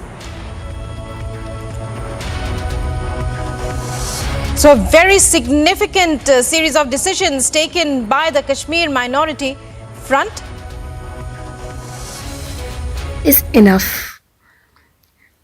It's been so many days that we guys are protesting and telling you guys to move us to safer location. Not only us, to every Hindu who is not safe here. You can see the government is completely failed in saving minority here. And it is, I mean, we have been living here for so many years, but right now what is happening is completely not in control of government. So this is an announcement that we all rented employees have decided that we are leaving the valley and we are not going to come back here because there is no security. Now it is up to the government whether they want to give us the jobs there or not. But this is not what we are going to take. You killing each one of us every day and then we just wait for the government to take any action. I'm so sorry, this is not going to happen. And I request you that you please ensure each and everyone reaches safely to Jammu or other provinces where they can feel safe. You see, we have been shouting and screaming from last 20 days that relocate Kashmiri Pandits and minority community out of Kashmir. But nothing has been done. They are not listening to it. They are just, our calls are going on deaf ears. And we'll keep on losing people. And they will keep on whiling away their time. So that's why we have been demanding since last 20 days, 25 days that please relocate all these 5,000 Kashmiri Pandits from Kashmir to Jammu and to other places of this country. But they are not listening to it. They are not even bothering about it. And they are just having meetings after meetings. And we are keeping on losing people after people. You know, you left terrorists when Kandahar thing happened.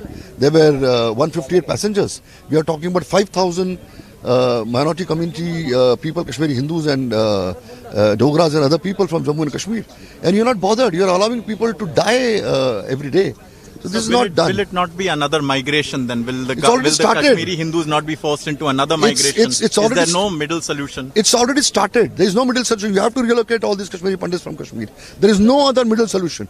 Otherwise, you will keep on seeing to it that every week, every 3 days, a Kashmiri Pandit will be killed there. Or anybody else from any minority community will be killed every 3 days. 3 days before Rajni Bala was killed, today you are saying a teacher has, I was not aware of this, a teacher has been killed. So a bank manager has been killed. From Rajasthan. So it will go on. They will keep on killing people and these people will keep on listening to it and whiling away their time. And going across live to our correspondent Zinat. Zinat, the Kashmiri Minority Forum has released a statement, a number of important steps there that they have decided on, a number of important decisions. It's over to you to take us through the decisions that were taken and what they mean. See, Kashmir Minority Forum has issued a statement that they have called off protests across Kashmir Valley because they have been protesting for the last 22 days after Rahul Bhatt Kashmiri Pandit's killing, and they have also asked people to assemble at the Navyug Tunnel tomorrow morning, and the migration from there will take place for Jammu. You heard the Kashmiri Pandit lady talking about that how the community at present is feeling, and she's completely telling seriously that the government has failed in all corners and giving assurances which they are not able to deliver. Kashmiri Pandits or the minorities getting killed, the government is not able to take care of the target killings so that the target killings are stopped. And despite whatever we say, we cannot escape that yes, the terrorists are showing their presence by targeting the minorities or the Kashmiri Pandits. The lady in the video is seeking questions, asking questions and seeking answers that do you want us to get killed? Why don't you allow us to reach to the safer locations? We are ready to serve in any part of the country, but not in Kashmir, where the situation at present is not safe. Kashmiri Pandits, Hindu community demanding save us from getting killed. And now we are seeing the visuals also coming from the Mutton migrant camp, where the Kashmiri Pandits have assembled. They're taking their belongings out from the camp, because they also say that they want to migrate. But the question is, again, will the government allow this migration? Because they have been making these attempts for the last 2 days, whether attempts were made in Visu camp, from the Visu camp, Indira Nagar, or from the Baramulla or the Natsuna of Kupwara.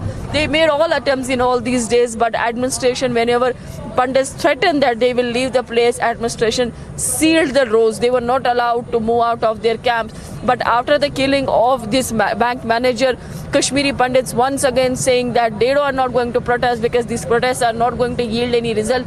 Government has turned completely deaf. Government says the things will improve, assurances are coming. Yesterday we witnessed that the DC Srinagar meeting the Kashmiri Pandit delegation at Indira Nagar temple, but after he left, there again the Kashmiri Pandits say we are not what the government is proposing. Government proposing that they will be transferred to the district quarters, but that is not accepted, because ultimately they have to live a normal life. They cannot take the security everywhere. If they have to buy a grocery or they have to do their normal work, will they carry the security personnel with them? It is not possible. But now today the terrorists showed their presence in Kulgam, where they targeted the bank manager, who actually is from Rajasthan. He lost his life in a terror attack.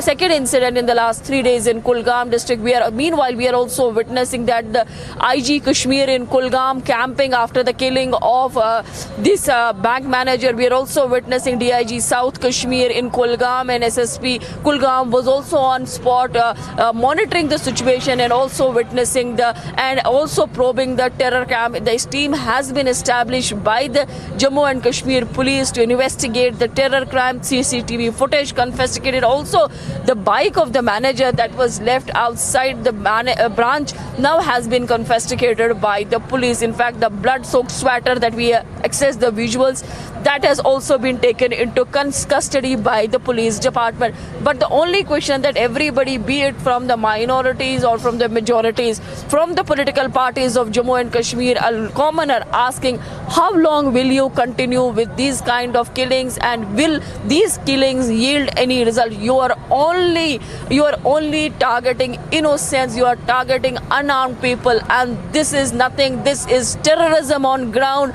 Pakistan-sponsored terrorism on ground, where innocent peoples are being targeted. They are losing their loved ones. Right, Zeenat, very well described the situation of the Kashmiri Pandits, but the call to assemble at the tunnel, well, how long should we wait before, or has that exodus already begun? See, the kind of visuals that we are seeing, that the Pandits coming out from their camps with their belongings and then standing at the gate waiting for the vehicles. Many families in smaller number have already left after the first killing was witnessed of the Rahul. But when we talk about the larger number of people, whether they left the valley or not, no, they have not left. They are here because these people are the ones who have been protesting, and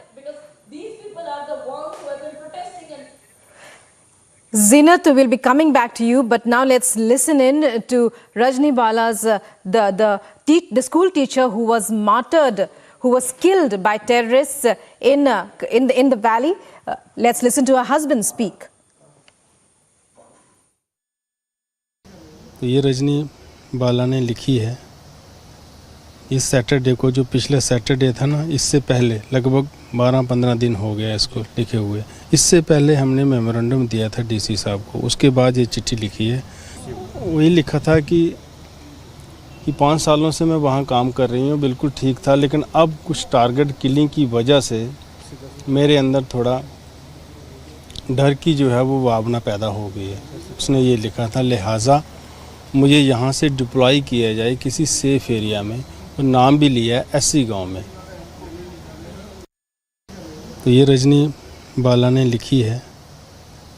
इस Saturday को, जो पिछले Saturday था ना, इससे पहले लगभग 12-15 दिन हो गया इसको लिखे हुए। इससे पहले हमने मेमोरेंडम दिया था डीसी साहब को, उसके बाद ये चिट्ठी लिखी है।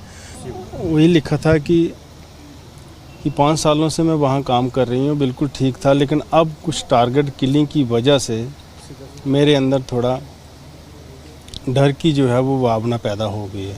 उसने ये लिखा था, लिहाजा मुझे यहाँ से डिप्लॉय किया जाए किसी सेफ एरिया में, और नाम भी लिया है एससी गांव में।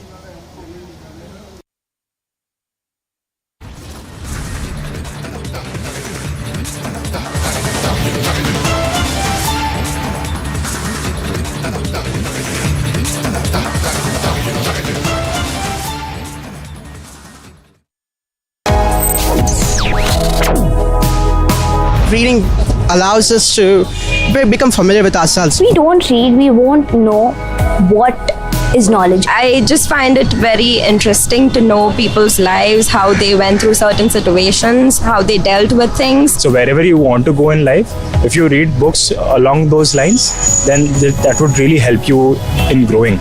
Reading could mean a million different things to every individual. What does it mean to you? Visit readindia.info to find out more.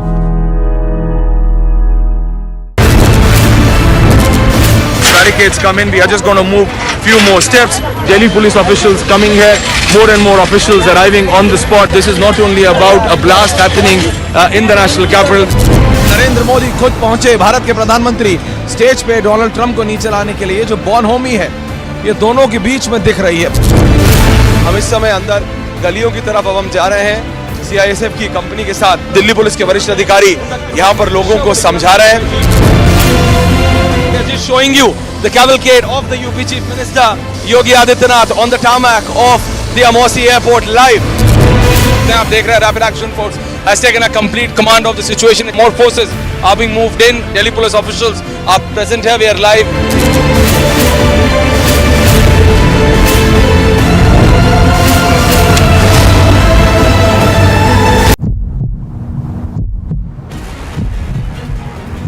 These are the employees from the Jammu region who are working in the Kashmir Valley. What they are demanding that they be sent back to Jammu region, they be transferred out of Kashmir. They are saying that they are ready to work anywhere except in the Kashmir Valley.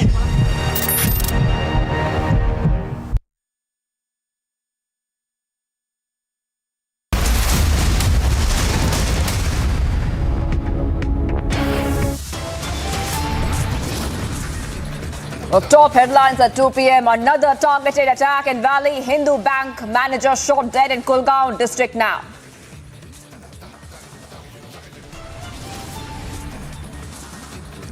CCTV tape out. 2 bullets fired in 10 seconds and another Hindu life lost in Jammu and Kashmir.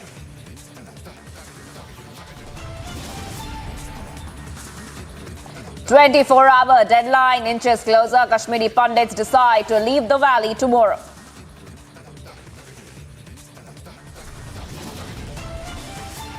From Kulgam to Shopian, Valley demands justice. Valley demands complete wipeout.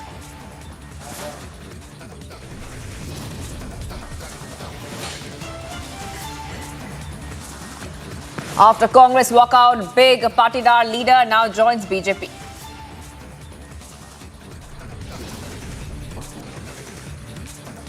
As ED summons Gandhi's Rahul rallies out of India defense, Sonia tests COVID-19 positive.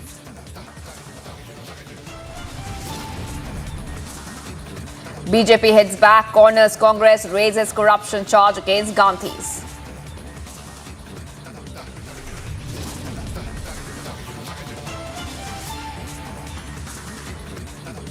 All-out resort politics in Rajasthan, fearing BJP poaching Congress to move MLAs to Udaipur resort.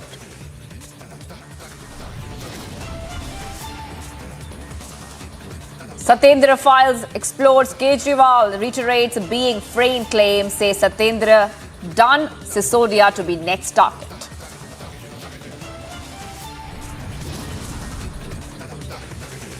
After Yanvapi Rao, now Charminar, now in focus, Congress leader seeks permission to offer namaz there.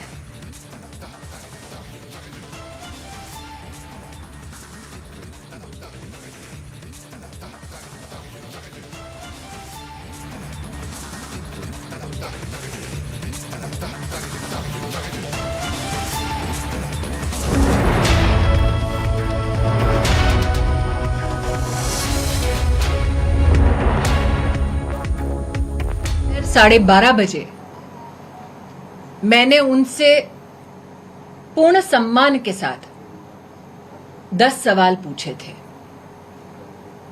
उन्हें आज शायद कुछ समझ ना आता हो, लेकिन जब उन्होंने क्लीन चिट दी तब सत्येंद्र जैन के बारे में ऐसा क्या समझा कि उन्हें सत्येंद्र जैन पाक साफ नजर आए। केजरीवाल जी, निश्चित रूप से आज मेरी आवाज अब तक पहुंचेगी। मेरा आग्रह है कि आप देश की जनता को बताएं कि दिल्ली हाई कोर्ट ने अपने ऑर्डर में यह कहा 16 करोड़ 39 लाख का काला धन हवाला ऑपरेटर्स के सौजन्य से, उनकी मदद से सत्येंद्र जैन ने 4 शेल कंपनीज में अपनी भागीदारी दिखाते हुए संचारित की। दिल्ली हाई कोर्ट के इस ऑर्डर पर केजरीवाल जी, आपने अब तक क्यों चुप्पी साध रखी है? आपने तो कहा था देश को कि आपने सारे कागजात देख लिए, तो दिल्ली हाई कोर्ट के इस ऑर्डर पर आपने अब तक टिप्पणी क्यों नहीं की? केजरीवाल जी, आप बार बार आरोप मढ़ते हैं इन्वेस्टिगेटिंग एजेंसीज पर। आपकी इच्छा क्या यह है कि investigating agencies Delhi high court का ये ऑर्डर अनदेखा करें?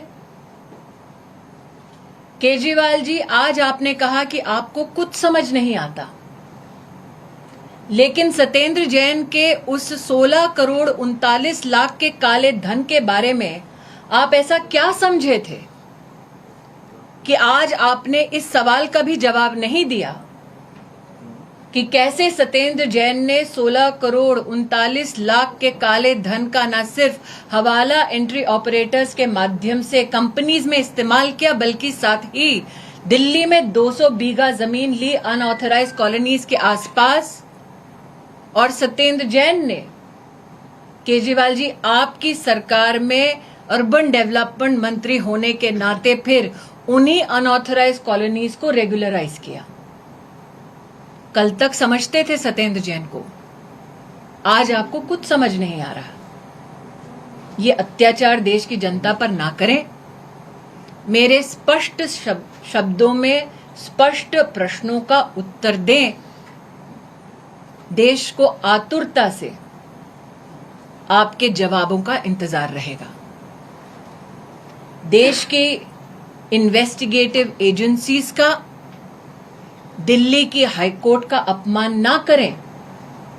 क्या आज भी वो सत्येंद्र जैन जिसने न सिर्फ काले धन का इस्तेमाल किया, बल्कि आपकी सरकार आपके तंत्र का दुरुपयोग करके 200 बीघा जमीन हथियाया, क्या वो सत्येंद्र जैन आज भी आपके लिए ईमानदार है?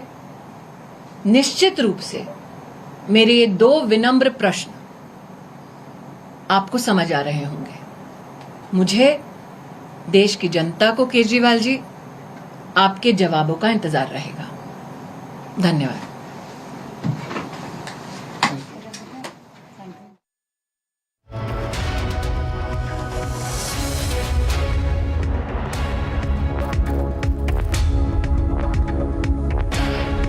Smriti Irani there continuing to fire questions at Arvind Kejriwal and also saying that why is Kejriwal silent? Let's go across to the Aam Aadmi Party press conference as well. पिछले 3 साल से इस पे क्या जांच हुई? पिछले 3 साल से इस पे क्या इन्वेस्टिगेशन, क्या कार्रवाई हुई? नहीं हुई, क्योंकि इन सब एजेंसियों को भी पता है कि यहां पे कोई भ्रष्टाचार नहीं है। पर जब केंद्र सरकार द्वारा, भारतीय जनता पार्टी द्वारा सब एजेंसीज को मैंडेट दिया जाता है, तो सब कुछ गड़े मुर्दे निकालकर, फर्जी केस निकालकर, कोई भी पुरानी कंप्लेंट निकालकर अब फर्जीवाड़ा करने की कोशिश कर रही हैं। पहले सत्येंद्र जैन जी पर फर्जी केस होते हैं, अब मनीष सिसोदिया जी पर फर्जी केस का प्रयास होता है। कौन है ये सत्येंद्र जैन और मनीष सिसोदिया? क्यों पड़ी है केंद्र सरकार इनके पीछे? केंद्र सरकार इनके पीछे इसलिए पड़ी है क्योंकि मनीष सिसोदिया जी वो शिक्षा मंत्री हैं जिन्होंने दिल्ली के गरीब बच्चों को, दिल्ली के 18 लाख बच्चों को अच्छी शिक्षा दी है। मनीष सिसोदिया जी वो शिक्षा मंत्री हैं जिन्होंने जब शिक्षा का कार्यभार संभाला था तो आप दिल्ली के सरकारी स्कूल में जाइए तो सबसे पहले टॉयलेट की बदबू आती थी। ऐसे होते थे दिल्ली के सरकारी स्कूल। बच्चों के बैठने के लिए टेबल नहीं होते थे, क्लासरूम में टीचर नहीं होते थे, पीने का पानी नहीं होता था। मनीष सिसोदिया जी वो शिक्षा मंत्री हैं जिन्होंने दिल्ली के सरकारी स्कूलों में एक क्रांति की शुरुआत करी और आज वो क्रांति यहां पर पहुंची है कि आज दिल्ली के सरकारी स्कूलों के नतीजे प्राइवेट स्कूलों से बेहतर आते हैं। आज दिल्ली के सरकारी स्कूलों के बच्चे आईआईटी, जेईई, नीट क्लियर करके देश के बड़े बड़े कॉलेज में जाते हैं। आज दिल्ली के सरकारी स्कूलों में एडमिशन के लिए हजारों बच्चे अप्लाई करते हैं। 5000 सीटें होती हैं हमारे स्कूल ऑफ स्पेशलाइज्ड एक्सीलेंस में और 80,000 लोग वहां पे एप्लीकेशन डालते हैं। इस शिक्षा क्रांति के प्रणेता हैं मनीष सिसोदिया जी। कौन है सत्येंद्र जैन जी? सत्येंद्र जैन जी वो स्वास्थ्य मंत्री हैं जिन्होंने हर दिल्ली वाले को अच्छी स्वास्थ्य की व्यवस्था बिना कोई भी पैसा खर्च किए दी जा सकती है, उसका मॉडल देश के सामने, दुनिया के सामने रखा है। वरना आप याद करिए, एक बीमारी के लिए एक परिवार को अपने सारे गहने गिरवी रखने पड़ते थे, अपनी जमीन बेचनी पड़ती थी, अपना घर बेचना पड़ जाता था जब प्राइवेट अस्पतालों में लाखों रुपए के इलाज कराने पड़ते थे।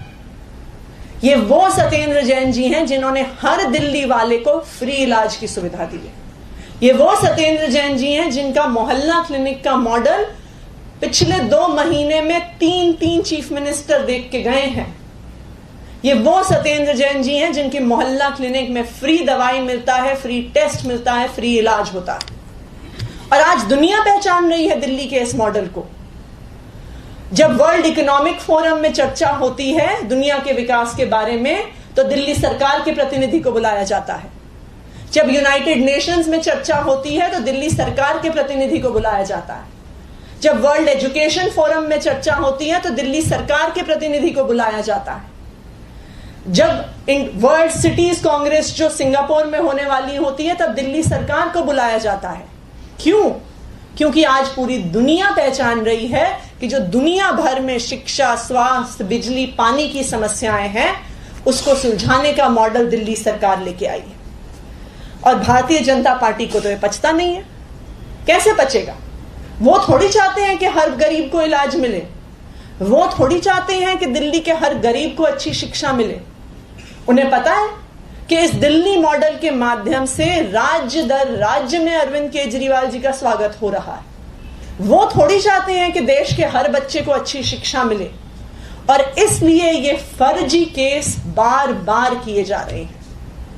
लेकिन मैं भारतीय जनता पार्टी को बताना चाहूंगी, मैं केंद्र सरकार को और प्रधानमंत्री जी को बताना चाहूंगी कि हम आपके फर्जी केसों से डरने वाले नहीं हैं। यह कोई पहली बार नहीं है कि केंद्र सरकार ने फर्जी केस आम आदमी पार्टी पे लगाए हैं। सिर्फ 2020 तक, बाकी तो मेरे पास पिछले 2 साल का आंकड़ा भी नहीं है, पर जब से आम आदमी पार्टी बनी 2012 में और 2012 से 2020 तक आम आदमी पार्टी के नेताओं पर 140 से ज्यादा केस हुए हैं केंद्र सरकार की एजेंसीज पे के द्वारा। हमारे 52 एमएलएस पर केस हुए हैं। सीबीआई ने सीएम के घर पे रेड किया, सीएम के ऑफिस पे रेड किया, डिप्टी सीएम के घर पे रेड किया, सत्येंद्र जैन जी के घर पे रेड किया। इनकम टैक्स डिपार्टमेंट ने कैलाश गहलोत जी के घर पे जाके रेड की। दिल्ली पुलिस ने अहमदाबाद से गुलाब सिंह जो हमारे मटियाला के एमएलए अहमदाबाद से अरेस्ट किया। दिनेश मोहनिया जी को एक प्रेस कॉन्फ्रेंस के बीच में से घसीट के उठा के लेके गए। इतने सालों में चाहे सीबीआई हो, चाहे दिल्ली पुलिस हो, चाहे एंटी करप्शन ब्रांच हो, चाहे ईडी हो, केंद्र सरकार ने हर संभव कोशिश करी है आम आदमी पार्टी पे ऐसे फर्जी केस बनाने की। लेकिन आज तक एक भी केस में आम आदमी पार्टी के कोई भी नेता पर कोई भी इल्जाम साबित नहीं हुआ। हर बारी जब ये केस फाइनली कोर्ट पहुंचे हैं तो कोर्ट ने दिल्ली पुलिस को फटकार लगाई है, सीबीआई को फटकार लगाई है और कहा है कि बिना सबूत के तुमने ये केस कैसे किया, बिना सबूत के तुमने ये अरेस्ट कैसे किया। तो इसलिए मैं केंद्र सरकार को कहना चाहती हूं कि हम आपके इन फर्जी केस से डरने वाले नहीं हैं। और आज दिल्ली की जनता भी देख रही है और देश की जनता भी देख रही है कि जो देश में एक ईमानदार सरकार है, जो एक आम आदमी के लिए, एक गरीब आदमी के लिए काम कर रही है, अच्छी बिजली, पानी, शिक्षा, स्वास्थ्य देने का काम कर रही है, आप उसी सरकार को काम नहीं करने दे रहे हैं। आपके इन्हीं केसेस की वजह से आम आदमी पार्टी एक बारी 67 और एक बारी 62 सीटें लेके आई है। आप हम पे केस करते रहिए, आप आम आदमी पार्टी के नेताओं को जेल भेजते रहिए। मेरा वादा है कि इसका नतीजा यही होगा कि हर इलेक्शन जो आम आदमी पार्टी लड़ेगी, आम लोग हमें जिता के भेजेंगे। शुक्रिया। कोई सवाल? चलिए, thank you. All right, that was Aam Aadmi Party's Atishi there giving a counter to the BJP. Remember, Smriti Irani also has once again questioned Kejriwal's silence on the alleged money laundering case against Satyendra Jain. And there we have the Aam Aadmi Party conference also giving their counter on the briefing there on Satyendra Jain. Well, let's have a look at the other stories that we are tracking at this point of time.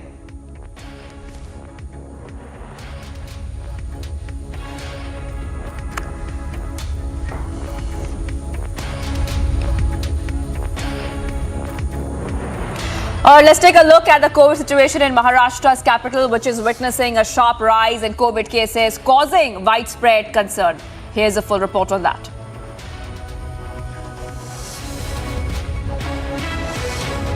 Of COVID-19 to sweep the country, India logged in a single-day rise of 3,712 new COVID-19 cases in the last 24 hours and 5 fatalities. But the worst state hit by COVID-19 is Maharashtra, which is seeing more than 1,000 fresh cases daily. With the detection of 739 new cases, yesterday's daily positivity rate in Mumbai rose to 8.4%, a sharp jump in 3 months. BMC chief has reportedly asked all ward officials to increase testing on a war footing as the city clocks in around 8 to 9,000 tests on a daily basis. According to officials from Maharashtra's COVID task force, active cases have risen by 20% in the past 24 hours, with majority of active cases being reported in Mumbai, Thane and Pune. Active cases in Maharashtra rose to 4,032 cases, with Mumbai accounting for 2,970 active cases alone. Bureau Report for Republic TV.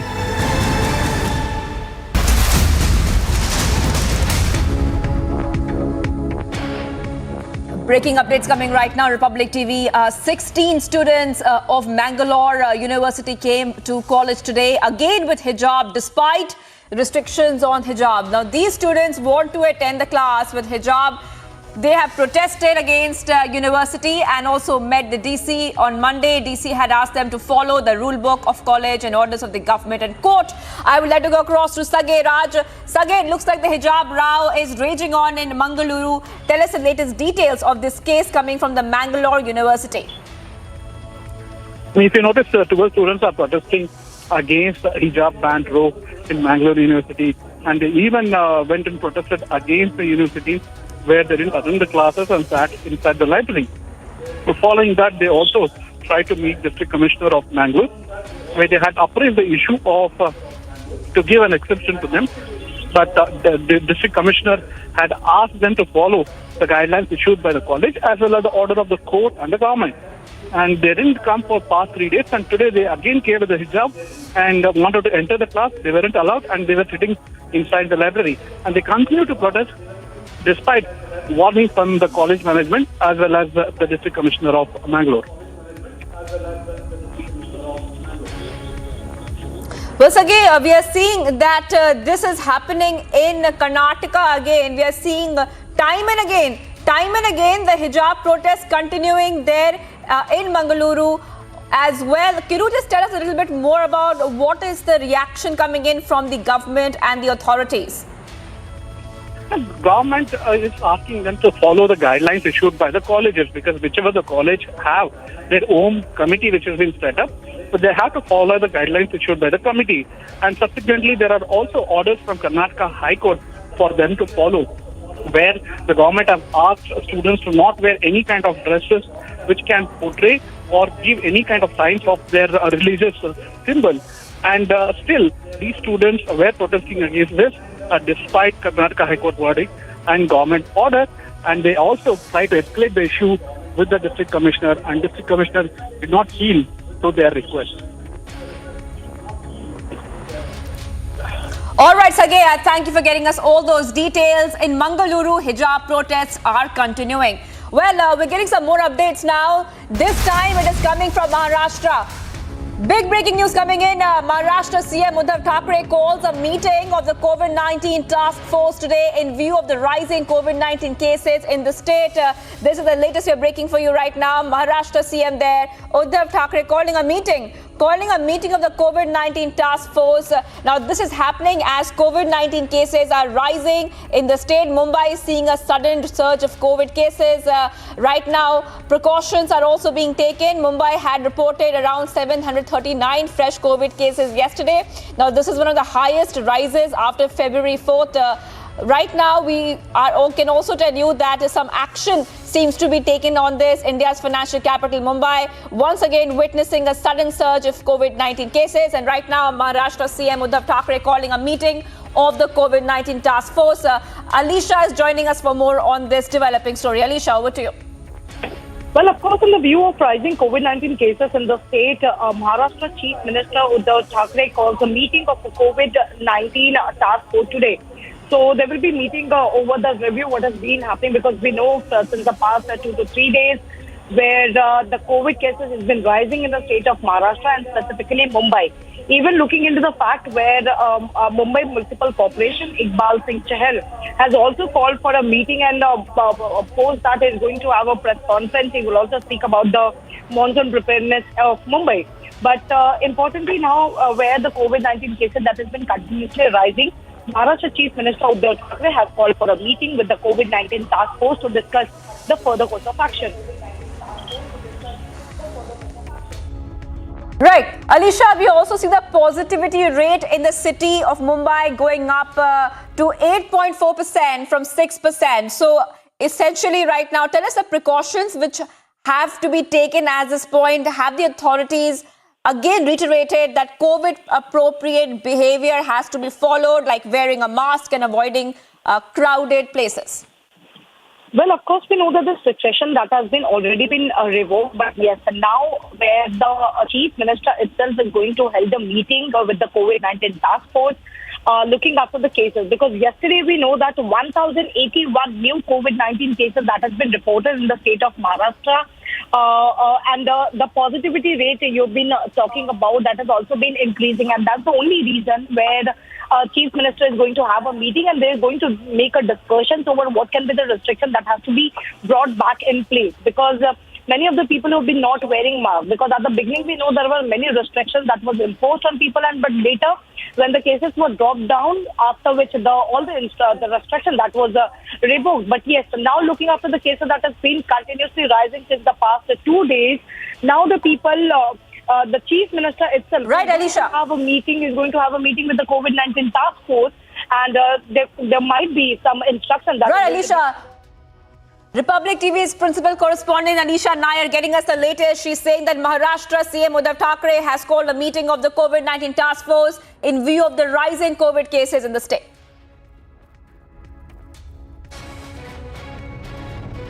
Delhi सरकार के हजार वादों के बावजूद भी यमुना नदी का पानी साफ नहीं किया जा सका। जी हाँ, इस वक्त हम मौजूद हैं दिल्ली के आईटीओ के करीब यमुना नदी के पास, और जिस तरीके से आप देख सकते हैं नदी की तस्वीरें, ये कोई सफेद चादर नहीं है बल्कि ये प्रदूषण का झाग है जो कि सफेद परत बन गई है पूरी की पूरी नदी के ऊपर। और ये पहली बार नहीं है कि जब हम ऐसी तस्वीरें देख रहे हैं दिल्ली के यमुना नदी से, हर साल हमें देखने को मिलती है। और हर साल दिल्ली सरकार ये वादा जरूर करती है कि हम यमुना नदी को साफ करेंगे, यमुना नदी की सफाई करेंगे। पिछली बार अगर हम बात करें तो आस्था का महापर्व छठ पूजा भी इसी नदी के किनारे कई लोग करते हैं। छठ पूजा जब हुआ था तब भी इस पर सियासी तूफान मचा हुआ था, और छठ पूजा में भी कहा गया था दिल्ली सरकार की तरफ से कि हम यमुना नदी की साफ सफाई जरूर करवाएंगे। लेकिन देखिए फिर से एक साल हो गया और यमुना नदी की हालत देखिए कि किस तरीके से प्रदूषण का जो लेवल है वो वाकई बहुत ज्यादा बढ़ चुका है। और ये सफेद जो टॉक्सिक वाला झाग आप देख रहे हैं ये नदी के ऊपर है। कई लोग अभी भी इस नदी के सहारे अपना जीवन यापन करते हैं। कई लोग यहाँ पर नदी के किनारे अपनी सब्जी उगाते हैं, यहाँ आकर के इस पानी से अपना काम करते हैं। लेकिन देखिए जिस तरीके से ये पानी जहरीला हो चुका है पूरा का पूरा, ये वाकई बहुत ही खतरनाक साबित हो सकता है लोगों के लिए। आपको बता दें दिल्ली में पानी को लेकर लगातार सियासी तूफान मचा हुआ है। हमने देखा कि पिछले कई दिनों से लगातार बीजेपी द्वारा भी प्रोटेस्ट किया जा रहा है, कई लोगों द्वारा भी प्रोटेस्ट किया जा रहा है कि दिल्ली में जो पीने का पानी आता है वो भी बहुत ही गंदा आता है, खराब आता है, इंसान उसको पी नहीं पाता है। तो ये पानी को लेकर जो पूरे देश की राजधानी दिल्ली में लगातार सियासी तूफान मचा हुआ है वो उस पर घमासान लगातार जारी है कई पार्टियों द्वारा। आपको एक और बात बता देते हैं कि ये जो नदी है यमुना नदी, ये काफी बड़ी नदी मानी जाती है और ये कई राज्यों से होते हुए आती है। तो ये जो प्रदूषण है ये उत्तर प्रदेश, हरियाणा और पंजाब जैसे कई राज्यों से होते हुए जो फैक्ट्रीज से जो केमिकल निकलते हैं, जो प्रदूषण निकलते हैं, पोल्यूशन निकलते हैं, कचड़े निकलते हैं, उसकी वजह से कहीं ना कहीं ये प्रदूषण का लेवल जो है वो लगातार बढ़ता जा रहा है। All right, some more updates coming in. Maharashtra ATS lands in Kishtwar in connection with the case of Junaid Mohammed, case pertaining to the Lakshar-e-Toiba recruitment. Now, Maha ATS has arrested Aftab Ali from Palmar area. Also, the Maharashtra ATS has now left back after taking a transit remand. All right, so this is the latest coming in right now. This is a developing story. Remember that this is in connection with the case of Junaid Mohammed. Now, this case pertains to Lakshar-e-Toiba recruitment. Right now, Maharashtra ATS is hot on the heels of investigating this case. The Maharashtra ATS has also arrested Aftab Ali from the same area and has now left back after taking the transit remand. This is the exclusive visuals there on your screen. Now, this is the case of the probe into terrorist Junaid Mohammed's links with the LET. This is a case where the Maharashtra Anti-Terrorism Squad had in fact earlier also reached Jammu and Kashmir to investigate terror Junaid Mohammed's case. And back then ATS had found a few more links and information about his connection with the terrorist organization. The Maharashtra ATS has been pursuing this case very rigorously. It's probing the case of the terrorist Junaid Mohammed. Earlier it was in Jammu and Kashmir. Now the Maharashtra ATS has also landed in Kishtwar in connection with the case. The case is pertaining to Lashkar-e-Toiba's recruitment, and this probe is continuing for now.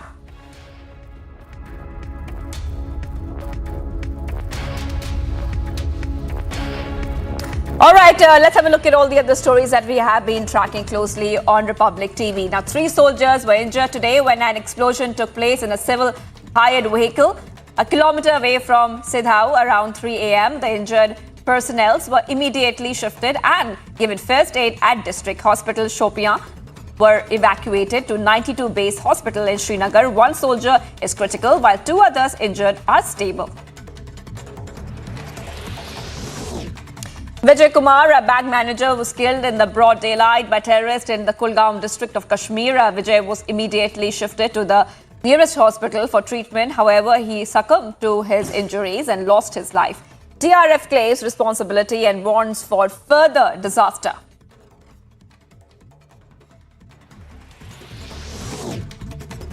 Assam CM Himanta Biswa Sarma alleged that the People's Front of India, PFI, role in the Batadraba violence and once again urged the centre to ban PFI and Campus Front of India today. Himanta expressed hope and trust in the central government and said that it will give due consideration to the request of the state government.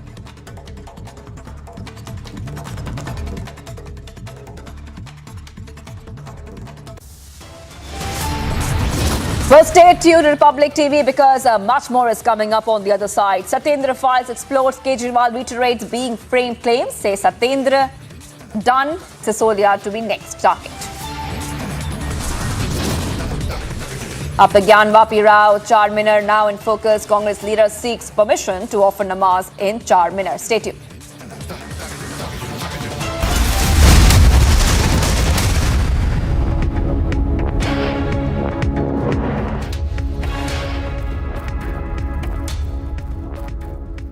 Amity has been ranked amongst the top 3% universities globally, a testimony to Amity's globally benchmarked quality. To apply, visit amity.edu. Delhi सरकार के हजार वादों के बावजूद भी यमुना नदी का पानी साफ नहीं किया जा सका। जी हां, इस वक्त हम मौजूद हैं दिल्ली के आईटीओ के करीब यमुना नदी के पास और जिस तरीके से आप देख सकते हैं नदी की तस्वीरें, ये कोई सफेद चादर नहीं है बल्कि ये प्रदूषण का झाग है जो कि सफेद परत बन गई है पूरी की पूरी नदी के ऊपर। और ये पहली बार नहीं है कि जब हम ऐसी तस्वीरें देख रहे हैं दिल्ली के यमुना नदी से, हर साल हमें देखने को मिलती है और हर साल दिल्ली सरकार ये वादा जरूर करती है कि हम यमुना नदी को साफ करेंगे, यमुना नदी की सफाई करेंगे। पिछली बार अगर हम बात करें तो आस्था का महापर्व छठ पूजा भी इसी नदी के किनारे कई लोग करते हैं। छठ पूजा जब हुआ था तब भी इस पर सियासी तूफान मचा हुआ था और छठ पूजा में भी कहा गया था दिल्ली सरकार की तरफ से कि हम यमुना नदी की साफ सफाई जरूर करवाएंगे। लेकिन देखिए फिर से एक साल हो गया और यमुना नदी की हालत देखिए कि किस तरीके से प्रदूषण का जो लेवल है वो वाकई बहुत ज्यादा बढ़ चुका है। और ये सफेद जो टॉक्सिक वाला झाग आप देख रहे हैं ये नदी के ऊपर है। कई लोग अभी भी इस नदी के सहारे अपना जीवन यापन करते हैं। कई लोग यहाँ पर नदी के किनारे अपनी सब्जी उगाते हैं, यहाँ आकर के इस पानी से अपना काम करते हैं। लेकिन देखिए जिस तरीके से ये पानी जहरीला हो चुका है पूरा का पूरा, ये वाकई बहुत ही खतरनाक साबित हो सकता है लोगों के लिए। आपको बता दें दिल्ली में पानी को लेकर लगातार सियासी तूफान मचा हुआ है।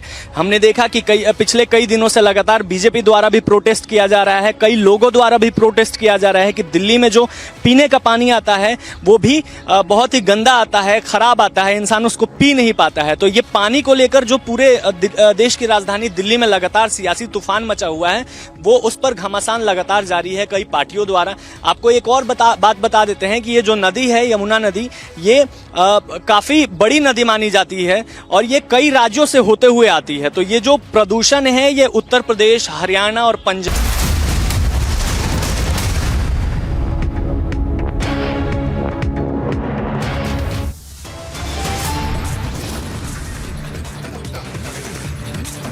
Another targeted attack in Valley. Hindu bank manager shot dead in Kulgam district now. CCTV tape out, 2 bullets fired in 10 seconds and another Hindu life lost in Jammu and Kashmir.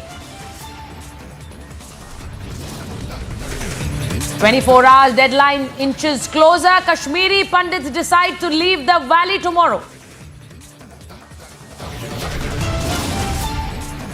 From Kulgam to Shopian, Valley demands justice, Valley demands complete wipeout.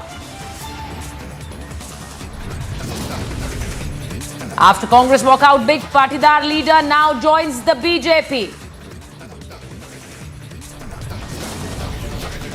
As ED summons Gandhi's Rahul rallies out of India defense, Sonia tests COVID-19 positive. BJP hits back, corners Congress, raises corruption charges against the Gandhis. An all-out resort politics in Rajasthan, fearing BJP poaching, Congress to move MLAs to Udaipur resort.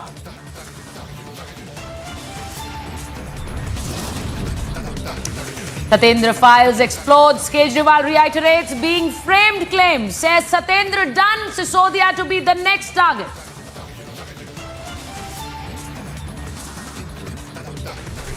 After Gyanvapi Row, Charminar now in focus. Congress leader seeks permission to offer namaz in Charminar.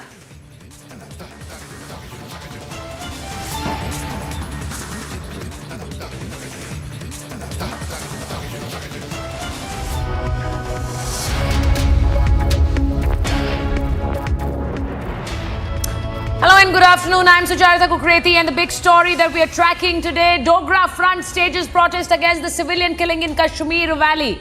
The bank manager who was shot dead in Kashmir, and now the Dogra Front is staging a protest in the Kashmir Valley, very clearly saying that we're not going to be staying in Kashmir. The 24-hour deadline inches closer, and we're getting you the live visuals there. And our colleague Gursimran right there at the protest site. You can see him with in the midst of the people who are staging a protest there. The Dogra Front very clearly protesting against civilian killings in Kashmir. Gursimran, if you can hear me, just tell us more about the protest. Yes. See, the Dogra Front is staging protest here in Jammu, and they are staging anti-Pakistan slogans here in Jammu. They are holding the photos of those brave hearts who have been utilized by Pakistani terrorists in Kashmir Valley, be it the police cop Saifullah Qadri or Vijay Kumar, who has been killed by the Pakistani terrorists today. And they are going to burn the Pakistani flag in a short while from now to show their resentment, because what they are saying is that it's a high time for the government to act on Pakistan, to give Pakistan a befitting reply in such a manner that Pakistan doesn't dare to repeat this cowardice act once again, because we have seen that how in Kashmir Valley the Pakistan and the Pakistani proxies, they have resorted to the civilian killings. And now the people in Jammu and Kashmir, they are anguished, they are fed up of the Pakistan and the Pakistani sponsored terrorism in Jammu and Kashmir, which is killing the innocent people from the minority community day in and day out. We have seen how the people are being killed, almost on the daily basis, and this is being done by Pakistan just to instill a feeling of fear among locals. And they say that the people stand with the nation, but Pakistan needs to taught a better lesson, a lesson in such a way that the Pakistan doesn't dare to repeat this terror act once again, as we have seen that how Pakistan and the Pakistani terrorists have resorted to this kind of violence. Sir, लगातार क्या मांग करते हैं? Sir क्या मांग करते हैं? पाकिस्तान लगातार आप लोग विरोध प्रदर्शन कर रहे हैं। सर, आज का प्रोटेस्ट ये जो विजय कुमार को मार दिया गया है, शहीद कर दिया गया है, इसको लेकर के करने का प्रयास करना चाहता हूं। कितने विजय कुमार, कितने कश्मीरी पंडित, कितने सोनू, कितने का नाम लूं? 19 लोग, 20 लोग। ऑफ कोर्स इसमें कोई डाउट नहीं है कि हमने लगभग 92 के करीब मिलिटेंट मार दिए हैं, लेकिन अब जो हमारी सीमा है, सैन्य शक्ति है, समाप्त हो गई है।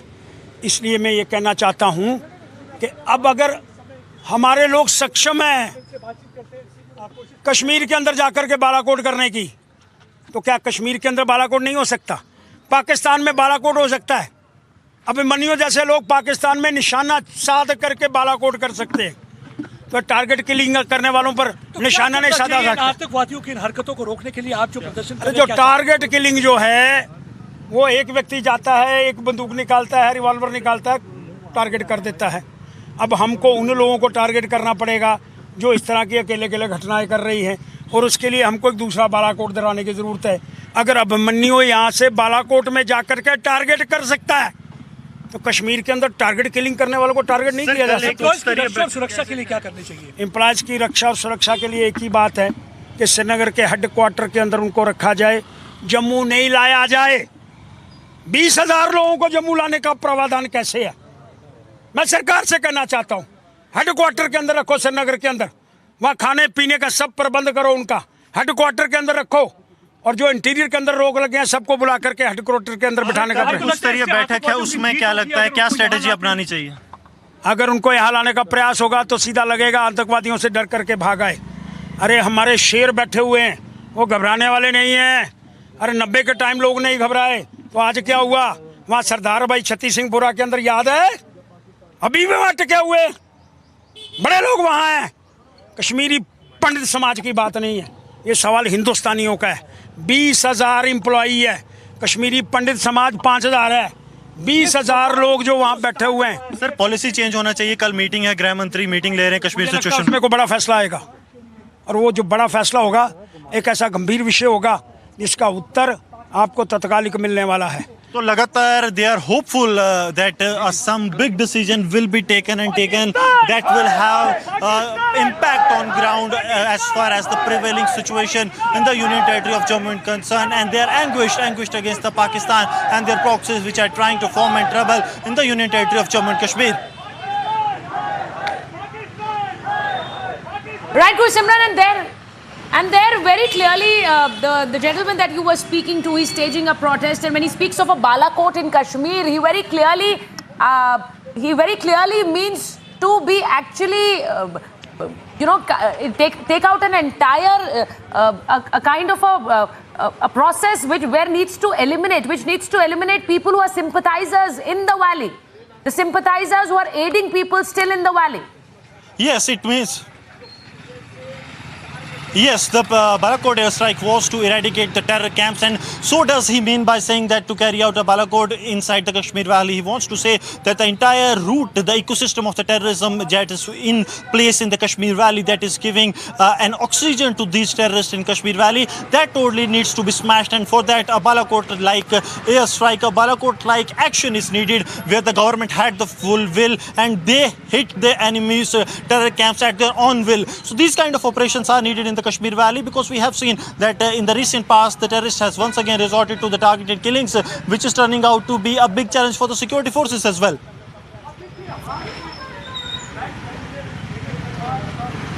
Absolutely. As you're saying, Gursimran, there are protests going on, and I think those visuals are very, very disturbing. Those visuals of Vijay Kumar being shot, and we are playing those visuals as I speak to you, and those visuals are very, very disturbing, and that's precisely why the people have taken on to the streets, and this 24-hour deadline that inches closer, Gursimran, where Kashmiri Pandits and Kashmiri Hindus in the valley saying that they want to leave.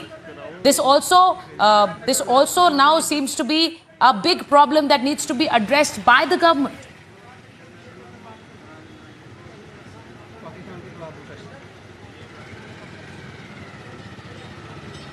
Gursimran, can you hear me? I think we've lost Gursimran there. We'll just try to connect to him again. And we have visuals coming in from Kashmir where the Kashmiri Hindus and the Kashmiri Pandits are leaving the valley. Let's just have a look at this report, which talks about the 24-hour deadline that the Kashmiri Hindus have given in the valley. इस वक्त हम मौजूद है north Kashmir के वीरबंद पंडित colony में। आप मेरे पीछे बैकग्राउंड में देख सकते हैं किस तरह से आज यहाँ पे एक बड़ी और मैसिव चेंज देखने को मिल रहे हैं। जो कश्मीरी पंडित्स यहाँ पे मॉर्निंग में रिस्ट्रिक्शंस रहा करती होती, क्योंकि यहाँ पे कश्मीरी पंडित्स जो है वो नेशनल हाईवे को ब्लॉक करते थे, लेकिन यहाँ पे आज खूबसूरत विजुअल्स देख रहे हैं। जैसा आप देख रहे हैं किस तरह से कश्मीरी पंडित लोग जो है वो यहाँ पे दुकान पे बाहर आ रहे हैं। आप फ्रीली बिना किसी रुकावट के उनको यहाँ पे आने की इजाज़त आज डिस्ट्रिक्ट पुलिस बारामूला की जानिब से दी जाती है और कोई भी यहाँ पे गड़बड़ नहीं है। मैं आपको बताता चलूँ, आप देख रहे हैं किस तरह से यहाँ पे कश्मीरी पंडित्स जो है यहाँ पे डेली नीड्स जो है वो यहाँ पे ख़रीद रहे हैं। आप देख रहे हैं यहाँ पे जम्मू एंड कश्मीर पुलिस साथ 53 BN CRPF का भी बंकर लगा हुआ है। ये इस पर्पज़ के लिए यहाँ पे इन्हें सिक्योरिटी को रखा गया है, क्योंकि यहाँ पे कोई एक्टिविटी ना हो, उस एक्टिविटी से बचने के लिए यहाँ पे सिक्योरिटी फोर्सेस के साथ साथ CCTVs को भी 24/7 यहाँ पे इंस्टॉल कर दिया गया है। मैं आपको बताता चलूँ, कश्मीरी पंडित्स की जानिब से अगर आज यहाँ पे इन्होंने गवर्नमेंट को एक चेतावनी दी थी कि हम कश्मीर घाटी से आज मूव करेंगे, लेकिन उसकी जानिब से हम देख रहे हैं कि कश्मीर घाटी में किस तरह से आज मॉर्निंग से ही शांति बनी हुई है। चाहे अगर हम श्रीनगर की बात करें या साउथ कश्मीर काजीगुंड के साथ साथ नॉर्थ कश्मीर पंडित कॉलोनी की बारामूला की बात करें, यहाँ पर भी हमने देखा कि किस तरह से सुबह से ही यहाँ पे आज जितने भी कश्मीरी पंडित महिला हैं, उनके साथ साथ बच्चे या और भी लोग हैं जो बाहर आ रहे हैं, अपनी मर्ज़ी से बाहर जा रहे हैं। और लगातार यहाँ पर आप विजुअल्स में देख रहे हैं किस तरह पर यहाँ पे लोग ख़रीदारी कर रहे हैं, जो कि इससे पहले की अगर हम बात करें काफ़ी डिस्टर्बिंग विजुअल्स यहाँ पर हुआ करते। इससे पहले की अगर हम बात करें फर्स्ट मंथ की बात करें, जब स्टार्टिंग में प्रोटेस्ट हुआ तो यहाँ पे हमें कुछ प्रोटेस्ट के साथ साथ कुछ माइनर क्लेशेस भी देखने को मिले थे, लेकिन उसके जानिब से यहाँ पे आज बिल्कुल पीसफुल देखने को मिल रहा है। Irawat Mahraj reporting from Baramulla, Kashmir. And 3 soldiers were injured today when an explosion took place in a civil hired vehicle a kilometer away from Sadhau. Around 3 a.m., the injured personnel were immediately shifted and given first aid at District Hospital Shopia and were evacuated to 92 Base Hospital in Srinagar. 1 soldier is critical while 2 other injured are stable.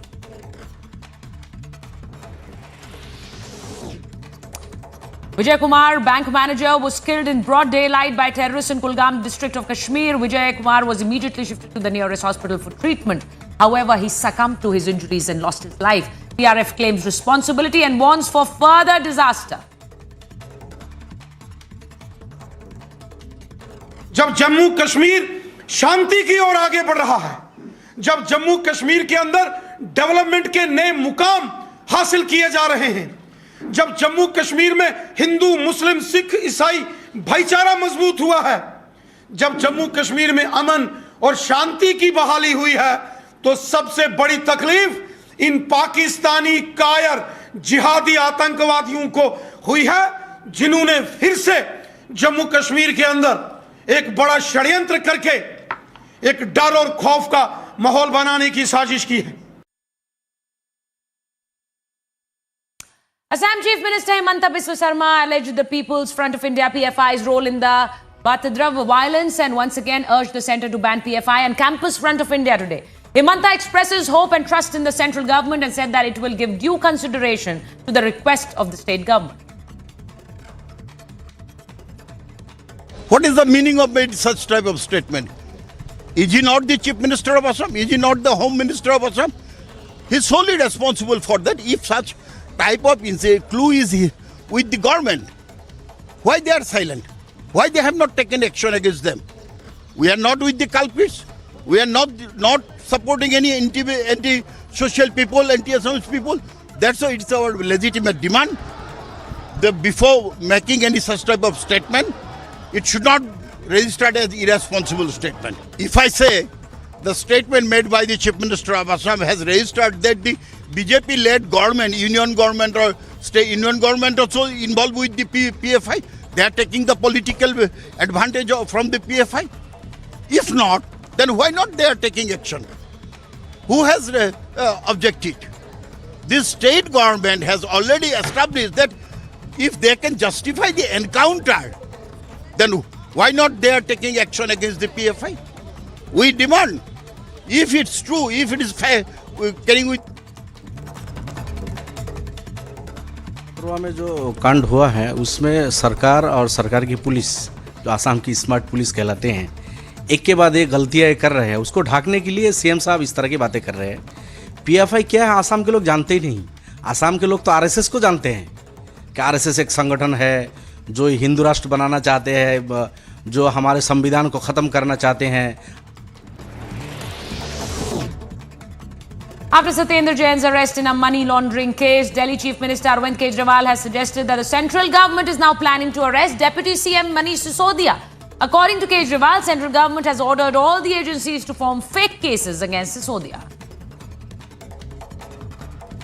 आज करा ले हमारी, हमको क्या डर लग रहा है? हमने कोई गलत का उल्टे जितने भी पहले भ्रष्टाचार के, लीकेजेस के जो एवेन्यूज थे, अपॉर्चुनिटीज थे, सोर्सेज थे, उनको सबको हम प्लग करते जा रहे हैं। तो हमने कोई गलत काम नहीं किया, जांच से हमको डर नहीं लगता, तो जितने मर्जी जांच कर ले, जितने मर्जी गिरफ्तार कर ले, जितनी मर्जी रेड मार ले, हमको किसी से डर नहीं लगता। Police have imposed restrictions on public gathering, procession, protest and public gatherings ahead of protest march of Sri Rangapatna Chalo called by VHP on 4th June in Sri Rangapatna against Jamia Mosque. Restrictions under 144 CRPC will be effective from the 3rd of June from 3 p.m. to 5th of June 12 p.m.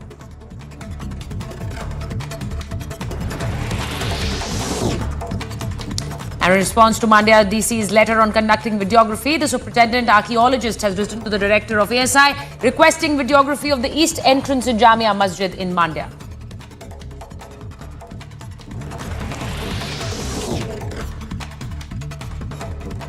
It's Rajya Sabha nomination season and Congress is enclosing their MLAs again. The Congress leadership has summoned 31 MLAs in Haryana, including top leader Bhupinder Singh Hooda for a meeting in New Delhi and apprehensions of poaching and cross-voting in June 10th Rajya Sabha polling.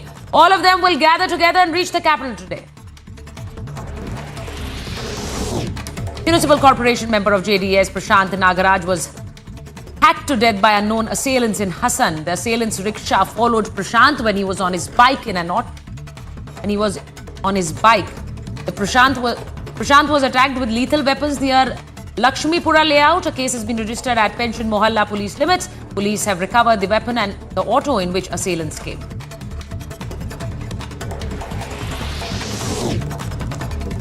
A day later of the summons issued by the Enforcement Directorate, Congress President Sonia Gandhi tested COVID-19 positive. Gandhi has to appear before the probe agency on June 8th. Congress leader Randeep Surjewala informed that Sonia Gandhi has developed some symptoms and has isolated herself and has been given requisite medical attention. Sonia has been asked to appear before the agency on June 8th. These summons are with regards to the National Herald case.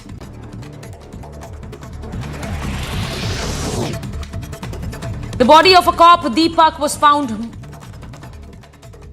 stabbed in his residence in Kasbah. Initial probe revealed that he was stabbed multiple times with a sharp object around his neck, which caused his death. The cop's family were worried after they received no calls from his end and thus informed the police. The cop was posted in the Bilhor police station and was living in a rented flat in Brahmanagar locality with another constable.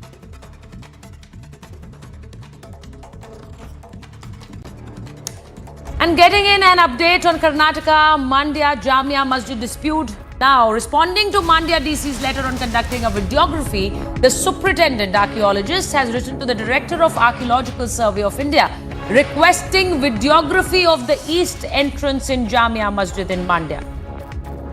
The superintendent's letter states that Jamia Masjid is a living monument and currently a madrasa is running inside the protected area. And I have my colleague Sagar Raj joining us live on the story. Sagar, just tell us more on these latest developments.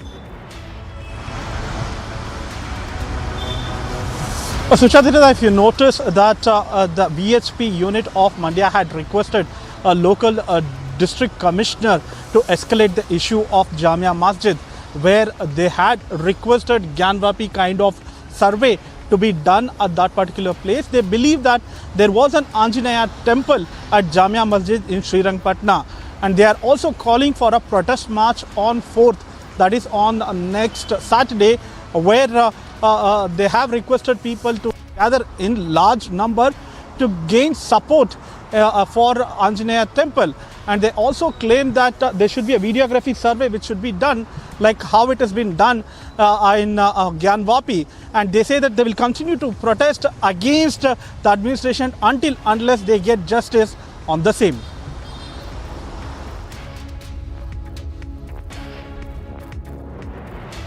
Right, Sagar. So as Sagar Raj is telling us, the superintendent archaeologist has now written to the director of ASI, the Director of Archaeological Survey of India, now requesting a videography of the east entrance of the Jama Masjid in Mandya. Now, the superintendent's letter states that Jamia Masjid is a monument where currently a madrasa is running.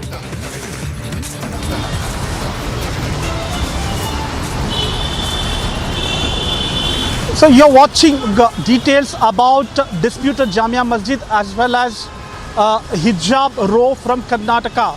For more updates, keep watching Republic TV.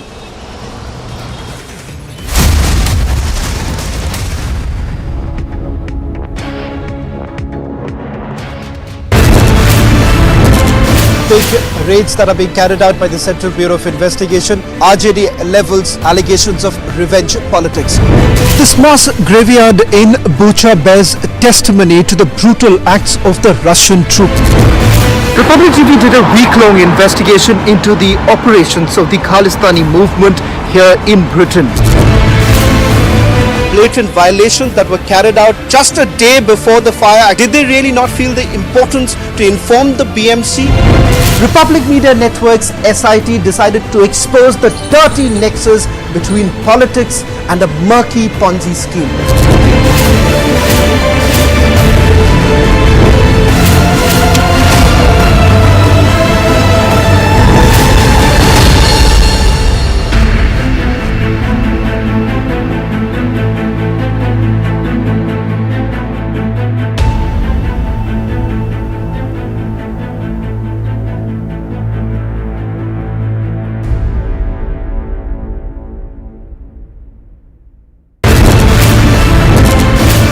मोटे मोटे पत्थर फेंके गए। कल देर शाम किस तरह से हिंसा हुई है दिल्ली में। काला दिवस की कॉल को कश्मीर के लोग इसे सिरे से खारिज करते हैं, रिजेक्ट करते हैं। दिल्ली को न जलने देंगे और न ही सुलगने देंगे। एक एक तस्वीर दिल्ली से। किसान नेताओं किसान आंदोलन को यहाँ पर खत्म करेंगे, ये बड़ा सवाल है। The ongoing debate on the shivling found in Gyangapi, the Supreme Court has stayed all matters in the lower court here in Varanasi.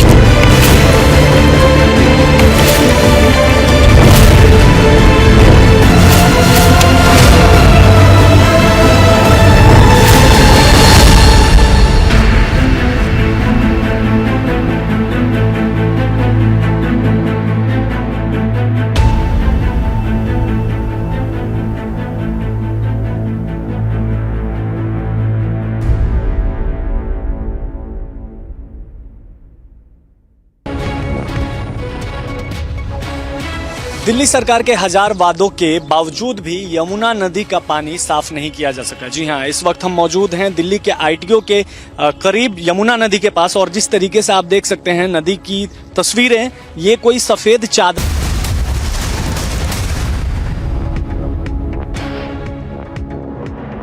The Congress all-out resort politics continues to rage on, and here is a Republic exclusive report from the Congress headquarters from the national capital, filed by my colleague Anu.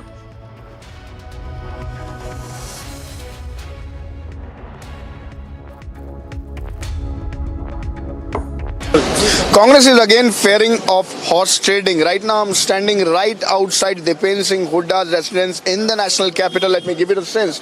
Let me tell you that this is around 25 MLAs who have already reached over here, and 31 is the number. When we are talking about the Rajya Sabha election, then 31 is the number. What we have been told that fearing of horse trading, and now the MLAs, all the MLAs will be taken to Raipur, where a hotel has been already booked. Let me give you a sense of the bus also. This is the bus standing right outside Dipen Singh Hooda's residence. What I have been told that around 25 rooms has been already booked in Raipur, in Chhattisgarh. That's the Mayfair Hotel where the room has been already booked. So we are giving you the visuals of this particular bus from here to the airport. The MLAs will be taken again, fearing of horse trading just before the Rajya Sabha election, which is scheduled for the 10th of June. We are giving you the live visuals from Dipen Singh Hooda's residence. Since from the morning, the MLAs has started arriving over here. Ajay Makhan is here. Rajiv Shukla is here. Ajay Makhan, let me remind you, is himself the candidate for the Rajya Sabha. But we have to see, but we have to wait what exactly is going to happen next. But fear in Congress could be clearly seen. With video journalist Vivek, I am Anuj, and this is Republic.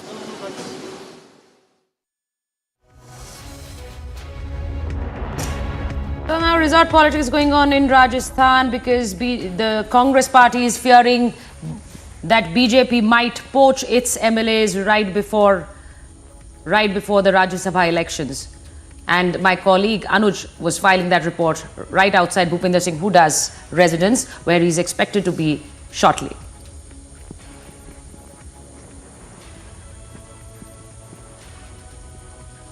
So Congress there trying to move all its MLAs to the Udaipur resort, and also Haryana MLAs are likely to gather in the capital there to meet the senior Congress leaders ahead of the Rajya Sabha polls.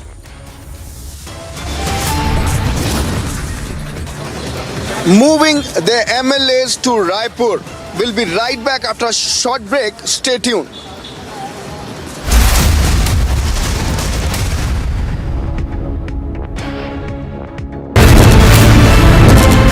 The Prime Minister speaks at the Bloomberg Business Forum. He of course will try to highlight India's 5 trillion economy dream and essential supplies and adequate supplies, and that is the biggest that we have from the APMCR.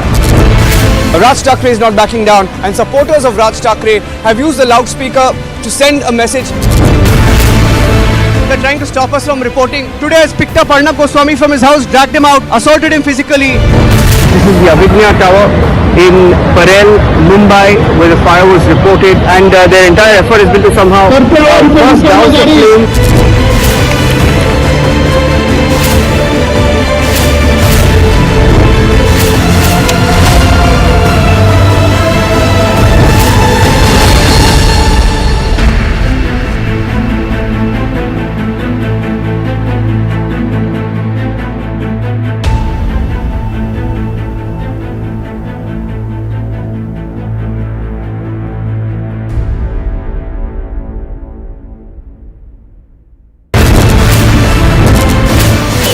Question this time very clearly, no answers from him. Our keys continue to be with his men. We faced intimidation here. What we have to see is what action will really be taken here in this case.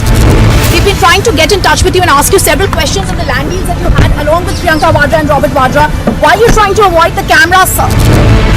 Hanging of the rapist has been confirmed. Court has said all the evidence had already been seen at the trial court, at the high court and the top court of the country. They're not going to go into it again. Once again trying to get in a word with Mr. Vijay Mallya. Persistently been asking you only one question. Mallya, why did you escape in 2015? Do you not think the decorum of the court and the dignity needed to be maintained with the kind of language you use? Republic TV gets you the first words from Khabar Qureshi.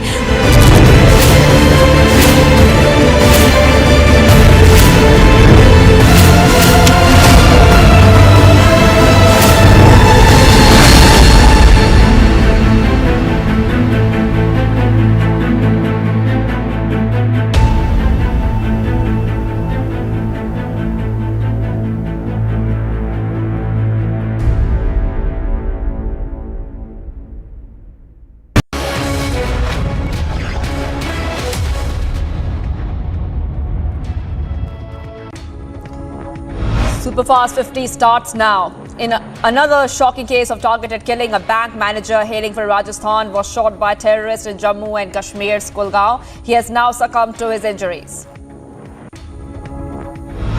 Jammu Kashmir शांति की ओर आगे बढ़ रहा है। जब जम्मू कश्मीर के अंदर development के नए मुकाम हासिल किए जा रहे हैं, जब जम्मू कश्मीर में हिंदू, मुस्लिम, सिख, ईसाई भाईचारा मजबूत हुआ है, जब जम्मू कश्मीर में अमन और शांति की बहाली हुई है, तो सबसे बड़ी तकलीफ इन पाकिस्तानी कायर जिहादी आतंकवादियों को हुई है, जिन्होंने फिर से जम्मू कश्मीर के अंदर एक बड़ा षड्यंत्र करके एक डर और खौफ का माहौल बनाने की साजिश की है।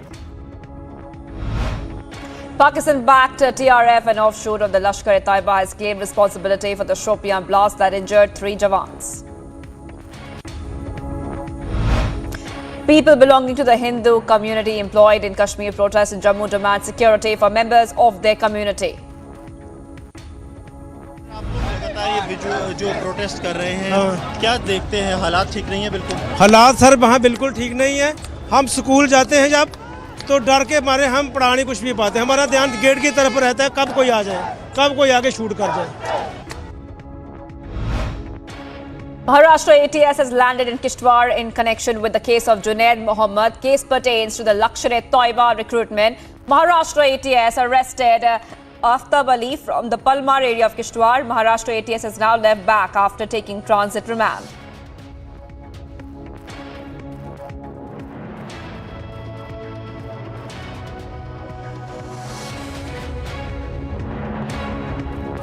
Singer KK's body was brought to Mumbai from Kolkata for his last rites. Hundreds of fans gathered as his body was taken to the Versova cemetery for cremation.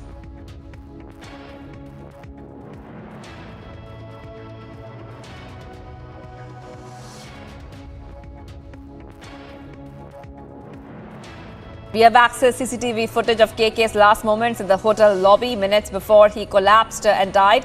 The late singer had complained of uneasiness during his performance in Kolkata and was rushed to the hospital where he was declared brought dead. Republic has access to exclusive CCTV tapes in Sidhu Moosewala's probe. The hot chase tape has now revealed that cars were followed Sidhu Moosewala's SUV. In the first CCTV footage, you can see a Bolero and a Corolla chasing Moosewala's Jeep the moment he left from his home. And in the second CCTV footage inside also the village, you can see Moosewala speeding and with his assailants chasing him, both cars just 10 seconds behind him. Hardik Patel joins the BJP days after he quit the Congress party. He says that he will work under the leadership of PM Modi. He was inducted by Gujarat Chief Minister Bhupendra Patel and BJP State President C.R. Patel. Ahead of his induction, he was seen offering prayers at his residence in Ahmedabad. Ahead of joining the BJP, Hardik Patel said that he will reach out to those Congress leaders who are unhappy with the leadership and unite them. बहुत जल्द हर 10 दिन में एक event तैयार करेंगे जिसमें Congress party से जो नाराज विधायक है, जिला पंचायत या तहसील पंचायत के सदस्य है, निगम नगर निगम के जो सदस्य है उनको जोड़ेंगे। और मुझे भरोसा है कि जिस जनता को सेवा के इस भगीरथ कार्य में जहां कांग्रेस पार्टी किसी भी प्रकार का काम करना नहीं चाहती, वहां पर मैं आपके माध्यम से गुजरात के उन सभी दूसरे दल के नेताओं से आह्वान करता हूं कि आइए सब साथ मिलकर हमारे गुजरात के व्यक्ति जब देश के प्रधानमंत्री के रूप में इस राष्ट्र की सेवा में अपना कार्य अविरत आगे चला। Now speaking to Republic TV, family of slain Kashmiri Pandit Rahul Bhatt raised concerns of safety of Kashmiri Pandits in the valley, stating terrorists can strike anywhere. वहाँ पे कैसे कोई सेफ रह सकता है? कॉलोनी से बाहर तो जाओगे ना, कॉलोनी के बाहर निकलते ही अगर गली में खड़े हो जाएंगे वहाँ पे भी कोई टारगेट बन जाएगा। वो तो वही बात हो गई, वहाँ बेचो या वहाँ बेचो एक ही बात है। ज़्यादा से ज़्यादा ऑफिस में घुस के नहीं मारेंगे, और क्या होगा इससे ज़्यादा तय की जिंदगियां खतरे में ही रहेंगी। हाँ वो तो है ही, वो तो 101% है। 3 jawans were injured in an IED blast in Shopian, Jammu and Kashmir. According to the army, the explosion took place in a private vehicle which was hired by the Indian Army. The injured jawans have been shifted to the hospital. IGP Kashmir has said that they are investigating the nature of the blast. We reporting from that very spot where IED blast was heard around 3 in the morning. Yes, we are reporting from Sidhu of Shopian where the IED blast was reported. My Vijay Mubashir is showing you the parts of the vehicle that are still lying here. The vehicle that the Indian Army had hired, the private vehicle was used to launch an operation because there was the input about the terrorist movement in the area. Defense Minister of Israel Benny Gantz was accorded with a Tri-Service Guard of Honor in the presence of Union Defense Minister Rajnath Singh and laid a wreath of National War Memorial today. Marking 3 decades of India-Israel diplomatic ties, Benny Gantz and Rajnath held bilateral talks. Congress President Sonia Gandhi tests positive for COVID-19. She has developed mild fever and some symptoms and has isolated herself and has been given requisite medical attention. As of today, her date of appearance before ED on June 8 stands as it is. कल शाम से श्रीमती सोनिया गांधी जी को थोड़ा बुखार और Covid के लक्षण दिखे। आज कोविड टेस्ट करवाने पर कांग्रेस अध्यक्षा श्रीमती सोनिया गांधी कोविड पॉजिटिव पाई गई। उन्होंने अपने आप को डॉक्टर की राय और सलाह के अनुरूप आइसोलेट कर लिया है। जरूरी मेडिकल अटेंशन उनको दी गई है। कांग्रेस अध्यक्षा श्रीमती सोनिया गांधी ने विशेष तौर से मुझे कहा है कि वो 8 तारीख को ईडी के समक्ष अवश्य पेश होंगी। Meanwhile, the Congress party has defended Sonia and Rahul Gandhi, who face summons and money laundering cases. Congress has called it a political witch hunt. 2 people have been arrested in connection with the brutal attack on a patient who was admitted to the Khandwa district center in Madhya Pradesh. The attack caught on CCTV shows how the accused entered the hospital at around 2 a.m. and fled with knives after attacking the youth who was admitted at the trauma ward. 14 tribal insurgents belonging to the United Tribal Liberation Army surrendered at a function before the Manipur CM N. Biren together with their guns and explosives. The surrender ceremony was held in Manipur Rifles Banquet Hall.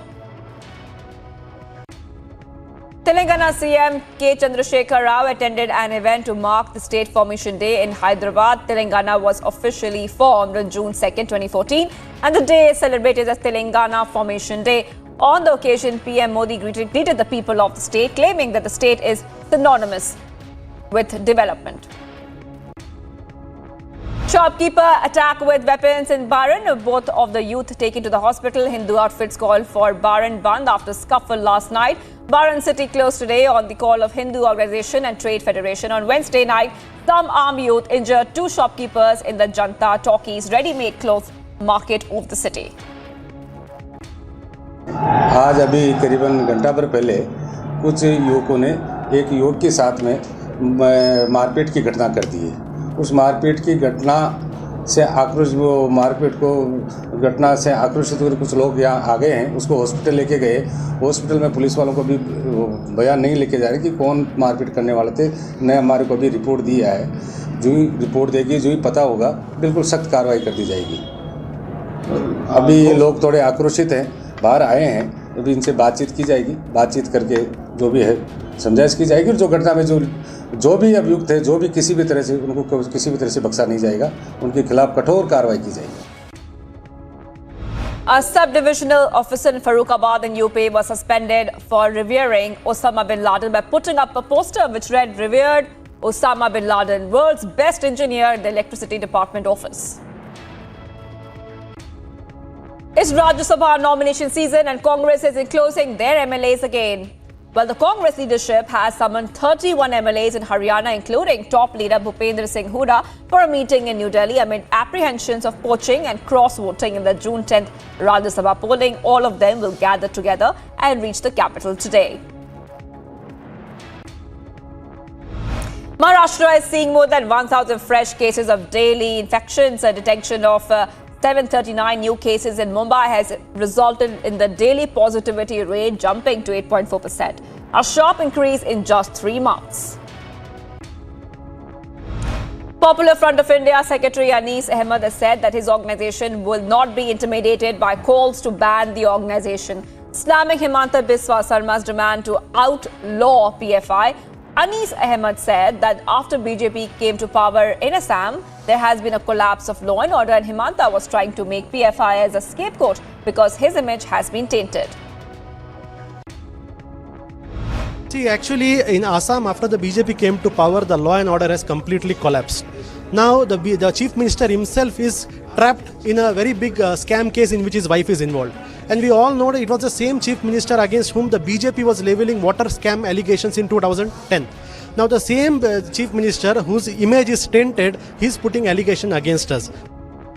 Congress has called the demands of the Assam Chief Minister, who is also the Home Minister, as irresponsible, stating that if there is evidence against PFI, then only action must be taken.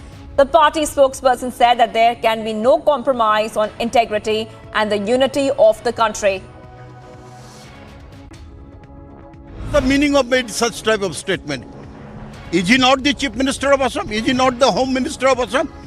He is solely responsible for that. If such type of clue is with the government, why they are silent? Why they have not taken action against them? AIUDF legislator Dr. Rafiqul Islam demanded a ban on the RSS if a ban is to be imposed on PFI. He said that PFI is a social organization and demanded an investigation into the RSS. He's also attacked Himanta Biswa Sarma for trying to cover up the custodial death case in Assam by raking the PFI card. साहब, RSS को खुश करने के लिए time to time वो कुछ नफरत वाली बातें करते हैं। मैं समझता हूँ उसी में से एक मदरसा के सिलसिले में उन्होंने कहा मदरसा शब्द ही बंद हो जाना चाहिए। ये ना खुद बंद कर पाएंगे ना ये बंद होगा कभी। UP CM Yogi Adityanath reached the village of Parok to review preparation ahead of President Ram Nath Kovind's visit. In a fresh hijab face-off, 16 hijab-clad students of Mangalore University were today barred from attending classes for going against the rules. They later went to the library. Incidentally, the protesting students had met the DC on Monday, who told them to follow the college rule book and the government stipulated guidelines and court's verdict on the matter. After Bihar CM Nitish Kumar announced that a unanimous decision was finally made in an all-party meeting to conduct a caste-based census in the state, RJD claimed its victory for RJD and Lalu Prasad Yadav. Tejashwi Yadav ने बिहार के विधानसभा में इस सवाल को उठाया था और मुख्यमंत्री ने तत्काल अपनी सहमति दी थी और उस आधार पर बिहार के विधानसभा ने एक सर्वसम्मत प्रस्ताव पास करके भारत सरकार से अनुरोध किया था कि राष्ट्रीय स्तर पर जनगणना कराई जाए, जातीय जनगणना कराई जाए और ये कोई नई मांग नहीं है.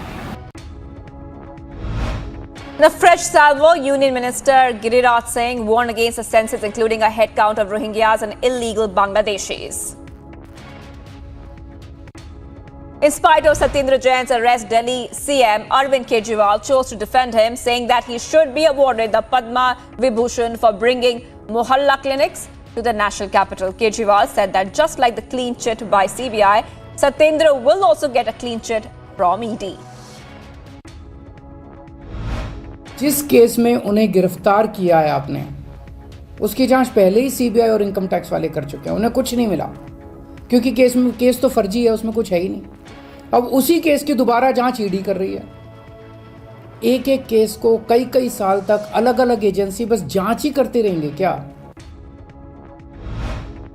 Union Minister, Home Minister Amit Shah will be holding a high-level meeting today to review the flood preparations in the country. Targeting Rajasthan CM Ashok Gehlot again, Sachin Pilot called for introspection on why the Congress party had been unable to retain power in 2003 and 2013. Pilot contended that Congress will be able to come back to power in the 2023 assembly poll only if the party takes the right steps. कैसे एकजुटता से चुनाव लड़ा जाए और मैं बार-बार कह रहा हूं, कांग्रेस पार्टी की सरकार कैसे रिपीट हो, हम लोग इस बात को मानना पड़ेगा हम लोगों को कि एक बार हम सिर्फ 50 विधायक रह गए थे, एक बार सिर्फ 21 विधायक रह गए थे. तो उन कारणों की चर्चा भी होनी चाहिए कि ऐसा क्या कारण है कि जनता बहुमत देती है और हम राजस्थान में सरकार रिपीट नहीं कर पाते हैं. हमारी सरकार रिपीट दिल्ली में हुई 3 बार, असम में हुई 3 बार, आंध्र में हुई 2 बार. ऐसा नहीं कांग्रेस सरकार रिपीट नहीं होती है, लेकिन किन कारणों से रिपीट नहीं कर पा रहे हैं. और ये जो ED has issued a notice to former State Revenue Minister and NCP leader Eknath Khatse and 4 others to vacate properties that were attached by the agency last year in a money laundering case. A major fire broke out in a flex printing godown in Bhiwandi in Maharashtra. The fire later spread to 2 other godowns in the Indian Corporation complex. Now, 3 fire tenders reportedly rushed to douse the flames. No injuries were reported. AIADMK has announced that the Executive and General Council meeting of AIADMK will be held on June 23rd. Police have imposed restrictions on public gatherings, procession, protest and public gatherings ahead of protest march of Sri Rangapatna Chalo called by VHP on 4th June in Sri Rangapatna against the Jamia Mosque. Restrictions under 144 CRPC will be effective from 3rd June from 3 p.m. to 5th June 12 p.m.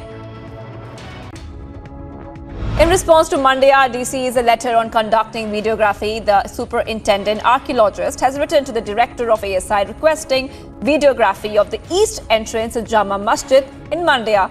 Superintendent's letter states that Jama Masjid is a living monument and currently a madrasa is running inside the protected area. Municipal Corporation member of JDS Prashant Nagaraj was hacked to death by unknown assailants. The assailants' rickshaw followed Prashant when he was on his bike in an auto. Prashant was attacked with lethal weapons near the Lakshmirapura layout. A case has been registered at the Pension Mohalla police limits. Police have recovered the weapon and the auto in which assailants came. The body of a cop, Deepak, was found murdered and stabbed in his residence in Kasba. Initial probe revealed that he was stabbed multiple times with a sharp object around his neck, which caused his death. The cop's family were worried after they received no calls from his end and thus informed the police. The cop was posted in the Bhilor police station and was living in a rented flat with another constable. Residents in Delhi woke up to visuals of toxic foam floating once again on the river Yamuna, even as CM Kejriwal promised to clean the river by 2025. Telangana BJP chief Bandi Kumar Sanjay has accused the TRS, Congress and AIMIM of creating a controversy around the Charminar in Hyderabad to gain minority votes. His statement comes after Telangana Pradesh Congress Committee Secretary Rashid Khan started a signature campaign to hold a sit-in protest at the Charminar so that it can be opened for namaz. In Oklahoma's Tulsa, a gunman carrying a rifle and a handgun opened fire at the medical building campus, killing 4 people before shooting himself. According to the police, the shooter died from self-inflicted gunshot wounds. American actor Johnny Depp won a high-profile defamation case between him and his ex-wife Amber Heard. The jury has also awarded Johnny Depp $15 million in damages. Depp expressed his victory by saying that the best is yet to come and a new chapter has finally begun. Activists demonstrated in Sao Paulo against police violence in the marginal African American communities in Brazil. They were seen holding signs and flags and marched toward the downtown. The protest took place 1 week after the death of Genivaldo Santos in the back of their police vehicle, suffocating in a dense cloud of white smoke, which appears to be tear gas.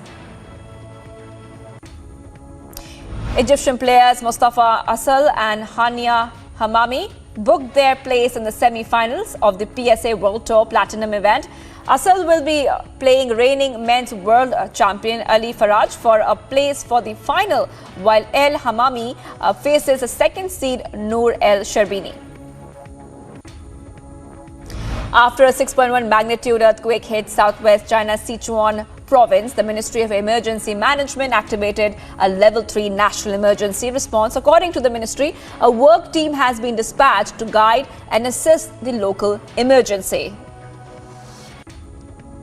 Maverick golf course designer Michael Belch, with the help of DP World, starts on a 13-year journey.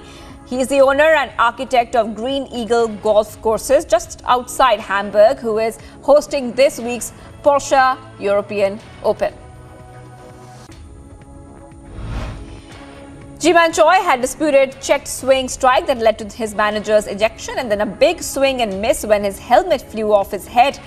In fact, he ended up with an RBI double that put Tampa Bay ahead of stay in the game. Choi's adventurous trip to the plate came in the 11th inning as Rays beat Texas 4-3 tonight and kept the Rangers from having a winning record for the first time this season. Pittsburgh's Chang, playing his second game as a designated hitter, was struck in the arm by pitch by Evan Phillips but managed to stay in the game. The player batted one more time after the incident and finished 0 for 3, striking out twice. Chang remains hitless this season, falling to a 0 for 17. The rematch of the 2021 NWSL Championship ended with the score of 1-1 as Chicago Red Stars' early goal was cancelled out by a late equalizer by the Washington Spirit, who was drawn 4 matches this season. Blue Jays won for the 11th time in the 14 games. Blue Jays left-handed Hyun-Jin Ryu left after 4 innings because of tightness in his forearm.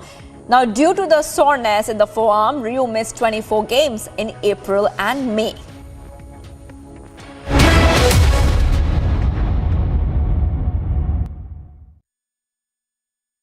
Amity has been ranked amongst the top 3% universities globally, a testimony to Amity's globally benchmarked quality. To apply, visit amity.edu. Prime Minister Narendra Modi met boxer Nikat Zareen and other boxers who won medals at the Women's World Boxing Championships in Turkey last month. Nikat Zareen is the 5th Indian boxer to have won a gold medal at the prestigious event. Apart from Nikhat, Manisha Mohan and Parveen Huda, both of whom won bronze medal at the Women's World Boxing Championships, met the Prime Minister.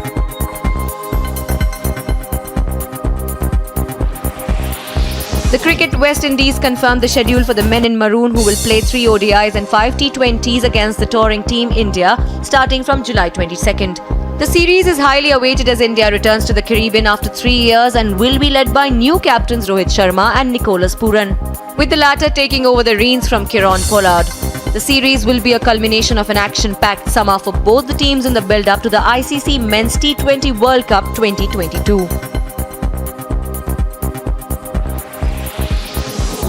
World number 1 Iga Swiatek extended her winning streak to a staggering 33 after she registered a stunning straight-set win over American Jessica Pegula in the women's singles quarterfinals of the French Open 2022. The Polish star proceeded her dominant run in Paris win on court Philippe Chatrier to advance into the semi-finals. Iga is on the longest unbeaten run in the women's tour since Serena Williams claimed 34 victories in succession in 2013.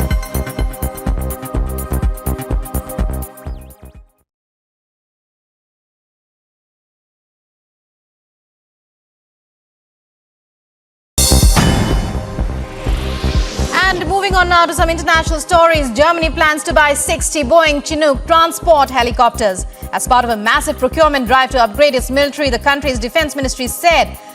Chancellor Olaf Scholz announced shortly after Russia invaded in February that Germany would commit 100 billion euros to a special...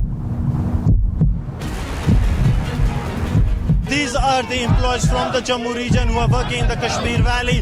What they are demanding that they be sent back to Jammu region, they be transferred out of Kashmir. They are saying that they are ready to work anywhere except in the Kashmir Valley.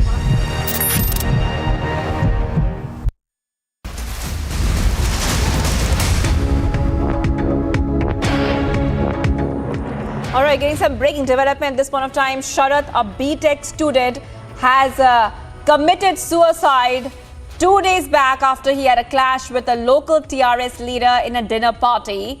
Family members of the deceased alleged that due to TRS corporator harassment, he committed suicide. Student committed suicide by hanging to ceiling at his residence. I would like to go across to Aneri, is joining me for more details. Aneri, tell us more on this breaking development of a BTech student committing suicide after he had a clash with a local TRS leader.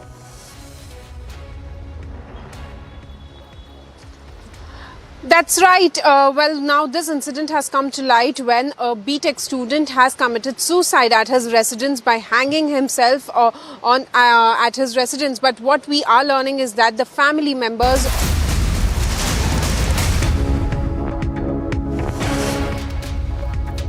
All right, we're getting some more developments coming in. The Sakinaka rape and murder case, more developments coming in. Mumbai Session Court has sentenced and convicted Mohan Chauhan to death. This is the latest coming in, viewers. Back-to-back breakings coming in here on Republic TV. This is that the Mumbai court has convicted the 45-year-old in the Sakinaka rape murder case. The Sessions Court has convicted the man in the case of rape and brutal murder of a woman in Mumbai Sakinaka in September last year, and the accused now has been given a death sentence. That is the latest that we are getting to you. This is a big breaking coming in. A death sentence for the rape case coming in there from Sakinaka. A Sessions Court, remember, had earlier convicted the man in the case of rape and brutal murder of a woman. The court had in fact kept the arguments on the quantum of sentence. Right now, the quantum of sentence has come in on this big case that we have also been tracking here on Republic TV. Now, the man who has got the death sentence is a person, the accused Mohan Chauhan. He was convicted by the court for all charges framed against him for rape and murder. All right, some more breakings coming in. Back-to-back developments on Republic TV only here, viewers. We're getting you some fresh updates now. PFI has been raising funds from Gulf countries. Getting you some breaking updates coming on PFI. PFI has formed district executive committees in UAE, Oman, Qatar, Kuwait, Bahrain, Saudi Arabia to raise funds Getting some sensational details on PFI which have been accessed by Republic TV. Let me repeat what it is. PFI has been raising funds from Gulf countries. We're getting some fresh updates coming in. PFI has formed district executive committees in UAE, Oman, Qatar, Kuwait, Bahrain, Saudi Arabia to raise funds. We're also coming to know, viewers, that Chinese link of PFI has also emerged during investigation as well. Now, this is a full PFI dossier which Republic TV has accessed. I will be joined by Shaman, who will get us more details on this breaking development. These are sensational details on PFI accessed on Republic TV. We're getting you the full PFI dossier. Let me repeat. PFI has been raising funds from Gulf countries and also has formed district executive committees in UAE, Oman, Qatar. Chinese links have also emerged in this case as well. And in fact, for more details, I soon will be joined in by Shavan, who's getting us more details on this story. This is sensational news coming here on Republic TV.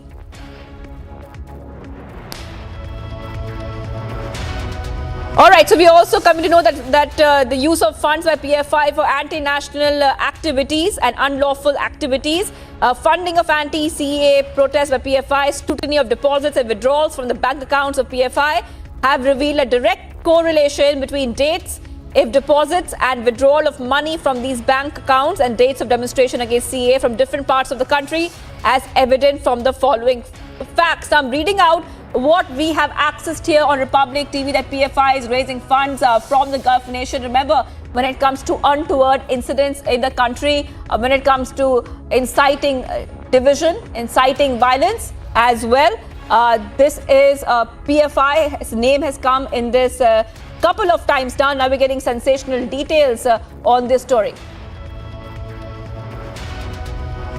All right, I would like to go across to Niranjan, who is joining me for more. Niranjan, now after PFI has come in the view and lot of questions raised on PFI, lot of calls of PFI being banned. Now Republic TV has accessed that dossier. Take us through exactly what that dossier says, Niranjan. Well, Shavan is breaking the story for us, so we're getting in more details of what Shavan is sending in. And Shavan is sending in more details. I'm giving you the details as we are picking it up. And these are details that we have with us right now in my hand. I'm going to tell you the full details of what we know so far. And we've accessed the full PFI files. PFI investigation. This is the full investigation into the funding of PFI. And I have the details with me. PFI has been raising funds. From Gulf countries. They formed district executive committees in UAE, Oman, Qatar, Kuwait, Bahrain, Saudi Arabia to raise funds. And we have the full details. Shavan is breaking the story with me right now. Shavan is breaking the story. Should be able to join us live right now. So we'll stay on the visuals. Not on the plates. We'll stay on the visuals and I'll get Shavan live as well. And we have details right now. PFI has formed district executive committees in UAE, Oman, Qatar, Kuwait, Bahrain, Saudi Arabia to raise funds. I'm getting in more details. Shavan should be able to join us live. Chinese link of PFI has also emerged during their PMLA investigation. So Shavan should be able to join us with more details. He's accessed the full file. He's just trying to get in front of a camera. We're hearing now that the Chinese link of PFI has emerged during the PMLA investigation in the Hathras case. So there's a big development in the Hathras case for a PFI link. So Chinese link of PFI has emerged during the investigation in the Hathras case for the first time ever. For the first time, we have a Chinese link of PFI during the PMLA investigation in the Hathras case. We are hearing, and these are details we're picking up through Shavan, who will be joining us live any minute now. K.A. Rauf Sharif, a PFI member and a CFI or a Campus Front of India National General Secretary, received more than 1 crore rupees in his bank account. 1 crore rupees in his bank account in the guise of mask trading with China. The raid was an employee of MS Race International LLC Oman, and it's a predominantly Chinese controlled firm that was used to transfer the funds. So for the first time ever, a Chinese link of the PFI, specifically in the Hathras case, 1 crore rupees transferred using a Chinese controlled firm working out of Oman, a predominantly Chinese-controlled company, and the company which claims to be in trading business was involved in the transfer of funds between China and Oman. So the funds went from China to Oman and was sent into India, 1 crore rupees, and this is specifically in the case of Hathras. There are more details coming in. I have more details with me. Shawan is joining us live anytime now. We're also hearing that Rauf, this leader, a PFI member, K.A. Rauf Sharif, also visited China twice during 2019 and 2020. For the first time, you have details of the meeting and the visit to China. PFI member visited China in 2019-2020. Kaleem Pasha of SDPI, involved in Bangalore riots, received about 5 lakh rupees, we are told, from a Chinese-controlled company called Jump Monkey Promotions Private India Limited. So that's the other big breaking news update. Gaurav Bhatia is joining us on the phone line. Gaurav, big breaking news update that Shawan, my colleague, is just breaking the story for us while he's getting in more details from the sources. For the first time, the Chinese link of PFI, and this happened during the PMLA investigation in the Hathras case. A PFI member got funds from a Chinese-controlled company. Money from China went to Oman, was sent into India, and just 1 crore rupees is the tip of the iceberg. There's so much more that's coming in, Gaurav. Absolutely, and I think ED should be congratulated for the excellent work that it is doing in keeping the country safe and punishing the perpetrators of crime. People and individuals, organizations that are indulging in money laundering. And this is the firm resolve of the Modi government that we will not spare an organization or a person who tries to destabilize our country, tries to indulge in illegal activities. Their rightful place is behind bars, and that is where the members of the organization would be seen. We are hearing that more than 1 crore rupees. In fact, I'm getting in more details. Let me tell you that, Gaurav, as I get these details, I'll tell you, more than 1 crore rupees was deposited in 15 bank accounts. 15 bank accounts of PFI and the RIF during the period December 2019 to January 2020. 15 bank accounts, 1 crore rupees, deposits in the form of cash, IMPS using mobiles. Deposit amounts generally varied between 5,000 rupees to 49,000, deliberately kept below the 50,000 rupees cap in order to avoid disclosure of identity of the depositor. This is huge. It goes on to, for the first time, directly draw the money linked to PFI, because so far the allegation or the counter has been that you allege a PFI link, you claim there's funding, but there's no proof to show. For the first time, perhaps, I think that question has been answered. Gaurav. Absolutely, and going by what the Republic channel is showing, this is a very serious offense that these individuals are indulging into. They're trying to weaken our country, and we have to stand together to ensure that these people are punished. I would also like to raise the question, where are the political parties which were crying foul when arrests were made in relation to the PFI SDPI members? And Congress party is one party that even allied with the PFI SDPI during the Karnataka Assembly election and decided to withdraw terror cases from members of the PFI. This is a tight slap on the face of such political parties also that cannot stand with the country, and they do not have faith in the investigating agencies of the country. Well, that's correct. Thank you for that. That's the first response coming in from the BJP. We'll try and get you some more details. I have Shawan sharing some more details with me, and the details saying that the funding of terror acts by PFI. Shawan will be joining us in some time from now. He's still gathering the details. Funding of terror acts by PFI. Getting in more details. Anshat Badruddin, a PFI member from Kerala, was arrested by the UP ATS in Lucknow in February 2021. And IEDs, pistols, live cartridges were seized from him. Badruddin is not only a member of the PFI. His investigation by ED has also revealed that he received funds around 3.5 lakhs from PFI during 2018 to 2021. So the full PFI files being broken by Shawan breaking down the PFI files for us. He will be joining us live anytime now. So what we'll do is we'll get more details, and in a few minutes from now we'll put out those details for you. For the last 2 weeks, there's only one channel getting you the details of the crackdown on PFI, the controversy around PFI, and now as the investigative agencies show proof of the foreign funding, the Chinese angle, and how money was brought into India for the Hathras violence, Hathras unrest, getting in those exclusive details as well. We'll take a short break here. And getting in some more breaking news now, in fact, and we'll go across to that. Amit Shah, the Union Home Minister, Amit Shah has chaired a meeting. We'll go across to that. Union Home Minister, let's go full frame, and let's go full frame to the pictures coming in right now. Amit Shah is holding a meeting right now. This is a meeting that we were told was supposed to happen on Friday, but that meeting is happening today. Breaking news now coming in. Amit Shah is holding a meeting, the Union Home Minister, on the back of the killing. You had one person, a Hindu banker called Vijay, who was killed, shot dead inside a bank, and you had the pictures also come in. The breaking news update now, and let's go full frame to that. NSA Ajit Doval also a part of that meeting. Home Minister Amit Shah meeting NSA Ajit Doval, and this meeting is specifically on Kashmir. Getting in breaking news now. This meeting is on Kashmir. The meeting was earlier scheduled to take place on Friday, but it's happening now.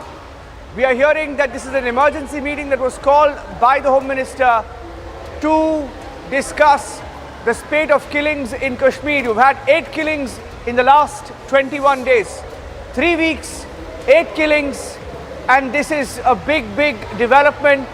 The Home Minister is meeting Ajit Doval. The Lieutenant Governor of Jammu and Kashmir was also summoned by the Home Minister.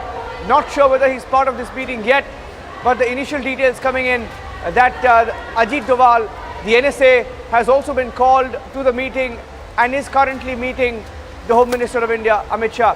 You've had the recent attack this morning of a banker called Vijay, when a terrorist entered the bank, and the terrorist is seen taking a gun out of his bag, pulling a gun out of his bag and taking aim at Vijay and shooting him. And this is 4 days after he was posted in a bank in Kulgam in Kashmir. And it's 2 days after a teacher called Rajani Bala was shot dead once again in Kashmir.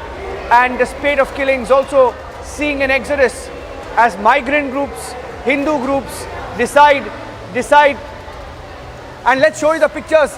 Let's show you the pictures from earlier today of the CCTV footage and the details that we had of Vijay. You had the protests. You also had people pack up their bags. There was an attempt to stop them. Pundits and migrants from leaving Kashmir, pulling out those pictures as well. And we should be able to. Okay, we'll take a short break. And we are hearing that the big meeting is tomorrow. But this could be just a prepping where the NSA briefs the Home Minister, we are told. So we'll stay with these pictures.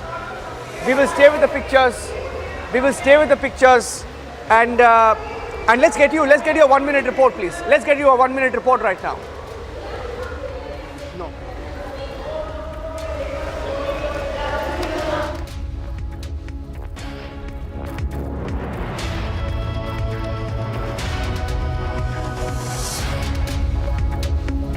The attack.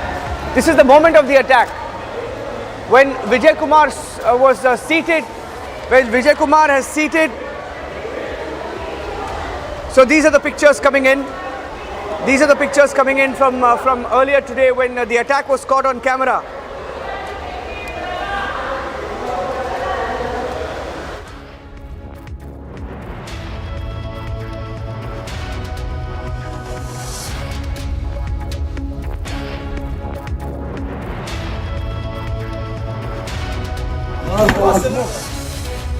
Delhi सरकार के 1000 वादों के बावजूद भी यमुना नदी का पानी साफ नहीं किया जा सका। जी हां, इस वक्त हम मौजूद हैं दिल्ली के ITO के करीब यमुना नदी के पास, और जिस तरीके से आप देख सकते हैं नदी की तस्वीरें, ये कोई सफेद चादर नहीं है बल्कि ये प्रदूषण का झाग है जो कि सफेद परत बन गई है पूरी की पूरी नदी के ऊपर। और ये पहली बार नहीं है कि जब हम ऐसी तस्वीरें देख रहे हैं दिल्ली के यमुना नदी से। हर साल हमें देखने को मिलती है और हर साल दिल्ली सरकार ये वादा जरूर करती है कि हम यमुना नदी को साफ करेंगे, यमुना नदी की सफाई करेंगे। पिछली बार अगर हम बात करें तो आस्था का महापर्व छठ पूजा भी इसी नदी के किनारे कई लोग करते हैं। छठ पूजा जब हुआ था तब भी इस पर सियासी तूफान मचा हुआ था और छठ पूजा में भी कहा गया था दिल्ली सरकार की तरफ से कि हम यमुना नदी की साफ सफाई जरूर करवाएंगे। लेकिन देखिए फिर से 1 साल हो गया और यमुना नदी की हालत देखिए कि किस तरीके से प्रदूषण का जो लेवल है वो वाकई बहुत ज्यादा बढ़ चुका है। और ये सफेद जो टॉक्सिक वाला झाग आप देख रहे हैं ये नदी के ऊपर है। कई लोग अभी भी इस नदी के सहारे अपना जीवन यापन करते हैं। कई लोग यहाँ पर नदी के किनारे अपनी सब्जी उगाते हैं, यहाँ आकर के इस पानी से अपना काम करते हैं। लेकिन देखिए जिस तरीके से ये पानी जहरीला हो चुका है पूरा का पूरा, ये वाकई बहुत ही खतरनाक साबित हो सकता है लोगों के लिए। आपको बता दें दिल्ली में पानी को लेकर लगातार सियासी तूफान मचा हुआ है। हमने देखा कि पिछले कई दिनों से लगातार बीजेपी द्वारा भी प्रोटेस्ट किया जा रहा है, कई लोगों द्वारा भी प्रोटेस्ट किया जा रहा है कि दिल्ली में जो पीने का पानी आता है वो भी बहुत ही गंदा आता है, खराब आता है, इंसान उसको पी नहीं पाता है। तो ये पानी को लेकर जो पूरे देश की राजधानी दिल्ली में लगातार सियासी तूफान मचा हुआ है वो उस पर घमासान लगातार जारी है कई पार्टियों द्वारा। आपको एक और बात बता देते हैं कि ये जो नदी है यमुना नदी ये काफी बड़ी नदी मानी जाती है और ये कई राज्यों से होते हुए आती है। तो ये जो प्रदूषण है ये उत्तर प्रदेश, हरियाणा और पंजाब जैसे कई राज्यों से होते हुए जो फैक्ट्रीज से जो केमिकल निकलते हैं, जो प्रदूषण निकलते हैं, पोल्यूशन निकलते हैं, कचरे I'm inside the bus and the MLAs are here now. They are leaving for Raipur. Let me give you the visuals. Let me ask my video journalist to give it a sense. Congress is in fear. Congress in fear, taking the MLAs to Raipur, afraid of any kind of horse trading. This is just before the Rajya Sabha election. What we are seeing, the pictures coming in from right outside Dipen Singh Huda's residence in the national capital. There. Sir, घूमने जा रहे हैं। कर ले यार। आप बोल रहे हैं सर कहाँ जा रहे हैं? क्या करना बताओ? We are talking to the MLAs. We are giving you the visuals. There you can see. I'll ask my video journalist to give you the larger picture, to give you the sense. Ma'am कहाँ रायपुर जा रहे हैं? आप please यार नीचे उतरिए ना अपने। सामान भी हमने देखा। मैम मीटिंग के अंदर क्या कुछ? हम लोग सभी जा रहे हैं, आप देख ही रहे हैं। So these are the visuals. What हमारे भाजपा तोड़फोड़ की कोशिश करेगी आपको लगता है? जिस तरीके से भाजपा को हरियाणा में खुद की जो सारे विधायक उनके समर्थन में हैं, उनके दल प्लस कुछ निर्दलीय भी हैं और कुछ जेजेपी पार्टी के भी। भाजपा अपने विधायकों की संभाल रखे। हम भाजपा तक आपके माध्यम से संदेश पहुंचाना चाहते हैं। किरण जी से कोई बातचीत हुई आपको? किरण जी वहीं पहुंचेंगे और उनसे पार्टी की बात चलती है।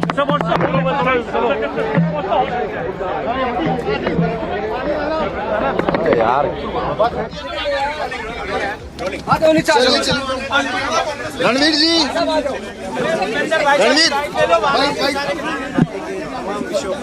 हमारा मंथन हो। तो ये 3 विधायक जो नहीं पहुंचे हैं, क्या ये सभी वाले दिन पहुंचेंगे? नहीं, ये वहीं सभी विधायक पहुंचे हैं, सभी विधायक पहुंचेंगे। किरण चौधरी और चिरंजीव राव देखिए चिरंजीव जी का जन्मदिन और कप्तान अजय जी आए थे, उनके पिता ही हैं और अपना किरण जी वहीं पहुंचेंगे। कुलदीप बिश्नोई जी से पार्टी